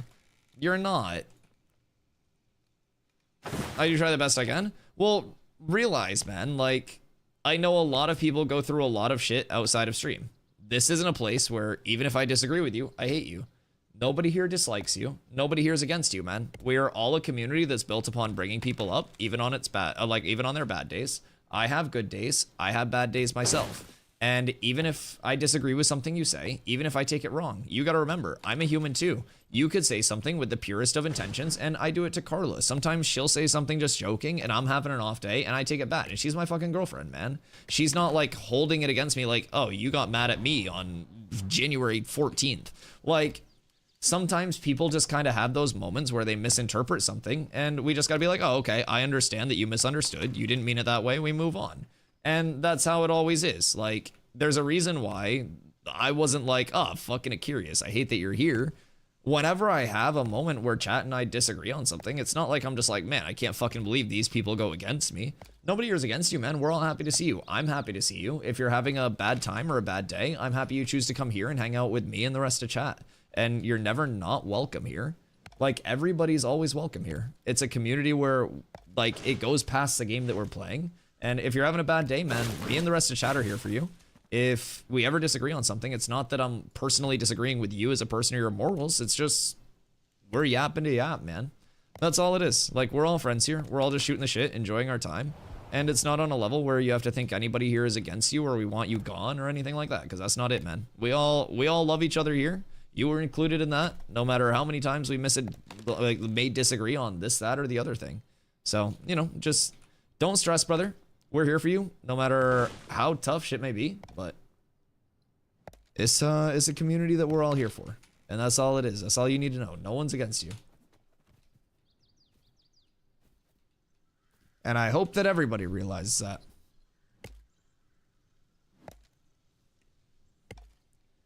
Because, dude, I have plenty of bad days.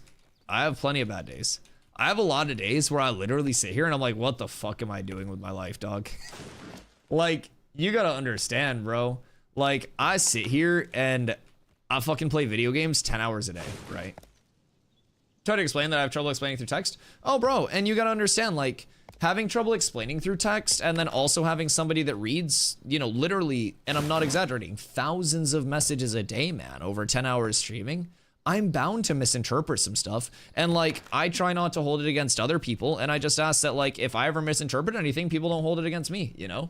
I totally understand that a lot of communication is, you know, outside of text. And I try to do the best I can with picking up when people are joking and when people are serious about things. And, you know, I always try to assume the best with people, but sometimes there are moments where I misinterpret that too. And that's just, I'm not a fucking AI. I'm a literal human on the other side of the screen. I too have emotions and reactions. I get off of stream and I think about the stream and I'm happy. I'm sometimes sad. I sometimes feel upset that I didn't have a good stream. So I think, like, you know, across the board, you got to realize that, like, same thing on your end. You feel like there's some communication lost from typing and having things misinterpreted. I can't really pick up everything on my end either sometimes. Like, as much as I try to be, there are just some situations where I just am not a mind reader and am simply understanding things in the incorrect way. So that's the, you know, that's a big trade, man. As a streamer, I try to give a lot of people the benefit of the doubt when there is that level of disagreement and not just be in a spot where it's like, oh, they said one bad thing, ban. Because I've had plenty of times as a streamer where I've also misinterpreted something. Also, hi, Strange. I see you over on YouTube. Try anything else class-wise? You've been hardcore tanking? So we have finally been getting the guild into like an endgame spot, Strange. So we've been doing a ton of endgame stuff with the guild, getting everybody geared up. So it's really nice. We're starting to see a lot of power scaling, like guild wide. So it's fantastic, dude. I'm super excited.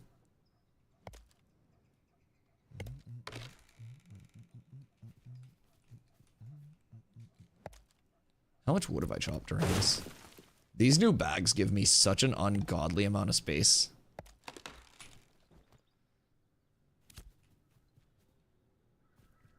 Oh, fuck. I didn't put my lumberjack stuff on before I started. No. Between, like, the fit, the new axe that I'm gonna get, and pretty much everything else, we're up tremendous. Written communication can be more complicated for non-natives. It maybe don't have the same level of understanding. Oh my god, the number of times that I've had to explain to Tarvo that something was a joke because he's so fucking dry. I love him, but goddamn, the number of times where Tarvo and I have been like, not seeing eye to eye, and I'm like, Tarvo, it's a fucking joke. And then he goes, oh, I get it now. It's like fucking comical. Tarvo is one of the most literal fucking people. You could say like one thing and Tarvo will come back with like a fucking 7-paragraph MLA cited, fully researched article about like why Tarvo's side of things is right. And sometimes it's just like, Jesus fucking Christ, Tarvo, it was one offhand comment about early access. Fuck. But that's chat, man. We all hang out all the time. Like, it's fucking bound to happen. Like, that's just part of spending a lot of time with people, I think. I'm learning. We're all learning, dude. We're all people. Like, I think nobody's a fucking perfect communicator. And I also think when you have, like, a social circle, there's that level of, like, everybody has their own kind of, like, you know, their own way of communicating across the board. And as the social circle becomes more familiar, everyone's communication kind of like leans into that same thing, right? Everyone kind of picks up on everyone's jokes, everyone's sense of humor, and there's that level of understanding the longer that a community stays together. So I'm just, you know, we're at that point. Like, I think we have a lot of people that are very comfortable with each other. And I think there are some people that come in from the outside POV that don't understand, like, that we do genuinely just fuck around and joke around about everything because we're a very close community.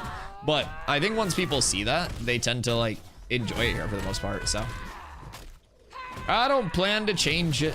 I think we got a good thing going here.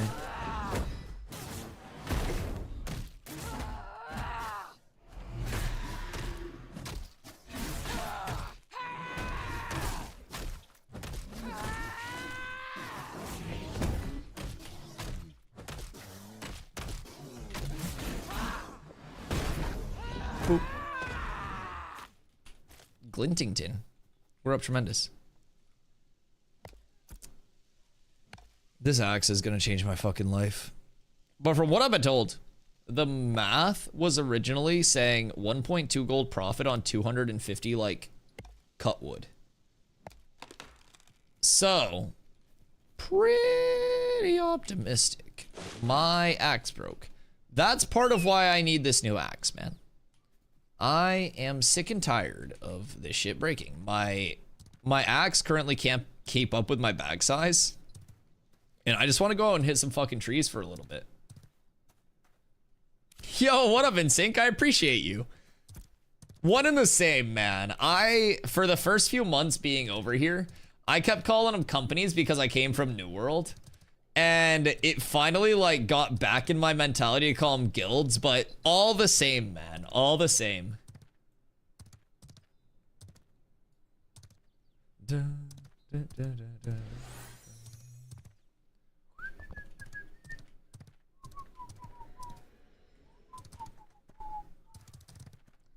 Yeah, Cats with Abs has been around for a little while now. We had a few iterations in New World. And then we ended up over here. I left New World after like 7,000 hours, man. It sounds crazy to say now that I stuck out for that long, but like 350 hours plus over here so far. And I'm having the time of my life. I think Ashes has so much potential. Look at this timing, chat. Oh, that's beautiful. Oh, we're going to claim that right meow. Right meow. How much do we have here? 101 oak wood. So I can actually get this started real quick. So we'll go 100 oak wood. We'll add ash wood for the fuel. And we'll start that job. Oh no, I didn't put on my fucking lumber miller stuff. Gosh darn it. Alright, we'll claim this. Send to inventory. Metalworking's level 3. We'll come into here to stone cutting, where our weapon mold will be done. And then we'll come over here to our lumberjacking tools. Novice lumberjacking axe. No. How do I make my higher rarity one? That's novice. Is it up here? It's up here, right? Just got back into New World during a tournament my friend that got me back into, and just stopped playing. I don't blame you. You want the other table in Winstead. Okay, so it's over here. It's carpentry. Okay. I was like, I'm in Winstead. What'd I fuck up? Okay, it's in the carpentry building. Okay, that makes sense. Thank you. It clicked after I, like, ran over, but that makes perfect sense. Thank you, thank you, thank you. I appreciate you. Can I not use a different rarity? Do I have to have a gray weapon mold? Oh, that's so tragic. All right. Hold on. To be continued. We gotta go get basalt real quick. Still a little salty, but New World was meh for me. Yeah, I think New World as a whole. You don't need a gray? I have a green. I made an armor mold.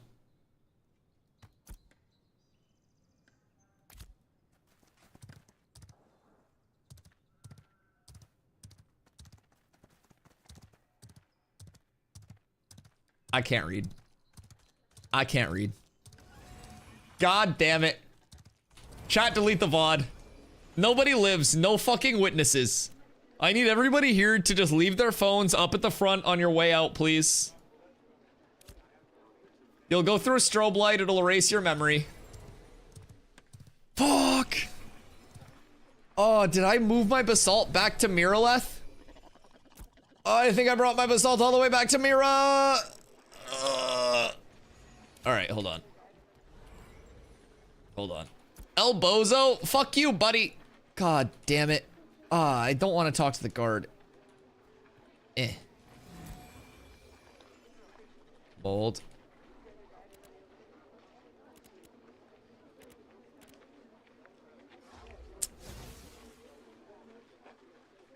Surely somebody's just listing fucking common, right?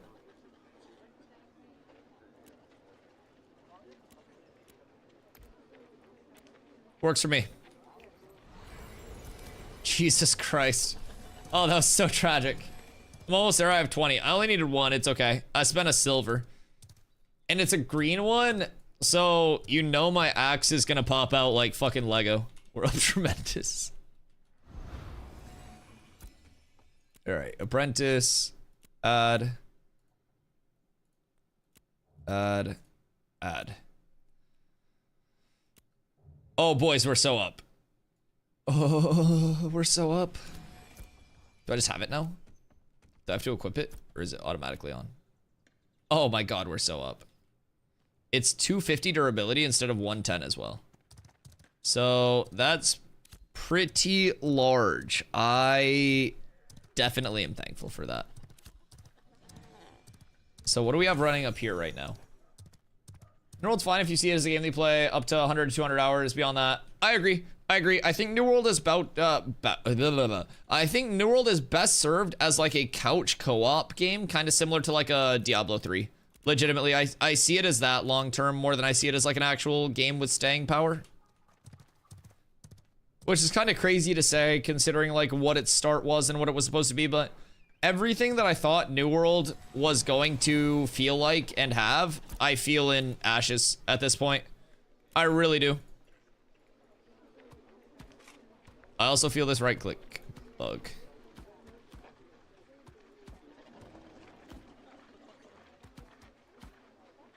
Large timber will throw up there. Wah!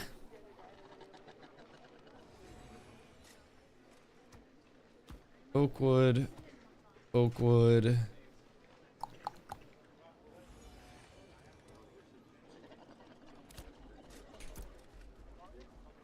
Yep. Yep. All right. Not sure if you know this, but the carpentry vendor has an alternate lumberjacking axe recipe. Yeah, I did see that. What's the large difference between those two? Is there any? Yo, what up, Chili? How you doing tonight? I gotta let my character phase out real quick or my game will crash in like 2 minutes. Different stats. Oh shit, what's the variables? Like what changes on it? I'll have to check that out. I just thought it was gonna be like a different, I don't know, a fucking cosmetic or some shit. Okay, that makes sense. I'll check it out when I go back in. One is speed quant and the other is speed rarity. Oh, okay. So probably speed quant for leveling and speed rarity for once you're level 50. It needs an armor mold to make. Listen here, buddy. Listen here, man. I've had about enough of your guys' shit tonight. My herbalism alternate sickle has quantity and rarity. It's quant and rarity? Oh, fuck, what? Quant and rarity is nuts. Jesus Christ. Node wars are so fun. Oh, dude, I can't wait till we do node wars and like more guild versus guild wars with a bunch of people. I'm very excited. Shadows of Dragons casually over you. You play with shadows on? Fucking bozo. Jesus Christ, pay to lose. I'll be right back.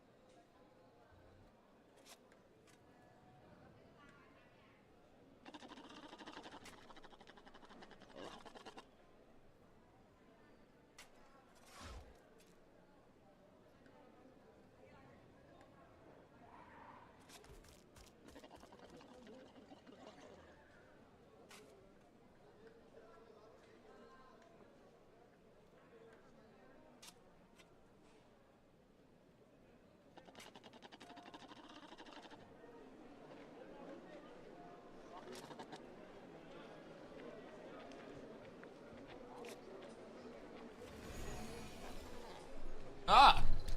The fuck is in my face?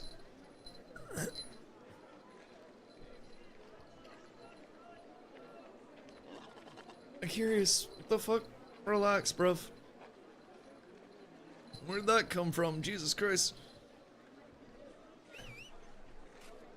I'm his wife. The fuck? Chill with that, brother.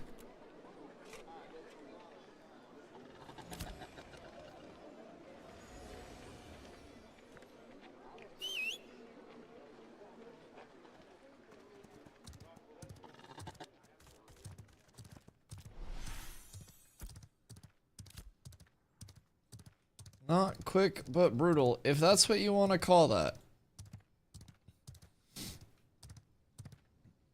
Alright, let's see. Do I have lumber milling? Lumber milling.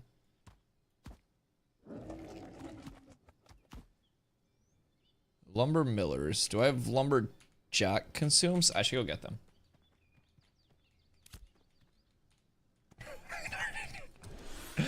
I think Ragnar talked like 20 minutes ago.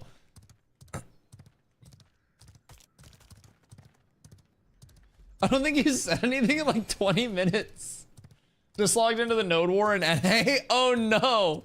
You logged in and then died? Dude, that's what I'm liking about Sunhaven. Sunhaven's been very chill so far. I enjoy it a lot. Alright, lumberjacking bag. Oh, what? It's quantity and rarity. Oh my fucking god, wait. Hello? What do you mean? Eastern hemlock plank, bronze ingot in slate weapon mode. Okay.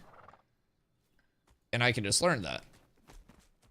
What the fuck? Okay, I guess I should probably strive for one of those.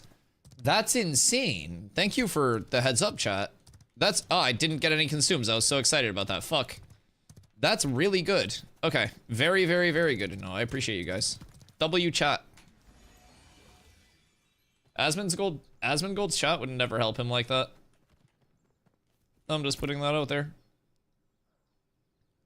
So is it just a scroll of XP? I'm assuming that's gonna be about it, right? It doesn't have any like other consumes like lumber milling does.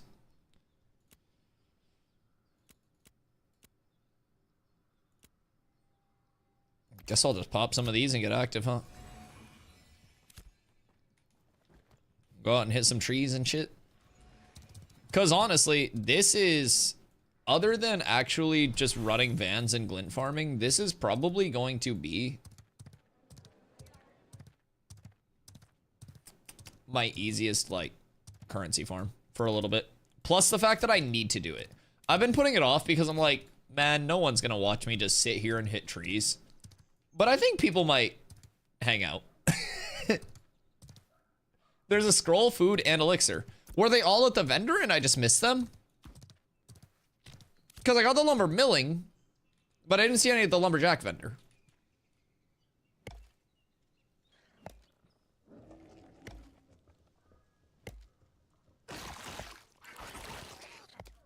Are the higher level, should be towards the bottom. Fuck me. Did you get the upgraded clothes too? I have apprentice lumberjack. Yeah. Yeah, I have those. Oh, Raktar.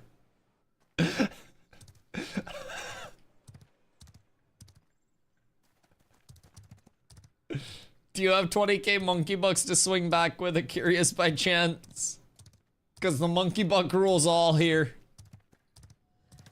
There's an untime out that you can pop, but that's 20k. Towards the bottom. I'm being gaslit. Carpentry vendor, maybe? No.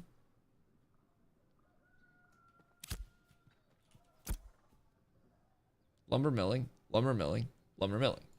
I'm being gaslit.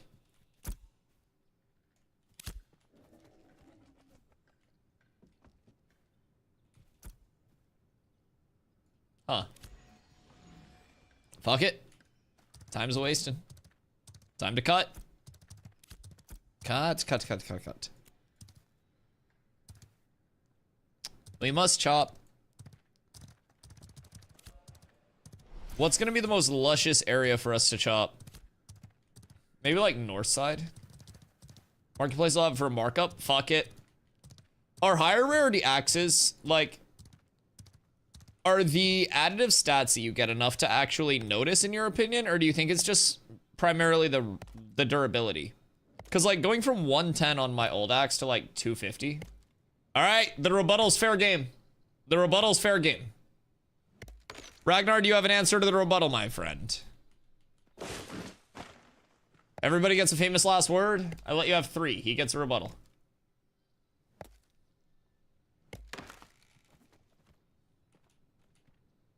This is good. This is good. This is getting a lot of monkey bucks out of the economy. All right, Ragnar with the untimeout on himself. Fantastic. So as of right now, we have a timeout on Akirius. Ragnar has removed the timeout on himself. So unless Akirius has another answer with the untimeout, I'll give Akirius one more chance for a rebuttal. And then the play resolves, we go to combat phase. Untimeout. Okay, we'll count that on Akirius. All right, we got another untimeout. Nobody's timed out right now. All right, we got 30K out of the economy on both sides. He said Ragnar, but he meant himself. I'm gonna let it slide. I'm gonna let it slide. It's a double on timeout. We're good. We're good. Oh, another timeout coming in. Akirius with another timeout. Akirius got a lot of monkey bucks. What the fuck?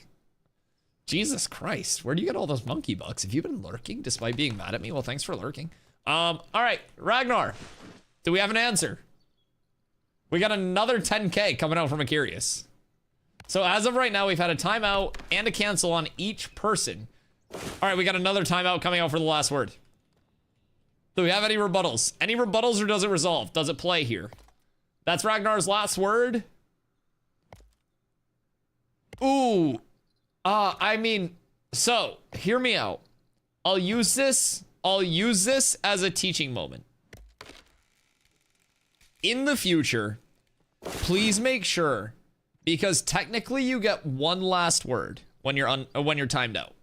So please make sure in the future, just for playing on the stack, it's gotta be you timed out, untime out, and then the other timeout from you. You've gotta untime out yourself in the future first, because that first one is your last word. I'll let it resolve this time because I didn't clarify. But in the future, it's gotta be the untime out as the last word, the rebuttal, and then the timeout. Are we clear on that? Everybody good? Everybody understand? I'll let it resolve. But as of right now, Akirius, you've been rebutted with an untime out as well as another timeout. You have a response. No, it's okay. It's not Stalker logic. It's kind of like Magic the Gathering logic. It's kind of like an instant resolving before a sorcery and kind of like a mana leak type ability. So think of it as kind of like a mana leak. It's like counter your chat, but you can pay 20,000 monkey bucks to ignore this and cast your chat anyways. There's a timer on the timeout. Yeah, it's 10 minutes. It's a 10-minute timeout. You don't get banned. It's literally just a 10-minute timeout. It's just a fun thing. It's not even that long. It's people just throw them at each other and then 10 minutes later everyone just comes back. Yeah, you literally don't even like lose anything. You just can't type for 10 minutes, that's all. It's fun from my POV. It's chat on chat violence. And sometimes when people come in griefing, like everybody will just throw out 10,000 monkey bucks to sentence somebody to like a fucking hour-long plus timeout, because if multiple people do it, then it stacks up multiple timeouts. So like sometimes someone will come in and they'll try to yap and chat just times them out before they can even yap a lot. And I'm like, guys, come on, let me yap back at this guy a little bit. Everyone that plays Magic the Gathering is a stalker though. You stop that. Everyone that plays Yu-Gi-Oh smells fucking poo-poo. Actually, not everyone. I won't speak in absolutes. There are some fine-smelling Yu-Gi-Oh players, but I think that Yu-Gi-Oh is the worst-smelling card game on average. Like, if you just take each player base, I feel like Magic the Gathering, like, you see more ass crack, but it's wiped ass crack. Yu-Gi-Oh smells bad as fuck. Yu-Gi-Oh players smell like disappoint. It's just sadness. It's sadness that they're not playing a real game. I haven't played Magic seriously in like 10 years. I'm reformed, but it's like, I don't know, it's looking back on the crack years of your life. Level 15 fighter, 410 physical power. Jesus fucking Christ. Leveling an alt is gonna be so fucking easy. I just gotta get a bunch of money and then just enchant a level 10 set and then just send it down to an alt and it's over. I can't wait for the enchanting squish. Like, people have a lot of like fizz power still, but like 400 plus at level 15 is fucking insane. This shit's nutty.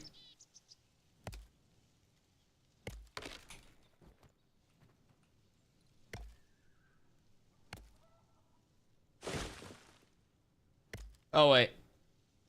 Okay, so yeah. As of right now, Ragnar untimed himself out and then redeemed a timeout on Akirius.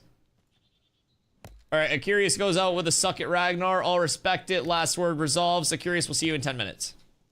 Well played. GG's to both sides. Handshake before you leave the tables, please. Thank you. Congrats to Ragnar. You win this one. Chat, I'm telling you, the monkey buck rules all. What he said? He went out with a suck my dick, Ragnar. A respectable choice. If you don't have the on timeout, you might as well get the suck my dick in. It's a respectable last word. Yeah, the play resolves. I respect it. He went out like a man. He went out swinging. He might not have had the on timeout, but he had the suck my dick ready. I fuck with it. I don't have to get involved. This is nice. This is chat on chat violence. This is why I put these systems in. Chat is also PVX. Ah!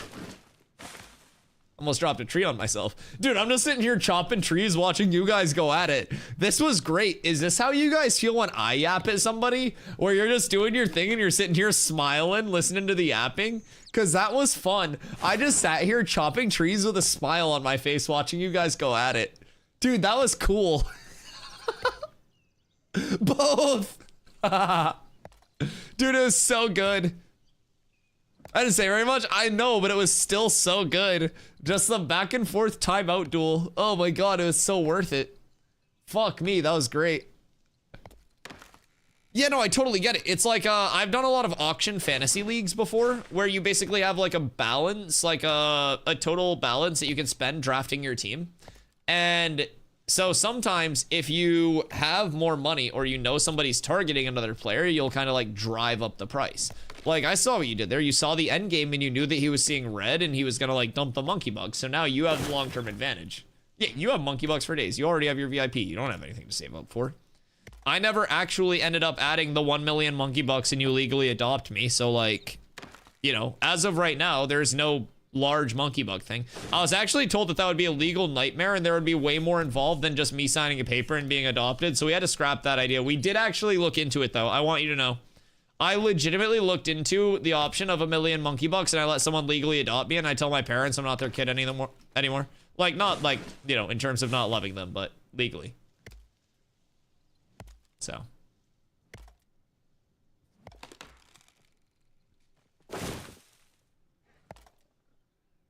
So Ragnar also comes from New World, and with New World, peak New World viewership is always around the wars. And wars are 50 versus 50, one side versus the other, right? So there's always a winner and there's always a loser. At my peak, I was warring on 8 accounts. The most wars I was doing was like 20 plus wars a week when I was warring super actively, right? Like 3 plus a day. Hello! How are ye? What are the odds you'd find me hitting trees out here, right? So, people that were here for all of the wars every day were getting a massive gamba, sometimes like a 500k plus gamba, multiple times a day. Well, you can't circumnavigate the ban. Curious, if you're timed out, that's violating the rules. Jesus Christ. You can't circumnavigate the ban. That's outside of the rules of Makara. Jesus Christ. It's gonna be another 10 minutes if you keep up that debauchery. You see what people are really about when the competitive side comes out, boys. Yeah, I don't even, you fucking deal with it. I gotta deal with 99% of people being angry. If someone's angry at you, that's your fucking problem. I'm having fun. Just let me know what he says. I'm just enjoying this. Oh, take one for the team, Ragnar. Being so selfish. He went from mad at me to mad at you. Just take it, dude. Just fall on the knife. Jump in front of the bullet. I'm the streamer. Be a good VIP. You gotta commit to the cause, man. Put your body on the line. I'm not seeing a fucking hustle out there. You're looking like Drake's bodyguards. You guys remember when one of Drake's bodyguards got shot in the chest and then that entire rat beef stopped? Crazy.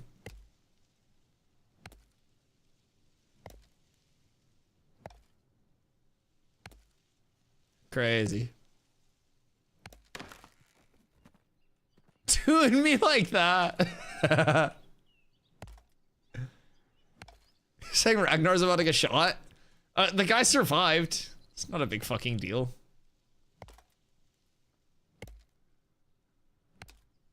I'm pretty sure he survived. What up, Nema? How you doing, goat? Dude, this axe is already so much better. My other one would have broken by now. What are we at, like, durability-wise? Oh my god, it's still at 200. Chat, I'm gonna be able to fill up my bags. I'm making so much fucking money off of this. This is so good. I'm gonna be able to buy the 5 gold expansion. And not worry about it.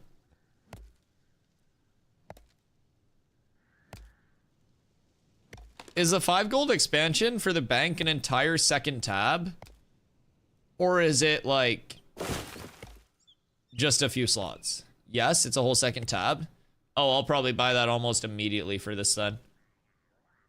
Because I think even with multiple, like, with 4 crafting queues, I still don't think, if I'm just out here gathering, that I'll be able to craft at the rate of which I'm gathering.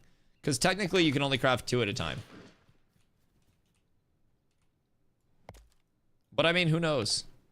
This is good, though. This is a lot of really good moolah. And it's free. And I need to level it anyways. The XP is coming along well. I'm almost 14 already. I'm going to be 20 in no time. And realistically, like, 20 gets you everything that you need right now, yeah? There's no, like, massive benefit to being anything past 20, other than just, like, being there ahead of time.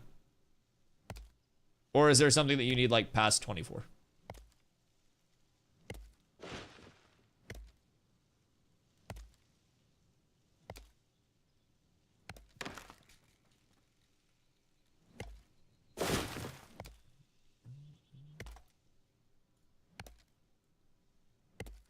I know so many people that are, like, multiple characters with 50 gathering. And it makes me feel terrible about myself and how much I've avoided this. Because it's kind of chill. And the fact that I've already made, like, as much secured money as I have while spending multiple gold on, like, refining fees and shit. I'm pretty excited about that. I'm pretty excited, I'm not gonna lie. That makes me very happy.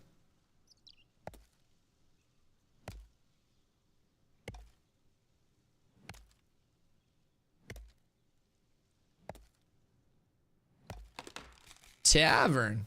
TGF? Shit. Tell them I say hello. What are they yapping about tonight? You go over there. Go say what up. You know where I'll be. I'll be fucking hitting trees. I think they DM me again, but I'm gonna be going over there at some point to yap with them. So I have a couple collabs with some other Ashes content creators soon that I'm very much looking forward to. Vladis had reached out about the tank summit that he's going to be doing, so I'll be joining for that. And then I will also be going over with TGF and yapping with them at some point. I think we might have a couple things planned, but yeah. They reached out, so I got to check my DMs after stream and hit them back up because I always suck at checking my DMs, so I can't forget.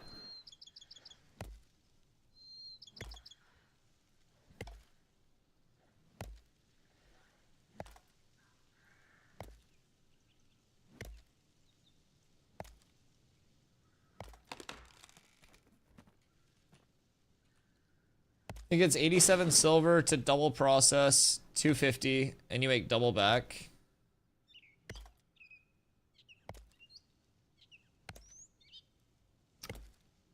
Is that on planks, or is that on... Like, what's the selling price for a stack of planks? Because I was doing rods instead of planks, and it was 16 silver per 20. Oh, what the fuck?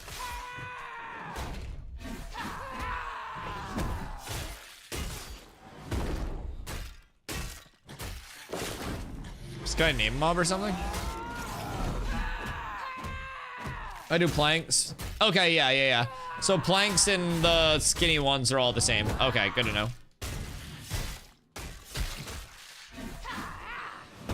Tis one and the same.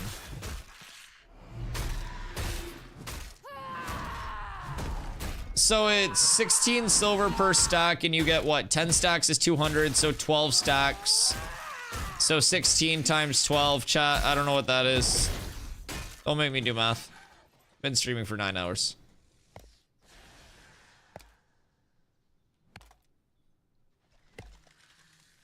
It's like 12 and a half, isn't it?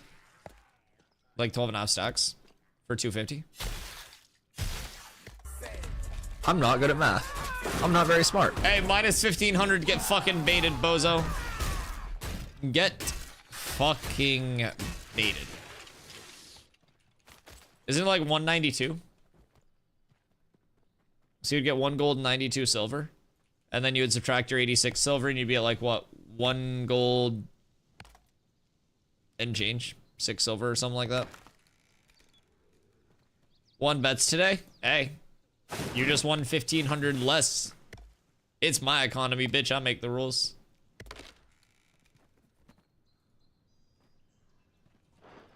So let's whisper Regulus. Yes, indeedly. I got lucky. Okay, so yeah, planks, rods, all of those things. 1 gold, 13 silver for a 250 job. Yeah, profit. Yeah, and that's while leveling.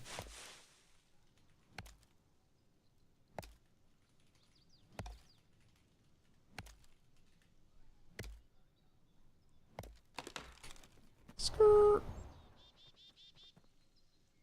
Yeah, I mean, and the thing about that is that profit is also coming without translating glint into gold, which means that you can keep like gold income with this, and then like, you know, this is your gold, and then glint is your like caravan income, you know?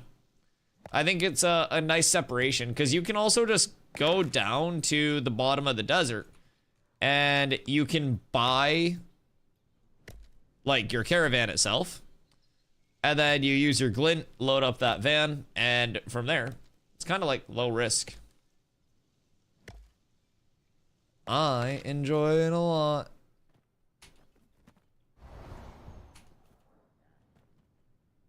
Is that 1 gold, 13 silver for 9 hours? So like the first one is 9 hours, but that's part of why I'm doing it like over here in Winstead, is because they have journeymen, so they have like the woodshed area in addition to the like the first thing, right? Any last words? Curious. So they have the woodshed area, which has another like another lumber milling area, right? Another lumber milling table. And so once you get it going, you can have 1 set of refinement. It resolves. You can have 1 set of refinement going at like the novice, for example. You can take your wood into logs, and then over at the big milling table at the woodshed, you can queue up 3 things to run back to back to back. So once you get going, you can kind of get it stacked up, so you're like doing it more efficiently. And it's not that full, like, okay, I'm using 1 to go to logs and then 1 to go to planks. And you can like stack it up and cut that total output in half. And you can like, in theory, you could also do it in multiple nearby towns if you really wanted to. I could just get a shitload of like, thank you, sorry, I was dying. I could get like a shitload of like cut wood available, like the logs, harvest wood, cut it to logs all here, and like get a shitload of logs, and then before I go to bed, start planks here, planks in Mira, like, or wherever else I can start planks. I don't know if I can do it in Mira, but because you need an apprentice. I think it would actually be here, Nuela, or desert. Well, like 20 hours of prep time in total, a few hours in each area. Oh yeah, and once you get like better bags too, keep in mind, 250 gives you over a gold profit, and I'm sitting at just in this a little bit of time logging since I got my new axe. My axe still has over half its durability left. I've got apprentice lumberjacking bags, so they can stack up to 62 of a log in it. So I'm nowhere near even filling up my bags right now. I've already pumped out over a level of lumberjacking this trip. So I'm gonna go back and I'm gonna have a massive amount of wood to give. Sorry, I'm not gonna go down that road. I'm gonna have a lot of wood to refine. So I'll go back and I'll basically just queue as many like actual log refines as I can before bed. And I'll work on like refining all of that. So I'll log on tomorrow. I'll have those refines done. When I log on tomorrow, I'll start the refines to make them into planks and kind of like keep the money rolling in. And once you get that baseline going, it's literally just passive income.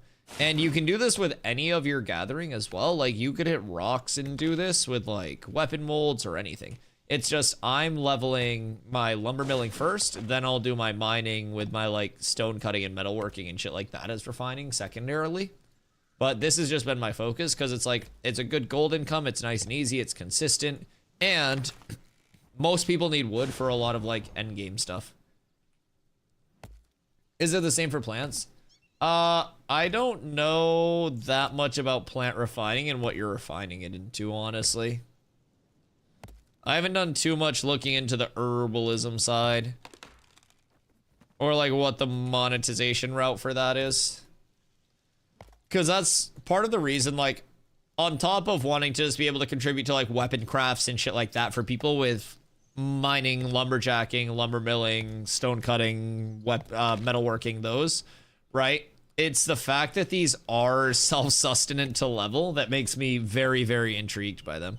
Because I can just hoard all of my high rarity drops, even my like uncommon and better. I can refine all of my common drops. I can get a baseline of gold that's going to honestly be more gold than this character's had in a while because I haven't taken the time to do this. So I can finally start getting income rolling in. I don't really spend much money because I'm not buying too much shit. So my goal is to start saving up to enchant some good pieces that I get, or even maybe a couple of pieces that I do have that are worth enchants, and start to get that power scaling up. I think that's the biggest thing. Like, we're at the point where the guild's getting into endgame, and I've helped enough people level that I can finally just like do what I need to do and then include the guild in that, and everybody kind of like benefits together, right? So the Carf stuff today, I was doing that because I need the bow from it. But everybody else is also at the point where they also need drops from the endgame content and they're ready to farm it. So we just get all of that. Like, I'm super excited that it finally paid off. Like, we're able to just hop on now and be like, yo, boys, we're going here for the raid today.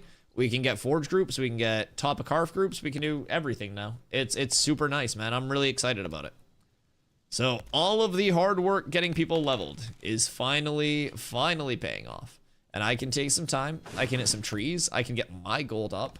I had less than 40 silver at the start of the day, and I was having to sell glint so I could start to get my refining going.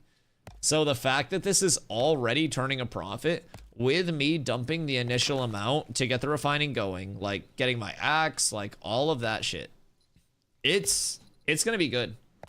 I have 0 glint, just how I like it. So this is the thing though, like, once you get this refining pattern going, I now don't have to spend glint to actually make gold. I just have this going all the time as like a passive gold ticker throughout the day. So then I can actually use my glint on not only like vans, but also like, because keep in mind with caravans, it's not even just the gold escort, but it's also the guild escort level. So eventually, even if we don't have people running them, we're gonna want people like guarding and escorting the vans and kind of like scouting and making sure they get there, because that's gonna be the most efficient way to level up the guild, which if you upgrade your guild up to 4.5 mil XP, you can get increased guild size, you can get 10% mana and HP, you can get reduced XP depth multiplier, more XP multiplier, weapon XP multiplier, resource drop reduction on death, XP depth multiplier reduction again, max health again, so you get 15% max health from this. You get health regen increase by 5% of your con, mana regen increased, you get power multiplier increase, and then these are all lifestyle bonuses. So eventually, if you have enough people that have saved up like, and keep in mind, this is thousands in probably like tens to hundreds of thousands of gold worth of glint collectively to level any substantial amount. I think the highest level guild in the world right now is like level 2. But the more you get people like, what is this Grasso Seed doing here? The more you get people in a spot where like their gold is in a spot that it's okay, and they're, you know, they're not worried about gold from glint or vans, then they're able to use that glint for like guild commodities, which you still just van escort. You do a van escort not for your gold gain, but for the guild gain, and it adds a whole new element to it, because then it's guild progression too, right? So, but yeah, even if you're not running vans, like when we do guild van nights, being there to escort and stuff too will be a big thing. Not everyone's gonna like just sitting in a caravan and driving extremely slowly, but keep in mind too, vans like double in speed pretty much, and it's still not like mount level fast, but vans can be very fun, especially if you like PvP. Caravan PvP can be some of the best PvP when you actually have a large number of people, because then you have like that breakout PvP. It's force versus force. It's kind of like seeing who can adapt to the situation. Like, I think it's pretty solid, but I don't like anything about caravans or the idea of caravans. What opposes you so much to them? Like, what do you just, you know, and of course, not saying you're wrong or anything for how you feel, but like, what's kind of your big, like, not enjoyment? Not my gameplay, right, but like, what specifically about it doesn't attract you? Doesn't sound fun. Well, have you given it a chance? Because, I mean, and again, you can be closed-minded if you want to, but I think the actual, like, running of caravans and the constant, like, are we going to get hit? Like, are people going to see and run up? Because the last van that we did, keep in mind, we went all the way in the water from here to here, and we got attacked, like, here, right outside of the node, because people just happened to see us from the, like, the flag zone. And, I mean, I think that level alone is almost like you're chilling, but you're always on edge. And it's that level of, like, massive caravan grouping that is the reward of a huge payout, but the risk of more people seeing it and you having to defend that. So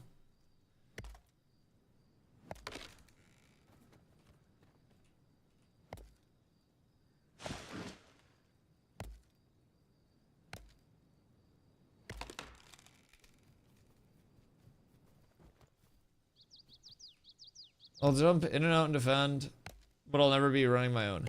Is it the thought of just like losing the input and like the risk reward of like, I might lose the money that I spend on the caravan as well as the glint stuff?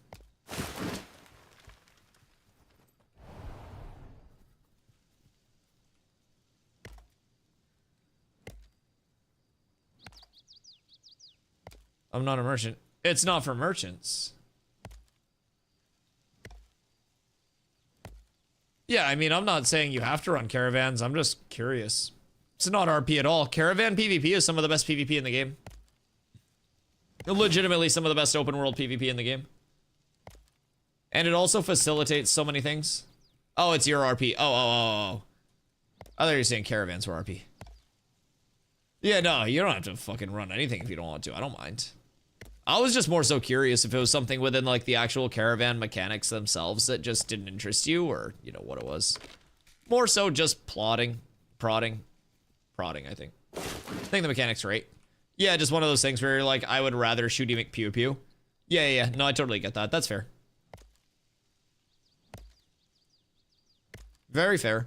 I think with games like this too, there are only so many hours in a day, and like, people being able to play the game in that way, the way that they want to, right, is good. Like, the fact that the game presents you with so many gameplay routes that you can look at something and you're like, it's not my biggest thing. I don't think I'll enjoy that too much. And still have so much to do. I think it's really cool. I think Ashes is very good for that. I think people aren't going to feel necessarily inclined to do any one mechanic of the game. But, like, if you do participate in those mechanics, you can see the benefit from them, right? Like, you complete a caravan, you obviously get a bunch of gold and shit, but if you don't want to, you can still get gold in other ways. It's just gonna be like less optimal. But in a world where you're not trying to quote unquote beat the game, optimal only matters a little bit. Never done a van, sitting on 40 gold and made probably 150 on this tune. I love that. Yeah, and meanwhile, my last 2 caravans that I've tried to run, I got hit and I lost my vans. And granted, they weren't like any vans that were too crazy, but I lost probably like a combined 15 gold. So it's nothing too insane. But at the same time, if I hadn't run those vans, I'd probably have 15 more gold right now. So there's definitely that element of risk reward. And I think it's cool, again, that Ashes is so like, so good for people being able to be like, I don't want to play that, so I'm not going to play it. But if the guild's doing it, I'll pop out and help, right? I think that's really cool. And I think that that means that players won't feel this level of like FOMO. Like if we're running vans and someone wants to pop out and it's not usually their thing, they can pop out and run one and try one, but they don't have to do all of them. It's really nice. Ashes just makes me very optimistic about the future. Not to say you guys doing a big one. Yeah, exactly. That's what I'm saying. You just don't want to be like driving one and just like putt-putting around. You want to be up scouting and stealthing and like doing that role. Yeah. No, I totally get that. I 100,000% get that. And it's cool that those like different gameplay loops are available. I really do like that. I have this big appreciation for like everything that Ashes allows people to do, in the sense of like not feeling necessary in a sense, right? Like this is honestly, I've been like casually picking away at cutting trees and stuff, but this is the first day that I've started to actually go into the refining loop and go into the whole double refine, start to make money, sit here and do a significant level of clearing and setting myself up, organizing myself in an area where I can process a lot. Like, so I'm starting to, just now for me, after 350 plus hours this phase, get into the crafting, gathering, like life skill loop, because that's something that I usually put off in games, and despite it being madly important in Ashes, I was just so focused on other shit. But again, now that the guild's leveled, and like people in the guild are able to actually, you know, do endgame stuff, I'm in a spot where I'm like, all right, cool. I do some me stuff now. So it's nice. It's nice. Running one of your own, if you're alone, you'll get fucked, and that's how it's intended. That's where if you have money, you invest in hiring defenders. The thing with caravans is kind of cool too, is like, we felt safe running in a group of 8 until we got jumped by a group of 20 both times. And it's like, we'll feel safe running in a group of 20 until we get jumped by a group of 30. And there's always that level. I love that idea. No, I love vans. Oh, Stomps, there are already merc guilds that will do that, but keep in mind, if you have a reputation as like being a very good guild, guilds that own nodes can organize like, hey, we will protect your caravans from this time to this time, and we would just station people to protect the caravans throughout. So say hypothetically we owned like one of the Desert Peninsula nodes when they come in, right? Or a Tropics node when those come in.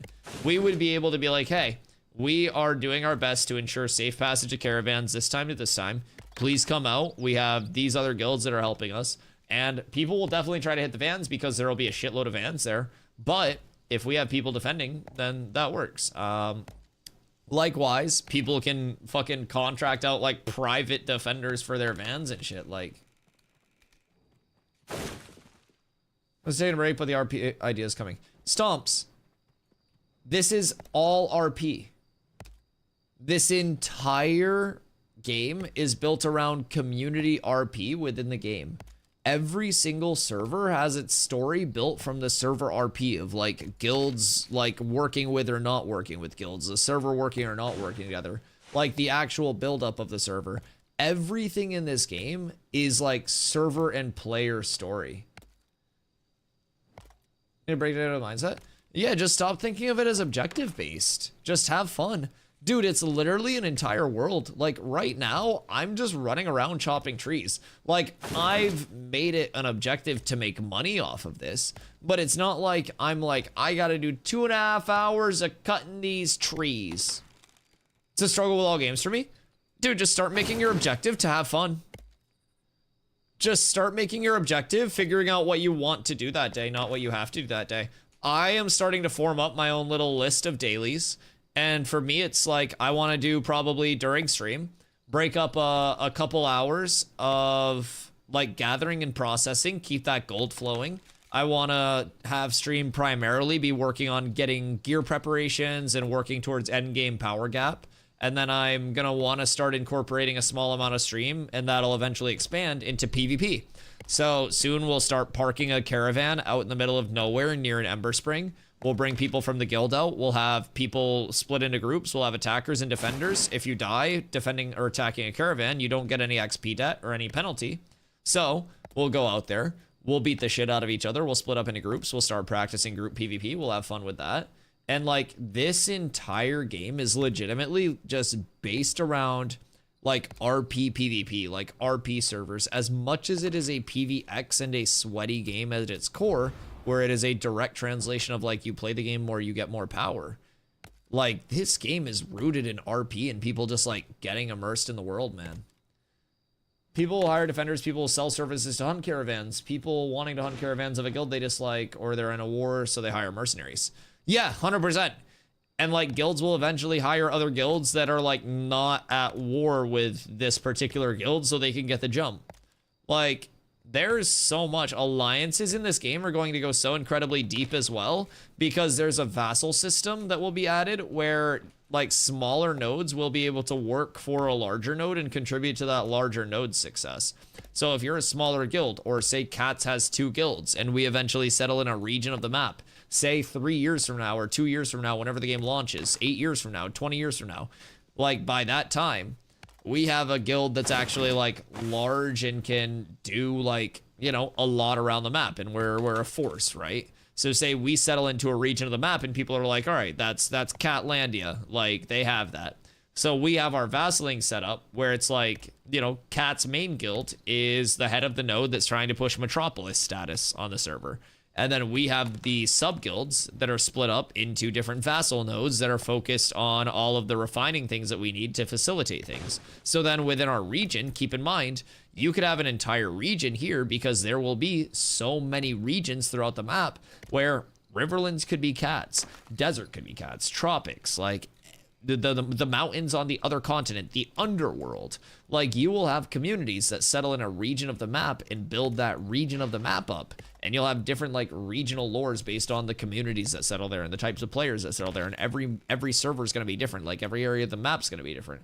It's insane. Nodes are not held by necessarily only one guild.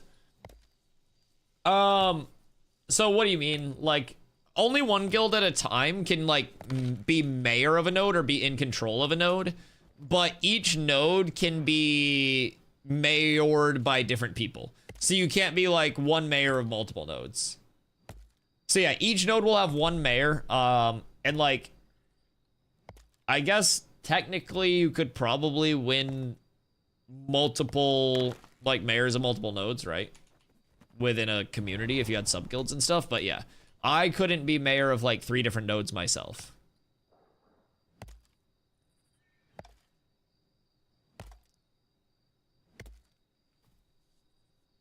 If desert biome lacks tropics resources, you can get a caravan there and make big money because of that. It's all connected with caravans. Oh yeah, everything in the game is linked up. Legitimately everything in the game is linked up. But within that, that doesn't necessarily mean that you have to be the person to do everything in the game. There will be people who specialize in a lot of things. There will be people who are like jacks of all trades. There will be so many unique and individual gameplay loops within this that all contribute to that entire economy. Guilds are aside from nodes. Everyone that lives there forms a node. Yeah, so like within Cats, you could potentially have like multiple different people that get elected to the node. But if you split like where your guild is in terms of, or like not to one node, but like say Kenko's in Cats, I could get elected to like, you know, Sunhaven. Kenko could get elected to Miraleth. But if we split Cat's population between the two and we get a node versus node war on us, or later on we're trying to upgrade and push our node up and we get like a node siege and can't defend it because we're splitting population, then that's not going to be a good thing. Now, if we're able to do that with the vassaling system, and that allows you to potentially help the nodes that like are getting attacked during a siege and stuff, then you'll be up. In Halcyon, you can see people from other guilds. Exactly. So if you attract people to your like node or your area, you'll actually have other communities that settle in.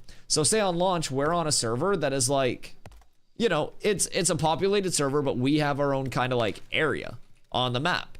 We could attract people over there because we have all of our gathering, crafting, everything like that all sorted out. And across the board, there will be many things that can either attract or push people away from an area on the map. And with that, if you have a lot of eyes on you because you have a lot of people in your area, your node's developing fast, you're gonna probably get node sieged because there can only be, keep in mind right now, nodes are tier 3, level 3. At level 6, they take up this entire square called the node cork. So there can only be 5 level 6 nodes at any given time on the server. So if you're really far ahead of the curve, you may put a target on your back as a node to get node sieged. You may have alliances node sieging you. And if you can't defend that because you're splitting your community in too many places and not vassling and staying close, then that's gonna fuck you up. There's so much that goes into it. The different types of nodes. So there are 4 different types of nodes. Economic nodes are purchased by that. The biggest burp gets the economic node. So basically like the highest bidder. With an economic nodes can have like player markets that are linked up to other player markets if it's fully upgraded. I think that's the big bonus there. Then you have scientific nodes. Scientific nodes are the democratic election. A scientific node being fully linked up can have teleportation, like fast travel, to its vassal nodes, which can travel across continents if you have a vassal on another continent. And then if there are multiple scientific metropolises, 2 scientific metropolises can have airships that go between them, which are like a form of auto travel. But that's if there are 2 on the same node. Then you have religious nodes, which are my personal favorite. Religious nodes, you get mayor by completing the most quests during the election time out of everybody that's competing for it. So I want to take a religious node, not only because I think it'd be haha quirky to do more quests than anybody else and shock the world because everybody just thinks I'm like mob grinder or PvP or this or that, whatever, right? But a religious node, if it's fully upgraded to tier 6, you get a procedurally generated dungeon underneath your node that has unique boss spawns, unique loot tables, and since it's procedurally generated, your religious node will be different than every other religious node. Your dungeon will be different than every other dungeon. So on top of all of the other systems that provide like a dynamic feel and an ever-changing feel to Ashes across servers, religious nodes will do exactly that. You'll have different metas entirely on servers just from the presence of one religious node adding other things to the loot table. It's insane to think about how much stuff could change. A religious node that exists on one server and a dungeon that exists on one server and a boss fight that exists on one server may never exist elsewhere in the game. Ever. That meta on that one server is now different than every other server, which then has a different meta than every other server. It's fucking insane. So then you get into military nodes. Military nodes are the PvP-based nodes for Mayor. Those are determined by what's said to be at this point like a King of the Hill style PvP type shit. And religious nodes when they're, military nodes when they're fully upgraded. What the fuck is a military node when it's fully upgraded? Like nuclear warheads or some bullshit? What do you even get from a fully upgraded mil node?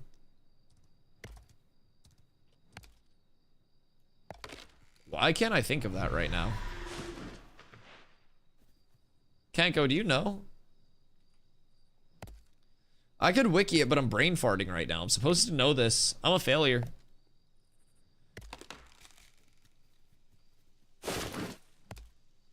Let me wiki it.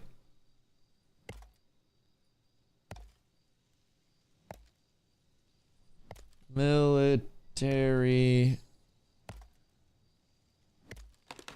nodes.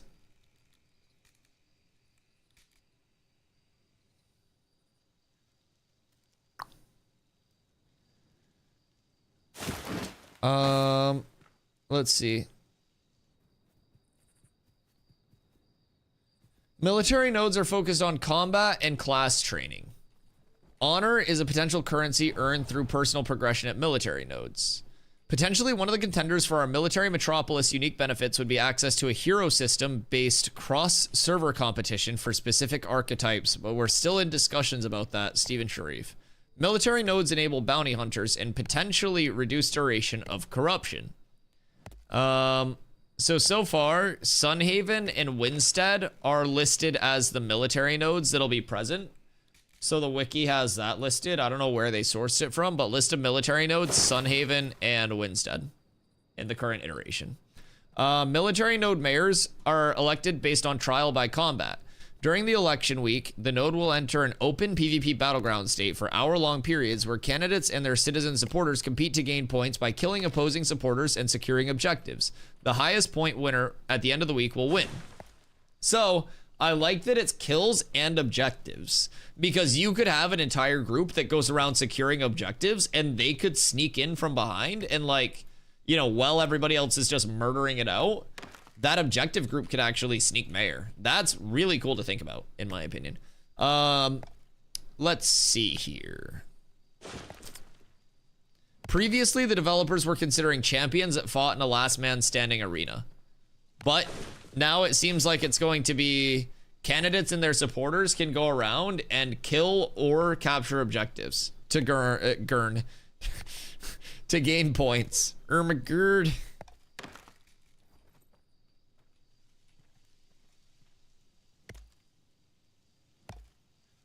I feel it'll be a kind of capture the flag. I almost think of it as like, hey, what you doing?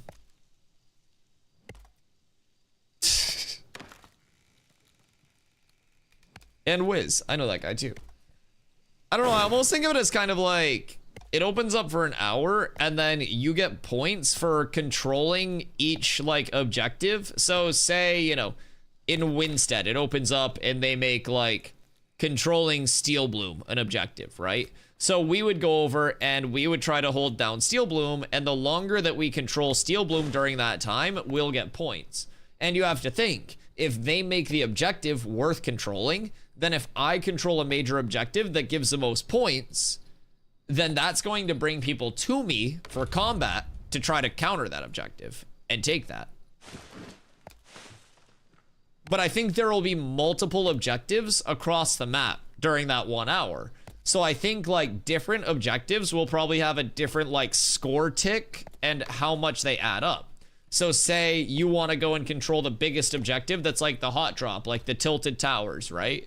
You want to control that and have the most PvP come to you. Or you could go around the outside and maybe you go for the least contested objectives, but you take 2 of them.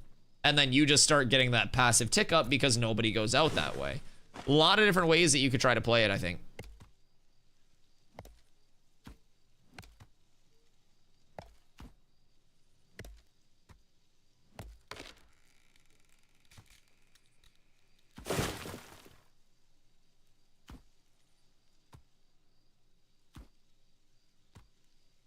And we ball. Bop.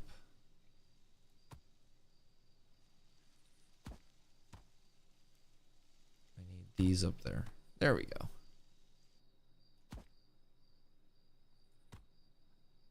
This is a lot of wood. This is a lot of fucking wood. No, I should, but people will probably like it. Oh, I think it'll be quite fun during that 1 hour. I mean, it'll take a lot of communication too.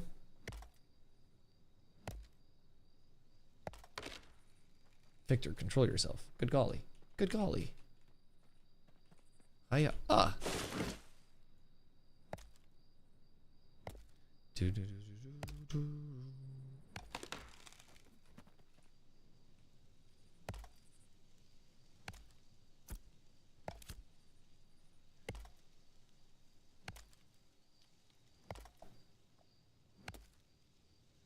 $13 solo grind. Ooh. Chat, where are we going at 13? That's past frogs. I mean, you could do frogs still, realistically. Honestly, Shardlings, Oaken, you could if you really want to get crazy with it. I don't know if it's still active, but Athanar's node cork, if you think of it as quadrants, this quadrant has had level 10 stuff spawning in it. I don't know why, but there are just a bunch of level 10 mobs that you could probably do quite easily there. And those drop really good glint that you could save up to. Nice exploit on Godspike event. You can play in the desert? Yes. Yes, indeed. I mean, it doesn't exist, but yeah. Yeah, you can.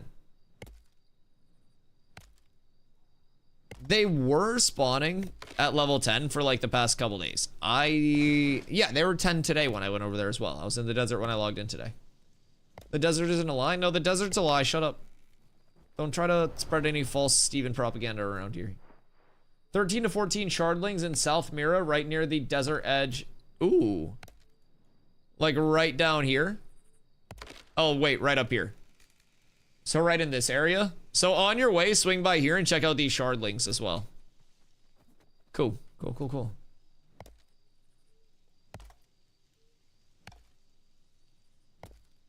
Good news is, I almost worked off my XP debt today. My axe finally broke. Holy shit. I chopped through 250 durability, chat. And look at my bags. We're pretty well stocked up. I got 10 blue oak. I got 37 green. I'm gonna be able to do a stack of just like full green processing soon, but I'm assuming I'll just vendor that as well, because it's probably not gonna be used for anything at green.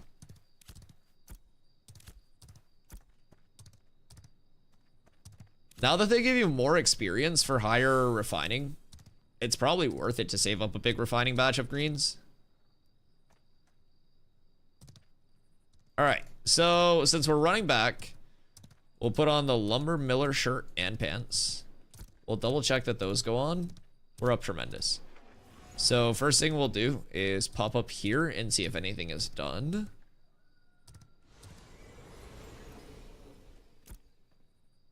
Nine minutes on my beams, but what I can do is start an absolutely massive batch of timber right now.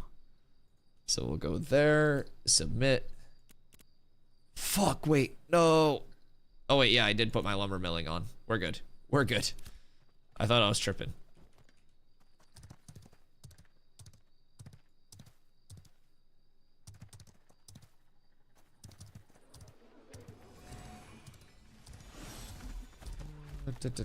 Let's see. So I got like 8 minutes until another slot opens up. This is 30 minutes. And then I'll be able to get another... That'll be a 250 ash. I only have 226 ash. Uh-oh.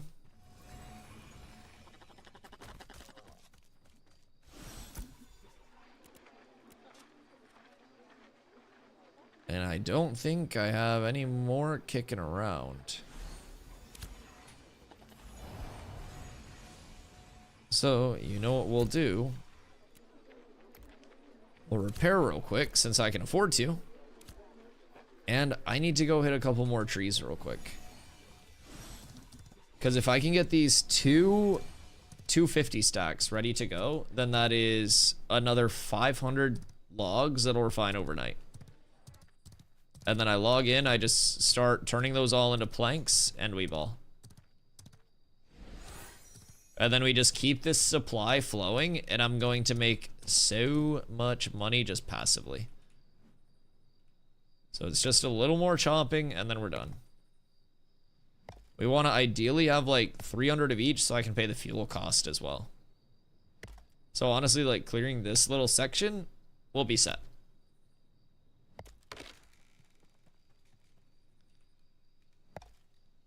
What am I at for lumberjacking? I've gained 2 levels lumberjacking here as well. I'll be 20 in fucking no time. Realistically, I could just grind out to 20 tomorrow if I wanted to. I'll definitely have it by Wednesday. Shout out to no downtime. Dude, I'm so excited to be able to play the game the next 2 days.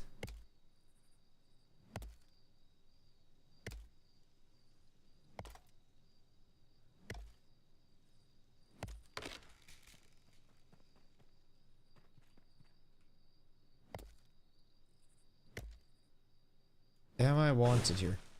Brother, everybody's more than welcome here. I explained this pretty in depth before. Yeah, everybody's more than welcome here, but like, people aren't gonna be like plotting over anyone's presence, so to say, right? Like, it's just kind of a chill hangout. Nothing too serious, but yeah, everybody's more than welcome, man. If people weren't welcome here, people would be banned. And nobody is banned.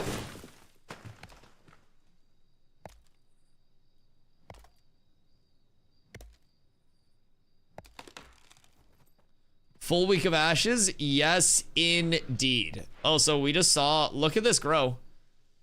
It's legitimately growing into an adult oak right in front of us. Like the full animation. That's so cool. And now it's about to get chopped down. That's a large one. Jesus. It just keeps going. It's a chonky boy. Victor. Be human. Between you and fucking Henry. Jesus Christ. Must have been happy to see you. Two of them started growing when I was around. Can't control themselves around this dwarf.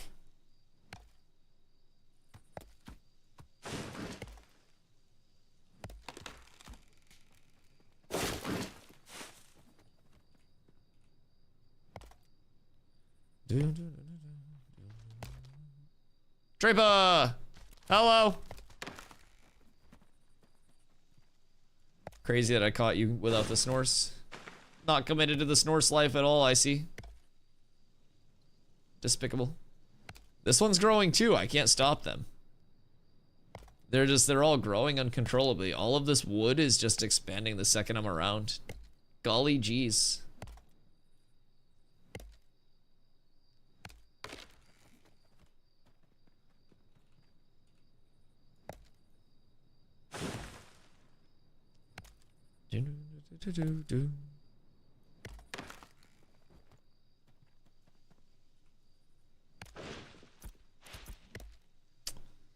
Why did you go up there? I want you up there. I mean, although with how much uncommon I have, I could probably just fucking give it its own spot, but...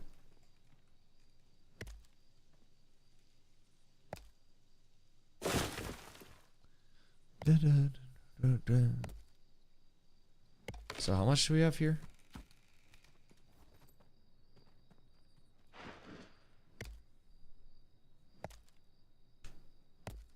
I'm gonna say, yeah, you're chilling, dude.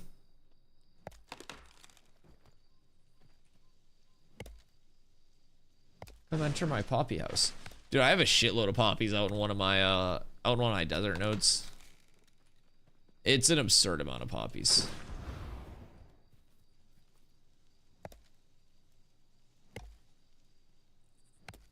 Alright, so I want to have 250, which is like just over 4 stacks. Dude, I keep pulling uncommon. God damn it, there's so much. There's so much. This Jovo War got me screwed at Carve. Dude, since I have been in Sunhaven, it has been so peaceful. I just live my fucking life. I play the game. Sunhaven has no enemies. The desert makes everybody happy. Vitamin D is the greatest addition to human beings.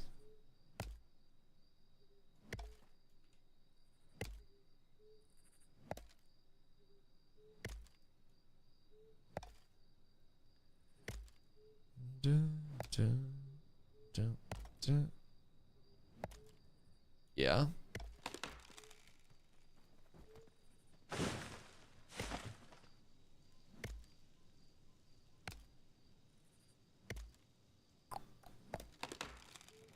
We're almost there.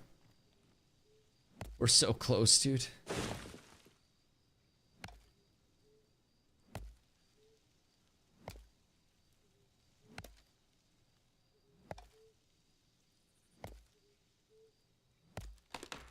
What's happening in global?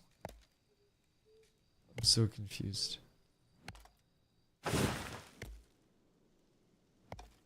Oh, the wars?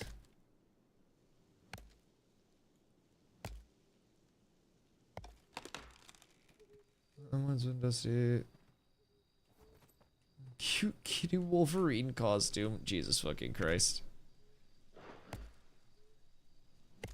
Where's Corla? She worked earlier. And then I don't know what she was doing after. Probably gaming. She's been playing Valorant. I don't know. She was saying that the act ends like very soon. And so she's been trying to grind out the last of the act a little bit. So she can push into... What is it? Immortal? Yeah, I think she's trying to push into Immortal.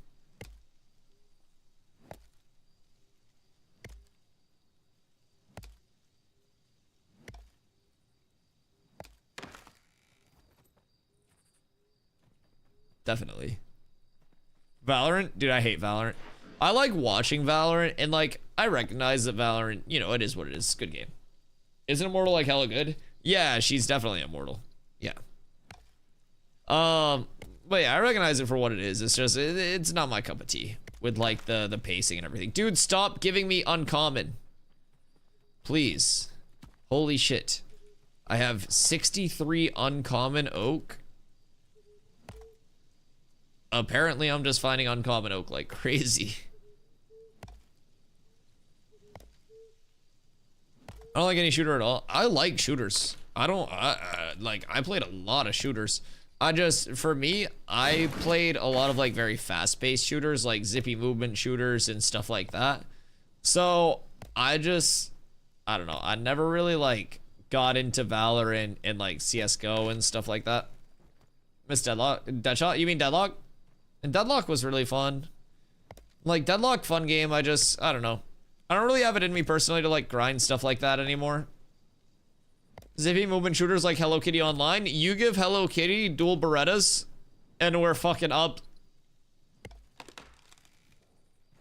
A little, like, rolling double shot animation. Yep. Yep. I like the way you think. And by you, I mean me. Please give me low rarity. I want nothing good. Fuck yeah.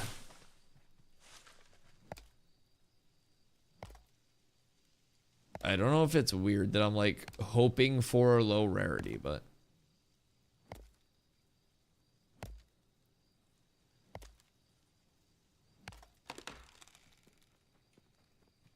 found a tide snapper earlier that can be trained into a mount. Well, shit. Well, maybe Nelly would take that. Just maybe.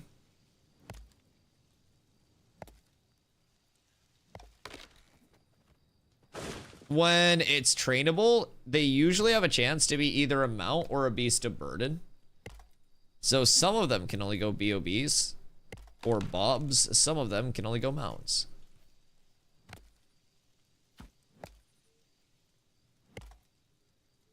Oh, thank God. I finally am getting close to having enough of this.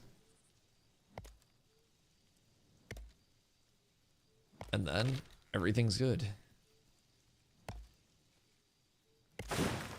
More oak, more ash. And I really only need like a couple more on the way back to town, and then that'll give me enough for a 250. And both of those 250s will lead to me being up tremendous. We'll refine him into more planks and shit tomorrow. Did I switch back to my lumberjacking stuff? Nope. Gosh darn it. Gosh darn it. I've been throwing, chat.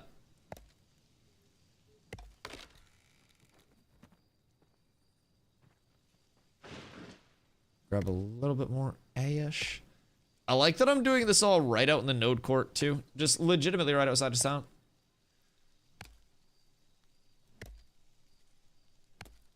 What's that? I don't remember which one it is, honestly. But yeah, I watch quite a few Zyback videos now. He's coming to chat quite a few times. He's chill. Try to stay updated on what people are doing.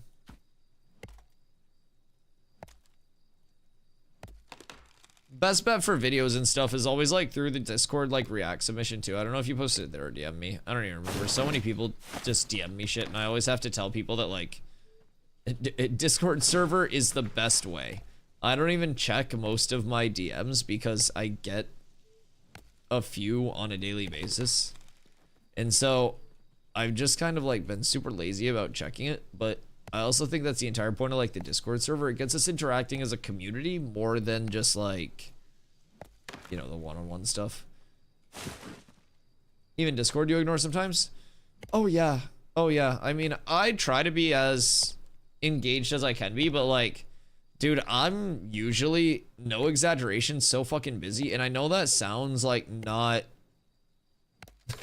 like reasonable to say because I stream 10 hours a day, but like it's not like I can be doing other shit while I'm streaming. I can't be like doing chores. I can't like drop this, go out, do some dishes, fucking take a 20-minute break, cook some food, come back.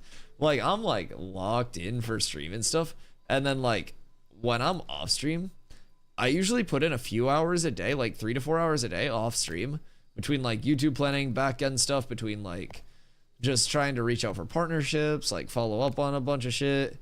So I try my best as much as I can to be active in the Discord. But bro, honestly, I was less busy when I was working and streaming because I wasn't taking streaming so seriously at that point. Like it was 100 hours a week, but like at least I just checked out while I was at work and I was on my phone half the time. Shit, I don't even respond to texts half the fucking time on stream, bro. I try to lock in as much as I possibly can for stream.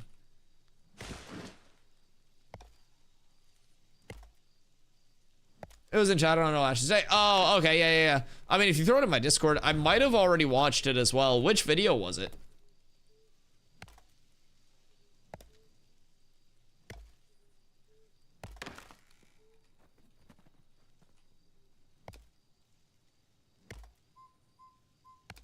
I probably ended up checking it out off stream.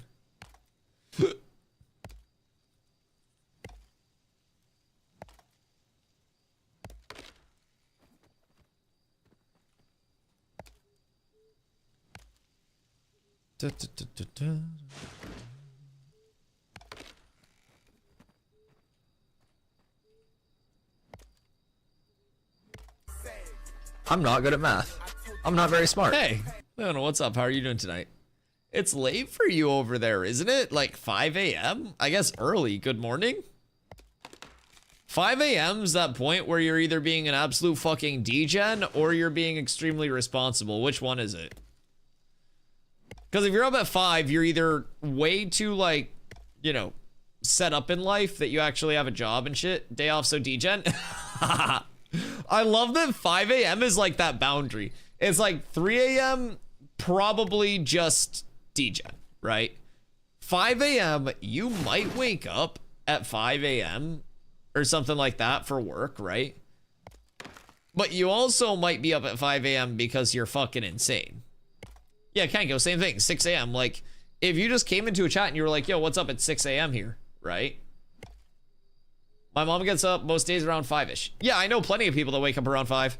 When I was working as a Starbucks store manager, there were actually multiple days that I was waking up at like 3:30 or 4 to go in and open my store. Like, I've been there.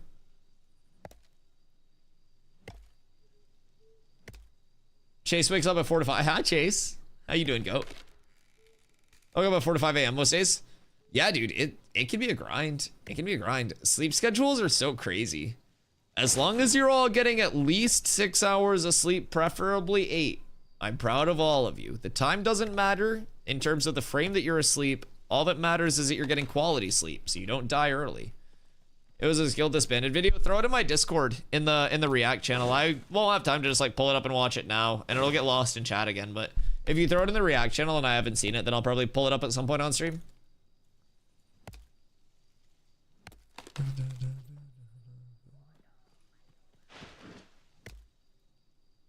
Chasington, what you been doing?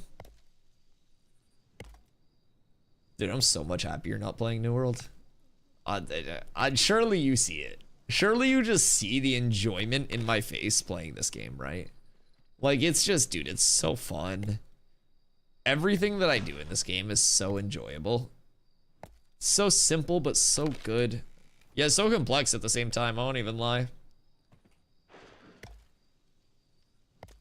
Alright, I definitely have enough wood now. Playing a few other games on the side, I'm just playing Wars now. Just cut the cord, man. I felt so much better getting rid of that looming anxiety of like, oh man, I'm having fun on this, but I gotta stop playing soon for a war. Oh man, I'm having a really good Ashes stream, but I gotta go over and play a new World War. Bro, just cut the cord. The game's dead. I'm telling you, just do what you enjoy with your time. You're gonna be dead at some point. You're gonna be old at some point, and you're gonna be like, fuck, why did I spend that time playing New World? I swear to God, just play what you enjoy. Which will be Ashes, yes. Ashes always wins.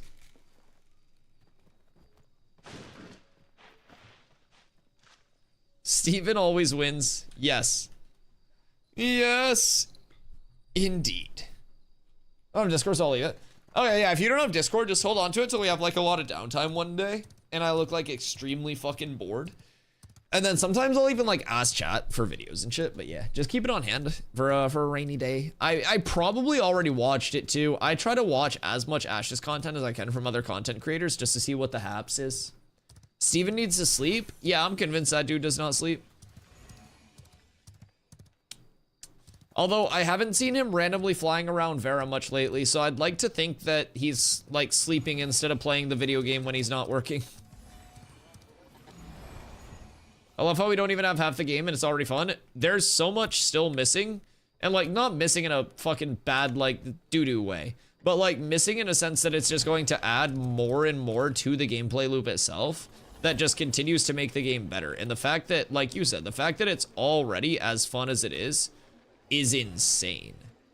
It really is. It has no reason feeling this fun and this enjoyable, but for whatever reason, it continues to, and it's really, really nice. I'm gonna destroy these. I don't have room for this. Willow, hemlock, okay. That's larch. Gosh darn it. Now I got fucking blue oak to worry about.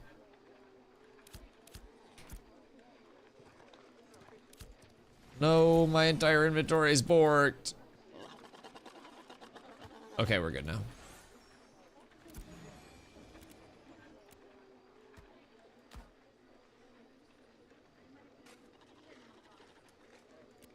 Okay.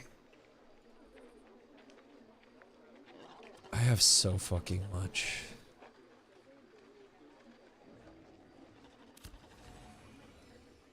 Might have already watched it.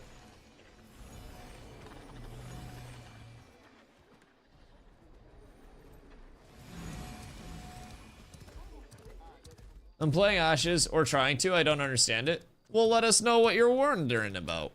The entire community is more than happy to help out. You roll on Vyra? No wonder. Oh yeah, yeah. That was probably in the middle of all of that shenaniganism. That's since been solved, thankfully. Put the beam to your head. You did on my server. Are you on right now? I can invite you to guild. We have a lot of people that are leveling too, so you won't have to just like completely figure it out solo, which will be really nice, I think.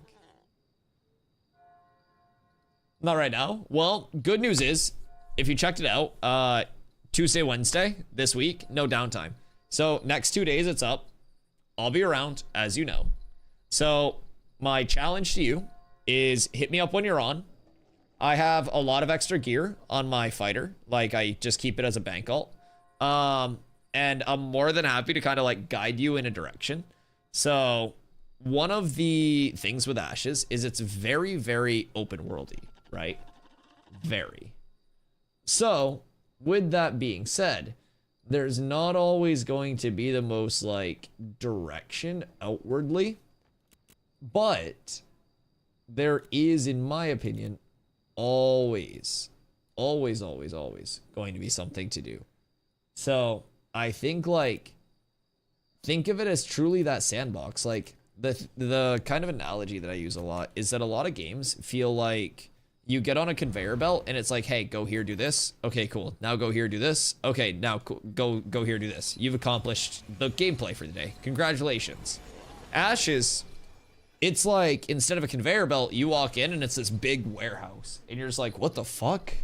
There's so much space. What do I do? And it's overwhelming. It's very overwhelming at first.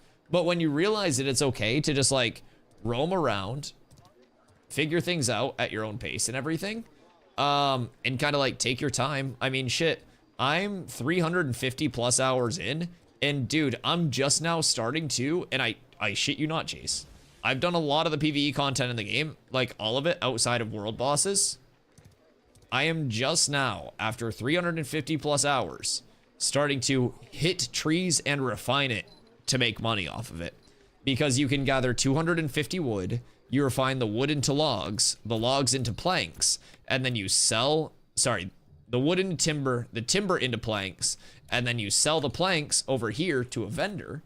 And ready? I have these planks that just finished. I got 100 of them because it was a baby run. I go bop, bop, and each stack of these, each stack of 20 sells for 16 silver, and I profit. So while I'm leveling, not only my lumberjacking, but also under my processing, my lumber milling is now 16. So I'm leveling these, getting them closer to the point where I can get all of the important stuff for current endgame crafts and help out the guild and myself. And then once this is done, I'll keep doing it for a gold income while also leveling something else like stonemasonry with my mining. So I'll kind of like keep picking away at those things. And now that I've started this and I'm getting the flow in the right spot, it'll be to a point where it's like, okay, I farm up that amount daily to kind of like hit the quota of what I want to craft. I do that. I make the money off of that. I do my raids to gear out. Hope I get drops, kind of keep glint farm going and stuff like that. I spend some time PvPing and shit. And from there, that's going to kind of create my own set of dailies. Now within that, what do I gather? Well, that's the sandbox part. That's the overwhelming part. If you're new, right? What do I hit? Well, just run around and figure stuff out. I think that's one of the nice things. Oh, this game's so much for how open everything is. Yep. It really is just like, how do you want to play the game? Cool. All right, have fun. And they send you on your way. But I also think it's very community-based and community-sourced in the sense of like, you have so many tools around you with your other players and your other community members. It's, dude, it's so refreshing. It's so fun to be a part of. Like, I'm so happy with this entire game. Get on in the morning tomorrow. Oh, fuck yeah. Yeah, hit me up, dude. We'll get you all set up. We got a lot of people leveling too. So, a lot of gamers that are leveling that are checking it out.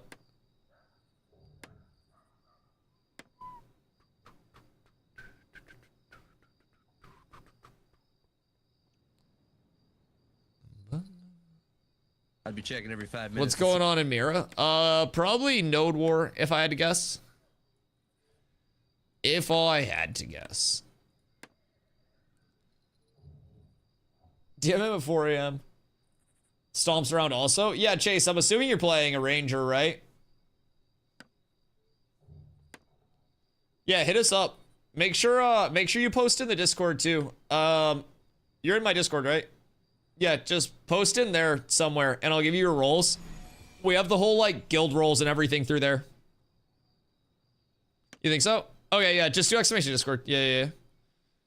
Thank you, Leona. Yeah, just make sure you're in there and then just post in there. I'll get your roles for the guild chat. And then whenever you hop on, we always have people that are on different levels of the day and a bunch of people have alts at this point that are leveling. So yeah, people will definitely be more than down to like get in voice chat, explain stuff, help out. Then whenever I'm around, I'm always, dude, you know me. I'm more than happy to fucking yap your ear off about everything.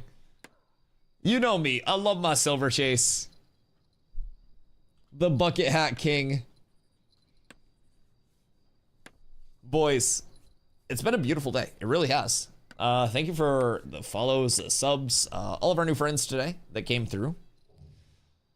I've been live for over 10 hours. So we're going to pop over and raid TGFT.